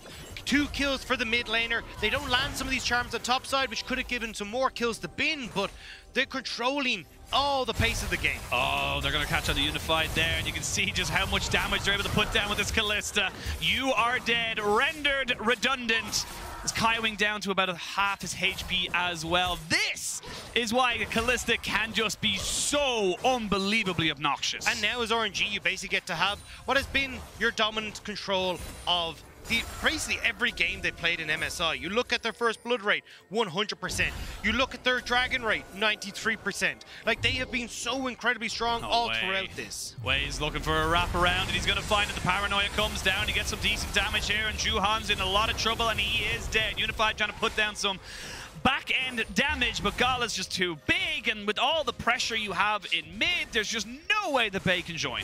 And this has got to be comforting but slightly terrifying for Red Cannons as well. Any fan is going, yeah, RG, get them, but you know, don't get them that hard, because now we got to face you next and you look real angry. Look at the wave that Unified is missing right now. It is huge, and he doesn't know where Wei is. Now he does, so now he feels a little bit more confident to walk up, but that was just, I think that was like 20 minions or something like that. It was absurd. And you've even got the quick reset coming through from Gala as well, so he's looking to shove in this wave. Then he can always rotate up through River towards Rift Herald, which is where the pings are already going down for RNG. And it just feels like you already have so much control. Level 6 to level 4 for the supports. Oh, Charm does land, but Xiaohu knows that there's a Juhan on his way to this mid lane. And Xiaohu doesn't mind going a bit behind in CS. He knows that his job on this Ahri is to facilitate and move around the map. But it's also because he has Ming, right? Ming has hit the ultimate, so he has the opportunity to join in with the Stand United. So Xiaohu gets to play this a little bit more aggressive. Go on, just have a quick glance. What do you think you can take here? Because I've got backup galore. That's the big thing. The Stand United can do so well just to turn what you think is a 2v1 or even a 3v2 into a 3v3 or maybe even more. So you have to be so very careful rushing the Merc Treads on Ming as well, because he knows if he needs to be the facilitator, he needs to be the engage alongside that Nocturne to go for those big dives. And now you have to be careful as PSG, because you know RNG are going to start looking for this Rift Herald on the top side. You can already see Wei about to start that one up. Kalista just hovering up into River. But I don't know if you can really trade on towards Dragon, because, I mean, you've got good presence on bot side. Hello, Ming. Gala's also in position, and, I mean, you have TP advantage for Bin. Yeah, you do, but you will have to TP to a ward. Remember, it's not unleashed just yet, and it would be very difficult for Ming to make this one work. They have the paranoia. They were able to get in line, but it looks like it is just going to be a trade of Rift Herald for Dragon. And this has been a fun little adaptation for RNG. We've seen them a lot more, especially in the LPL. They would hard force around those Dragons because the meta dictated that you would look for those 5v5s, the Jinx, Aphelios, bot lane. Now that we're seeing a lot less of those AD carries, we're seeing an awful lot more of just getting the Rift Herald, getting those early stats. I'm not going to lie. They have a 93% Dragon. They still have it. So yeah, they still have it. But I do notice they go for Rift Herald first. I mean, they were just dominant across the board for every objective in the LPL. Like, the Rift Herald was, I think, 3rd in the league. Their Dragons were 2nd in the league. Like, they were just the neutral objective guys. And I think this is why they've been so hard to play against them, right? Because it just feels like they're willing to play the map super well to set up for these objectives, get themselves in control. Like, RNG are just so focused on these neutrals as a win condition that teams very often struggle to get a look in against them. It's a 5,000 gold lead. 10.5 minutes into the game. 20 CS in top side, 20 CS in bot lane. Hell, 20, nearly 30 CS in the jungle. It's getting very, very difficult to kind of see a silver lining here for PSG. And this can be a little bit of a strange one as well when we look to it further, because again, we talked about this, how PSG were picking up momentum. How the last time these guys met yesterday, it was a very close matchup. But RNG seemed to have made the adaptation. They say, look, we know how you want to fight, and we're just going to go back at it. It also felt like, at least from PSG's side, they had a very deliberate team fight, right? Very easy front-to-back fight to work with, but not the case this time. And now Ming is looking to move in on bot. Gonna look for moving on bot, but we're already in the mid lane. We can see there's the ultimate coming down from the Nocturne. They land the charm, and that's Xiaohu 3-0-1. RNG are just suffocating PSG. There's nowhere for them to go. There's nothing for them to do. There's a two-man taunted bot side as the flash comes in. Unified tries to flash away, but I think he's just dead. Ming perfectly tanks up the turret, and they get both bot laners out. Now Juhan trying to run away from Xiaohu, but Gal is saying, look, we can stop this minion wave because they're just losing so much. They're trying to see if they can get safety in numbers, but Shelly has arrived. What was a 4v2, it's now a 4v5 or 5v2 as they get the ultimate from Shen as well. Gala finally falls down. Juhan is way, way away from home, and he's going to be falling down. It's 1 kill over to PSG. And after that, it's just all RNG. And I mean, Kaiwing will get the shutdown, but does it really matter? This Leona isn't going to carry you the game. And now, with Shelly already getting the turn on bot side, Xiaohu starts to walk up. They should get one more charge onto this bot lane turret as well. And RNG 10-1, the gold lead is so damn big. You can't really defend this as Unified. It's a level 10 Ahri, which means if you get charmed, you're almost going to die. The Spirit Rush not quite available, but Unified has to back away.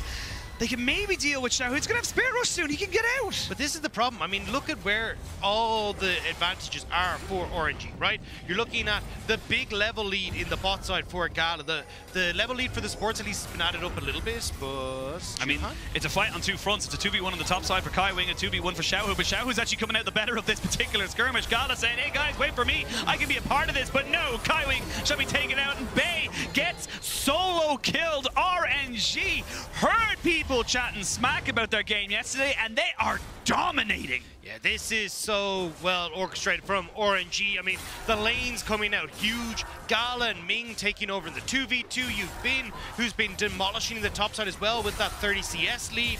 Xiaohu has been getting the help from Wei to take over from the mid lane. And I mean, what do you do here? Unified, there's nothing. There's no help that can come through. Ming has been able to land these these dashes so effectively with the flash. And unfortunately, Kaiwing just uses the engage that little bit too quickly, and they can't stop Gala from following up. It's just so hard.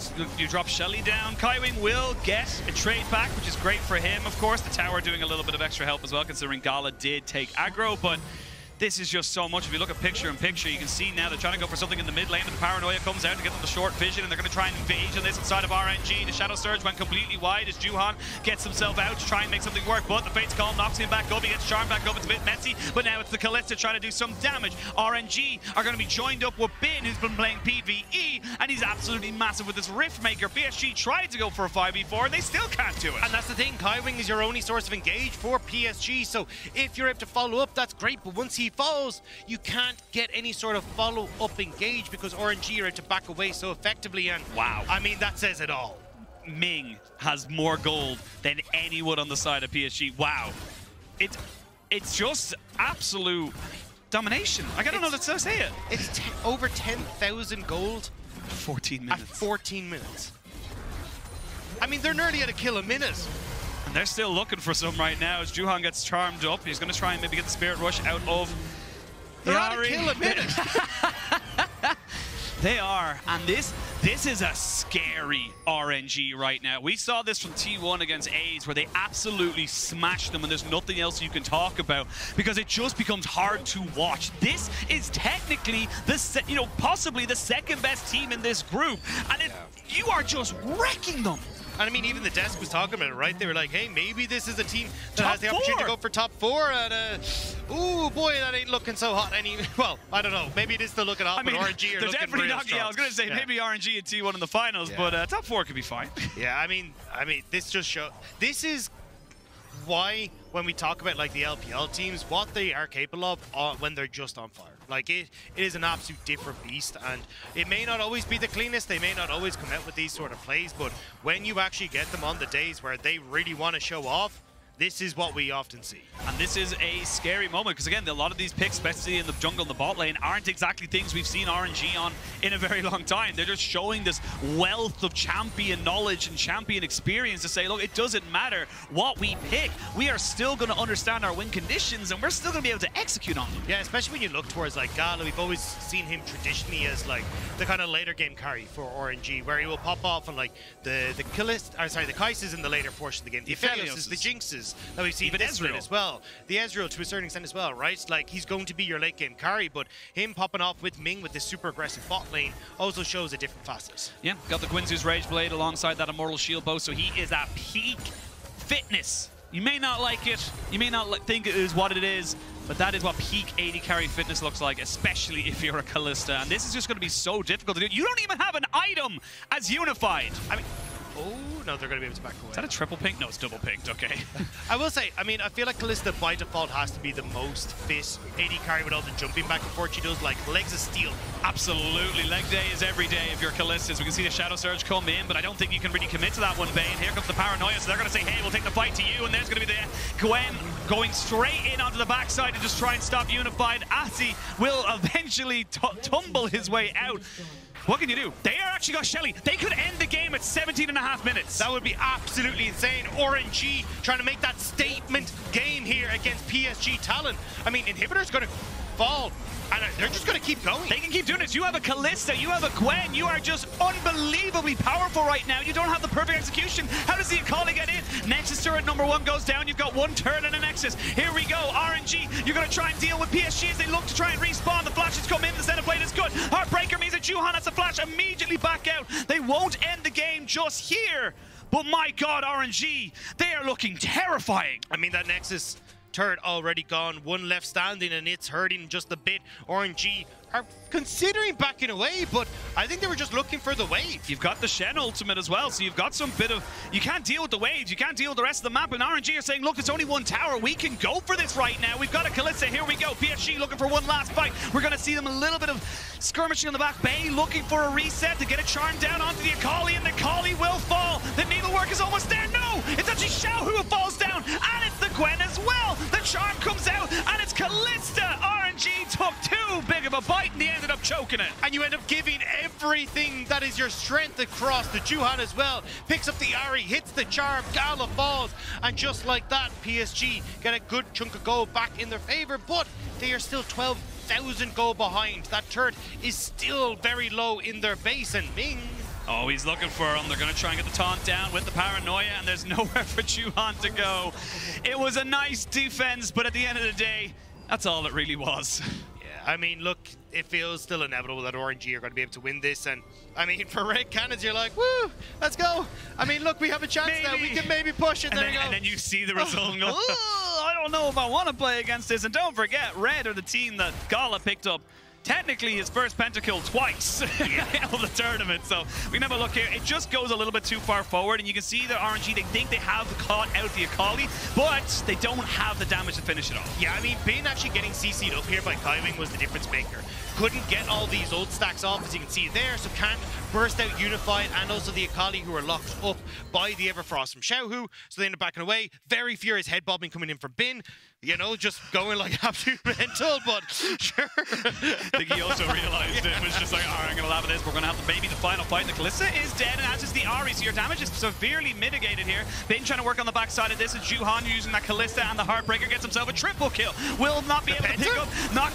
Not this time, as the Gwen is just too damn good. Ming is actively just playing against the Kai'Sa and keeping her away. They're trying to end. Honestly, at this stage, they wanted the fastest game. It's not going to happen now. They're going to go off and get all the neutral objectives. I mean, it's about time at this stage. I mean, it's kind of been just tossing yourself into the void. PSG, I mean, they picked up some nice little goals for themselves. At least Juhan getting that triple kill as well means he'll be able to finish off his Divine Sunder. But as you said, right, like you've still got decent scaling here for RNG, at least coming into this mid-game portion where you're looking at nearly 3 items for Gala. Azzy, though, will start to push Bin away. But look, if RNG keep this up, I think that's where we start to have a different conversation. If you do this like 4 or 5 more times, and the inhibitor respawns, they're not on soul point. But let's have a look at this one started, because again, it was just a good charm, and RNG just overstepped their boundaries. Yeah, I mean, Xiaohu, you can see the amount of damage he's getting off, but they're investing so much to get Kaiwing, as he's able to get into the backline there as well, which Ming's not there. We've already kind of said is like a major focal point here if this Akali does get access to Gala. And for Ming, I mean, as you say, he wasn't there to protect Gala, so they end up getting some kills back. Yeah, the taunt is so powerful at stopping things like the Viego, the Akali from getting on top of you. Can you just keep that little bit of distance there for the side of RNG? And PSG, not to be outdone just yet. They are still 10,000 gold down. An inhibitor is still waiting to respawn. Only got about a minute or so left on that one, but with Baron on the pitch and you've got a Kalista, that's your next objective. Yeah, but again, this could be moments where RNG are just trying to take off more than they can chew. Bay gets into the middle, Azzy gets into the middle. Kalista with this collector now, could you work? Going to try and make this one work. The charm does not land, but to keep Juhan away from the pit, it's going to be a Rend versus a Smite. So a lot of damage. You got to favor it. Maybe 80-20 towards RNG. The Shadow Surge comes out, goes completely wide. There's the Paranoia as they maybe look for the fight. They're going to try and jump on top of this. It's going to be the Flash. Not quite able to make it. The Rend comes in good to kill down the Viego as well. Gala picks up 1 kill off the back of this. The Gwen is dead. Unified has fallen. Double kill for Gala. And now with the Baron, you got to feel like it's all a formality. The minion waves are there. Xiaohu's chasing PSG into the top side as the rest of them go to move in towards this mid lane. Yeah, they're just going to keep them from resetting, and they're going to see Wade with the flash as well, saying, look, we're going to make sure you just can't get back to base. You're going to sit on this HP. You just can't go home. Where are you supposed to go from this one? There's a TP from Xiaohu, and you got to feel like with Gala, Ming, and Wei, that is going to be the game. As I say that, though, the inhibitor is about to respawn now. So they do knock down the Nexus turrets, finally get the second kill onto the inhibitor, and they're going to have to reset. This is kind of hilarious. This is very, very LPL. We've seen this quite a few times in our regular split, where one team is going to win. When, I cannot tell you, but they will win. I'm very happy to be wrong about that, by the way, but it just feels like this is an inevitability at this point. Yeah, I mean, look, for 13,000 gold up, they're still getting dragons, they're still in control. It's not like you have major damage dealers on PSG talent getting like a ton of kills, and even then, you've still got the opportunity, as you said, to fall back like 3rd dragon for them in 3 minutes time. Barrett is still in their favor. Ozzy getting acquainted with Xiaohu in this top side as he starts to shove in, and the rest of RNG are just establishing control in PSG talent show. Yeah, well, the inhibitor's down in mid lane, top lane being pushed in there, as you mentioned, by Xiaohu. As Ming thinks that Juhan is around, and Juhan now realizes he's been compromised.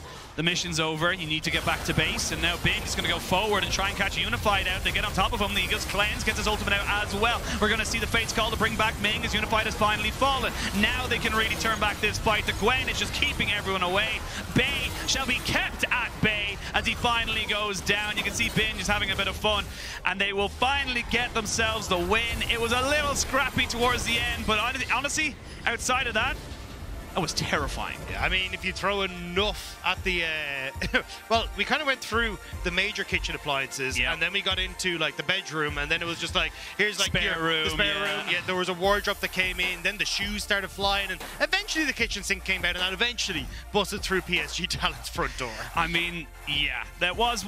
RNG having a little bit of fun towards the end of it. You could imagine they kind of wanted just to end the game. They saw the quickest game in sight, but yeah, other than that, I was good. Yeah. I mean, look, RNG, with the amount of gold that they'd accumulated, they had a fairly sizable house to keep throwing stuff at PSG Talent. Plenty of money to be breaking things and replacing them as they needed to. And for PSG, it's a bit of a bittersweet loss. Yes, you lost, but with how you lost and knowing that Red had to come into this next one, you're feeling relatively confident that the 3-3 is going to be fine. Yeah, especially after that shellacking, right? RNG looking very much back on form. And as Red Cannons, now you're delighted that PSG Talent did fall because now you still have that chance. But for the CB LOL, you're kind of going, you know, what are our chances? Yeah, that was grim. The 2 times that we've seen Red play against RNG kind of slapped them down, but you got to have a positive outlook in life. You got to have a positive outlook in how you can bring this one in, and you got to be positive about your chances. At the end of the day, you have a chance, and that's all that's important. Yeah, and that's what we're going to have to see if the CB LOL can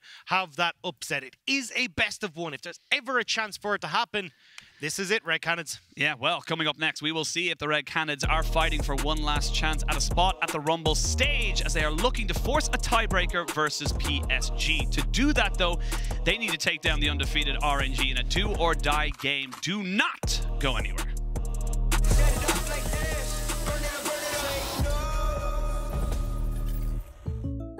Upgrade your shimmering slippers to keep sparkling. Hey, Ash, what's your plan? A new and very serious game, Jake from State Farm. But these in-game purchases are wrecking my wallet. I can't keep sparkling, Jake. I need a sparkle. State Farm has options like combining home and auto, so you get a rate that fits your budget. Very nice. The gameplay is really strategic, I swear. For surprisingly great rates that fit any budget, like a good neighbor, State Farm is there. Call or click to get a quote today.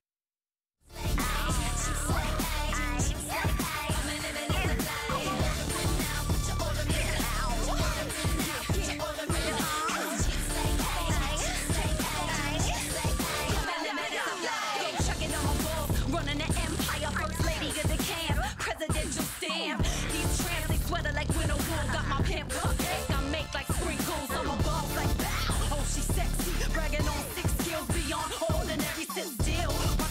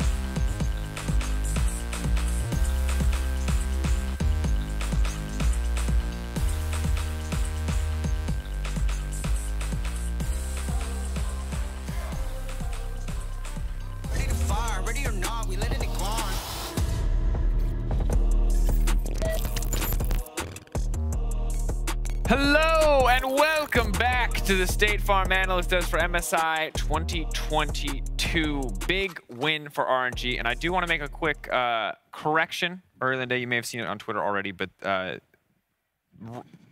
PSG were required by Rito to play with the same roster as they did in their first game.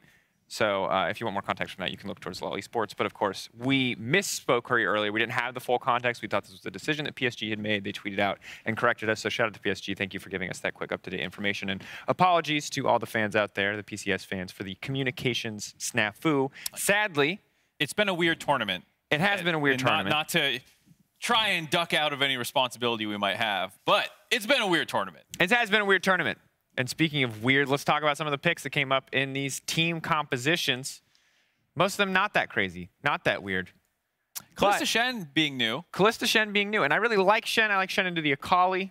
And I think that this is like really just potential new clever picks that could show themselves in the Rumble stage. Yeah, okay, so Kalista Shen is just like great when you see what it's coming into as well. There we have a proper graphics as well. Leona over there on the right side, jumping in, tries to Q you, doesn't work, does a Shen W on top of you, and it's great when you already know there's a lot of backline coming in here. And it works in two ways. You got the defensive side of it where you know they will be piling on the backline, which is your Kalista. You activate that Taunt. You have the Augment coming through with the Glacial. 15% extra, less damage as well. Slow. W as well from Shen. And he can be aggressive. You got a Nocturne. You bring the Submarine combo, whatever you want to call it, where Shen just ults the Nocturne who's ulting. You just dive in on them. It's that easy. Pair with the Gwen and an Ahri, you just keep going in. The problem is that sometimes leaves Kalista alone. So towards the end of the game when they were trying to end, Gala was just kind of like, team? Where? Made it a little difficult to close the game out. I feel like when you're a Shen and you're making a lot of plays, that you kind of get like a chip on your shoulder and you're like, you'll be fine, Kalista, just throw me back in. You know, like, I'm not here to save you. I'm here to go in with the boys. Shen's trying to ult in. You're like, no. I think Gala was the black sheep. Yeah, Gala was the black sheep in this game. He was just left on his lonesome. The family was not interested in inviting him to the reunion. No, they just used him in the early game for some pressure, dragon control. All right, you've done your duty. Let's go. Let's go fight. I'm just disappointed they didn't mark Nocturne rather. When you know ult and Nocturne and Kalista ult you at the same time, because you're untargetable, you'll hit them and then you'll fly back to Kalista immediately. I'm really sad we didn't get that interaction. Wow, that is a very niche interaction. You know what? They just should have black speared him from the beginning though. That's what I mean. That's what I mean. Yeah. All right. Well, something for RNG to work on is they head ahead to the Rumble stage and potentially their next game as well. Wei and Xiaohu, the two players that we want to look at here. Ahri, Xiaohu, an absolute monster, I think, so far. We've been debating a lot about who the best mid laner in this tournament is or is going to be, but there's no doubt in my mind that Xiaohu has massive, massive impact across the map for this RNG. Yeah, but remember as well, Xiaohu as a mid laner is so much more facilitating than some of the others that we put into this discussion. If you paid attention to the CS number when he was making this roam, 5 minutes later, I think he was still 20 CS down, but it's the way he plays, right? He facilitates someone, they get a lead. Now when they have a lead, now they'll start paying it back to Xiaohu. He'll get back into the game. You start skirmishing, you start fighting the map plays, and it just works for you that way. That's the RNG style. That's the beauty of Xiaohu's way of playing mid lane. Yeah, it was allowing Bin to get like a monstrous CS lead, even though he wasn't getting a lot of the kills. Bin was super far ahead. Bot lane was popping off as well. You can see just how miserable life was for PSG for most of this game. Xiaohu just living in the face of Zhuhan, just absolutely harassing him on his camps. It's not your jungle anymore, it's Xiaohu's. And pretty dominating game there. The two men, 2.4k gold up each. That's some good teamwork. That's big. But it's still, like, you take a look at the CS numbers once again. Like, this guy doesn't do all too much in lanes in terms of outperforming the enemy mid laner. And that's like, to bring it back to the conversation you're having, like, oh, who's the better mid laner or anything like that. Xiaohu's just very different to the others. And I think that, like, it's very difficult saying who is the better mid laner because it kind of depends on what are we categorizing the best mid laner as well. Isn't it just JoJo? What? Don't. No. Why did I let you back on the desk? I thought we were having fun. My bad, guys. This is super serious only. We're in Berlin, dude. Right? You can't just shill mid laners like that unless they're caps, right? There are rules. Sarcasm's not allowed. Not allowed on this broadcast. Might be. I'm not going to fit it. It's fine. So much NA bias for you. All we know for sure is that was another massively dominating win by RNG. It's looking hard for Red at this point in the tournament to make the miracle happen, but the miracle is still possible. That said, the level that Xiaohu's playing at looks pretty unstoppable. Vex, not really a good option into Ahri. Conventionally, you would say yes, but I watched that man walk around every single ability Vex threw down in one of those clips, and he knows that matchup perfectly. Yeah, it was definitely tough, and I think, like you said, looking forward to Red after this game. RNG seems to be playing angry, given some of the messaging. They're obviously not happy about having to replay these games. No one's at fault on RNG or the other teams, but of course, you know, for competitive integrity's sake, you have to. And they are trying to speed run these games. It feels like close them out as fast as they can. That's what I mean. You see when they try to end, and it's just like, we end now. Oh, that didn't work. The team fight wasn't really that perfect. Go right back. Yeah, exactly. So they just continue with it. Yeah, 5-0 once again. Red Canids, it's going to be a difficult one for them. I think they have shown their light, but obviously, I think it's just the same painting as we've seen multiple times already. It's a minor region going up against the first seed of the LPL, and they are incredibly strong. Yeah, it's a tall task. I guess the less serious question before we got into the nitty-gritty of this matchup and maybe the possibilities for Red and what they can look to attack is, what is worth more, an official 8-0 or an unofficial 9-0? I think going 9-0 in 6 games is pretty impressive. That is true. And I think it's absolutely what's the word for it? Ludicrous? That's the word of the day. You said the word of the day. Is this one of the things? It's one of the things. I've got You got baited. He knows the word. His English is good, Mark. What's funny is he primed me for this in the green room by saying English is hard. He misspoke. He was saying everyone's up. I forgot what you said. This has been like a 10-step plan right from the get-go. Really? That yes, I've really just been He kept misspeaking in the green room. He's like, oh, English is so hard. He got me. He boomed me. You know, we've been on a team secretly all day because I also did your underwear or like the under what? the under thing for the bounty. It was on the cast. Were you guys not listening to the cast? I was the under pun from Kitty's challenge. Oh, yes, yeah, the down under challenge. I said we've been on a team all day, setting each other up. Sorry, yeah. Out of context. Yeah, we'll get another update on the scorecard later because I think Goldberg's pretty firmly in the lead. I don't know if Raz is going to find that dagger or if we're going to get trash talk. So instead, because this last game does have stakes, and it is important, especially for the Red Canids, as RNG have already qualified, and PSG obviously have their fingers crossed. Let's talk a little bit about it. Let's talk a little bit about this matchup. We've talked about the potential ceiling of Red. We've seen some great games from them. We've seen some pretty meh games from them. At their peak, give me their peak versus what we saw from RNG in the last few games. Can they take down RNG? Is it possible? So the problem is, you're talking about peaks, and we just haven't seen a valley for RNG yet. It's just been like a plateau. It's been a peak at the top that just goes straight. So we need to see a new level lower for RNG, I think, for the peak of Red to catch them. Because that's what you're talking about, right? Yeah. There's a standard deviation of performance on the game based off picks, draft, the actual what you're doing in the game, that like the high of a team can catch the low of the other team. But right now, I don't think I've actually seen a low from RNG because they've just been so good this entire group stage. And that's the thing as well, right? A lot of our group stages so far at the moment is so reliant on like high jungle proximity, early games that goes well, winning lanes, all this stuff that we usually see. But it just feels like even more when you're watching major versus minor regions all the time, because when one major region has 3 winning lanes and they just completely take over the map, like they just lose on rotation every time because they will never be the first ones on the play. And if they try to respond to them, then they're losing CS and gold on the map. It's a lose-lose situation quite often. If you don't have ways where you get 1 or most preferably 2 winning lanes, you start rotating the map around, try to take these objectives on the towers that, you know, Red Canids have been so good at in the past in their league. It's just not going to work because that was the style to work for them. If you just get shoved in lane all the time and you never get to play, well, it's not going to work. And it's also important to remember that the last time they played it was a Dancing Herald. It was the fastest game at MSI 2022. So it is the underdog story. We love what we love. David versus Goliath. We love referencing that one anytime it is a titanic task. It was massively dominant, and sadly, without a lot of hope for the side of Red. So it does make it that much more impressive if they are able to pull something out here, but I think that we look at percentages, this feels like 90-10 to me based on what you guys have said. Is that fair? No. Yeah. There you go. No? You go higher. Yeah, I was going to say 95-5 maybe. Yeah, I mean, honestly, it is about that level of a titanic upset if they're able to pull it off. Like you said, this previous time they played was absolutely disgusting. I don't think Red, they have a high volatility team when you're talking about those peaks and valleys. Their peak's almost perfect game. You know, PSG, they absolutely slaughtered Wildcats. I don't think they've had one of those games versus RNG yet. I think if they do, it's not nearly this bad, but it's also like, does it win the game? I don't know so much as it makes it close for 15 or 20 minutes. That's the thing, like, are we making a game where you suddenly just, you know, able to snowball it the same way we saw the other games? Or are you going to be able to put it in a close scenario where it will come down to late game team fighting? And then it's like a completely different set of skills that we're talking about that we know RNG still possess, but we haven't seen Red in just yet because their victories, they have just been dominant when they finally got them. Something we're just going to have to track and keep our eye on. Is there anything that you are hoping will show up in this game? Gala's 3rd pentakill. Gala's, wow. I was thinking like a champion. 4th pentakill. 2 pentakills 1 game. Huh. You can tell it's our 9th game of the day, can't you? Really? Really Is it that obvious? Getting a little fast and loose here. You know, we've had a lot to say about this game, but I wonder what Dagda and Oshin have to say about this game. Production, can we see what Dagda and Oshin have to say about this game? Dagda, Oshin, you guys ready? You want to cast some League of Legandos? Take it away, boys. Time for the finally scheduled game of the day. Any tiebreakers played tomorrow? Take it away, Dagda, Oshin.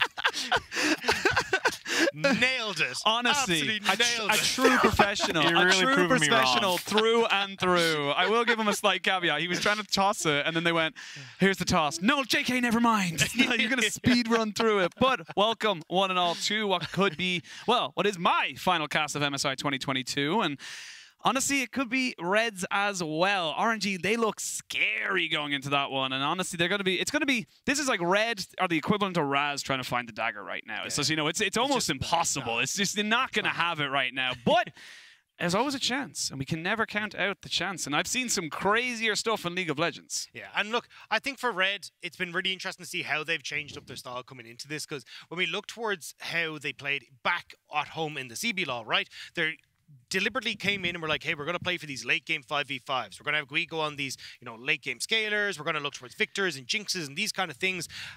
And they'd actually have oftentimes end up playing from a deficit, about 300 gold deficits of 15 at home in their own region. But when we look across what they've been capable of doing when they got to MSI, it's been a very different story. This is a team that likes to get aggressive in the early stages of the game. They've averaged about 1,000 gold up at the 15-minute mark. It feels like we're actually starting to see Red Cannons come alive, and I want to see if they can keep that going here. Against RNG, as we said, hasn't happened the last 2 times, but all you need is one time here is Red Cannons to get you to the Rumble stage. Yeah, all it takes is one shot, one opportunity to take everything you ever wanted. Rapping is one moment.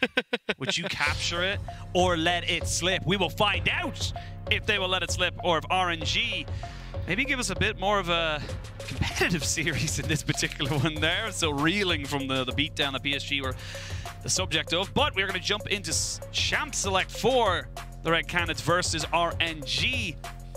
And honestly, for RNG, it's just going to be the same old, same old. They've just proven time and time again in every single game that they are just better in every single role. It doesn't matter what kind of slip-ups they have. They're going to be just so dominating. I'm curious to see what the draft is going to look like for RNG coming into this, because the last 2 times they faced up against Red, we end up seeing them go for these heavily roaming mid laners, the Twisted Fate and the Galio, being able to get these early leads that they snowballed from. And I want to see now if we'll get a similar style from RNG coming into this, and if we'll end up with something like that Lucian as well into the bot side. And there goes my answer very, very quickly. I mean, honestly, you can't let this happen again, Red. As much as it wasn't a game of record, you knew what happened. You know what's going to go down if you let that Lucian in, and it does feel like it is just becoming the Red side priority ban. Now, RNG, they will have first pick, and they will basically be able to try and pick and choose where they want to go. And for Red, they said on the desk, obviously it's a very big mountain for them to climb, but they need to try and find something. Where do you think they're going to be able to find that gusto, if you will, to make this work? Yeah, I think a lot of, well, I was about to say it was like getting a good matchup for Aegis. Actually going to ban away the Wukongs and making sure that that doesn't fall across, but you could always try and go for something a little bit funky, right? Like leave open the Wukong, leave open an Ahri. Maybe you can get one side of the matchup and set yourself up. But I mean, after Xiaohu's last performance on the Ahri, maybe you just want to make sure Grevtar is a little bit more comfortable in the mid lane. I mean, yeah, it's definitely Dancing Herald is not a position you want to be in very often. We do get the Ahri banned away, so it's actually going to be RNG saying, look, we have an idea for what we want to play. What do you got in response? Well, that's the thing. When you look at the way Red Cannons have been playing, a huge amount of their damage portfolio has been coming from Guigo in that top side. So this is why, at least for me, it made sense that the last 2 times we've seen them face up, they have gone for roaming mid laners that can support being in that top side, shut down Guigo, kind of play away from the mid lane and help out bot side against Cheaton. And as you can see, Red kind of agreed, like already getting rid of the Galio as well. Yep, Galio gone. You still have the Twisted Fate, not something you really want to be blinding first. So we'll see what the priority is going to be here for RNG. And again, currently just looking absolutely indomitable and just pushing so hard to make sure that they get winning lanes across the board. And the Gwen, it does that. It definitely does, but I want to see what the plan is, because at least when you look across at Guigo, right, you have opportunities now to go for something like the Jax, go for that counter pick, and I think that'll set up Guigo a lot more comfortable. But I think you can kind of leave that for a second. Getting these AD carries that you're more flexible with in the bottom side of the map, like getting Cheaton onto something could be good, but also getting that Lee Sin for Aegis is going to be a top priority here. Yeah, absolutely. Lee Sin, fantastic at just getting those early skirmishes down, making sure that he has that early priority to maybe keep RNG a little bit more honest, as we do see now what they want to try and go for in the other lanes. You would imagine they would maybe look to try and maybe get their mid laners sorted out here, or even actually the support. So they're going for the Leona and the Lee Sin, just trying to get that early engage and just a guaranteed engage solid for the team comp. Yeah, I mean, overall, that just kind of sets you up nicely, where you don't have to worry too much about, you know, where that the solid engage setup is going to come from. The Nautilus can come through again for Ming, and he's been very happy to go towards that. Maybe even something a little bit more funky like the Shen we saw in the last game, but it definitely feels, at least from Red, they're setting up for these nice early skirmishes, and that's what I actually want them to go towards. Like, look for early plays towards things like the Rift Herald, where Red have felt more comfortable. The Graves locked in here. You'd imagine they'll be going to Way in the jungle. Great control. Of course, the desk has talked about it all week, but there is a fantastic just general pick at the moment. Good early skirmishing as well as just great scaling as well. And you got the lethality, you do end up having a lot more kind of burst ability onto 80 carries. And now you're seeing where you want to try and take your last pick here before we go into the second round of picks, and that's going to be Ming on the Gragas. Okay, so yeah, bringing in something that's not the traditional thing that we see from Ming, but certainly a very strong champion in that bot side. And it does also leave me kind of curious, like, do you end up seeing something maybe a little bit more like a Yasuo at some point in the mix of this, just because you do that opportunity to go for a little bit something more flexible, especially with the AP top laner, or if they want to go for something a little bit different. Even when we saw in the last game, right, like RNG are willing to mix things up a little bit now that they have guaranteed themselves that spot.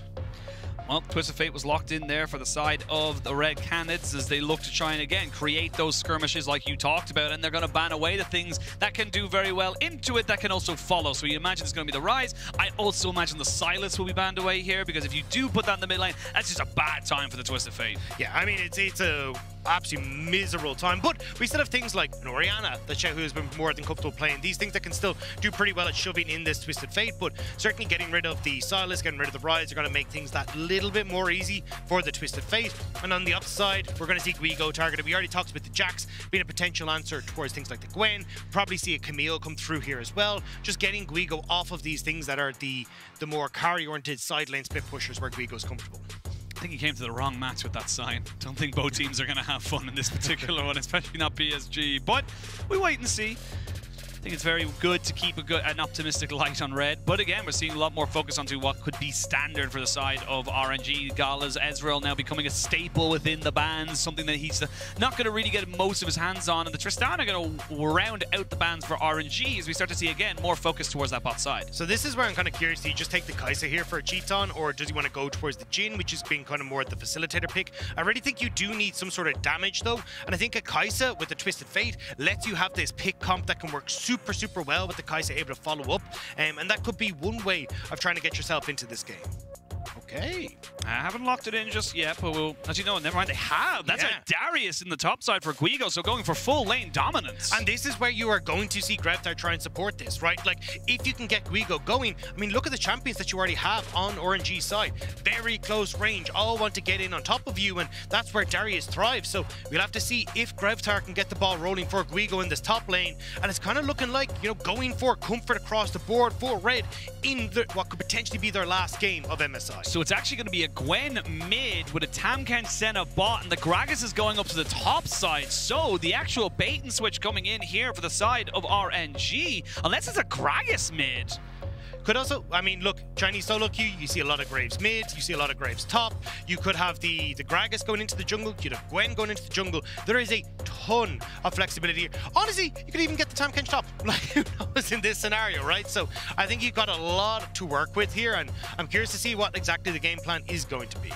Right until the end there, we saw the Taric, but it is going to be the Xayah locked in here. So again, good skirmishing power from the side of Red, and now we get to see where all these fantastic champions get to go, who's going where. I do think it is going to be the Gragas into the top side, a specialty within the LPL to just mitigate any kind of... And honestly, it worked because we saw the Darius being picked up before it realistically needed to be. I'm just laughing at Shehu. It was like, you know what, I saw Caps doing this. This was kind of fun. I'm down to see what the story is here. So, I mean, maybe a little bit of a shout out, but something that does do well against the Twisted Fate, right? You're able to dodge away from that potential setup with the gold card because you got the Hollowed Mist, and it can make things a little bit easier for you. So very short range composition into a for RNG that when you look across the red, something that can do pretty well if people are jumping in on top of it. So I'm curious to see how big this Darius for Guigo is going to get, and if that is going to be the difference maker here for red. And I'm going to be very curious to see how Gala gets a third pentakill on Tam Kench. That is something I am excited for right now. But we'll see if they're able to do it. Red have opportunities. They have ways of making this composition work for themselves.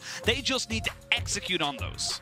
So we have seen the Darius for Guigo once before, did not win on that pick, but it feels like at least when you've got these tools like that Twisted Fate for Grevdar to be able to play up towards his top side, it definitely, you can lend itself towards Guigo getting set up. And you've even got Agus as well on his most comfortable pick, the champion he's played the most in his competitive career with about a nearly 70% win rate on the Lee Sin. It feels like a lot of this is going back towards, hey, let's go for something a little bit kooky, let's see if we can catch people out and see if we can take that one game off of RNG. And that's all it takes. You just need to take one game off of RNG, and then you get to go opportunity of playing a tiebreaker versus PSG Talon for that final spot in the Rumble. Of course, PSG Talon going to be feeling as if you got the wins already. You're already 3-on-3, so you don't have to do anything, and you do still keep the opportunity open regardless of this result. But does feel like RNG are going to go towards the most elusive of the 9-0s, especially how they've been playing. Yeah, I really want to see if RNG are going to be able to dominate from the position that we've already seen them as well. Like how well they've been able to play these last two games. It definitely looks like RNG are coming in ready to tussle with whoever they have. And of course, look, you can kind of look, hey, it's been 3 games thus far, but I mean, we play best of 3 in the LPL. This is not something that's outside of the wheelhouse for RNG. It's going to be nearly like another day at the office for them. Yeah, and just to let you know, there is an in-game delay. There was a problem or a glitch with trading some of the champions, so we are going to be doing the picks and bans again off of air. The exact same picks and bans, just people picking their own ones. They fit nicely in their little slots. I don't think Xayah Jungle works very well. Go on, though. Yeah, sure. Like, try something new. But you never know if you never try. True. I mean, Morgana Jungle was a thing, you know, go wave clear. I don't think it works out quite as well with Xayah, especially the level 1. I feel like the pew-pew from your Q is not going to do it, so I don't know.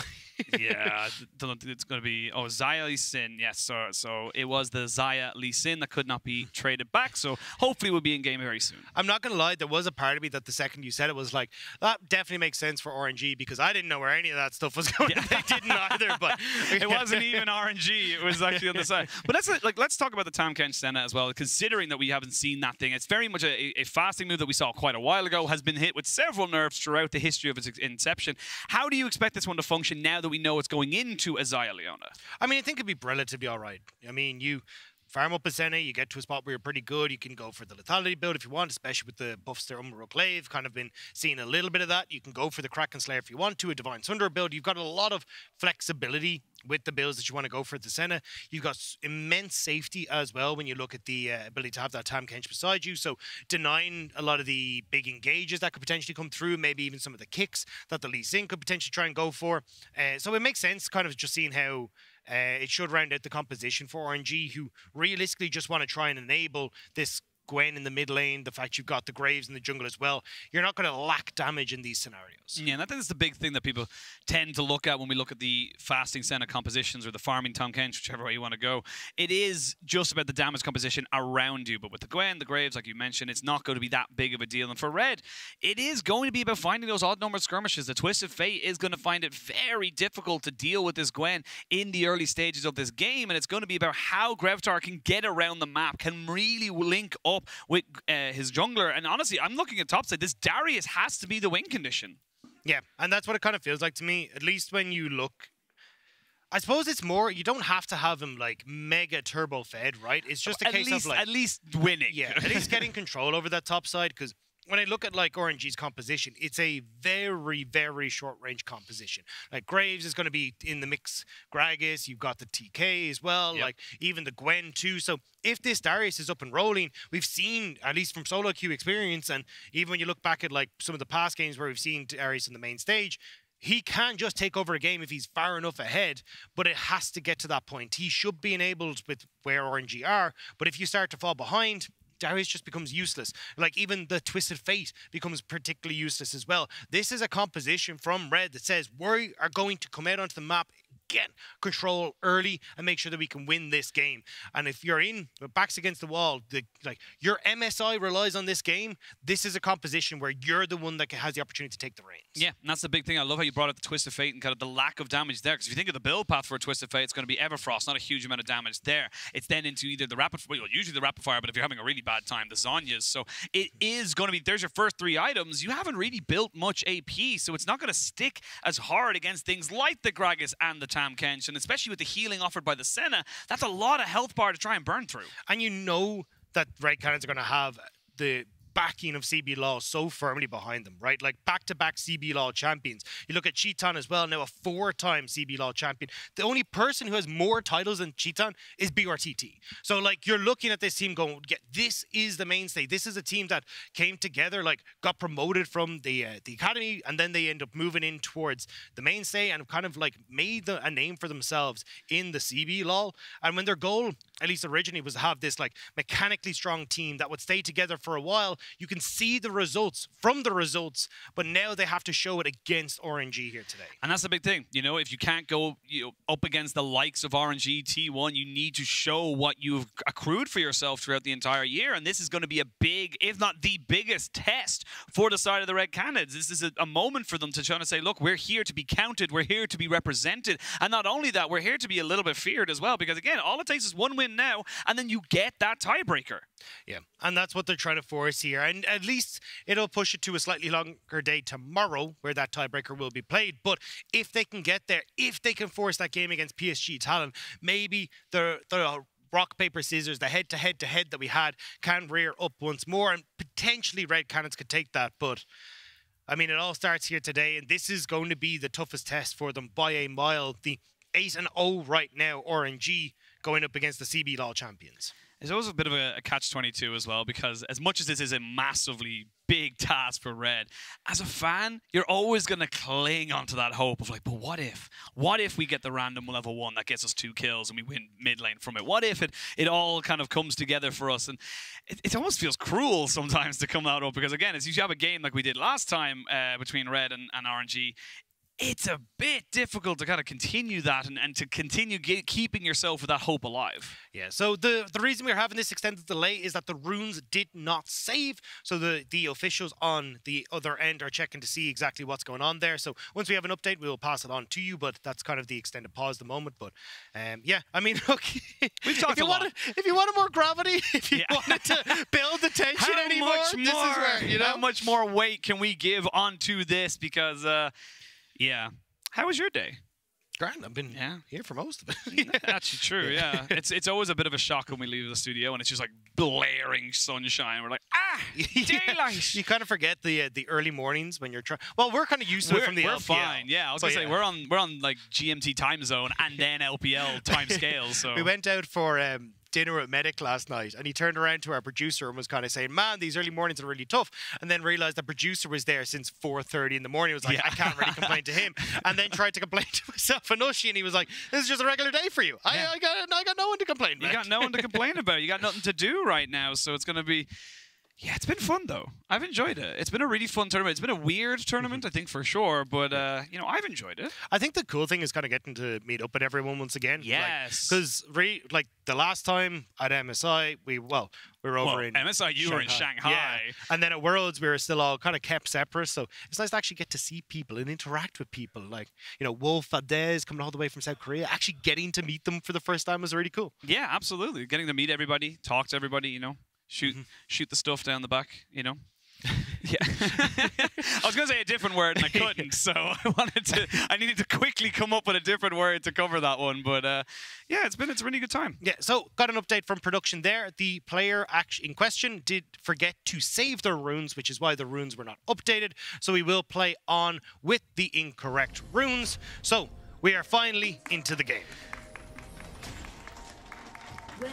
I'm waiting for the crowd to see how loud they get. They got all right. I think given the delays and how long today has been, they've had a pretty decent one. But Red will find themselves in the top brush, maybe look for something here in the top lane. And that's going to be an interesting one as well to see where they want to go and how they want to make this one work. And I'm curious to know where exactly the Well, that's production. They can update us on who it was with the slight thing, but it looks like pretty standard runes across the board. Oh, you actually have the Hail of Blades for Cheetan, so he's going to have to go for that lethality build, and against these chunky boys, I don't think he wants to do that. But even the lethality build, you want to try and go for the Arcane Comet, right? Because it's all about the poke, but you're not really getting that, and then you don't really have the correct rune setup to go for the crit build as well. So just a bit unfortunate for Cheetan, but especially up against Gala and Ming, right, with the Sen and the Tam Kench, you're not really going to have the all-in pressure where potentially you could use this this Hail of Blade, so it is just a little bit unfortunate. It is a little bit unfortunate, but you have to play with what the cards you've been dealt. So now Red, see if they can make any moves right now. They did cover themselves. RNG were not able to find anyone as they were going on their big 5 stack, and that means that Red will not have a great idea of where anyone is starting or where they're going, but some decent defensive ward here from Guigo means he's going to be feeling pretty okay about how aggressive he can play. So, look, whatever about the rune choice, the good news for Red Cannons, at least at the moment, is Grevtar, in theory, should be able to get control over this mid lane. That's one of the benefits of going up against the melee mid, and this is where Red Cannons can actually start to get the ball rolling for themselves. So my job, at least in the moment here, is kind of looking to see, hey, look, how is Aegis pathing? How can he move and kind of set up both his mid and top side? Maybe if you can burn some early summoner spells on Bin, you can set up very nicely for Grevtar when he hits that level 6. Yep, and again, all about kind of how we see Grevtar used and utilize this Twisted Fate, all about how he's able to kind of push forward as we can see him now getting just bullied out. And honestly, you mentioned this, the Gwen does exceptionally well into the Twisted Fate, so he's just got to kind of take it right now. Despite the range discrepancy, it is going to be a very difficult time for Grevtar. Yeah, I mean, Xiaohu just being able to close that distance, hit the level 2 first, was a bit of an unfortunate time for Grevtar, but you can see there, right, because you've got the E and the Q, for Xiaohu not having that hollowed mist, Grevtar can actually start to trade a little bit effective. So we'll have to see how this goes on. Has been just getting some nice trades against Guigo as well, and allowing his lane to be pushed underneath the tower, so Wei can show up, but also Aegis can't gank. Yeah, well, Wei is here, but Guigo will get level 3, and again, that early ward sitting on the river was good enough to keep him defensively and know that he wasn't going to get caught out. Yeah, it does mean, though, that Bin kind of gets to hold this wave in front of his tower, which denies the opportunity for any sort of dive, but Guigo... I mean, you know that the Wei was just there a second ago. You know he's going to be still in the vicinity, and here he is. They're going to have to pop the ghost here from the Darius as he tries to run away, maybe even having to use his flash. As you can see, Wei wants a fight right now. One more auto attack would have been good for basically the burn of the summoner, but they still get it there. Now Aegis in this bot lane or top lane just sitting in this brush, but he's on full vision, so they know exactly what this Lee Sin is trying to do. Yeah, Wei just trying to make sure they can get this wave pushed in so Bing can get a nice reset for himself because Guigo doesn't have that TP. Xiaohu will spot out the Leone setting up vision on the bot side, so all in all, RNG still actually get some decent enough control off of that gank, even if the kill doesn't go across. Wave resets. When you take the ghost, it is great for Darius if you can get that early kill, but you are losing so much to this tower. He's going to probably lose all these melee minions and then maybe even 1 or 2 off the back of this as well, so it's just tough. Yeah, I mean, look, he'll be relatively okay. Just the XP is going to be the big one. The gold will stay relatively even because Guigo actually had gotten a bit of an advantage for himself in that top side, but Bin team PPing back in should be able to catch the push. Here we go, Xenoblade comes in. That's going to be Cheetan flashing forward right onto Gala. First blood, and these are the early skirmishes you talked about that you wanted to see. And it's so good from Aegis to get the ball rolling in the spot side, try and give a little bit of that breathing room to Cheetan, and use the fact you've got this Hail of Blades to quickly get that CC chain off. Now, Guigo with the ward. With the ward to make sure he knows exactly where Bin is going. We'll get the full bleed down. We'll keep him down, but again, this should be pretty easy for the Gragas to sustain up from. He even got a couple of biscuits to help him out. It's the ward bait. You put it down, Bin wants to clear it, then you're able to grab him the second he goes to the ward. Big brain. It's about playing the long con, the mind games in this top lane for Guigo. But now Wei back on the spot side. Well, Cheetan doesn't have flash. Remember, he used it to try and engage last time. You'll be slowed down quite a bit by this. As you can see now, flash forward. Yeah, Cheetan, he's got nowhere to go. He's got nowhere to hide. And that's going to be Gala and Ming peppering him down to set him up nicely there for Wei. As I say that, you can see Cheetan, he wants to give it to anyone else but Wei. But it shall not be done. And now Guigo! Flash, belly flop, and that is rough for the top side of Red. And it's a bit of a Darius flop as well, not able to get himself any sort of control on this top side. The gank worked out well. Grevtar wasn't in a position yet, and I mean, Grevtar, I don't think he can really do particularly much underneath this tower. Yeah, you can see if he just had 6 there, but we are going to have another pause coming in. Yeah, we're starting to see RNG start to pick up the pace, and we talked about how this was an important game for Red to try and pick up that momentum. not quite able to have it right now. Hey, bro, I heard you like long days, so we thought we'd gotten rid of the 12-game day, but now we got the 9-game plus extra, you know, to make sure that the 9-game we're keeping plus is the deluxe edition. Yeah, the new game plus. You know, that's new game plus has a whole different meaning in League of Legends. It's like new game plus. It's just longer. That's all it is. The other games were far too quick for our liking, but yeah, it's a little bit of an unfortunate situation. Of course, I'm sure the players want to try and get whatever is happening rectified as soon as possible. As soon as we have an update, we will let you guys know. But yeah, so far, RNG, they're kind of just outhandsing them right now. That top lane kill was just straight up Bin saying, Guigo, look, I know you don't have Ghost, I have Flash, and I have the damage. Yeah, and it was just unfortunate because it did feel like they were waiting for Grevthar to move up that top side, maybe look for a dive, but Bin kind of reading the play well, gets that quick kill, and it's just unfortunate for Guigo and for Red Cannons as well. Like, it kind of is heartbreaking because this is, as we said, the lane that you'd love to try and play around, love to try and get started, but that's not working out on top side. You get the kill on the bot lane, you're like, oh, this is great, and then Cheaton overextends that little bit. It feels like, unfortunately, for Red Cannons, the little advantages that they'd tried to accrue, RNG are starting to shut down. Yeah, and this is just RNG in a nutshell. RNG are one of those teams that just can isolate you and just say, look, we know what you're going to try to do. We know how to mitigate it. And that's just the big thing as well, because the fact that you have got everyone's having a good time. That's good to see. Rocks Tigers, that's a name I haven't heard in a while. 2015 World Finals, I believe it was, against SKT? Yeah, because 2017 was Samsung White. Yes, and then 2016 was SKT, but I can't remember who they played against. Yeah, I think it was 2016, because that was the year, that was the Arrow, wasn't it? That was Praise Arrow. Oh, it might have been. Yeah, I think that was 2016. It might have been. I know definitely I went to the one in Berlin in 2015 as a big fan. Yeah. I also went to the quarterfinals dressed as a bin bag with TSM written on me as well. That was we were NA trash. I've never had I'm ready for the hate to be flown. So hey, ready. Hey, man, I got to get my digs in sometimes, all right? I got to be able to learn how to, just throw it back. Yeah. See what I can do. I'll probably cry.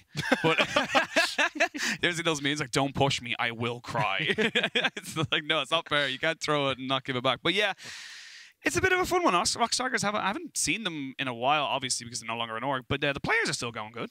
Yeah, I mean, look, it's been a hot minute since I saw Rocks. But speaking of, well, not Rocks, but Red Cannons did report an in-game issue, so the potential bug that the league officials are investigating. So we'll get more information on that. But yeah, back to history time. See, the thing is, it's kind of interesting because I feel like whenever I come to these events, I'm interacting with folks that have been around for so damn long, generations, and then I'm the new kid on the block, kind of going, hey, I was a fan. Yeah. I've been around since like 2013. How's it going? Yeah, it's like, joined in 2020 in the LPL. Is like started off my new journey over there, and then it's like, oh, cool, I get to hang out with all the cool kids now. Yeah, I mean, it's fun as well.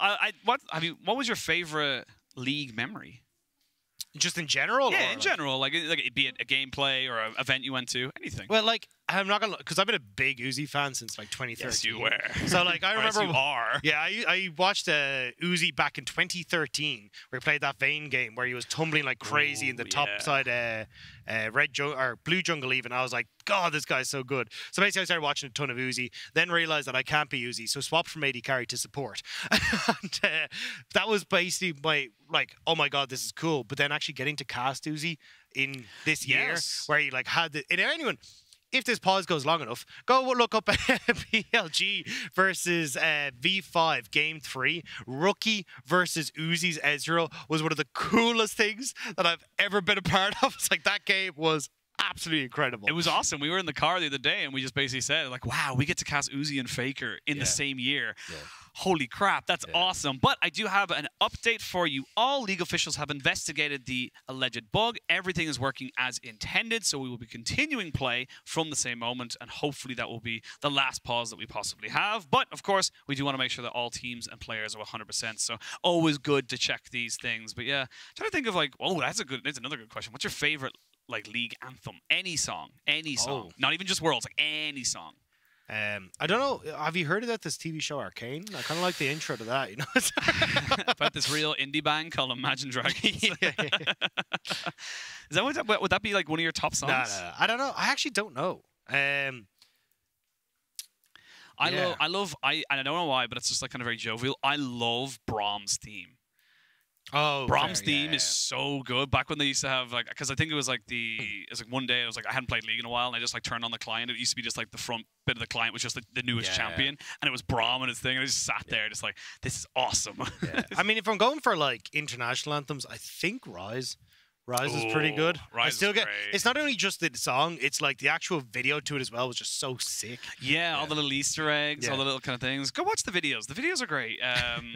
Yeah, I'm trying to think of there really other good songs that I've had like mass. Like, do you ever like associate a song with like League of Legends? In particular? There was a few of them. I remember there was like, it was a completely unofficial, and I can't even remember the name of the song, but it's like in my head. But it's someone like basically amassed all the different animations that League put out through like ads and all this kind of stuff and made into a story, and now I cannot for the life of me remember the name exact video you're talking about. Something Fate. I can't remember. Twist of Fate? Something like that, Yeah. I know that sounds really stupid and corny because it's a twisted Fate, but but anyway, we can stop talking about ourselves and get you guys back into the game. Dagdas, press the button to resume as we come back into this. Tell one them about here. the button. Yeah, it's a secret. They're not allowed to know that we have control about whether or not the game starts, but we are going to see the kill up in top side. And again, this was just Bin recognizing that he had an opportunity here. Not landing the apprehend is actually kind of huge. Yeah, and I mean, just getting the poke now. And this is the thing, right? Grevtar has push, and Guigo is trying to go, all right, look, if we can try and make a play up here, that'd be great, but Guigo burns through his mana incredibly fast here. Bin gets some more of that damage. You get the grasp of the Undying damage as well, but back to live. Back to live, we're going to see there, you can see Aegis looking for something in this bot side, will be rooted up as the wave was pushing in, but shall not make anything going. Oh, Guigo, he's going to get caught out, he's going to find himself in a bit of a party. There's the explosive cast to bring him right back in. Where are you going, buddy? We all just arrived. And Bin drinks him underneath the table. That is just a well-executed gank by the side of Bin and Wei. And just unfortunate timing for Grevtar. It actually started to lean bot side, thinking Aegis was going to go for play, but now it's RNG. We're actually collapsing on the Dragon. Yeah, they're looking to try and get him. He needs to leave, and now Jojo realizes without a flash, he might be in a lot of trouble. Gets knocked up airborne. They're going to have the stun coming in, but the Destiny Gate does get popped out. So Jojo still keeping himself alive, and it's traded to Tom Kent for the Leon, and now Ming keeping Xiaohu very, very healthy, and Grabdar has to flash away. Xiaohu going away from his own tower, but you can see Ming just peppering down these health bars. They get the, oh, nicely done! The Q alongside the collateral damage, and now Xiaohu, he's going to try and look for something. They're going to try and push in the wave.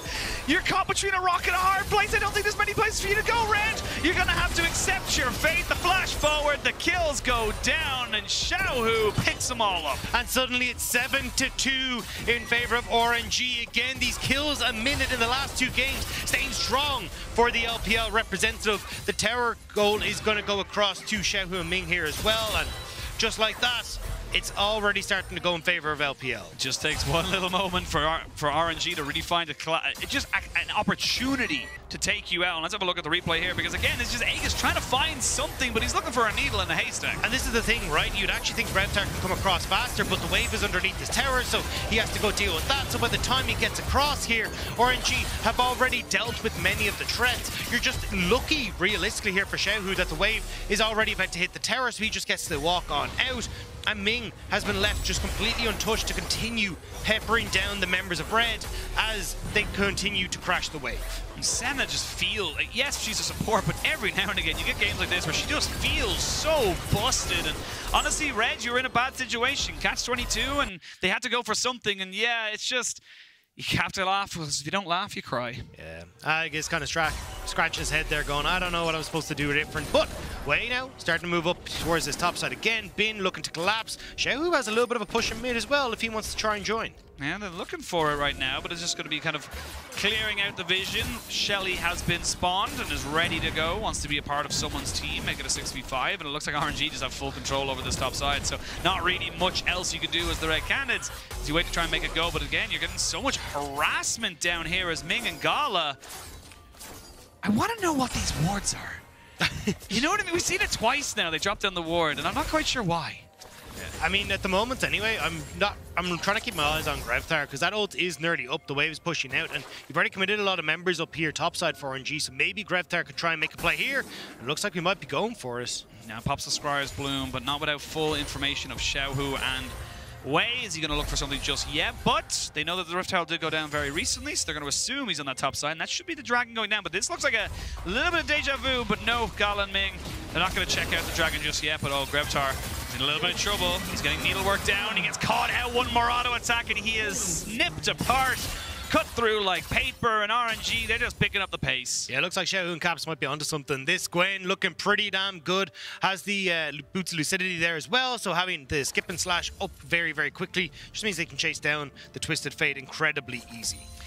That's the Umbral Glaive already picked up here for Ming, as we can just see Aegis trying to jump in onto Xiaohu, knowing he does not have his ultimate, but he does have a Ghost, so you need to be a little bit careful of where and when you commit to this. Very difficult to try and take down a Gwen. Is immune, if you weren't aware, to a lot of different things, so yeah, it's definitely going to be a tough moment here for Red, and it is starting to ramp up again to see the RNG are just kind of finding their moments and just taking them so well. Well, that's the thing, right? Like, it's 2.5k gold in 10 minutes, but the problem is with the composition that Red have, it comes to be incredibly difficult to actually operate if you start to fall behind, right? Grevtar really struggling to get out of lane and interact with things. Guigo not having the best of times on top side with 2 kills already for Bin. So these are 2 champions that definitely want to get up and rolling early. So maybe if Red can try and get themselves back in check here, they should be okay. But it just seems like that window is closing fairly rapidly with the way RNG are playing. Especially when you have a farming Zaya against a farming Tahm Kench. She's already behind the Tahm Kench by about 300 gold. It's not really what you want to be seeing, but there's a kick going to be coming in. We're going to see the root come down as well. There's Dawning Shadow, but should not be able to save Ming. To say that the Honey Fruit will delay a little bit more, he'll pick up a ward for his troubles and say, you know what, I got shut down, but I got that vision control. Hey, at least it's something, right? Back in favor of Red. Ag is doing a good job to be there to try and shut down Ming, but now pull into the top side for Bin.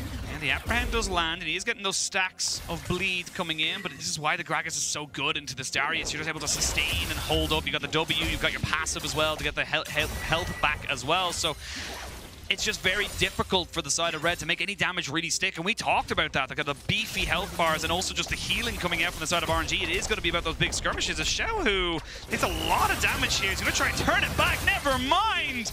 He's going to be able to take him all the way down to nearly kill range, and that's just how quick that matchup can turn. Yeah, very quickly Xiaohu turning that damage back around. Already has the Riftmaker completed, so that healing coming through is Bin sees Guigo and wants a bit more. Yep, they know that the rest of RNG are probably coming up on top of this one here, so he's going to have to just leave the wave to die. Aegis going to try and maybe come up here to try and help him out, but you do not have the Destiny Gate available. You do, however, have a TP, and they're going to use it right now. Shelly will be spawned, and it shouldn't be enough, though, to kill off the tower. They're investing an awful lot here on the side of Red just to try and keep this tower alive.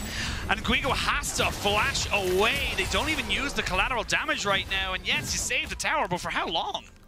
I mean, at least it's given a bit of time to Cheetan in his bot lane, right? Might be able to get some turret plates for himself too, but as you say, like, Red investing a lot here to keep the tower, but the tower will fall, it feels like, off this next push. No vision up here for Red either to know if there's more coming. Yeah, Grevtar just about gets away from that root, but they can just take down the tower and then go for the full dive. You can see Bin tanking it up. The gold card will land. Aegis will take a little bit of a kick to try and make this one work for him and his team, but it's just RNG again pushing forward. 4,000 gold lead, get themselves first tower, and you've got a Tahm Kench bot lane. You can't really dive them. No, I mean, you can definitely take Terra Place though, and as you can see, 2 and a bit already taken, so at least some gold going over in favor of Cheetan here, and he'll desperately take that, especially with the Cull as well. He knows that he needs to get rolling on this crit Zaya, but no help will be coming, so it'll just be at least 3 plates going to Red, but a lot more for RNG in the top side. And that's what you need as well. I will say, very little vision there on the bot side for the side of RNG, so Gala needs to be a little bit careful where he is. And you got some good offensive vision there from the side of Red, just kind of making sure they can cover the Zaya in case anyone's feeling a bit frisky. But yeah, it is tough, and it is going to be a very big battle for the side of Red to try and get back into this. But if they can continue to find odd number of skirmishes, especially with that Kraken Slayer, maybe Cheetan could get enough time to do some damage. Sorry, I got distracted by the gold difference in the mid lane. That is absolutely insane. Oh, Lord. Xiaohu is monstrous. But, as you said, I mean, look, Cheetan there on the bot side has about a 600 gold lead for himself, has the Kraken Slayer now picked up as well, so maybe he can start to do some work, because realistically, when you look at RNG, right, like, you've got the Gragas doesn't really have much threat in the backline. You've got decent peel here for Cheetan as well. So Cheetan, if he can deal with Gwen, can be okay, but that's the if that you're kind of looking at here. Yeah, it's a big if, as we can see Bin now just trying to take away this pink ward, but Aegis is here, will not land the Sonic Wave, but still wants to fully commit. They get the Everfrost out and the flash from Bin, so good moves here from Red. They're not going to go out just yet without a fight. Now Cheetan, Jesus Christ! I looked at the minimap for like half a second. You looked at a half a second, that's all they needed to absolutely delete his health bar. Now Xiaohu going to see the very limits of this Gwen, and the very limits are not very much. As we can see, there's a gold card coming in. Good explosive cast from Bin, as he knows he does not have flash, but it's a bit overextended here from RNG. They're going to flash back to get the stun down. They're going to be able to lock him up, and Wei will be taken out. This is some good momentum from Red, and they're going to be able to turn that into a dragon as well. They could maybe turn it into a play on bot side as well. RNG sticking around that bit too long. You've got Greftar on the way. Red, what do you want to try and do here? You got to go for the objective. I think you know how difficult it's going to be to take down this Tam Kench and Senna combination, but 2 dragons is still very good for the side of Red and will keep them very competitive in this game. Again, it's only a 3,000 gold lead. It was looking like it was going to get a bit ridiculous, but they're holding their own. They're doing very well to get trade ups rather than trade downs. Yeah, I know they can have a bit of control over the mid lane, look to reset, spend that gold. Only issue is Rift Herald back up on the map. You'd love to be able to contest it as Red, and it's actually been a bit of an interesting story here for Red. Usually we see them putting a lot of emphasis over towards the Rift Heralds. This time 2 dragons in their back pocket, but I mean, this is slow. That is 0.25 speed, and we still barely see her health bar coming in. That is absurd right now, and this is where Red kind of recognize that, you know what, they don't have a global ultimate. We can actually go for this. Yeah, and that's why I think Xiaohu overextending and overstaying in the mid lane. Stays that bit too long underneath the tower, and Red do a really good job of collapsing onto it, getting these kills, getting some much needed gold back, and especially, look, Greftar, it's nice if he gets like these 2 items very, very quickly, but honestly, I think getting that gold onto Aegis is actually the most valuable person there, especially 4-on-1 now. Has that Gore Drinker completed and looking for more. Yeah, they're going to try and collapse on top of this one. Greftar was coming down with a gold card potentially locked for him, but Greftar may have stepped too far forward. They won't get the tongue lash down as Wei picks up that second Herald. So RNG now recognizing they might not be totally out of the woods just yet, and they need to start taking control back into this mid-game. So with the Rift Herald in hand, they're going to try and maybe force something out here, and with the Senna and the Graves, it should be pretty easy for them to take down this turret, and honestly, they could go for a little bit more as well. They are going to just back away here. You have a push from Xiao in the bottom. Well, I say they're going to back away, but you do have to be careful because Darius is roaming down from top side. RNG kind of playing a bit long in the mid lane, but still should be okay.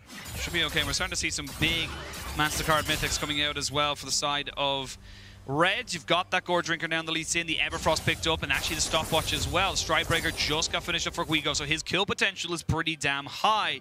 On the other side of that, though, you have the Riftmaker, and look at this Graves as well, already building up to the Collector alongside the Eclipse. We can see Aegis. You've been caught out, buddy. There's nowhere for you to go. He can get over. Oh! The Great Escape! So well played by Aegis, but he also put himself in that position. Didn't need to. The fun of it.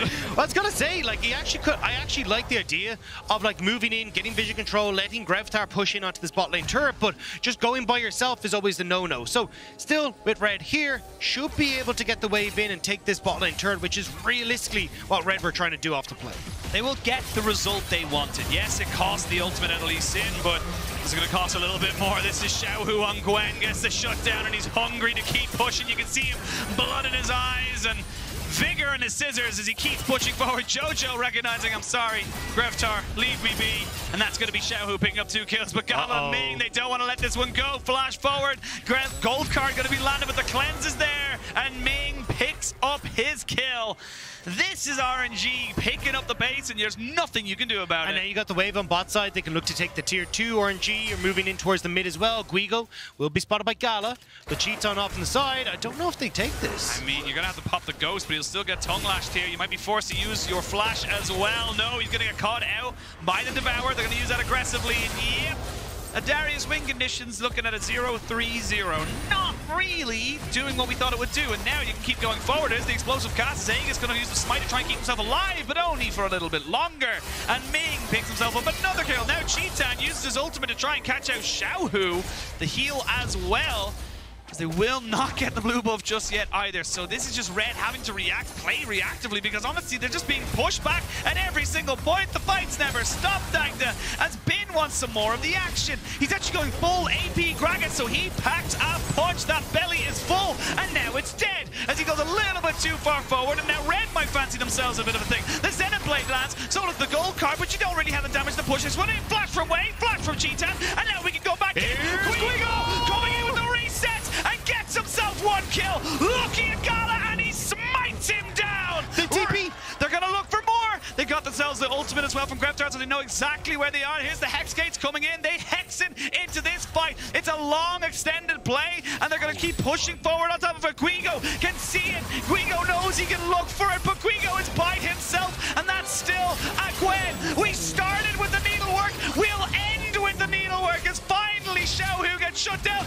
Another TP has been joins back with his team and died to let me take a breath. He'll get to take what has been, will not be able to waddle his legs fast enough to catch up with Red.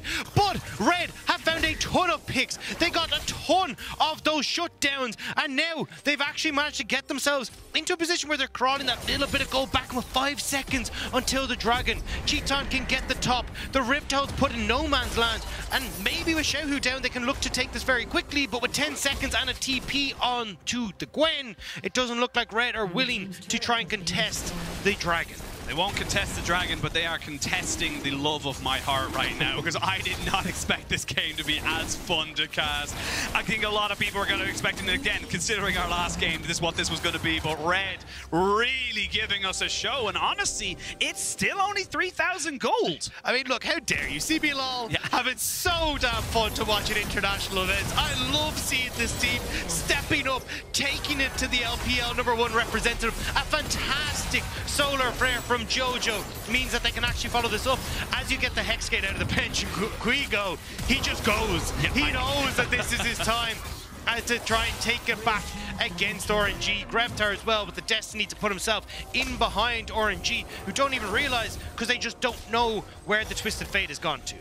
I love if you look at the minimap as well, you can see Cheetan going, all right, I'm just going top lane. I need to get some kind of resources to me. But it's a long extended fight. Guigo does lose the stack reset on his ultimate because it waited so long to get on top of it. So he does fall, but this is still fantastic gold, still fantastic responses coming out from the Red Cannons. And this is what we wanted to see from them. If they can continue to find these odd-numbered skirmishes, which is exactly what they got here about 6 times in a row, they've got a shot. And this is the thing, right? Like, you look at Cheetan, who's been able to set himself up in the bot side. He's getting 2 items for himself. Now, RNG are starting to push in, though, and this is where it gets dangerous. If RNG moves this death ball, it becomes a lot more difficult for, you know, Greptar to find these isolated picks, for Aegis to get that kick onto the right person because of the Tam Kench. So, as long as RNG stay separated, Red can find a chance, but Guigo looking to maybe hide off on the wings here. He's trying to hide off on the wings, but he was spotted on a pink ward there, so they know that the Darius is around here, as Jojo just trying to establish some kind of vision control. You've got some decent items here from RNG. You can see, as I said, it was the full AP Gragas, so he's also going to pack a punch. You've got the Nashers 2 finished up for Xiaohu, TP and Ghost available for him, so he can side split push as well as join a team fight whenever he pleases. However, you do have some good item spikes now on the side of Red. You've got the Essence Weaver alongside that Kraken Slayer. You are building up, and the big 2 item spikes from Greptar, where his gold cards should, in theory, be able to hit the bottom side. Now we can see Xiaohu. We'll maybe see if he can look to try and deal with this 1v1, but it's no longer a 1v1. Peekaboo, I see you now. Guigo needs to try and fully commit to this one here. Has the Strikebreaker coming in. He's going to get himself right on top of him as they do get the ultimate down. But this is the Baron coming in, and this is Gwen and Xiaohu with the Dawning Shadow in a 1v2. It will be a double kill. RNG not to be outdone. And now Red, you got to hope for a Baron steal, but they're not even going to give it to you. They're going to look for the fight straight away. Jojo in a lot of trouble as he gets knocked up by the Tam Kench and taken off the Rift. Cheetan needs to go for something right now. He's going to find Gala, but not quite enough damage. So tantalizingly close, but so unbelievably far away. And just as that glimmer of hope was starting to gain some power, it gets extinguished by RNG. RNG threw the dog a bone for a little bit, but Red Cannons, they end up finding themselves losing out across the map. RNG now will chase down Aegis. They will crack up in the base of Red Cannons, and just like that, the 9-0 looking good for RNG. They're still going. They don't know where Aegis is. He is playing the best game of hide and seek I've ever seen. He's going to try and fully commit onto Ming, but he will end up dying, and that's going to try and delay some of this. And I will say it will delay the Baron take right now, but not for very long. Not going to be for particularly long as they get to fall back towards that. Guigo solo pushing in the mid. No jungler for Red Cannons.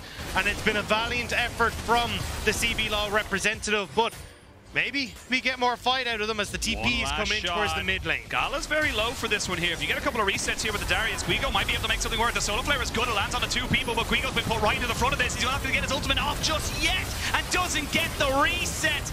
I admire the opportunity of it. I admire the attempt. but it's just not good enough. Xiaohu now looking to chase down Grevtar. Baron in the hands of RNG. A TP to the bot lane. They're hunting for Grevtar. And Aegis as well, as he's going to try and help out his mid laner. They're going to get the level 16 Gwen to go into her immunity, as Bin has joined up with his team as well. Now with the 2v2, do they find themselves feeling frisky? Bin not going to land the Everfrost, not going to commit for the belly bop just yet. And they're just going to push in the waves. Yeah, they're just going to be able to push these in. Gwen will reset. They got push on bot. Xiaohu moves to the top side, and you get to continue to push these waves in as 30 seconds till the dragon. With Red stuck in their base, how do you try and contest it? I mean, this is just Gwen. It's a level 15 Gwen versus level 13 Darius and Twisted Fate. And when she's able to isolate one of the targets to put the damage down, you're just going to have a bad time. But that's the thing, you don't have that damage there. Guigo set behind early with Bin and Wei. Grevtar on a Twisted Fate. He's not going to try and carry this, and Grevtar hoping to get the stun and Destiny out, but Xiaohu just about getting that Q off just as he went into the space. Run, Aegis. It's not safe for you. He kicks back. He's ticking down, and oh my lord, this is what Gwen can do. And on the other side, it's a 4v4. There's the explosive pass coming down on top of the Dawning Shadow, and that's Darius dead. The Leona shall join him in the grey screen, and this is just RNG finally saying this game is over. This group is done. We are the undefeated no matter how many games we have to play. And Red are just sitting here to watch. Cheetan trying to do something against Bin, but he's just not got the damage at all. Yeah, RNG looking to show G2 that they can do it just as well. An undefeated group for them now, very much set in their eyes as they take down this bottom inhibitor. Gwen with Xiaohu on the top side of the map to take down another inhibitor turret. And look at Ming. He's just trying to clear out the red buff for himself and say, thank you very much, I'll take that. They're going to reset just before this Red Bull Baron power play does expire. It is 5,500 gold with 45 seconds left to go. With Dragon spawning, it's going to be the second Hex Dragon for RNG. And yeah, you're hoping for a miracle right now as Red. And honestly, it could happen, but you know, miracles don't happen very often, and that's why they're called them. I mean, at this stage, it's so difficult to. The damage isn't there on your top laner. You're running this Twisted Fate mid who doesn't have control of the map, and even the Xayah as well, still waiting on that Infinity Edge to come through, and honestly doesn't really have the front line to enable a crit Xayah to function with those auto attacks being the main source of damage. So now RNG looking to start to set up once more. 10 kills on Xiaohu, who's pushing in that top side. 8 kills on this Graves for Wei. You have so much damage available on the side of RNG. 27 kills in 27 minutes. That is just absurd to think how much aggression RNG have been putting in. Of course, for Red, you put up a valiant fight, and you will have one last chance, you would imagine, to try and make this game. Your MSI relies on it. You got to try and put something forward. Give us a show us some fireworks as Titan just loses all of his health bar. That was 2 auto attacks.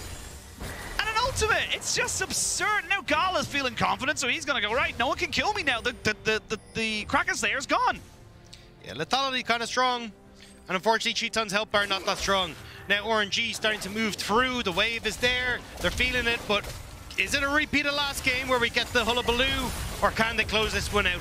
Well, let's find out and see. It is 3 members of RNG, Wei, Gala, and Bin, keeping everybody away from this inhibitor, and it will be taken by Xiaohu. Ming just kind of playing off to the wings, making sure he's there and available to not get caught, and also to diss out the healing. Now the waves are finally crashing in here for RNG, and Red need to try and find a way to make this one work. Remember, this is a full AP Gragas, so he is very squishy if he gets caught out. Now with Cheetah back, they're going to flash in. The explosive cast is good, but they're getting the solar flare, and there's the Devourer coming out for Gala. Now they can re-engage on top of this. Grevtar trying to move forward, but you're losing your base. Xiaohu's not even here. Never mind. He wants to be a part of this party. He's going to TP in and force everyone from Red to back away. This is your final fight, CBLOL. You got to make something happen, but I just don't think you've got it in you. Sadly for you, the wallets from RNG are too damn big. They're too stacked. And you got to try and look for this now 5v4. RNG looking to go undefeated. PSG Talon looking to cry out as they will go to the next stage of MSI. It's going to be it. It's going to be an unofficial 9-0, an official 6-0 for RNG as they get the job done. For CBLOL, a salute to you. You made it fun. But at the end of the day, LPL still going to be number one. Yeah, Red Cannon's shown CB Lol has improved a lot, but unfortunately not enough to take down RNG.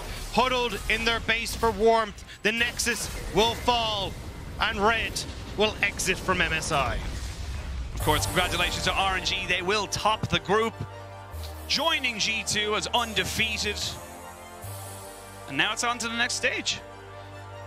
And we'll have to see if T1 will be able to do the same tomorrow and get that undefeated streak as well. But for Red Cannons, my heart goes out to them. They played an incredible tournament. I think they did the CB Law proud with how well they were able to come into this. And honestly, seeing the growth of this region, of this team as well, even looking from Worlds last year to MSI this year, the way they were able to try and play off of those two lanes, overload one side of the map, play the map well. You can see that the CB Law is starting to become a region to be reckoned with. It's just unfortunate that they had to go up against RNG to see if they could solidify themselves into that next stage. Yeah, absolutely. I think you can see there, it's always going to be heartbreaking. It's always going to be disappointing, but again, you can hold your heads up high. They did exceptionally well, and unfortunately, that's the nature of sports. There is a winner, and sadly, there is a loser. Still, though, I think Red should be proud, as I said, about what they have achieved, even if they're not able to go on towards the next stage. We'll have to see, especially as we start to move on towards Worlds, if we end up seeing the Red Cannons once more, if they can continue to keep that growth and that streak going, as they will bow out one last time from MSI.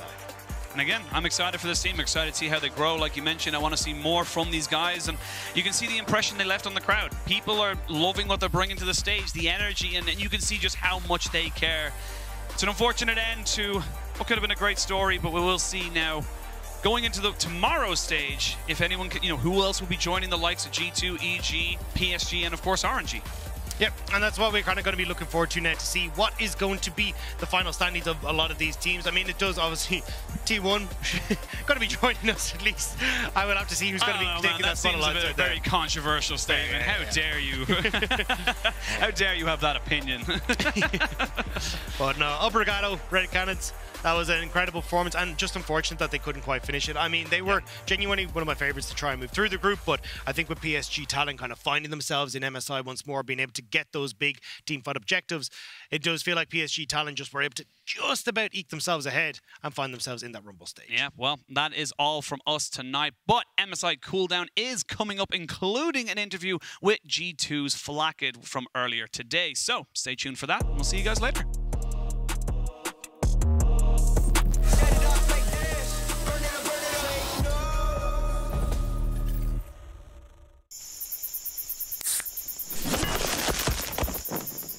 Red Bull gives you wings.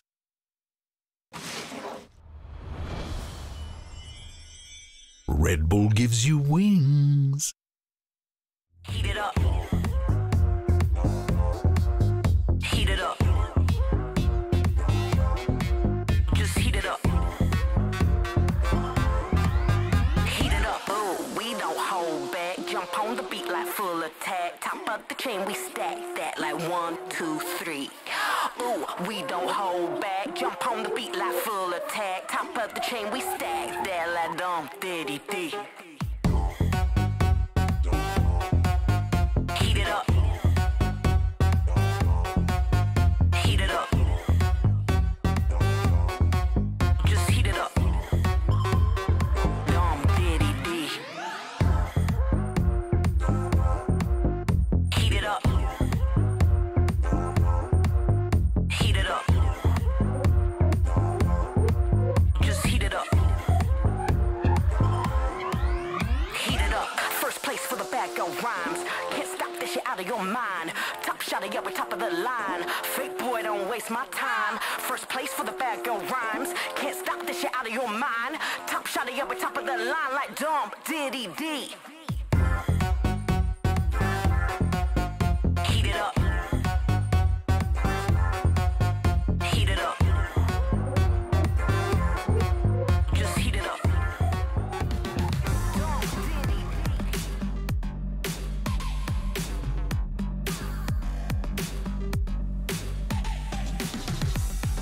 내 눈에 비친 창문 눈을 감아 바람이 부는 곳에는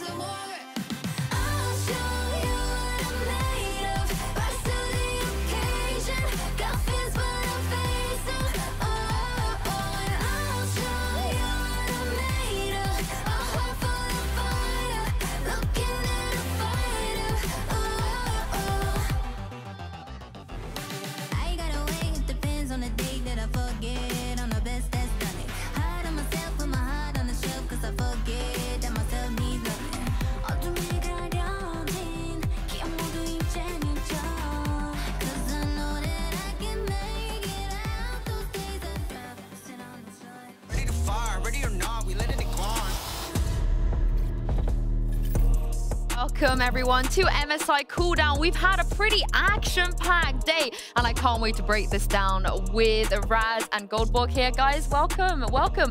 Now, we saw so much emotion at the end there from the Red Canids players, as you would. It's not easy to be knocked out of this tournament.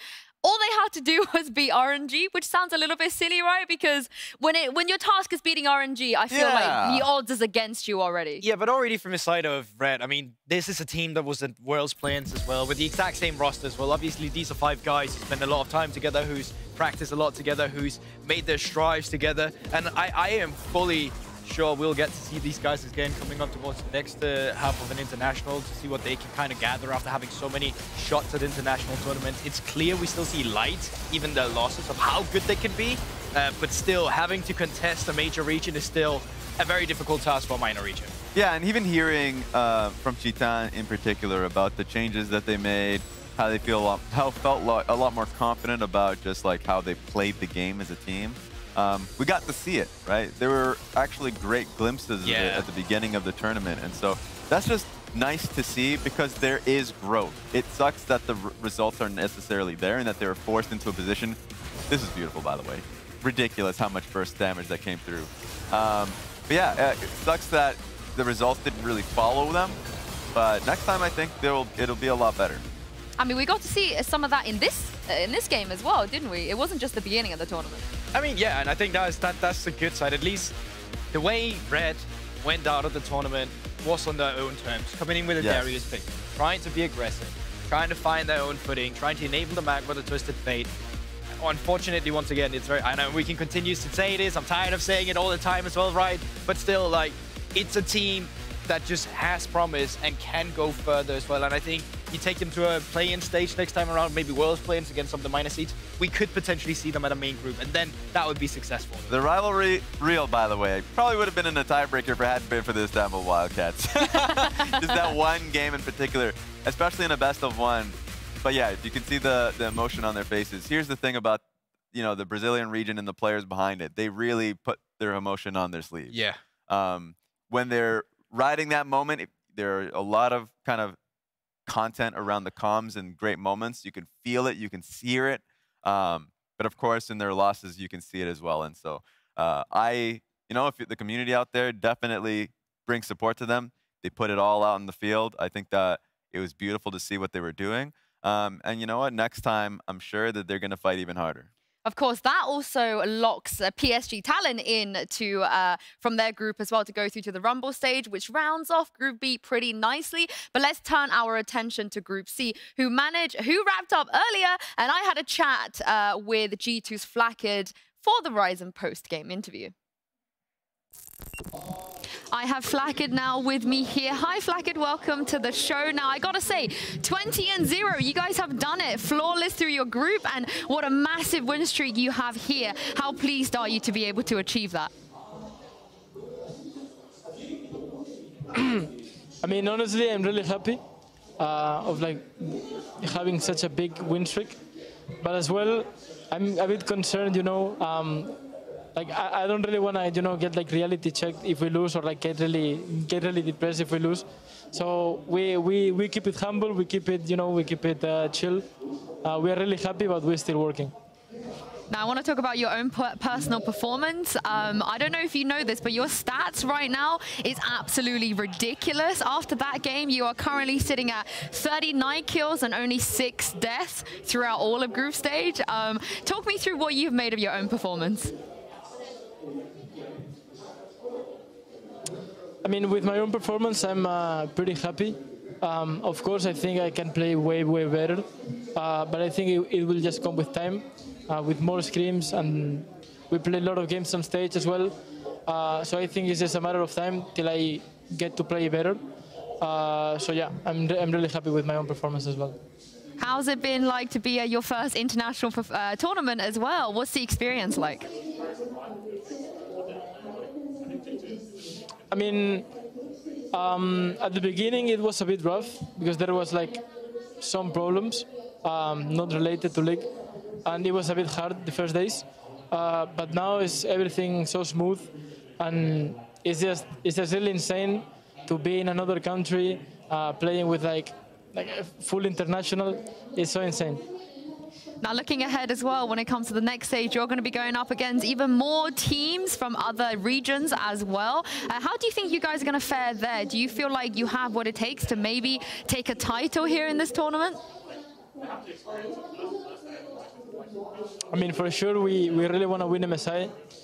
And yeah, I don't think we're like insanely confident or like, I don't think we have ego because I think our group was like kinda easy, and it was like only 2 members, so we always get to play the same teams.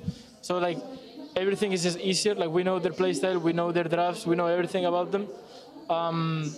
But I think we can really make a really good tournament.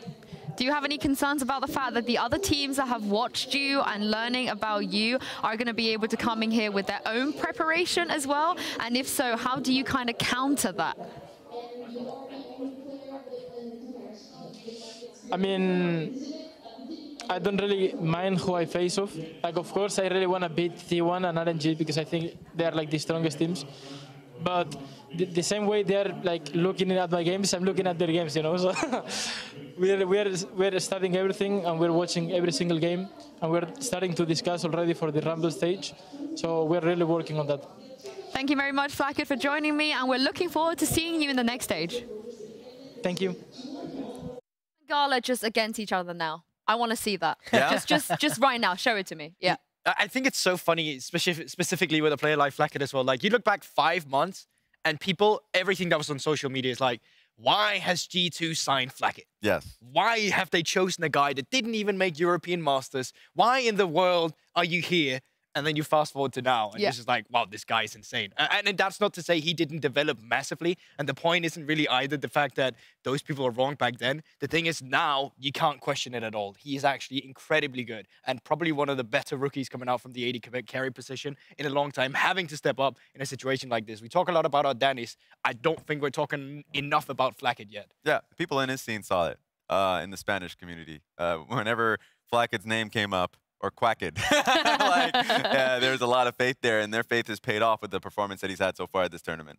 Of course, with that win they had today, G2 20-0. It's happened. We talked about it if we're going to reach this point, and we have reached this point. It's been a while since they've actually lost, and these are the things that happened. The last time G2 lost a game back in March. Of course, you would know this, Goldborg. LDLC were still the favorites to win EU Masters. That's true. They were coming in hot as Elevatus kick up to Gavetta. Hashtag Wrecking Crew indeed. Of course. Blue wall. Yeah, and Raz Summit was still on C9. Oh my F God, in the too chat. soon. I think the most That's important the MVP part. player right there. Honestly, too soon for both that and the medic bit. You know, I was going to say that was the most I'm not even sure Medic part. was still support, but Master support back then. But he did peak Masters, so that's the... There we go. That's definitely the takeaway. Good times, good times. Yeah, and that is literally how long it's been since G2 last lost the game. Do we see this win streak carrying on, though? Because obviously they got to beat Flash Wolves' record if they want to really make a mark here. Yeah, I mean, I know that Broken Blade, when referencing it as well, has said, like, you know, he doesn't want to think about that kind of thing. Just wants to play the game. But at the end of the day, that's not going to happen. Like T1 and RNG, like... Yeah, he brought it up as well, right? Like, oh, I don't want to think about it. You brought it up. Yeah, he brought it up. I was like, wait, who told you about this? Like, did you just research this up? It's like, but, you know, I don't have to think about it. Yeah, I'm not really thinking about it. Whatever. But yeah, to hit your point, I don't think it's going to happen simply because there are tough teams in the next round robin.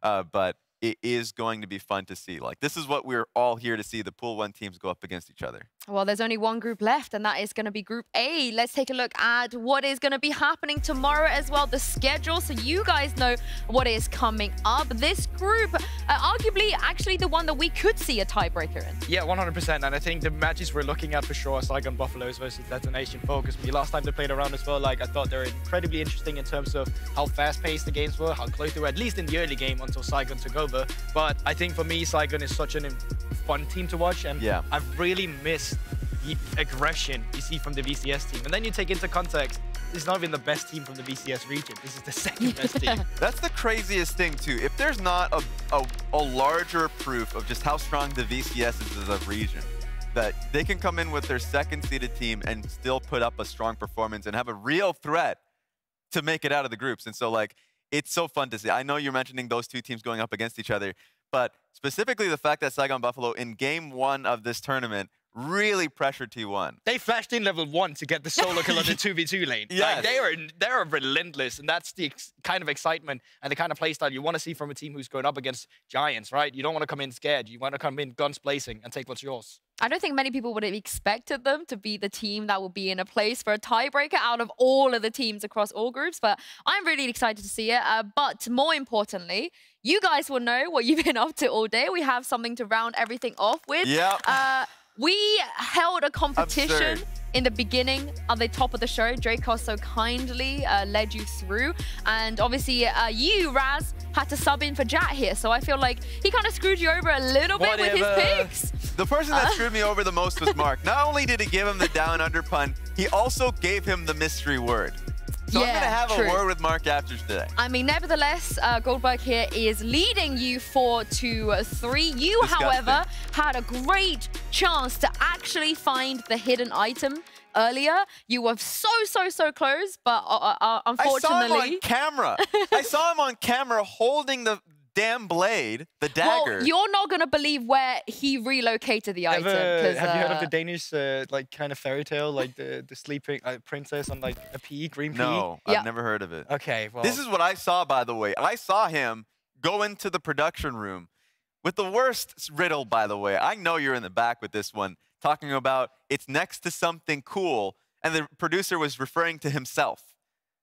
I back that. There was just the same for me. Oh, he was referring to Paros. Well, here you go. No way. I hate you so much right now. Here you go. No so shot. People might not know. Raz, it's been a long day. It's been a very long day. Behind so the table? We did take, it's it was actually there the under whole you. time. It's it was actually there the whole time. directly under you currently right now. I am resting.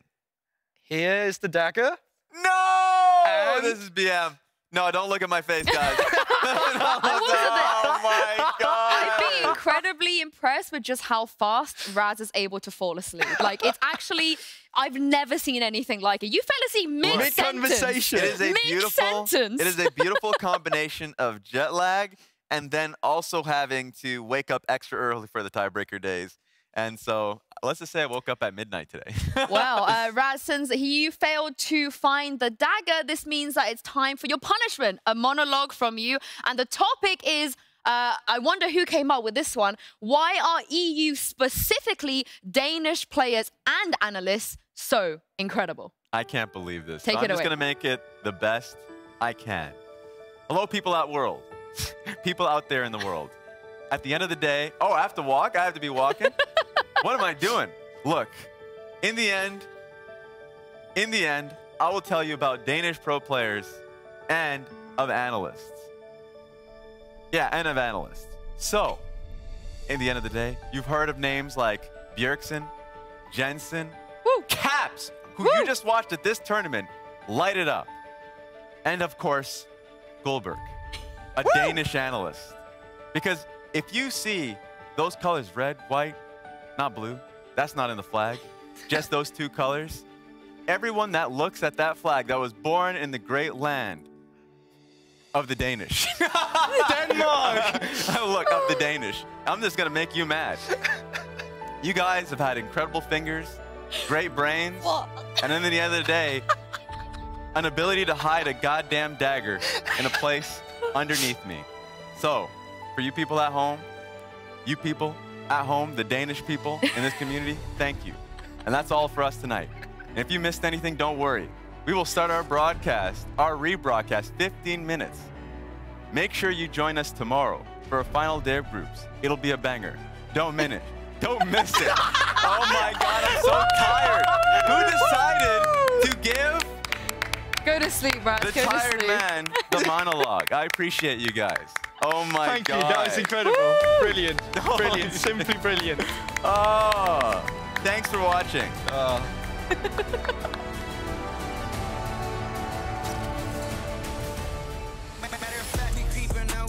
Enemy highs, we be seeking, lurking the waters and bushes, oh man, cold eyes, we deep in all the